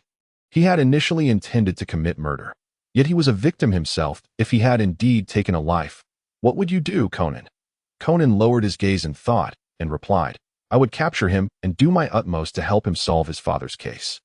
Bai Chuan Yuan affectionately ruffled his hair and said, "Indeed, if a detective disregards everything in a single-minded pursuit of the truth, then a soulless detective merely becomes a tool for solving cases. What merit is there in being a renowned detective?" He sought to impart a lesson to Conan. As in the original narrative, Chung Shi had taught Conan through his own demise. Now, with Chung Shi thriving, Bai Chuan Yuan aimed to ensure that their conversation would yield some insight for Conan. After all, as his elder brother, Conan would undoubtedly absorb his words. At this moment, Conan pondered Bai Chuan Yuan's statements. Recognizing that his idol, Holmes, also embodied humanity and charisma, Therefore, it was imperative that detectives do not become prisoners of the truth. Thus, was what Brother Bai Chuan doing the optimal solution? Had he already contemplated all this? Observing Bai Chuan Yuan leisurely sipping his milk, Conan fell into silence. Enough, enough. After breakfast, you should head home, and do not interrupt my television time. Instantly, the silent Conan was overwhelmed with a sense of exasperation. Truly, could Brother Bai Chuan not allow him to indulge in a moment of reflection? After finishing breakfast, Conan tidied up the dishes, while Bai Chuan Yuan reclined in the chair, lost in thought. That I'm leaving. Brother Bai Chuan Yuan waved his hand dismissively, offering no response. Conan exited the dining room, hands clasped behind his head, meandering back to the office while contemplating Brother Bai Chuan's words. Conan. Suddenly, someone called out to him, and he focused his gaze to see Xiao Lan waving at him. He hurried over. Sister Xiao Lan. What's the matter? Xiao Lan crouched down and said, I was just about to look for you. Your mother has arrived. Are you happy? Oh, so my mother has come. Wait, how does Sister Xiao Lan know my mother? This is strange. Conan is merely my alias. How could I possibly have a mother? Realizing something was amiss, Conan forced a smile and replied, Sister Xiao Lan, my mother wouldn't come. Xiao Lan assumed he was throwing a childish tantrum and gently patted his head, reassuring him. She is at home right now. Come on, Conan. Wait, Sister Xiao Lan. Conan, drenched in sweat, found himself unable to resist Xiao Lan's pull and could only follow her toward the agency. What should I do? If it pertains to the black organization and I refuse to go, Xiao Lan will be endangered. It's impossible for Conan to have a mother. This is infuriating. I need to find Brother Bai Chuan. Unfortunately, by this time, they had already reached the agency's entrance. Xiao Lan opened the door, and Conan beheld a plump woman clad in black, sporting an absurd hairstyle, with peculiar glasses perched on her nose, her entire demeanor exuding, I am the villain. Upon seeing him, the woman excitedly embraced him. Son, wait, who are you? The portly woman ruffled his hair, smiling. My dear son, don't be upset with your mother. Don't you recognize her? It's all our fault for leaving you here. Xiao Lan added from the side. Conan, don't act like this. The woman handed a business card to Xiao Lan, stating, Hello, my name is Edo River Fumio, and I am indeed the genuine mother of Idagawa Conan. As Conan gazed at the woman's smiling face, an overwhelming sense of fear washed over him. It was difficult to ascertain if this was a case of abduction or a connection to the black organization. Sister Xiao Lan, I truly do not know her. She is not my mother. Xiao Lan still believed that Conan was just throwing a tantrum and did not pay much attention to it. Meanwhile, Xiao Wu Lang beside her wore a curious expression, wondering how there could be parents who did not even make a phone call. The woman, who referred to herself as Idagawa Muntai, led Conan downstairs, where snowflakes gently fell from the sky. She wrapped a scarf around Conan's neck. Xiao Lan looked on with happiness, pleased that Conan had a mother to care for him. Idagawa Muntai expressed her gratitude to the father and daughter. This child is truly fortunate to have you looking after him. I will repay you in the future. Uncle Maori smiled and replied, Very well, I shall await your gratitude. Afterward, Idagawa Muntai took Conan to the car. Xiao Lan cheerfully said, Goodbye, Conan, be sure to write to me when you get there. Conan, however, kept his head down and remained silent, as the situation was dire and he had yet to devise a plan for escape. But as the car drove away, Maori Xiao Wu Lang waved and called out, Madam, do not forget the reward. Dad, how could you? But it seems Conan isn't very happy, Xiao Lan remarked. Maori Xiao Wu Lang shrugged and said, Perhaps he fears his mother will scold him. Children often behave this way. Xiao Lan gazed despondently at the receding vehicle, whispering, Goodbye, Conan. Meanwhile, Conan was filled with despair inside the car as he glared at the plump woman driving and demanded, Annie, who on earth are you? Didn't I just say?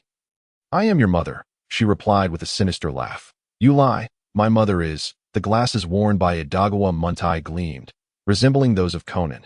Kudo Yukiko, isn't it, little rascal? The deepest secret of Conan was revealed by this rotund woman, leaving him panicked and unable to control his expression. Who are you really? Idagawa Muntai did not respond to his question, but slowly stated, Your mother is the woman who can captivate the entire world. After winning an award at the tender age of 19, she came to Japan as a glamorous star.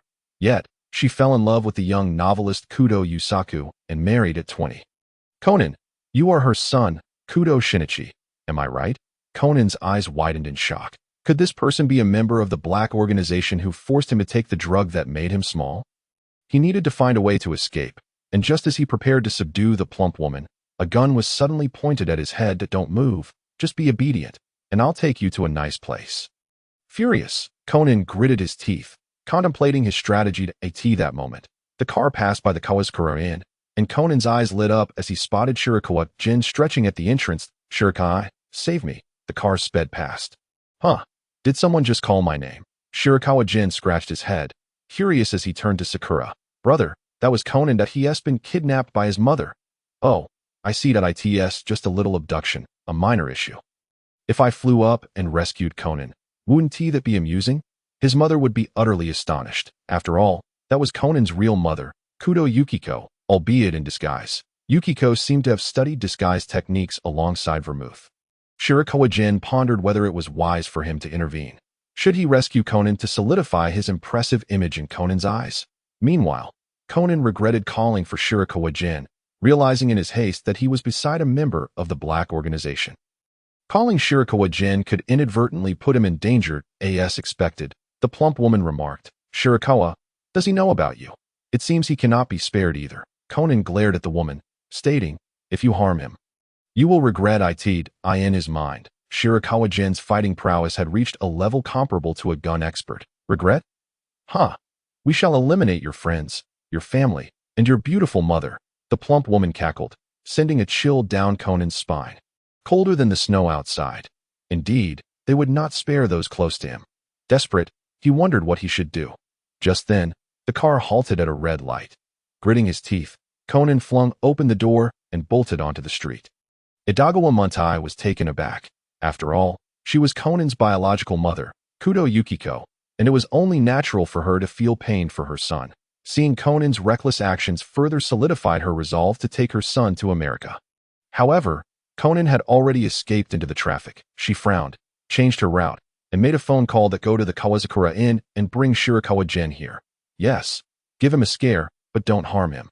After all, he is also Conan's friend.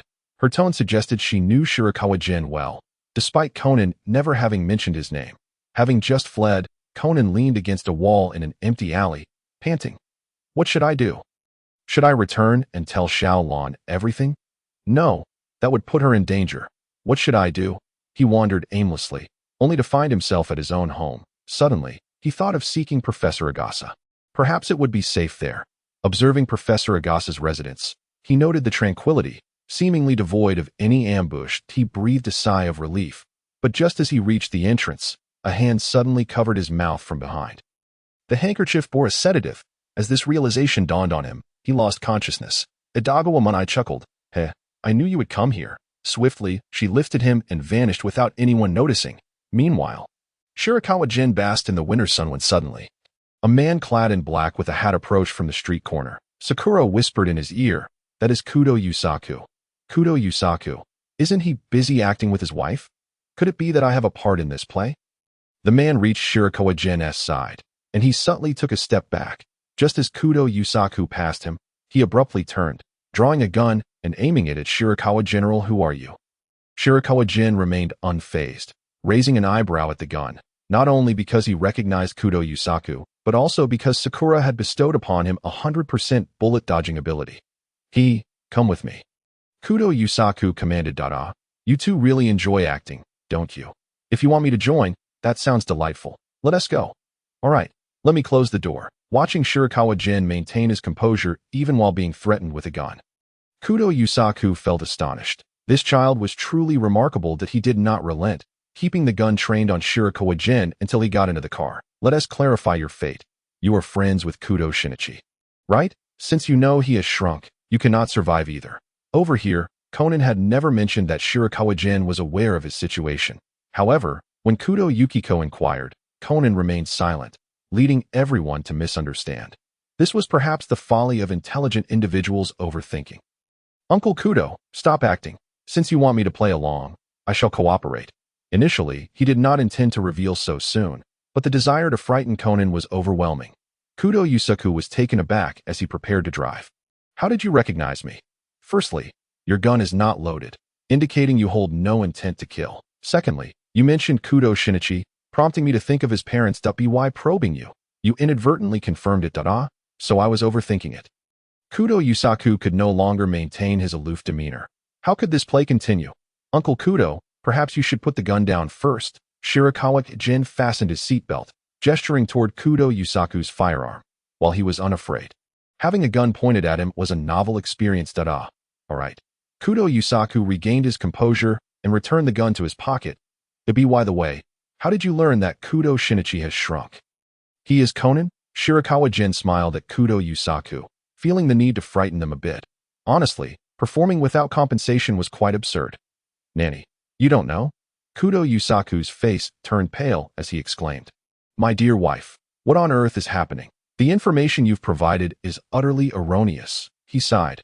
I've come to understand that Kudo Shinichi has been transformed into a child and has adopted the name Idagawa Conan. Correct? Kudo Yusaku sighed again. Indeed, it was only recently that his mother and I learned of the perilous organization responsible for his transformation, a foe he cannot contend with alone. Hence, we intend to frighten him into accompanying us to America. Shirakawa Gen nodded in agreement, saying, Uncle, please drive. I comprehend your intentions. The ability to shrink someone is not a feat any organization can easily accomplish, which indicates the vastness of this organization. They likely have infiltrators even within the police force. However, he continued, do you believe Kudo Shinichi, rather, Conan, would comply? I doubt he would part with Rand so readily. Kudo Yusaku gazed ahead and replied, we are uncertain, but his mother is exceedingly worried about him. Shirakawa Gen smiled. Uncle, I have a plan that I hold a certain degree of influence over him. Upon hearing this, Kudo Yusaku's eyes widened in surprise. Is this child truly a friend of Shinichi's? Perhaps Shinichi has indeed sown the seeds of his own misfortune in a past life. Yet, in some way, this could be seen as assistance. Kudo Yusaku drove back to his rented accommodation, where Yukiko coincidentally returned with the unconscious Conan. Observing the composed Shirakawa Gen, Yukiko was somewhat perplexed by the situation.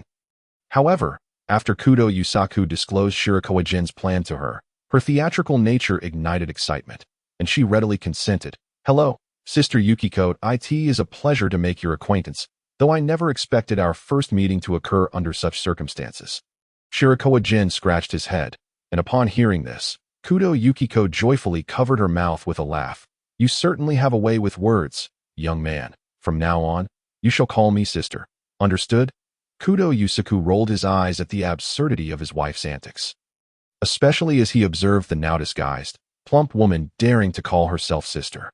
After finalizing their plan, Shirakawa Gen instructed Kudo Yusaku to bind his hands, then asked Yukiko to apply makeup on him before lying on the ground.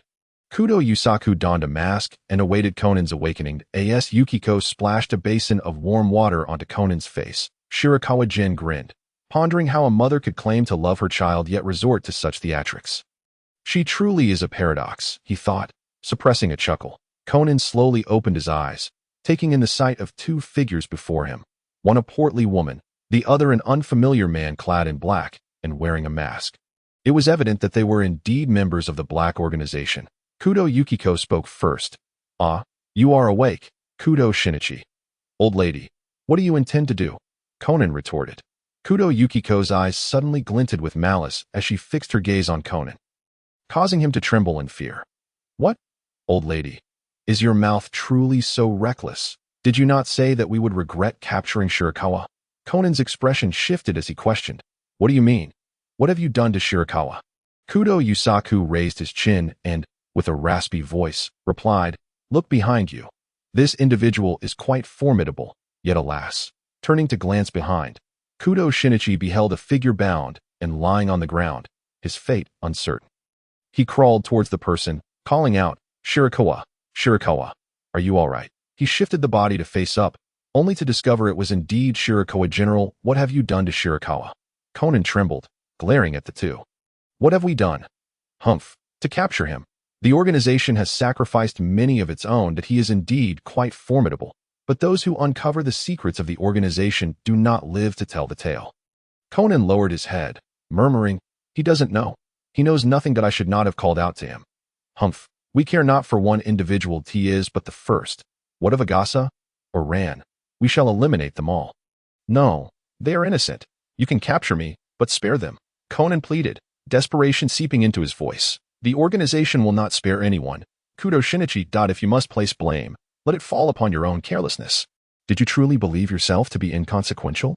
Your father is the renowned mystery novelist Kudo Yusaku, and your mother is a legendary actress who garnered numerous awards at the tender age of 19, pursued by countless admirers. As their son, how could the organization afford to overlook you?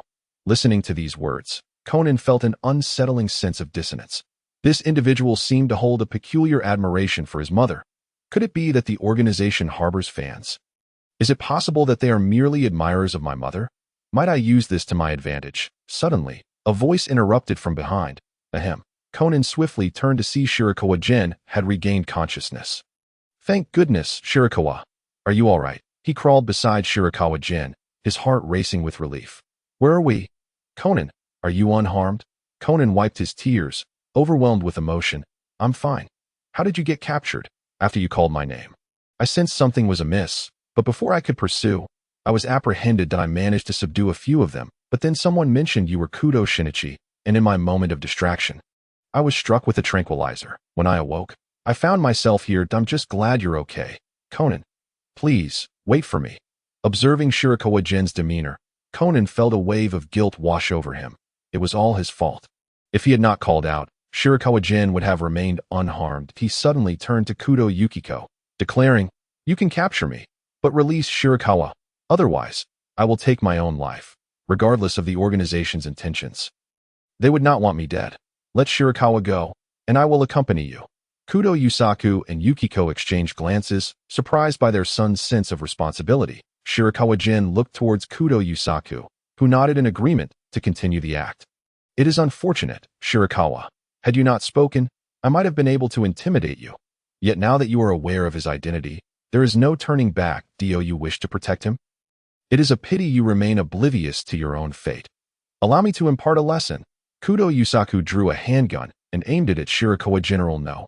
Please, Conan cried, waving his arms frantically. He turned to Shirakawa, urging, Run. Shirakawa Gen felt a pang in his heart. This child truly was moving. Yet, his role did not include an escape. Kudo Yusaku fired the weapon. Bang! Shirakawa Gen collapsed to the ground. Blood oozing from the wound in his chest. Conan stared blankly at the smoking gun, thoughts spiraling into chaos. Surely Shirakawa Gen could have evaded the bullet, couldn't he? This must be a trick, a mirage. Shirakawa, please wait. We will go to the hospital. You will be all right, Shirakawa Gen gasped, reaching out to pat Conan's head. You should have told me you were Kudo Shinichi. Now, you must find a way to escape. I can no longer assist you. With those final words, his hand fell limply to the ground. Conan's tears flowed uncontrollably. Shirakawa, don't close your eyes. You can survive. You must hold on. Witnessing Shirakawa Gen's demise because of his own actions filled Conan with an unprecedented sense of guilt. Why must a person who yearned for beauty meet their end in this filthy basement?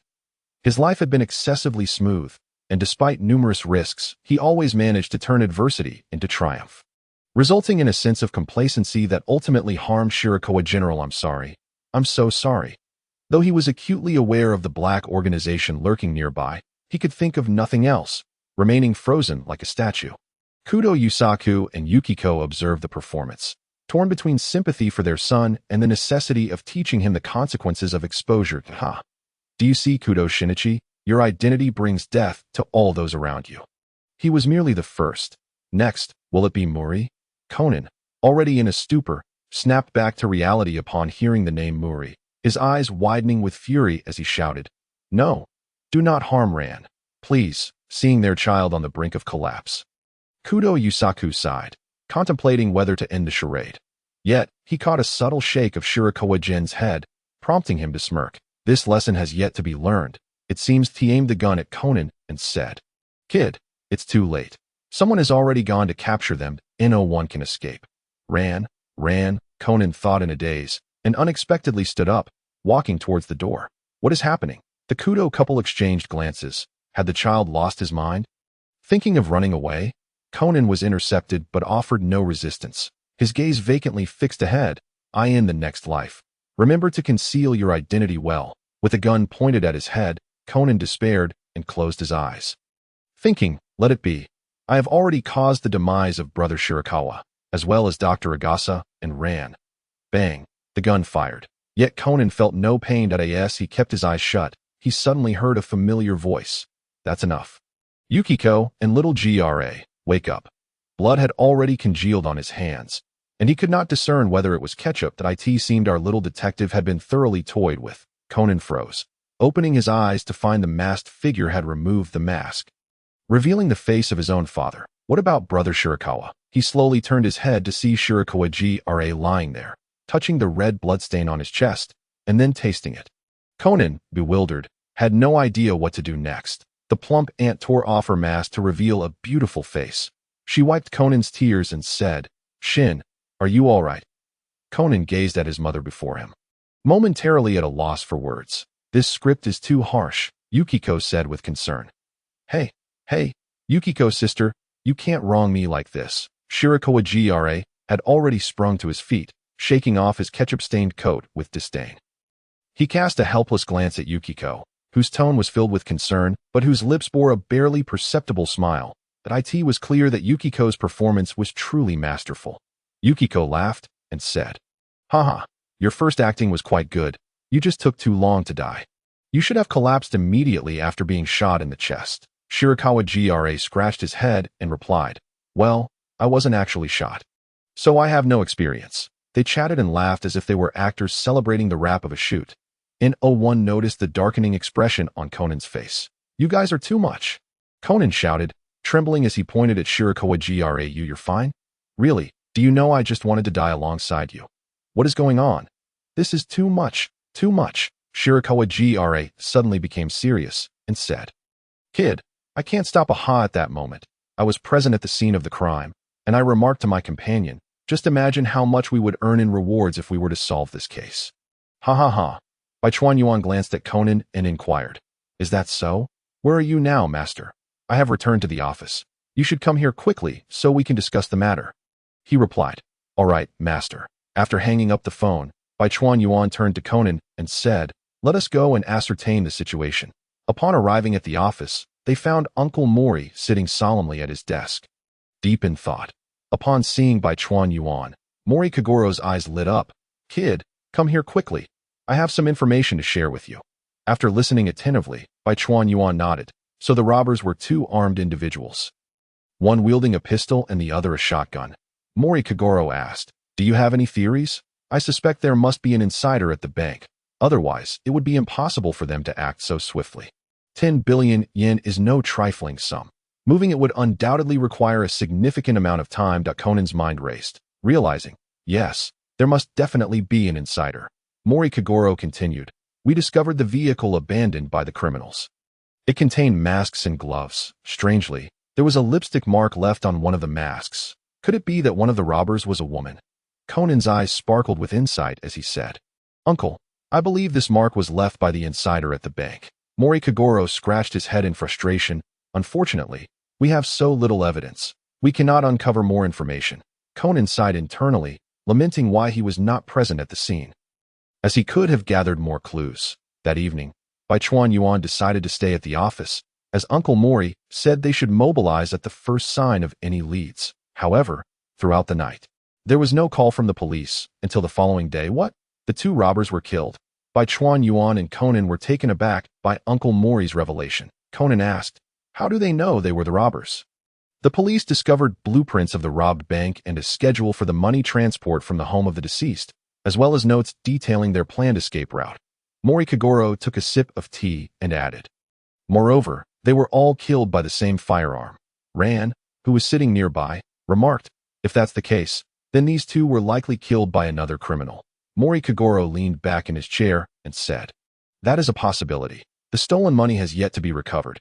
It's likely that this individual intended to keep it all for themselves, which is why they eliminated the other two to silence them. Officer Megier is currently investigating along these lines. However, I believe it is only a matter of time before we apprehend the criminals. The police have found a lipstick at the deceased's home, and it matches exactly with the one on the mask. Furthermore, I know that a bank employee named Hirota Masami uses the same lipstick that this." He turned to Bai Chuan Yuan with a smile. "Kid, business is afoot. I entrust you with locating Hirota Masami's residence. Consider it a detective assignment. Bai Chuan Yuan raised an eyebrow. After all, Mori Kagoro himself could swiftly find Hirota Masami's home. After all, this was his usual line of work. And he would report it to the police to claim the reward. He did not expect to forego monetary gain for the sake of nurturing Bai Chuan Yuan's abilities that as for Hirota Masami fleeing. Mori Kagoro found that hard to believe, considering the police had restricted access due to the 10 billion yen. Capturing her was merely a matter of time. Bai Chuan Yuan nodded, saying, "Very well, I shall go find her. But let Conan accompany me." Conan felt deeply touched, thinking, "What a wonderful partner I have." Mori Kagoro's eyes widened in disbelief. "What are you sending this little brat to do? This is a case to solve." Bai Chuan Yuan scratched his head and explained, "I believe Conan is quite clever. He may be of assistance." Mori Kagoro smirked. "Well, you two go ahead, but do not complain if he becomes a nuisance." With that, Bai Chuan Yuan glanced at Conan. "Conan, put on your clothes. We shall depart." Conan excitedly leaped off the sofa, donned his jacket, and rushed out the door alongside Bai Chuan Yuan. On the way, Conan, forgetting his earlier enthusiasm for solving the case, asked, "Bai Chuan Ge, do you know where Hirota-san's house is?" He recalled that Bai Chuan Yuan had a poor sense of direction. Bai Chuan Yuan gazed at a map only he could see, remaining silent, unsure of what to say. Was there an excuse to conjure? He certainly did not wish to awkwardly ask for directions again. "Just follow me. I should know the way," he finally said. Conan watched Bai Chuan Yuan with curiosity. But just as he was about to speak, he noticed Bai Chuan Yuan quickening his pace. Nearly leaving him behind, he hurried to catch up. "Hey, Bai Chuan Ge, slow down." He refrained from mentioning his short legs as he hurriedly dashed forward.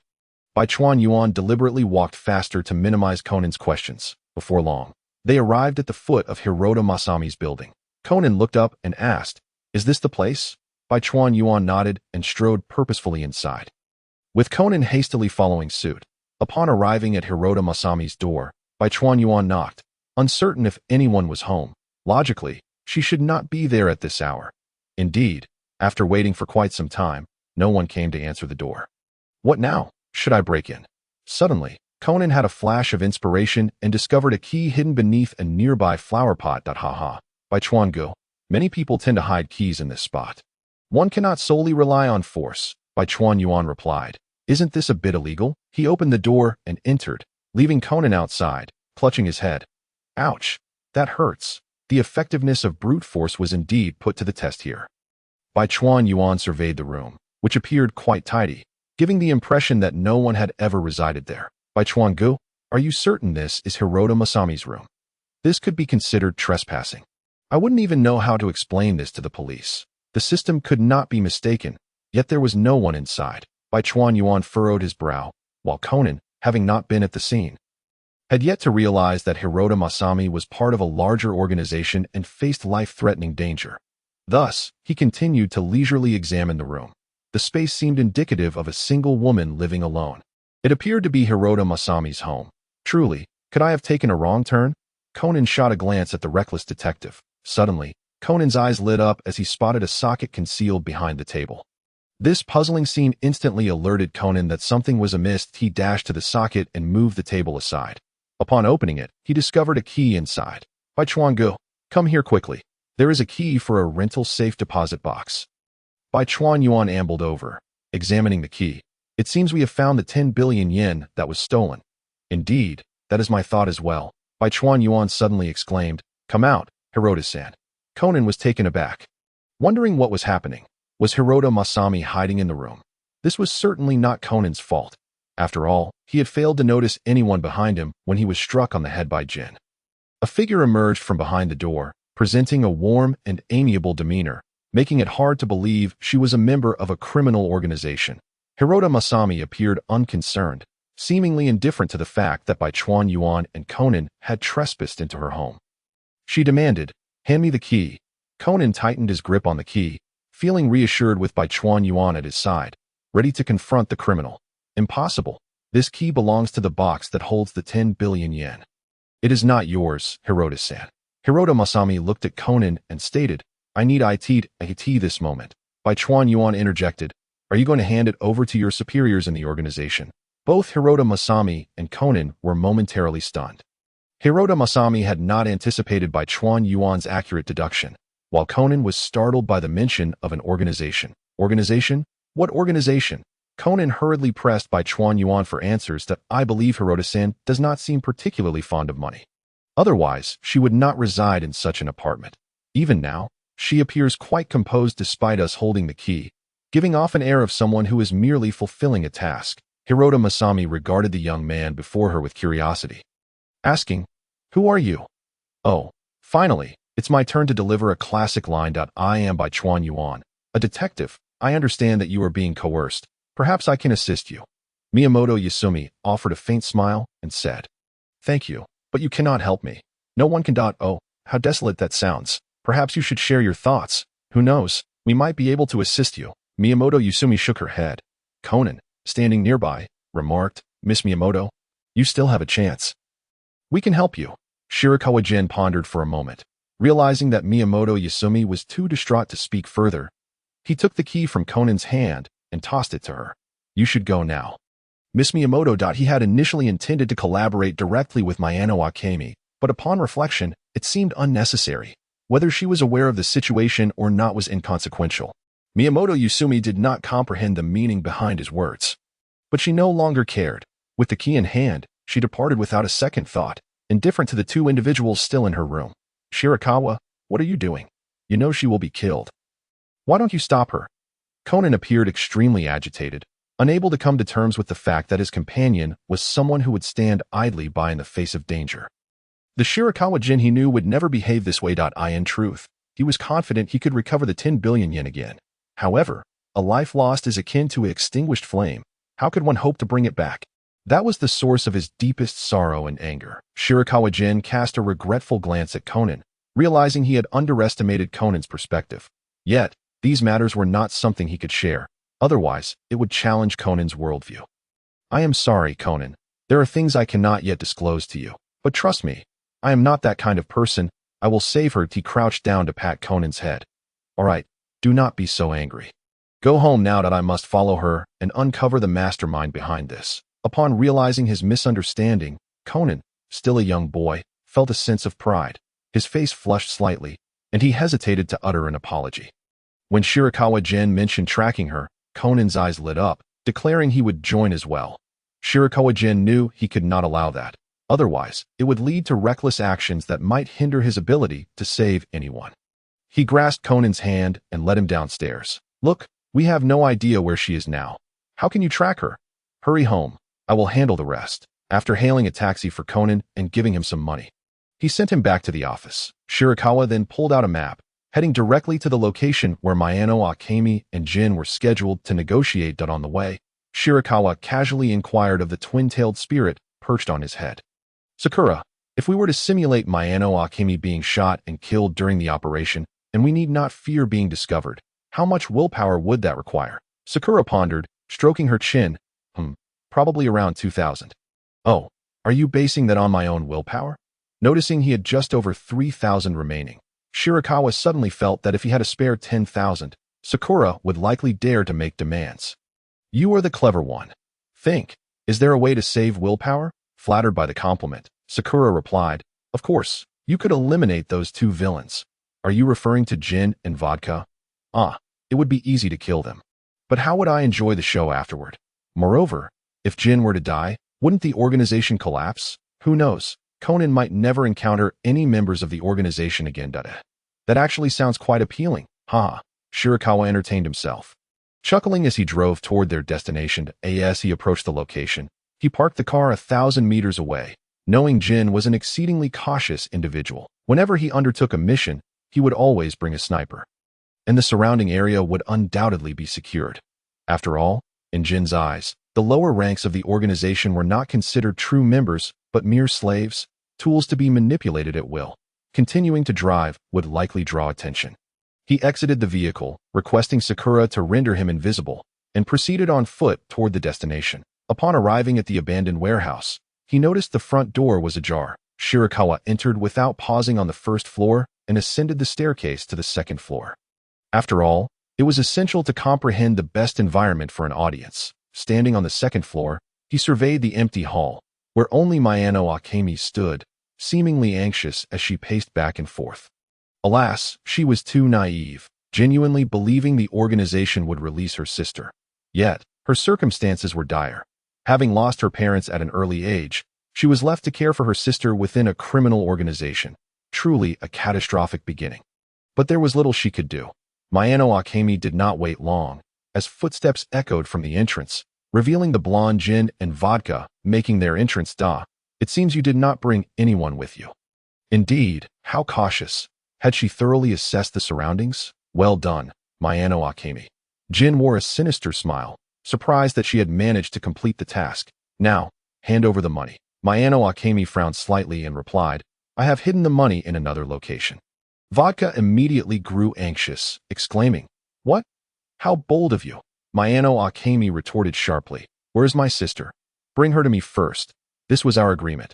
Once this matter is resolved, you promised we could escape the organization. Shirakawa Gen stood on the second floor, hands in pockets, wanting to laugh but unable to do so, feeling only that Mayano Akemi was naive. Yet, how could such a woman, with her sister under surveillance, ever hope to escape a vast organization? Was he perhaps too high in his perspective? Shirakawa furrowed his brow, realizing that he had unconsciously adopted an elevated viewpoint, despite possessing the unimpeded energy to control the world. He usually remained extremely restrained, yet he felt as if he had ascended to a new dimension. This realization shook him awake. He resolved to adjust his mindset. Being aloof was not a virtue, not to mention appearing indifferent before friends could deeply hurt them. While Shirakawa contemplated this on the second floor, Jin spoke on the first floor. Humph, that may prove exceedingly difficult. The two advanced, with Jin continuing to speak.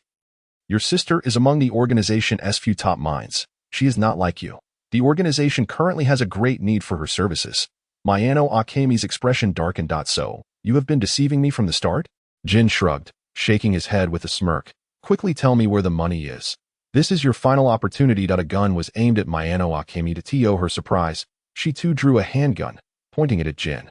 Biting her lip, her face pale as she stated, The 10 billion yen is still in my possession. If you do not abide by our agreement and release my sister, do not expect to receive that money. Humph, we will find the money in due course. Fool, do you truly believe the organization would let you and your sister go for a mere 10 billion yen? Shirakawa Gen grinned at this remark. A mere 10 billion yen, perhaps I should join as well. I am running low on funds. Vodka mercilessly mocked Mayano Akemi.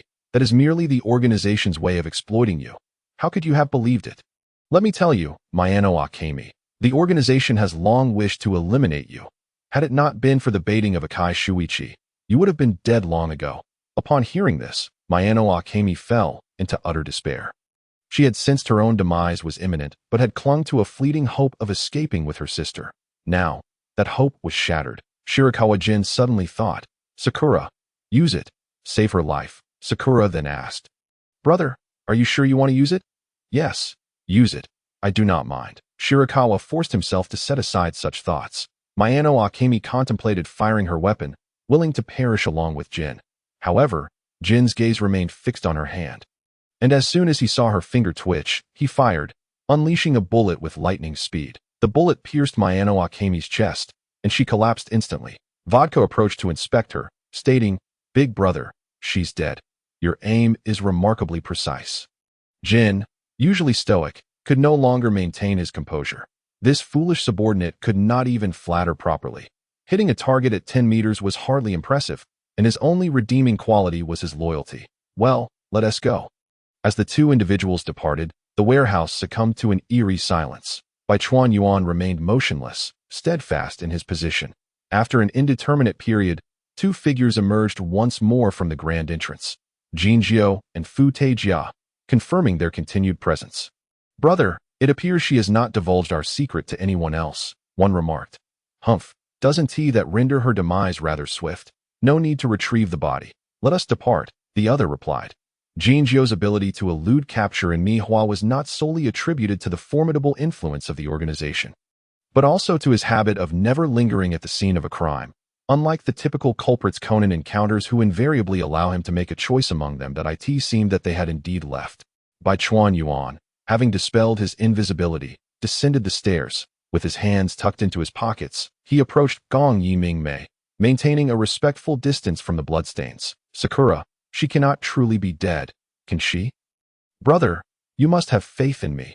She is undoubtedly unharmed. Suddenly, Gong Yiming opened her eyes, gasping for breath. Upon seeing the person before her, she initially believed Jin Jiao had not departed, but upon closer inspection, she realized it was the detective who had been in her room moments ago.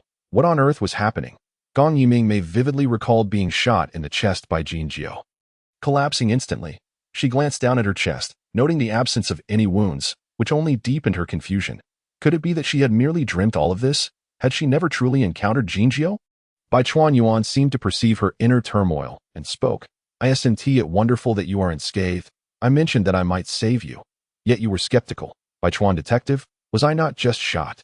Gong Yiming stammered, feeling as though her entire worldview was crumbling. Bai Chuan Yuan pondered briefly before clarifying. To be precise, in their eyes, you are indeed considered deceased. Therefore, you must adopt a disguise and refrain from revealing your true identity. It would be prudent to leave Japan altogether. Gong Yiming's mind was a whirlwind. The notion of being resurrected was utterly foreign to her. Glancing at the man before her, an inexplicable fear welled up within her. Fortunately, this feeling soon dissipated, for he was, after all, her savior. Regardless of whether he sought to utilize or threaten her, the outcome could hardly be worse than her current predicament. She gathered her thoughts, rose to her feet, brushed off her clothing, and inquired, "In that case, how may I assist you? For the time being, it would be best if this organization remains unaware of your existence. Thus, do not allow anyone to discover that you are still alive. Depart Japan and seek refuge with a trusted friend." Gong Yiming pondered this. It seemed this detective was indeed preparing to confront the members of the organization. How fortuitous, a trusted friend. She bit her lip, her gaze wavering. In truth, Bai Chuan Yuan had made it abundantly clear that he did not require her presence. She merely needed to leave Japan and conceal her survival. After all, the future of Japan would become the organization's focal point, with numerous members converging upon Mihua. Her presence here would only increase the likelihood of exposure. Perhaps she should go to Akai Shuichi. Although Bai Chuan Yuan recalled that Akai Shuichi was accompanied by a woman, that was of no concern to him. He had done his utmost. Gong Yiming also thought of this individual. The FBI agent Akai Shuichi. For her, enlisting Akai Shuichi's help to utilize the FBI's resources for her protection and concealment was the optimal solution. However, she was apprehensive that such actions might expose her to the FBI. And one could never be certain whether there were moles within their ranks. The more individuals who were privy to her situation, the greater the risk of exposure. Although she remained unaware of how Bai Chuan Yuan had revived her, the method of surviving a gunshot wound would surely attract countless envious eyes. Should this come to light, Bai Chuan Yuan would no longer be able to live in obscurity. She also considered her sister, Shirbo, who was entangled in the organization. She conveyed her concerns to Bai Chuan Yuan, who responded with a smile, "You need not worry about me. For the time being, no one poses a threat to my safety. Moreover, if you truly trust your boyfriend, it would be wise to confide in him alone, without alerting the FBI." Gong Yiming exhaled in relief, elated that she would not burden her savior. "Then there's my sister. She is also involved in this organization. Her name is Gong Yi Shirbo. Could you assist me?" Her earnest gaze met Bai Chuan Yuan's, and she chose to place her faith in this enigmatic man. Even Shirbo's ingenuity might not sway him. Her heart raced. There had never been a moment closer to her aspirations. She had thought she would perish, that everything would dissolve into nothingness. Yet here she was. On the cusp of a turning point, Bai Chuan Yuan nodded at her words, saying, "I can assist you, but it will require some time. Thank you so much. I know I have no right to ask. But I desperately wish for my sister to escape that dark organization." Gong Yiming exclaimed, tears of joy brimming in her eyes. Her demeanor towards me seems overly respectful. Why the formality? I can hardly even make jokes. Bai Chuan Yuan had not anticipated that his offer of assistance would serve as such a profound encouragement to the despondent Gong Yiming. Observing her tears, he scratched his head, feeling at a loss. Suddenly, he produced a piece of candy and extended it towards her. Gong Yiming wiped her tears and looked at him in confusion. "Here, have some candy. Once you've finished, cease your tears," he urged, appearing slightly awkward. Upon witnessing Bai Chuan Yuan's discomfort, Gong Yiming unexpectedly burst into laughter. She accepted the candy and savored it, feeling as though she had never tasted anything so sweet in her life. Thank you, no need for such formalities. I'm only 20. It sounds quite absurd, he replied. Hi, Bai Chuankin, Gong Yiming said with a smile. Bai Chuan Yuan surveyed the encroaching night and stated, let us take our leave. I have a residence in Beihu town where you may stay tonight. I shall return to my office. Gong Yiming followed him. She asked, your office? Bai Chuankin, do you run a detective agency? Not I. My mentor, Detective Muri, is the one in charge. I am still in training. By the way, you should take a photo with me. What? The child who accompanied me to your home today saw me doing nothing and became upset. His name is Conan. Isn't he adorable? Come, let us take a photo so he knows you're alive. Otherwise, he'll blame me. Gong Yiming giggled. You and Conan truly are quite charming. I just told you to drop the formalities, and you immediately tease me.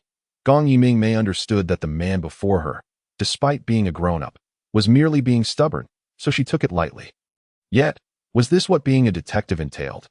Gazing at Bai Chuan Yuan, she recalled the little boy named Conan, who had urged her not to take her own life, and couldn't he help but feel fondness towards him. Bai Chuan Yuan took a photo with her and then drove her to his apartment before heading to his office. That day had been a whirlwind of emotions for Gong Yiming. After experiencing such highs and lows, she was utterly exhausted upon arriving home and fell into a deep slumber. Bai Chuan Yuan arrived at the office and, upon noticing the lights still aglow upstairs, ascended without hesitation. The door was opened by Conan, who brightened at the sight of Bai Chuan Yuan, having awaited news from him for what felt like an eternity. After all, Bai Chuan Gu was venturing out alone, which was perilous, let alone the task of rescuing someone. He couldn't help but worried. He circled Bai Chuan Yuan, noticing no apparent injuries, and sighed in relief. Are you not going to let me in? Bai Chuan Yuan chided. I'm not a child. Conan pouted and stepped aside to allow Bai Chuan Yuan entry. Bai Chuan Gu, how is Miss Hirota? Was she rescued? He inquired eagerly. Bai Chuan Yuan pulled out his phone to show him a photo of himself with a still teary-eyed Gong Yiming, who appeared genuinely happy. Upon seeing it, Conan sighed in relief. Bai Chuan Yuan was as reliable as ever, a source of comfort. Come sleep at my place tonight. I have some matters to discuss with you, Conan said thoughtfully, nodding in response to Bai Chuan Yuan's words. Could it be about that organization? Upon entering the room, Bai Chuan Yuan discovered his mentor, Detective Muri, seated and perusing a newspaper, while Rand seemed to be busy in the kitchen. The sounds of pots and pans clattering emanating from within.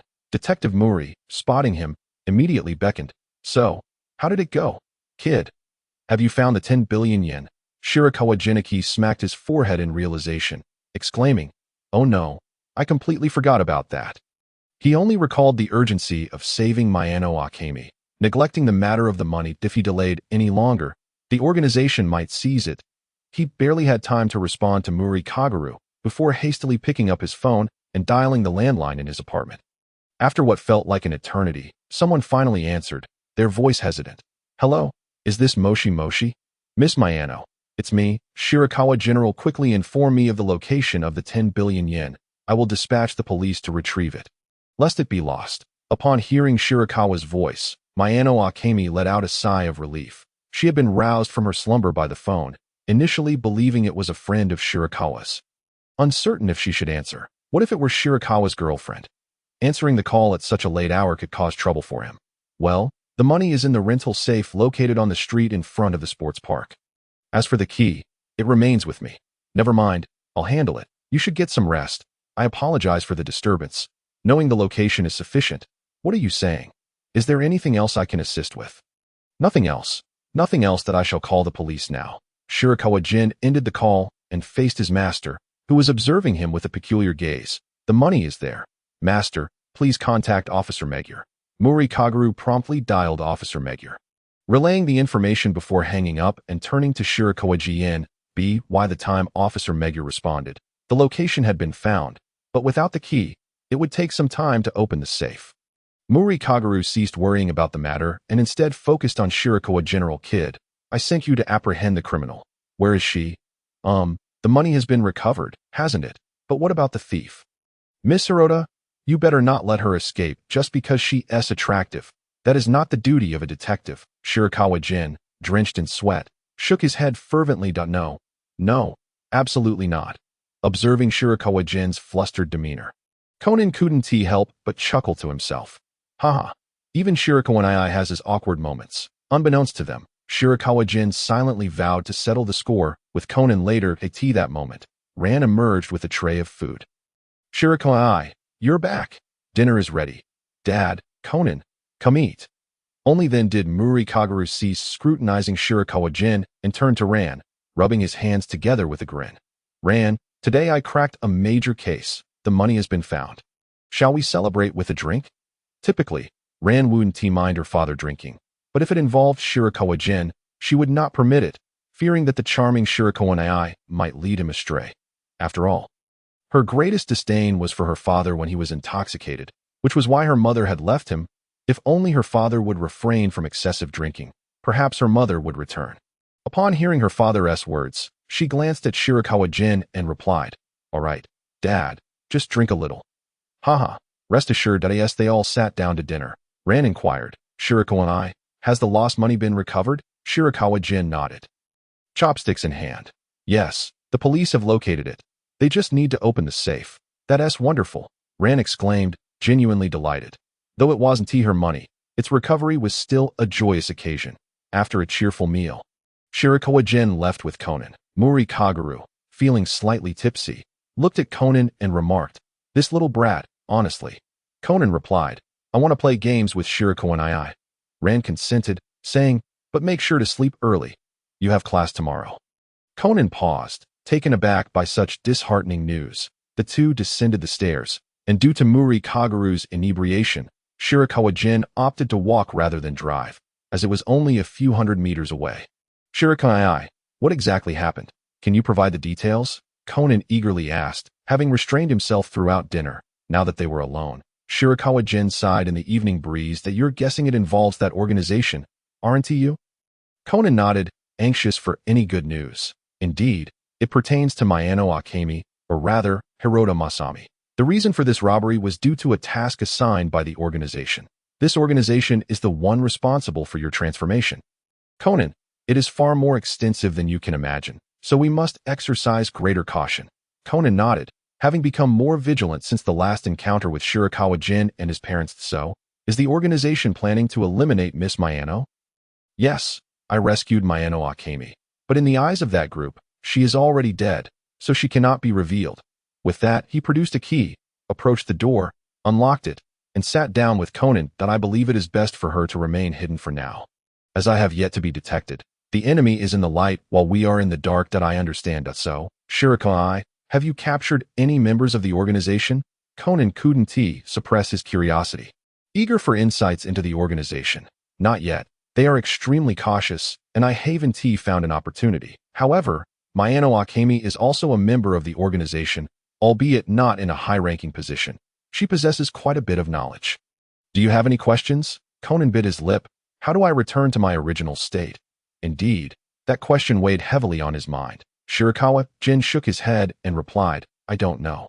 This is a poison developed by the organization's researchers. Your transformation is a rare occurrence, and there is currently no antidote. If we can locate a researcher and obtain the formula, perhaps you could revert to your former self. Conan nodded in disappointment. Shirakawa Gen, noticing this, added, don't lose heart.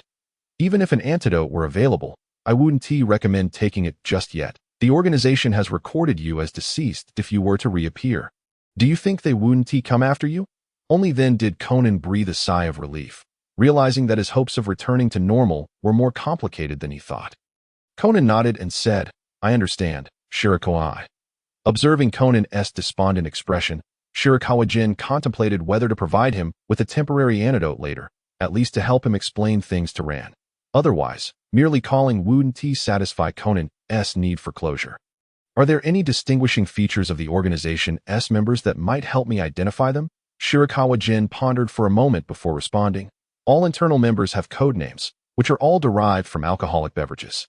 For instance, there's a blonde man exuding an aura of menace. I heard Miss Mayano refer to him as Gen. Conan's eyes widened in excitement as he stood, gazing at Shirakawa Gen. Blonde? He's the one who drugged me. Is his codename Gen? Can we find him? Let us go look for him now. Seeing Conan's impulsiveness, Shirakawa Gen chuckled softly. Conan, suddenly reminded of his own psychological trauma, stammered. I got a bit too excited there. Shirakawa, I thought we should take our time to plan. By the way, you mentioned alcoholic names? I've got it. Shirakawa Gen nodded. Each of them is exceedingly brutal and difficult to deal with. The FBI once had an undercover agent infiltrate them, but after being discovered, they narrowly escaped.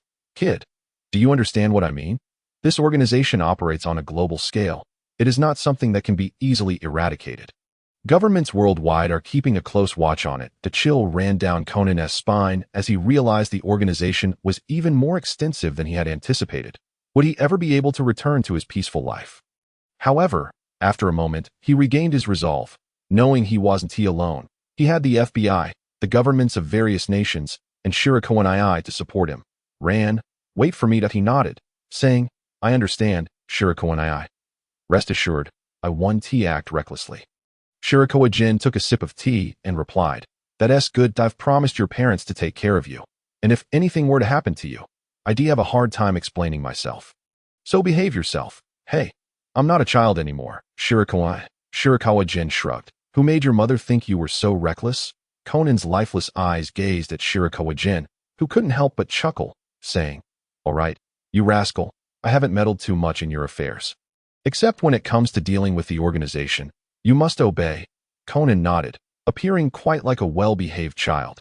Noticing that Conan had no further questions, especially since he had already provided him with ample information to ponder for some time. Shirakawa Gen was confident that Conan would not be overwhelmed. After all, the boy possessed a strong fighting spirit. After finishing his tea, he closed the door and headed upstairs. In a little while, he intended to wash up before heading upstairs, announcing, I'm off to take a shower. I'm drenched in sweat. All right, came the reply. By the time Shirakawa Gen finished washing up, Conan was already seated on the bed, seemingly deep in thought, not overly concerned. He remarked, You have class tomorrow. When you wake up, just make yourself a sandwich. There's milk in the fridge. Take it to school. Remember, don't wake me up. After all, Conan was actually a 17-year-old high school student who could manage his own breakfast. Conan, feeling a bit exasperated, replied, What about my bento? Don't worry. Your sister Ran will prepare it for you. Pouting slightly, Conan preferred the meals Shirakawa Gen made. But alas, Shirakawa had become increasingly lazy, only cooking when he felt inclined. The following day, Shirakawa Gen awoke to find that Conan had already left for home, and on the fridge door was a note. Brother Shirakawa, I left you a sandwich. You'll need to heat the milk yourself. It seemed to have been left by Conan, and Shirakawa Gen smiled. Although I couldn't get up to make breakfast for Conan, at least I can manage my own meals. Who eats sandwiches anyway? He ruffled his hair and shuffled to the kitchen, where he prepared a delightful breakfast for himself. Afterward, he had intended to relax at home for the day, but suddenly remembered that Mayano Akemi was still at his place. Prompting him to drive over, he needed to ensure that Mayano Akemi was well taken care of. He couldn't let her stay at his home indefinitely. Sakura suddenly popped up beside him, saying, Big brother, tell me what to do. I'll handle it. Shirakawa Gen glanced at Sakura, who was wildly waving a machete, feeling a bit speechless. Has she been watching too many gangster films lately? Get me a household registration for Miss Mayano to use for her overseas travel. Sure thing. I've never liked her anyway. No one enters my home without my permission. Ahem, Sakura. Enough of that. I don't want to hear your complaints. Sakura feigned displeasure, but her eyes sparkled with mirth as she looked at Shirakawa Gen. All right, brother, 100 units of willpower. How much willpower did he have left? After rescuing Mayano Akemi yesterday, it seemed he had gained a bit. Not wanting to close his eyes while driving, he asked Sakura, who replied, You have 1,135 left. Then let us use some. Make her an identity that's untraceable in Japan. There are no identification cards. Instead, identity is verified through health insurance cards, driver's licenses, student IDs, and the like. In this not so well-connected era, forging an identity is remarkably simple, but unfortunately, Shirakawa Gen lacked that skill that he could only delegate the task to a professional. Sakura pulled out a wallet, which contained various documents, with a photo of Mayano Akemi. Shirakawa Gen examined the wallet and asked, You didn't steal this from someone, did you? Given the wallet's design, he couldn't help but suspect that there was someone in Japan who looked just like Mayano Akemi. And Sakura had simply borrowed it for convenience. Sakura pouted, What? You don't trust me? Then I want to tell you about today's big news. Raising an eyebrow, Shirakawa Gen inquired about the big news. But Sakura merely covered her ears and pretended not to listen. Noticing her demeanor, Shirakawa Gen felt reassured. After all, Sakura was typically theatrical but never caused trouble when it came to serious matters. The fact that she could still joke with him indicated that it wasn't anything significant. As they conversed, he had returned to his doorstep. Knocking lightly, a pleasant voice from inside called out, "Who is it?" "It's me, Miss Mayano." After a moment of rustling sounds, the door opened. Mayano Akemi appeared as if she had just finished showering, her hair still damp, and it seemed she had changed clothes to answer the door. Likely donning Shirakawa Gen's new pajamas, and used, of course. Without glancing aside, Shirakawa Gen stepped inside and changed his shoes, saying, "I brought you some breakfast. Have you eaten yet?" With a smile in her eyes, Mayano Akemi clasped her hands together and replied, "Thank you, Shirakawa-kun." He placed the food on the table and then removed his jacket before taking a seat across from her. "How was your stay last night, Miss Mayano? Were you comfortable?" Mayano Akemi opened the bag and neatly arranged the food on the table, saying, "Very comfortable." It was a rare sense of security. "Ever since I grew up, I haven't slept so soundly." "Really, you do exaggerate," he replied, watching her offer him chopsticks. Shirakawa Gen waved his hand dismissively. "Go ahead and eat.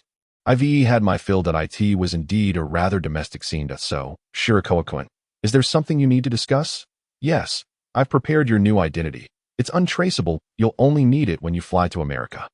Mayano Akemi's eyes narrowed playfully. "Oh, are you trying to get rid of me, Shirakawa?" He tapped the table lightly. "Sister, I'm doing this for your own good." "What did you call me?" Mayano Akemi fixed her gaze on Shirakawa Gen. "What?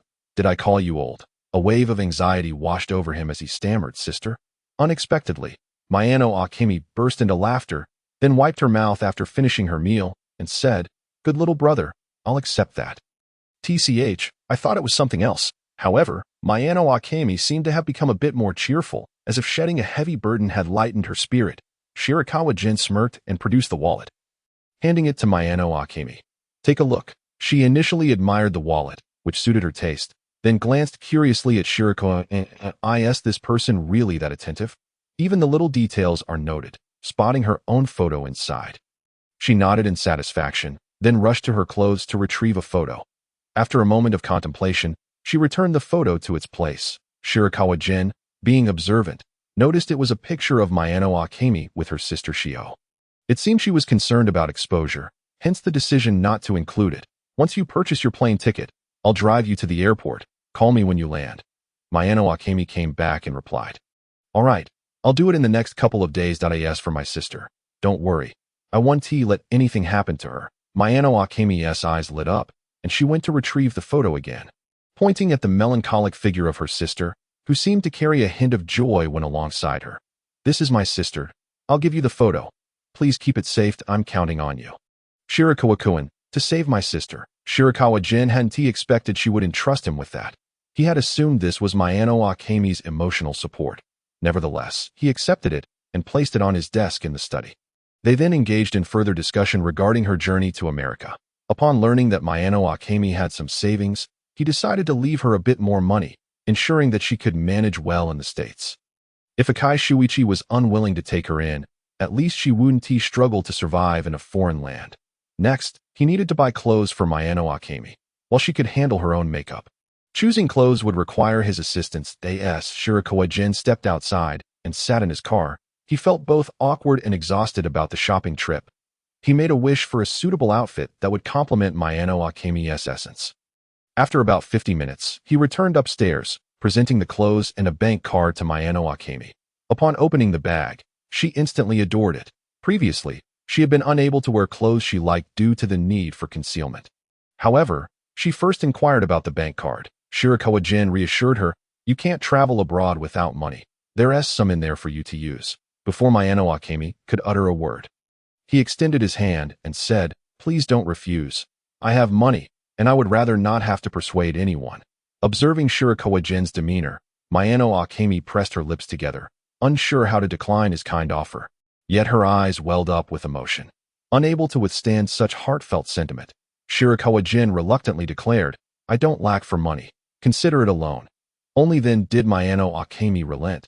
She intended to repay Shirakawa Gen one day.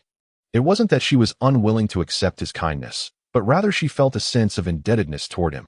Having grown up within an organization, she had seldom encountered such goodwill that it was only during her time outside that she occasionally experienced the benevolence of strangers. Yet, none compared to Shirakawa Gen, who had given her a second chance at life. Shirakawa Gen, however, did not wish for Mayano Akemi to feel perpetually indebted to him, as it made him uncomfortable. Thus, he brushed it aside. He encouraged her to accept the offer and suggested she try on some clothes to see if they fit. He refrained from mentioning the 500,000 yen in his bank account. To his surprise, when Mayano Akemi changed outfits, even Shirakawa Gen was taken aback by her stunning appearance, her grace and figure perfectly accentuated by the attire, her long hair cascading beautifully. "Wow, you look splendid," he remarked. Mayano Akemi cast a glance at herself and replied, "I didn't expect you to have such good taste, Shirakawa-kun. Have you bought from many girls before?" Shirakawa Gen quickly waved his hands, denying the implication. "Don't slander me. I've never even had a girlfriend." He refrained from answering directly, knowing that if he admitted she was the only one, the atmosphere would become awkward. He was well aware of that. Just as Mayano Akemi was preparing to tease Shirakawa Gen, her phone rang. The two simultaneously glanced at their devices. Shirakawa Gen noticed his phone lighting up. It was a call from Hiroshi, who was far away in Kasukabe. Realizing something was amiss, he understood that Hiroshi, being busy with work, rarely called him, especially at this hour. It was only a little past 3, and Hiroshi should be at work, not idly calling him, most of the time. It was Missy and Shinichika who called him to chat. He answered the call. "Hello, Hiroshi. What's wrong? Shirakawa, can you come back for a moment? Shinichika is missing." Hiroshi's anxious voice came through the line. Shirakawa Gen furrowed his brow upon hearing this, and quickly inquired, "What happened to Shinichika?" "Missy called me, saying she couldn't find Shinichika. She mentioned that he went out to play with Kazama and the others after school. However, she just called to say that both Shinichika and his friends have vanished. Kazama's parents and Nene's parents are also searching for the children. Missy has gone to their usual hangout spots, but has yet to contact me. In truth, the situation was not as dire as it seemed. It was mainly Hiroshi's anxious thoughts running wild, fearing that Shinichika had truly gone missing. Suddenly thinking of Shirakawa Gen, the reassuring presence, he couldn't help but call him. Shirakawa Gen pondered the situation but could not come up with any solutions. He frowned and said, "All right, I'll head back now. Please stay in touch with Missy. I should arrive in about an hour. Aren't you busy? It's a small matter, don't worry too much, Hiroshi. Shinichika is likely fine. You know how mischievous he can be. He probably just went off to play somewhere." He wasn't overly concerned, knowing that Shinichika was different from others, and even if something were amiss, Sakura would surely inform him. Sakura? He suddenly recalled the important matter Sakura had mentioned to him in the car that morning. Still on the call, he glanced at Sakura, who seemed blissfully unaware, whistling at the ceiling. Shirakawa Gen sighed, reassured Hiroshi, and then hung up. He then looked apologetically at Mayano Akemi. "I'm truly sorry. Something has come up, and I want to be able to take you to the airport." Mayano Akemi shook her head repeatedly, saying, "I'm not a child anymore. It's fine. You go take care of your business." Having overheard Shirakawa Gen's conversation, she sensed that a child was lost. Given the furrow in his brow, it must be someone from his family. It would be inappropriate to hold him back at this moment. Without hesitation, Shirakawa Gen grabbed his coat and bid her farewell, driving swiftly toward Kasukabe. "Sakura, is this the important matter you mentioned today?" Sakura nodded obediently. "Then where has Shinichika gone?" He didn't believe Shinichika was in any real trouble. After all, Sakura was very disciplined, and playful banter was quite normal. Such matters were unlikely to be concealed from him. Furthermore, it was Shinichika. What trouble could he possibly get into? It was more likely the beginning of a theatrical adventure. "Indeed," Sakura replied, "Shinichika and his friends have gone to the future." The future? Shirakawa Gen contemplated, recalling that there were many instances in the series involving time travel, but he wasn't sure which one it was this time. How did they get there? If we can figure that out, we might recall which event it was, Sakura replied, tapping her chin. "He was taken by a girl named Minako." Shirakawa Gen paused. "Minako? Isn't she Shinichika's bride?" So it is indeed the beginning of a theatrical adventure. He hesitated for a moment. "But if they've gone to the future, can I still find him?" "Of course, brother, we can go too. However, in Mihara, we can only enter Mihara's future. In Kasukabe, we will enter Kasukabe's future." This made sense. Sakura had previously mentioned that the two locations do not interfere with one another, so their futures should not be identical either. They must reach the place where Shinichiro traveled to find him. He pressed the accelerator, overtaking the cars on the road, eager to hurry. Compared to the usual hour, he arrived in just 40 minutes. However, instead of heading directly to the park where the time travel occurred, he went straight to the Noera residence. He needed to reassure Missy and Hiroshi first. Otherwise, they would have no idea when he would return and might think he had gone missing as well. Upon arriving, he knocked on the door, only to find the house seemingly empty. Not even Shiro was around. It appeared they had gone searching for Shinichiro. He called Missy but received no answer. Promptly, he wrote a note and affixed it to the door, ensuring Missy would see it upon her return. Missy, I have discovered where Shinichiro has gone. I will bring him back. Shirakawa General. After ensuring the note wouldn't fall, he drove to the park, parking and entering without delay. He remembered that this was where Minako had arrived. If they entered the future from here, they should be closest to Shinichiro and the others. Sakura now wore a serious expression, but he could tell she was only pretending, perhaps fearing he would be upset. However, she was worrying for nothing. Shirakawa Gen was not angry at all. After all, there was no stopping Shinichiro's time travel, and there would be no danger involved. Suddenly, he recalled something and said, "It's been several hours since Shinichiro traveled. Can we go back to the moment they first crossed over?" "Yes, we can, brother," Shirakawa Gen sighed in relief. Otherwise, it would be awkward if he arrived only to find Shinichiro had already returned. "Let us push it back 2 hours then." Begin. Sakura. He surveyed the surroundings and noted that there were currently no people around, so he hesitated no longer and instructed Sakura to initiate the travel. With a snap of her fingers, a silvery vortex appeared before Shirakawa Gen, slowly swirling and occasionally bursting forth with starlight, looking extraordinarily mystical. "Wow, Sakura, your aesthetic sense has improved. What are you talking about? I came up with this after watching countless anime." Shirakawa Gen blinked, extending his hand towards the vortex, only to discover that he could not even sense his own hand, as if he were devoid of limbs entirely. Without hesitation, he plunged into the whirlpool. Suddenly, a blinding white light enveloped him, compelling him to shut his eyes. When he reopened them mere seconds later, he felt a breeze brushing against his face. To his astonishment, he found himself no longer in the park, but standing atop a towering building. The once vibrant sunset replaced by the cloak of night. The quaint town had been transformed into a skyline of towering edifices, their neon lights shimmering, perfectly aligning with Shirakawa Gen's vision of the future. Surveying his surroundings, he noted the absence of Shinichiro, indicating that they had set off without him. Given his ignorance of the precise moment Shinichiro had traversed through time, a slight discrepancy was to be expected. He decided to step forward, leaping over the rooftop railing, and found himself suspended in midair. Should he immediately seek out Shinichiro? That felt amiss, considering Shinichiro was presumably unharmed at this moment.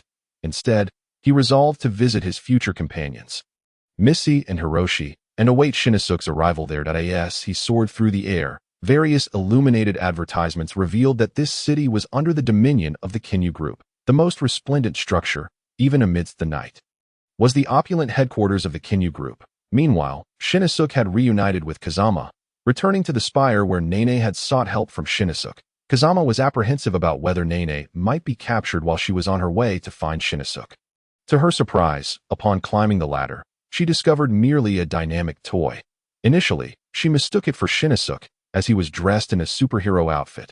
Tears streaming down her face, she embraced the toy in anguish, prompting Shinichiro to curiously approach and exclaim, "Wow, it's a superhero toy." Kazama finally realized that she had overly worried, mistaking the toy for Mr. Shinichiro. "Kazama, could you give me this toy?" she asked. "What are you saying? How can you give Mr. Shinichiro away?"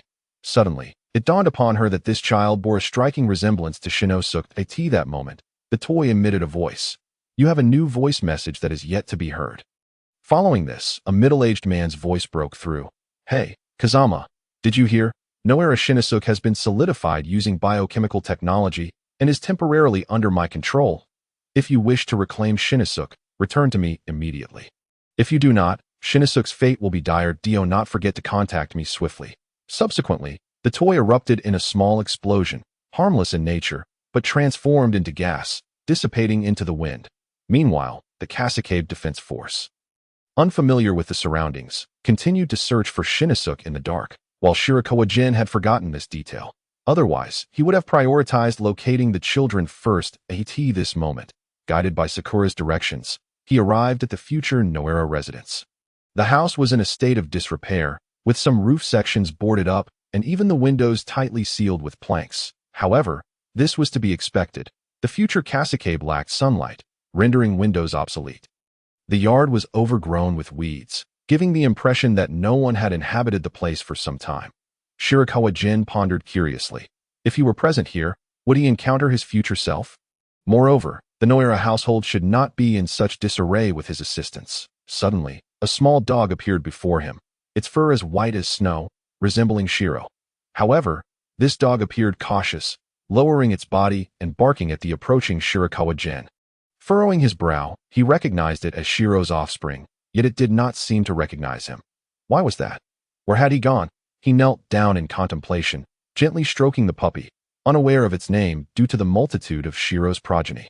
At that moment, the puppy, feeling the gentleness of Shirakawa Gen's touch, ceased its aggression, sensing no malice from him, and began to enjoy the affection. Suddenly, the doghouse erupted with many identical puppies. Shirakawa Gen grinned, marveling at the sturdy construction of the doghouse, which had not collapsed under the weight of so many. The puppies yapped excitedly, circling around Shirakawa General. Meanwhile, Hiroshi and Missy, who had been listening to the broadcast inside, were alerted by the commotion outside. Hiroshi stood up, prepared to investigate, calling out to the puppies, Shirotai, Shirotaro, Shirongru. Suddenly, he caught sight of a familiar, yet unfamiliar figure. Surrounded by the puppies, Shirakawa Gen turned towards the open door, meeting the gaze of the plump, balding elderly Hiroshi, which brought a wave of emotion to his heart. Hiroshi, what has happened to you? Hiroshi rubbed his eyes in disbelief, realizing he was not imagining things. Ah, Shirakawa? At that moment, the house trembled as Missy stumbled towards them, her movements shaky due to her weight. Dear, what is happening? As she reached the door and caught sight of the silhouette in the yard illuminated by the light, her eyes widened in astonishment. Shirakawa? Shirakawa Gen forced a smile and replied, Missy, it's me. You're still alive? How wonderful. Hearing this, Shirakawa Gen felt a twinge of confusion. Still alive? Did that imply he had been presumed dead? The couple welcomed him into their home, which retained its familiar decor, evoking a sense of temporal dissonance within Shirakawa General seated on the tatami mat. Hiroshi had prepared tea, a task typically performed by Missy. With her current limitations, Hiroshi took on many responsibilities. Once the tea was ready, they eagerly inquired, Where have you been all these years? How have you not aged a day? Have I truly been absent for so many years? Shirakawa Gen explained, Hiroshi, Missy, I have actually traveled here from the past. Nanny, you mean you crossed over from the past?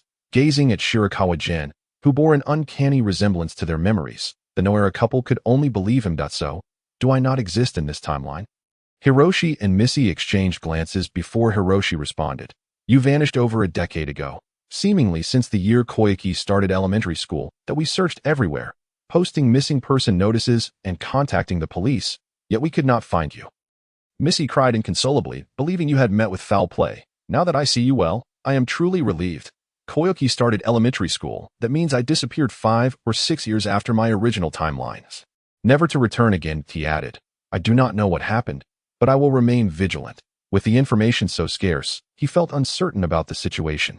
Surely, he could not have genuinely perished, could he? Missy inquired. So, is it possible that you arrived in the future and chose not to return? Shirakawa Gen's eyes brightened. That was indeed a possibility. However, it must have been a matter of his own volition. Rather than external interference, he shook his head, choosing not to respond. Hiroshi asked, By the way, what is your purpose for coming to the future? We can assist you. Even after years apart, the Noera family still regarded him as one of their own. Shirakawa Gen stated, I have come because Shinichika has also arrived here. Shinichika? Yes, 5-year-old Shinichika has traversed here as well.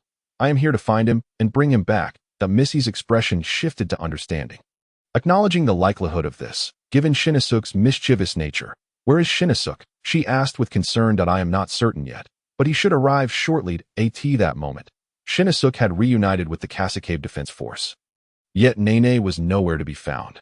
The group, weary and hungry, wandered the streets. Shinichika lagged behind, preoccupied with thoughts of the suddenly absent Nene, his expression laced with worry. Suddenly, they found themselves at the park in Kasukabe. Though dilapidated, it was the very park they had traversed through time. To Shinnosuke's eyes lit up, and he sprinted forward. This location was near his home, and he was eager to see his future residence. Breathless, he halted at the gate, gazing at the derelict house, anxious that it might be unoccupied. To his delight, he spotted a group of Shiro's offspring frolicking in the yard. "Shiro!" he exclaimed, and all the puppies turned to face him. "How are there so many Shiros?" The puppies leaped onto his body as if they had caught a whiff of his familiar scent. Inside the house, Shirakawa Gen was engaged in conversation with Hiroshi and Missy. "Hiroshi, Missy, how have you both changed so much?" Suddenly, he heard shouts from outside, indicating that Shinosuke had arrived. He remarked, "It seems Shinosuke is here. I can hear his voice." "Really?" The Noera couple, equally excited, prepared to rise and open the door. Gen quickly intervened, saying, "Allow me to open the door. You two stay seated and rest." Upon hearing this, Hiroshi and Missy felt as though they had been transported back a decade or so, recalling Gen's tender attentiveness. Gen stood to open the door, while the puppies dispersed from Shinosuke's side and scampered back to their doghouse. Shinosuke, spotting Gen's figure, exclaimed, "Gen, are you still here? How is it that you haven't aged a bit?"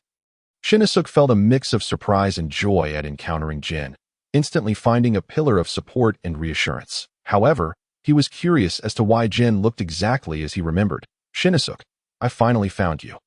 Moreover, why would I not be here?" At that moment, the Kasukabe Defense Force caught up. "Shinosuke, we've been searching for you for so long." The group rushed to Shinosuke's side and noticed Shirakawa Gen. "Brother Shirakawa?" Gen nodded. "You children are quite adept at running away." "Huh." At this moment, an impatient Hiroshi and Missy stepped out of the house. Shinosuke gasped, "Is that Dad and Mom?" The parents before him seemed different from the youthful figures in his memory. "Shinosuke." Even Nene, along with Kazama and Masao, had arrived. Shinosuke asked, "Why do you look like this?" The Kasukabe Defense Force chimed in, "Uncle and Auntie, please, can we have something to eat?" Jin couldn't help but chuckle, quickly ushering the children inside. Missy then prepared a meal and set it on the table. The children, having not eaten for a long time, were too engrossed in shoveling food into their mouths to speak. Shinosuke, holding an empty bowl, said, "Mom, 1,000 more." Missy replied while scooping rice from the pot. "You mean one more bowl, right?" Masao added, "I want some too." At that moment, Hiroshi approached with a stack of canned goods, saying, "No need to rush. The food won't run away. Here, would you like to try this, Ken?" "Thank you, Uncle." Missy, while serving rice, remarked, "I never expected the children would come from the past to this place. That I was half skeptical when Jin mentioned it. But it seems such things do happen." Jin, eating a bowl of rice, internally scoffed at the notion of being a deceiver. Shinosuke gazed at Hiroshi's shiny bald head and asked, "Dad, how did you end up like this?" Hiroshi squinted, rubbing his head, and said, "Oh, it's due to certain events." Shinosuke, sweating, replied, "Certain events, and now you have none left?" Hiroshi shouted, "I wasn't talking about my hair." Shinosuke ignored the comment, squinting at Missy, saying, "But Mom, you seem to have gained quite a bit of substance." Missy laughed, patting her belly. "Exactly. I'm no longer just 3 layers. I look just like a pregnant woman." Suddenly, she realized and playfully twisted Shinosuke's head, exclaiming, "But I wasn't referring to this excess weight." "Ouch. Mom, I understand now. Jin, come to my rescue." Jin chuckled quietly, finding it amusing how Shinosuke's questions often led others into a pitfall. Nene then asked, "By the way, Brother Shirakawa, why haven't you aged?" She noticed that Shinosuke's parents had aged. Yet Jin remained youthful and handsome. Could it be that Brother Shirakawa had achieved a fixed appearance? She was determined to learn how. Jin smiled and replied, "I, like all of you, have come from the past. I am here to bring you back home." "Huh, that's fantastic." Masao rejoiced, having already seen his future self, who was utterly despondent and had forgotten his dreams. All he wanted now was to return home. "Then, Brother Shirakawa, do you know how to get back?" Kazama inquired, looking up. "That I'm not entirely sure. But how did you all arrive here?" The children began to chatter excitedly, explaining that a woman named Minako had brought them over. But they could no longer find her at that moment. Hiroshi and Missy were playfully pinching Shinosuke's cheeks, commenting, "I didn't realize back then how soft and cute you were." Suddenly, they noticed the dining table had fallen silent. turning to find everyone staring at them playing with Shinosuke. Hiroshi quickly released Shinosuke, who stumbled as if his expression had been distorted from their antics. Dad, really? You don't care about me at all? Hiroshi, shifting the topic, suggested. All right, everyone, let us all take a bath. It will not only relieve our fatigue, but also warm us up. Okay. After their baths, Missy brought out apples, peeling them while listening to Shinosuke recount how he arrived here. Minako, did she really say that? Shinosuke nodded, while Hiroshi, drying his bald head with a towel, remarked seriously, it seems this matter is a bit complicated. Huh? Why do you say that? You all must have seen the situation in New Tokyo. Right? It has been completely taken over by Kanyuzusaku, Minako's father. Due to the meteorite collision with Earth, the entire world has changed drastically, including Kasukabe. During that time, it was so dark one couldn't see their own hand in front of them. And the weather grew increasingly cold. To restore our previous lives, we must leverage the power of Kanyu Electric. Unexpectedly, Kanyuzusaku has been eliminating those who disobey his orders or cannot benefit him one by one. Even the company where your father works, Futaba Trading, has been destroyed at this point. Hiroshi paused, and Jin patted his shoulder. Shinosuke remarked, so, it's because you lost your job that you lost your hair too, right? Missy chuckled. Well said, that's exactly it. Laughter erupted among them. Even Hiroshi scratched his head and laughed, only to suddenly realize and shout, what do you mean well said? Jin replied, it's not so bad for Hiroshi. It's much easier to wash his head, just a quick wipe and he's clean. Hiroshi shot a resentful glance at Jin. Are you mocking me? However, looking at Jin reminded him of the days of his youth. Sigh, if only I could relive those times. Missy, too, ceased her laughter, saying, indeed, back then we always found Shinosuke's noise bothersome, but now, even Aoi is off working, leaving the house rather desolate. I wish we could return to those days. Shinosuke scratched his head. I'm not as wonderful as you make it sound. Where did I say I was praising you? Jin fell silent, for he was uncertain if he brought the Noera couple back. Would they become young again? And what about the Hiroshi and Missy of the original timeline? Such temporal matters were beyond Jin's understanding, yet he knew they posed numerous complications. Nevertheless, he resolved to change the current situation before leaving. For these people were indeed Hiroshi and Missy. Even if he departed, they still needed to live their lives, not merely exist in a world created for Shirakawa Gen and Shinosuke. Minako, I never anticipated that you would turn out to be such a disloyal daughter. Stop causing a scene. I require resources for recycling, understand? Kanyuzusaku, dressed in a purple suit, stocky and sporting two small mustaches, looked at his own daughter. He then turned to the grown-up Kazama, who had just entered, and said, I just calculated. Among all my employees, you cost me the least. This means your work performance indeed matches your salary level. Kazama, dressed in a blue suit, stood tall and replied, thank you for the compliment. President Kanyuzusaku nodded. Therefore, I have decided to award you a special prize. I will marry Minako to you. Minzy and Kazama were instantly dumbfounded, exchanging glances. Minzy stated, I absolutely refuse. She turned to leave the room, only to suddenly hear her father calling from behind, Noera Shinosuke. Minzy froze in place as Kanyu Zingzang remarked, did I not just mention? The consequences will be dire. It's time to consider your choice. With clenched teeth, Minzy shut her eyes, falling silent and hesitating to step outside. Kazama stammered, President, actually but was abruptly interrupted by Kanyu Zingzang. Congratulations. You are now the next president. Ha ha ha. At these words, Kazama found himself at a loss for words. Night passed. Kazama awoke in the Noera household, gazing out at the sky. Even during the day, it remained as dim as ever, devoid of sunlight, standing by the window. He failed to notice Shirakawa Gen approaching from behind. What's the matter, Kazama? Are you troubled? Huh?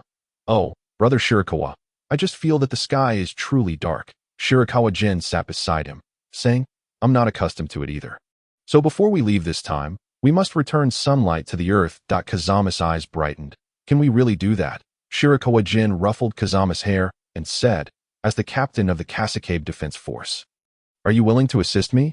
We must allow more people to live in the sunlight. Kazama was swept up in a surge of enthusiasm, a feeling of being acknowledged blossoming within him.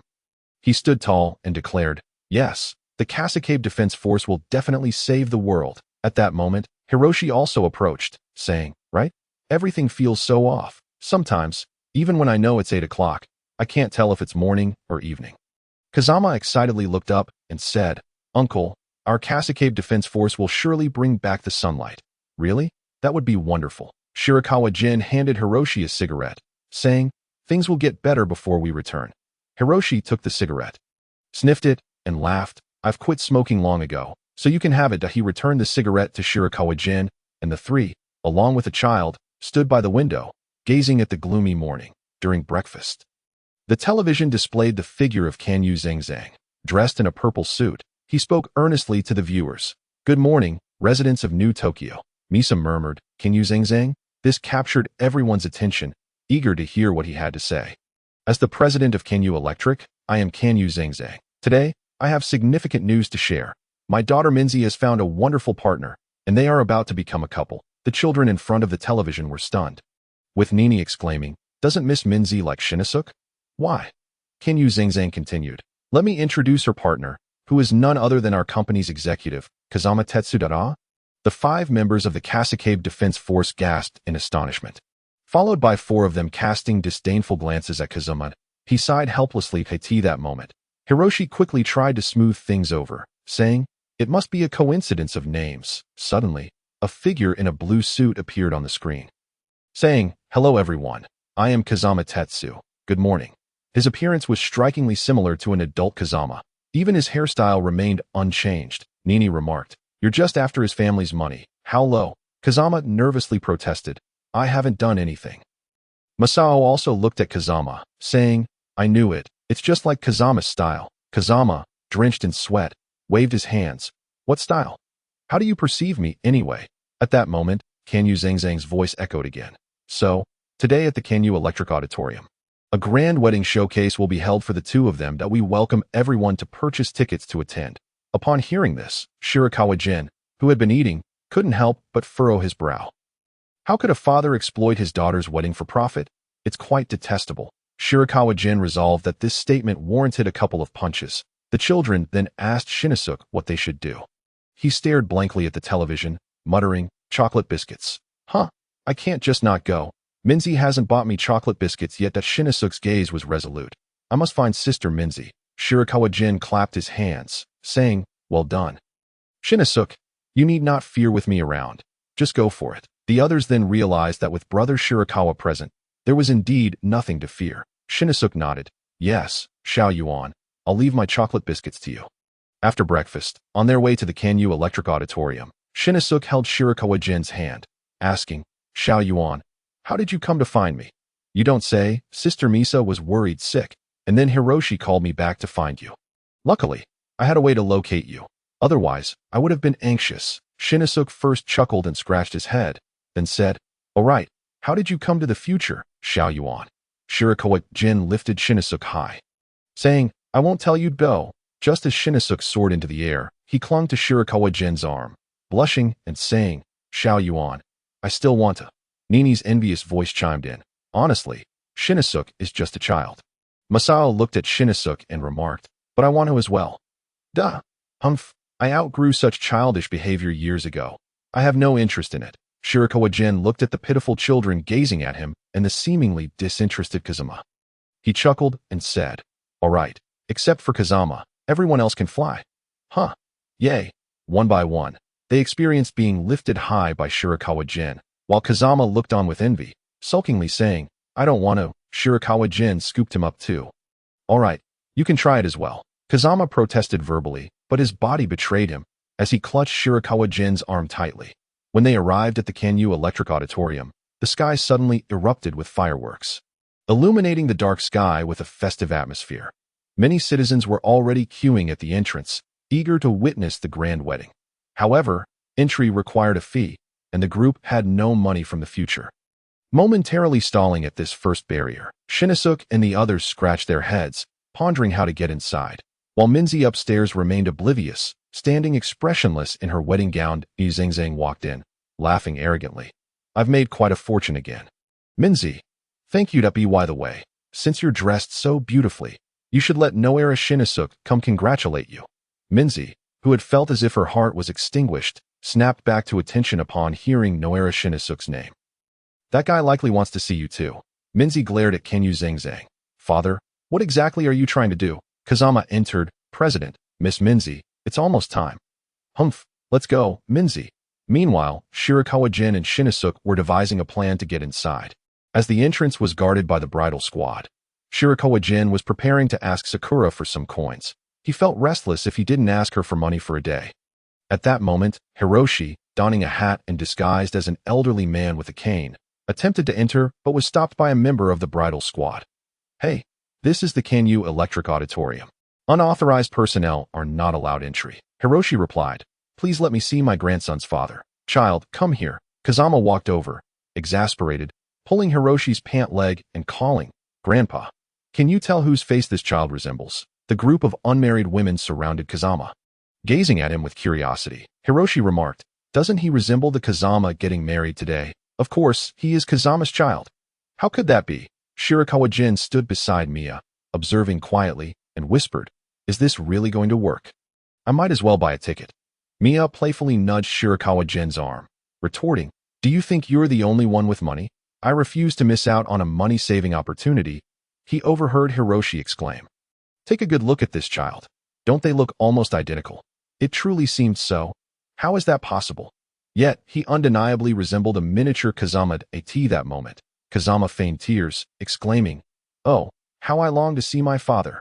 The group of unmarried women hesitated, and Shirakawa Gen approached with the child, asking, are you really going to deprive a child of the chance to see his father? The unmarried women, taken aback by the crowd, questioned, who are you all? Hiroshi and Mia exchanged glances, promptly shedding their disguises. Hiroshi even donned a wig while Mia slipped into a shapewear outfit. Shirakawa Gen sighed, realizing that regardless of the time, this family was always a bit eccentric. He pulled out money, stating, can we simply pay to enter? The unmarried women then remarked, why didn't you just do that sooner? Mia gritted her teeth. How infuriating. 50,000 yen per person. Shirakawa Gen patted her shoulder, saying, all right, Mia, let us get inside first. Firstly, he preferred not to engage in conflict with the group of unmarried women. After all, they were just a bunch of young girls and not inherently malicious. Secondly, if they didn't hurry, the wedding would soon conclude, leaving no room for any daring interventions. Having accepted the payment, the unmarried women allowed them entrance into the grand hall. Mia continued to grumble about Shirakawa Gen's extravagance, to which he replied, fine. Whoever takes my money will have to refund me later. I'm not a fool. Mia. Finally calming down, Mia led the children to an empty seat. The grand hall was packed, and Shirakawa Gen couldn't help but wonder how so many people could treat money so lightly. 50,000 yen just to witness a wedding. It seemed that people in the future truly had little to do. Ladies and gentlemen, we warmly welcome you to join us in this grand celebration. Now, let us promptly welcome the groom and bride. The large screen illuminated with the figures of Kazama and Minako, elegantly dressed in suits and wedding gowns as they made their entrance. Kazama greeted the guests while Minako kept her head down. Concealing her expression, everyone applauded for the seemingly perfect couple. That I object. A resonant voice echoed, cutting through the noise, capturing the attention of the audience. The crowd gasped, turning towards the source of the voice, where a dashing man stood with his hands in his pockets. What was happening? Was someone attempting to interrupt the wedding? How thrilling! Exclaimed one onlooker. Wow, he is so handsome. I would marry him. Both Minako and Kazama were taken aback, wondering who this man could be. Kazama looked at Minako, only to find her equally puzzled. Suddenly, Minako heard someone call her name and turned to see her little brother, Shin, waving from beside the handsome stranger. Minako, I'm here to take you away. Minako's eyes widened in surprise. Shin, he stood on the railing, urging, quickly, come with me. Ah, Shin. Minako's face lit up with joy, and the audience began to murmur, is that handsome man named Shin? It seems he is here to interrupt the wedding. No one realized that the little boy was actually the true protagonist of this interruption. Kazama stood on stage, astonished to see the child, murmuring, how could little Shin be here? I'm coming over. Shin shouted. He then turned to Shirakawa Gen, who replied, you expect me to handle this? There's too many people. I can't get through. Shin protested. Shirakawa Gen lifted Shin into his arms and leaped down from the railing, navigating through the crowd with ease until they reached the stage. Along the way, he overheard someone lament, that man is carrying a child. Surely, that child must be his and Miss Minako's. How tragic. Having rushed the situation, he didn't catch who had said it and chose to move on. Once on stage, he set Shin down and fell silent. Minako had been joyfully watching Shin when suddenly she recalled the words of Kanu Yuzuzu. If you don't care about the fate of Noara Shinizuke, then do as you please. Minako's expression changed as she said, Shin, you should leave. Shin looked bewildered. I've already decided to marry Kazama, so please don't seek me out again. Huh? Shin's eyes widened, staring blankly at Minako as she grasped Kazama's arm. But I haven't even had a chocolate biscuit yet. Shirakawa Gen interjected. I know you were coerced, which is why I'm here. Shin snapped back to reality, replying, yes, Gen is amazing. He can definitely help you. Gen, upon hearing this name, Minako remembered that Shinizuke had mentioned how all his skills were learned from Gen. Yet he had only mastered half of them. Therefore, was this person even more formidable than Shinizuke? She looked at the young man with a complex expression. Are you the Gen that Shinizuke often speaks of? Shirakawa Gen rubbed his nose. Do I still look like a kid to you? That's quite disrespectful. No, it's not like that. Shinizuke respects you greatly. I can see that. Can you save him? Shirakawa Gen glanced at the dynamic Ultraman statue in the distance, stating, that's precisely why I'm here, though. That's wonderful, Minako exclaimed, tears of joy welling in her eyes as she released her grip on Kazama's arm, leaving him standing there awkwardly. Shin shouted, Minako's groom is clearly me. Minako, adorned with a veil, gazed tearfully at Shin. Sensing the tension, Kanu Yuzuzu, seated at the main table, could no longer sit still. He stood up, waving his arms. Seize those too. At that moment, a group of unmarried women clad in bridesmaid dresses rushed onto the stage. Encircling Shirakawa Gen and Shin, Shirakawa Gen frowned and said, please refrain from getting physical. It wouldn't end well for anyone. The unmarried women chuckled. Physical? You've misunderstood. Handsome. Are you married yet? Can we exchange contact information? Shirakawa Gen was taken aback, realizing that the unmarried women were following Kanuzuzu's instructions because he had promised to help them find partners. However, upon seeing the dashing Shirakawa Gen, they reacted as if they had discovered treasure. It was already a victory that they didn't attempt to restrain him, let alone throw their arms around him. Ahem, I can provide my contact information, but only after today's events conclude. After all, he would be leaving afterward and wouldn't be bothered by these fervent unmarried women. Upon hearing this, they contentedly stepped back. Meanwhile, the Kasukabe defense team along with Hiroshi and Mia rushed down, initially intending to assist Shirakawa Gen and Shin, only to find the situation surprisingly calm. Shin's charm is truly remarkable, Mia remarked, beads of sweat forming on her brow. Indeed, Hiroshi echoed, stunned as he rubbed his bald head. Kanu Yuzu could no longer contain himself. You useless bunch. What are you waiting for? He pulled out a bomb from beneath his seat and hurled it onto the stage. The nearby Audi Shirakawa Gens dashed directly towards the sculpture with remarkable speed, leaving everyone momentarily stunned. Just as he reached the side of the sculpture, Jin Yuzin suddenly brandished a remote control. Kid, do you dare to move? Shirakawa Gen was intently gazing at the sculpture when he heard this remark. Turning his focus onto Jin Yuzin as Jin Yuzin prepared to detonate the bomb, he was abruptly struck by an inability to move. His body felt utterly unresponsive at that moment. Sakura, perched on Shirakawa Gen's shoulder, remarked, Humph. All right, brother, you can put it down now. Shirakawa Gen stepped forward and effortlessly lifted the sculpture, placing it onto a safe patch of ground at that juncture. Minzy and Shinksen also rushed over to Mr. Shinksen. Are you all right? Minzy scrutinized the situation, relieved to find no injuries. This what I look like when I grow up? That's pretty cool. Ha ha ha. Shinksen imitated the iconic moves of Dynamic Superman, bursting into laughter. Shirakawa Gen inquired, what can be done to restore Shinksen? I have no idea, Minzy replied. Noting her response, Shirakawa Gen resolved to employ his willpower, as exploring other methods seemed overly complicated. Meanwhile, Jin Yuzin, still paralyzed by the realization of being so easily incapacitated, suddenly discovered he could speak again, and gradually, his limbs regained mobility. Damn it, just you wait. Appliance Robot X, activate. The stage exhaled gas, suddenly descending, followed by the emergence of a colossal robot, towering as if it were several dozen meters high. Go, Appliance Robot X, capture those 3 for me. The robot obeyed the command, advancing menacingly towards Shirakawa Gen, causing the onlookers to flee in panic. Hey, Sakura, there's no way I can fight that thing, Shirakawa Gen remarked. Feeling exasperated, knowing full well that robots do not experience pain. Then let's add something extra. Brother, what do you want? How would I know what could possibly defeat a robot? Then I shall grant you the skill of machine repair. Huh? Suddenly, his mind was flooded with knowledge, encompassing the repair and disassembly of various vehicles and appliances, all of which Shirakawa Gen absorbed in an instant. Wow, can I really dismantle Megatron? That's so cool. Shirakawa Gen felt a surge of adrenaline as he brandished the screwdriver and wrench conjured by Sakura. Charging towards Appliance Robot X, mere seconds later, he was blasted back by a cannon shot. Cough. You didn't mention it could fire cannons. Shirakawa Gen coughed out black smoke, grateful that Sakura had bestowed upon him a protective shield. Otherwise, while he wouldn't have perished, he would certainly have endured considerable discomfort. Shin-chan rushed over anxiously. Shiwan, are you okay? It's just a minor issue. Shin-chan, keep your distance. I'll take care of this robot. Shin-chan had unwavering faith in Shirakawa Gen, believing that aside from Dynamic Superman, he was the most formidable, certain he could vanquish the villain. Armed with a wrench, Shirakawa Gen pressed on with the assault, this time evading all cannon fire and leaping onto the robot's back.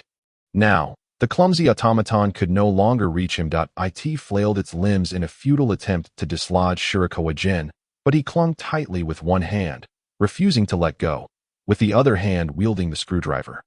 He commenced dismantling the robot. Everyone watched with bated breath.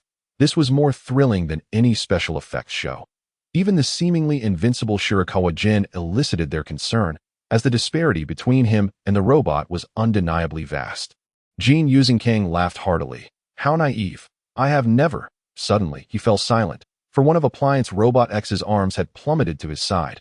What is this nonsense? You actually did it. Sweat beaded on Shirakawa Gen's forehead. After an arduous effort, he had managed to detach an arm, but now he needed to dismantle its weapon system. From a distance, Shin-chan and the Kasukabe Defense Force stood in awe, as this spectacle was indistinguishable from their beloved animated series. Yet even more visceral, with the arm now severed, they felt a sense of relief. In a fit of rage, Jean Using Kang summoned Appliance Robot X to his side and attempted to take control himself. This robot, now under human command, was markedly different from its predecessor, as it could manipulate its remaining arm to strike at Shirakawa Gen, leaving him no choice but to leap down. Ha ha ha ha. Meet your doom. Jean Using Kang maneuvered the robot, advancing step by step towards the crowd. Shirakawa Gen wiped the sweat from his brow with one hand while clutching the wrench in the other. He addressed the onlookers. What are you waiting for? Run! At once, everyone dispersed in haste. Suddenly, the sound of helicopter blades echoed above the auditorium. Wait for me.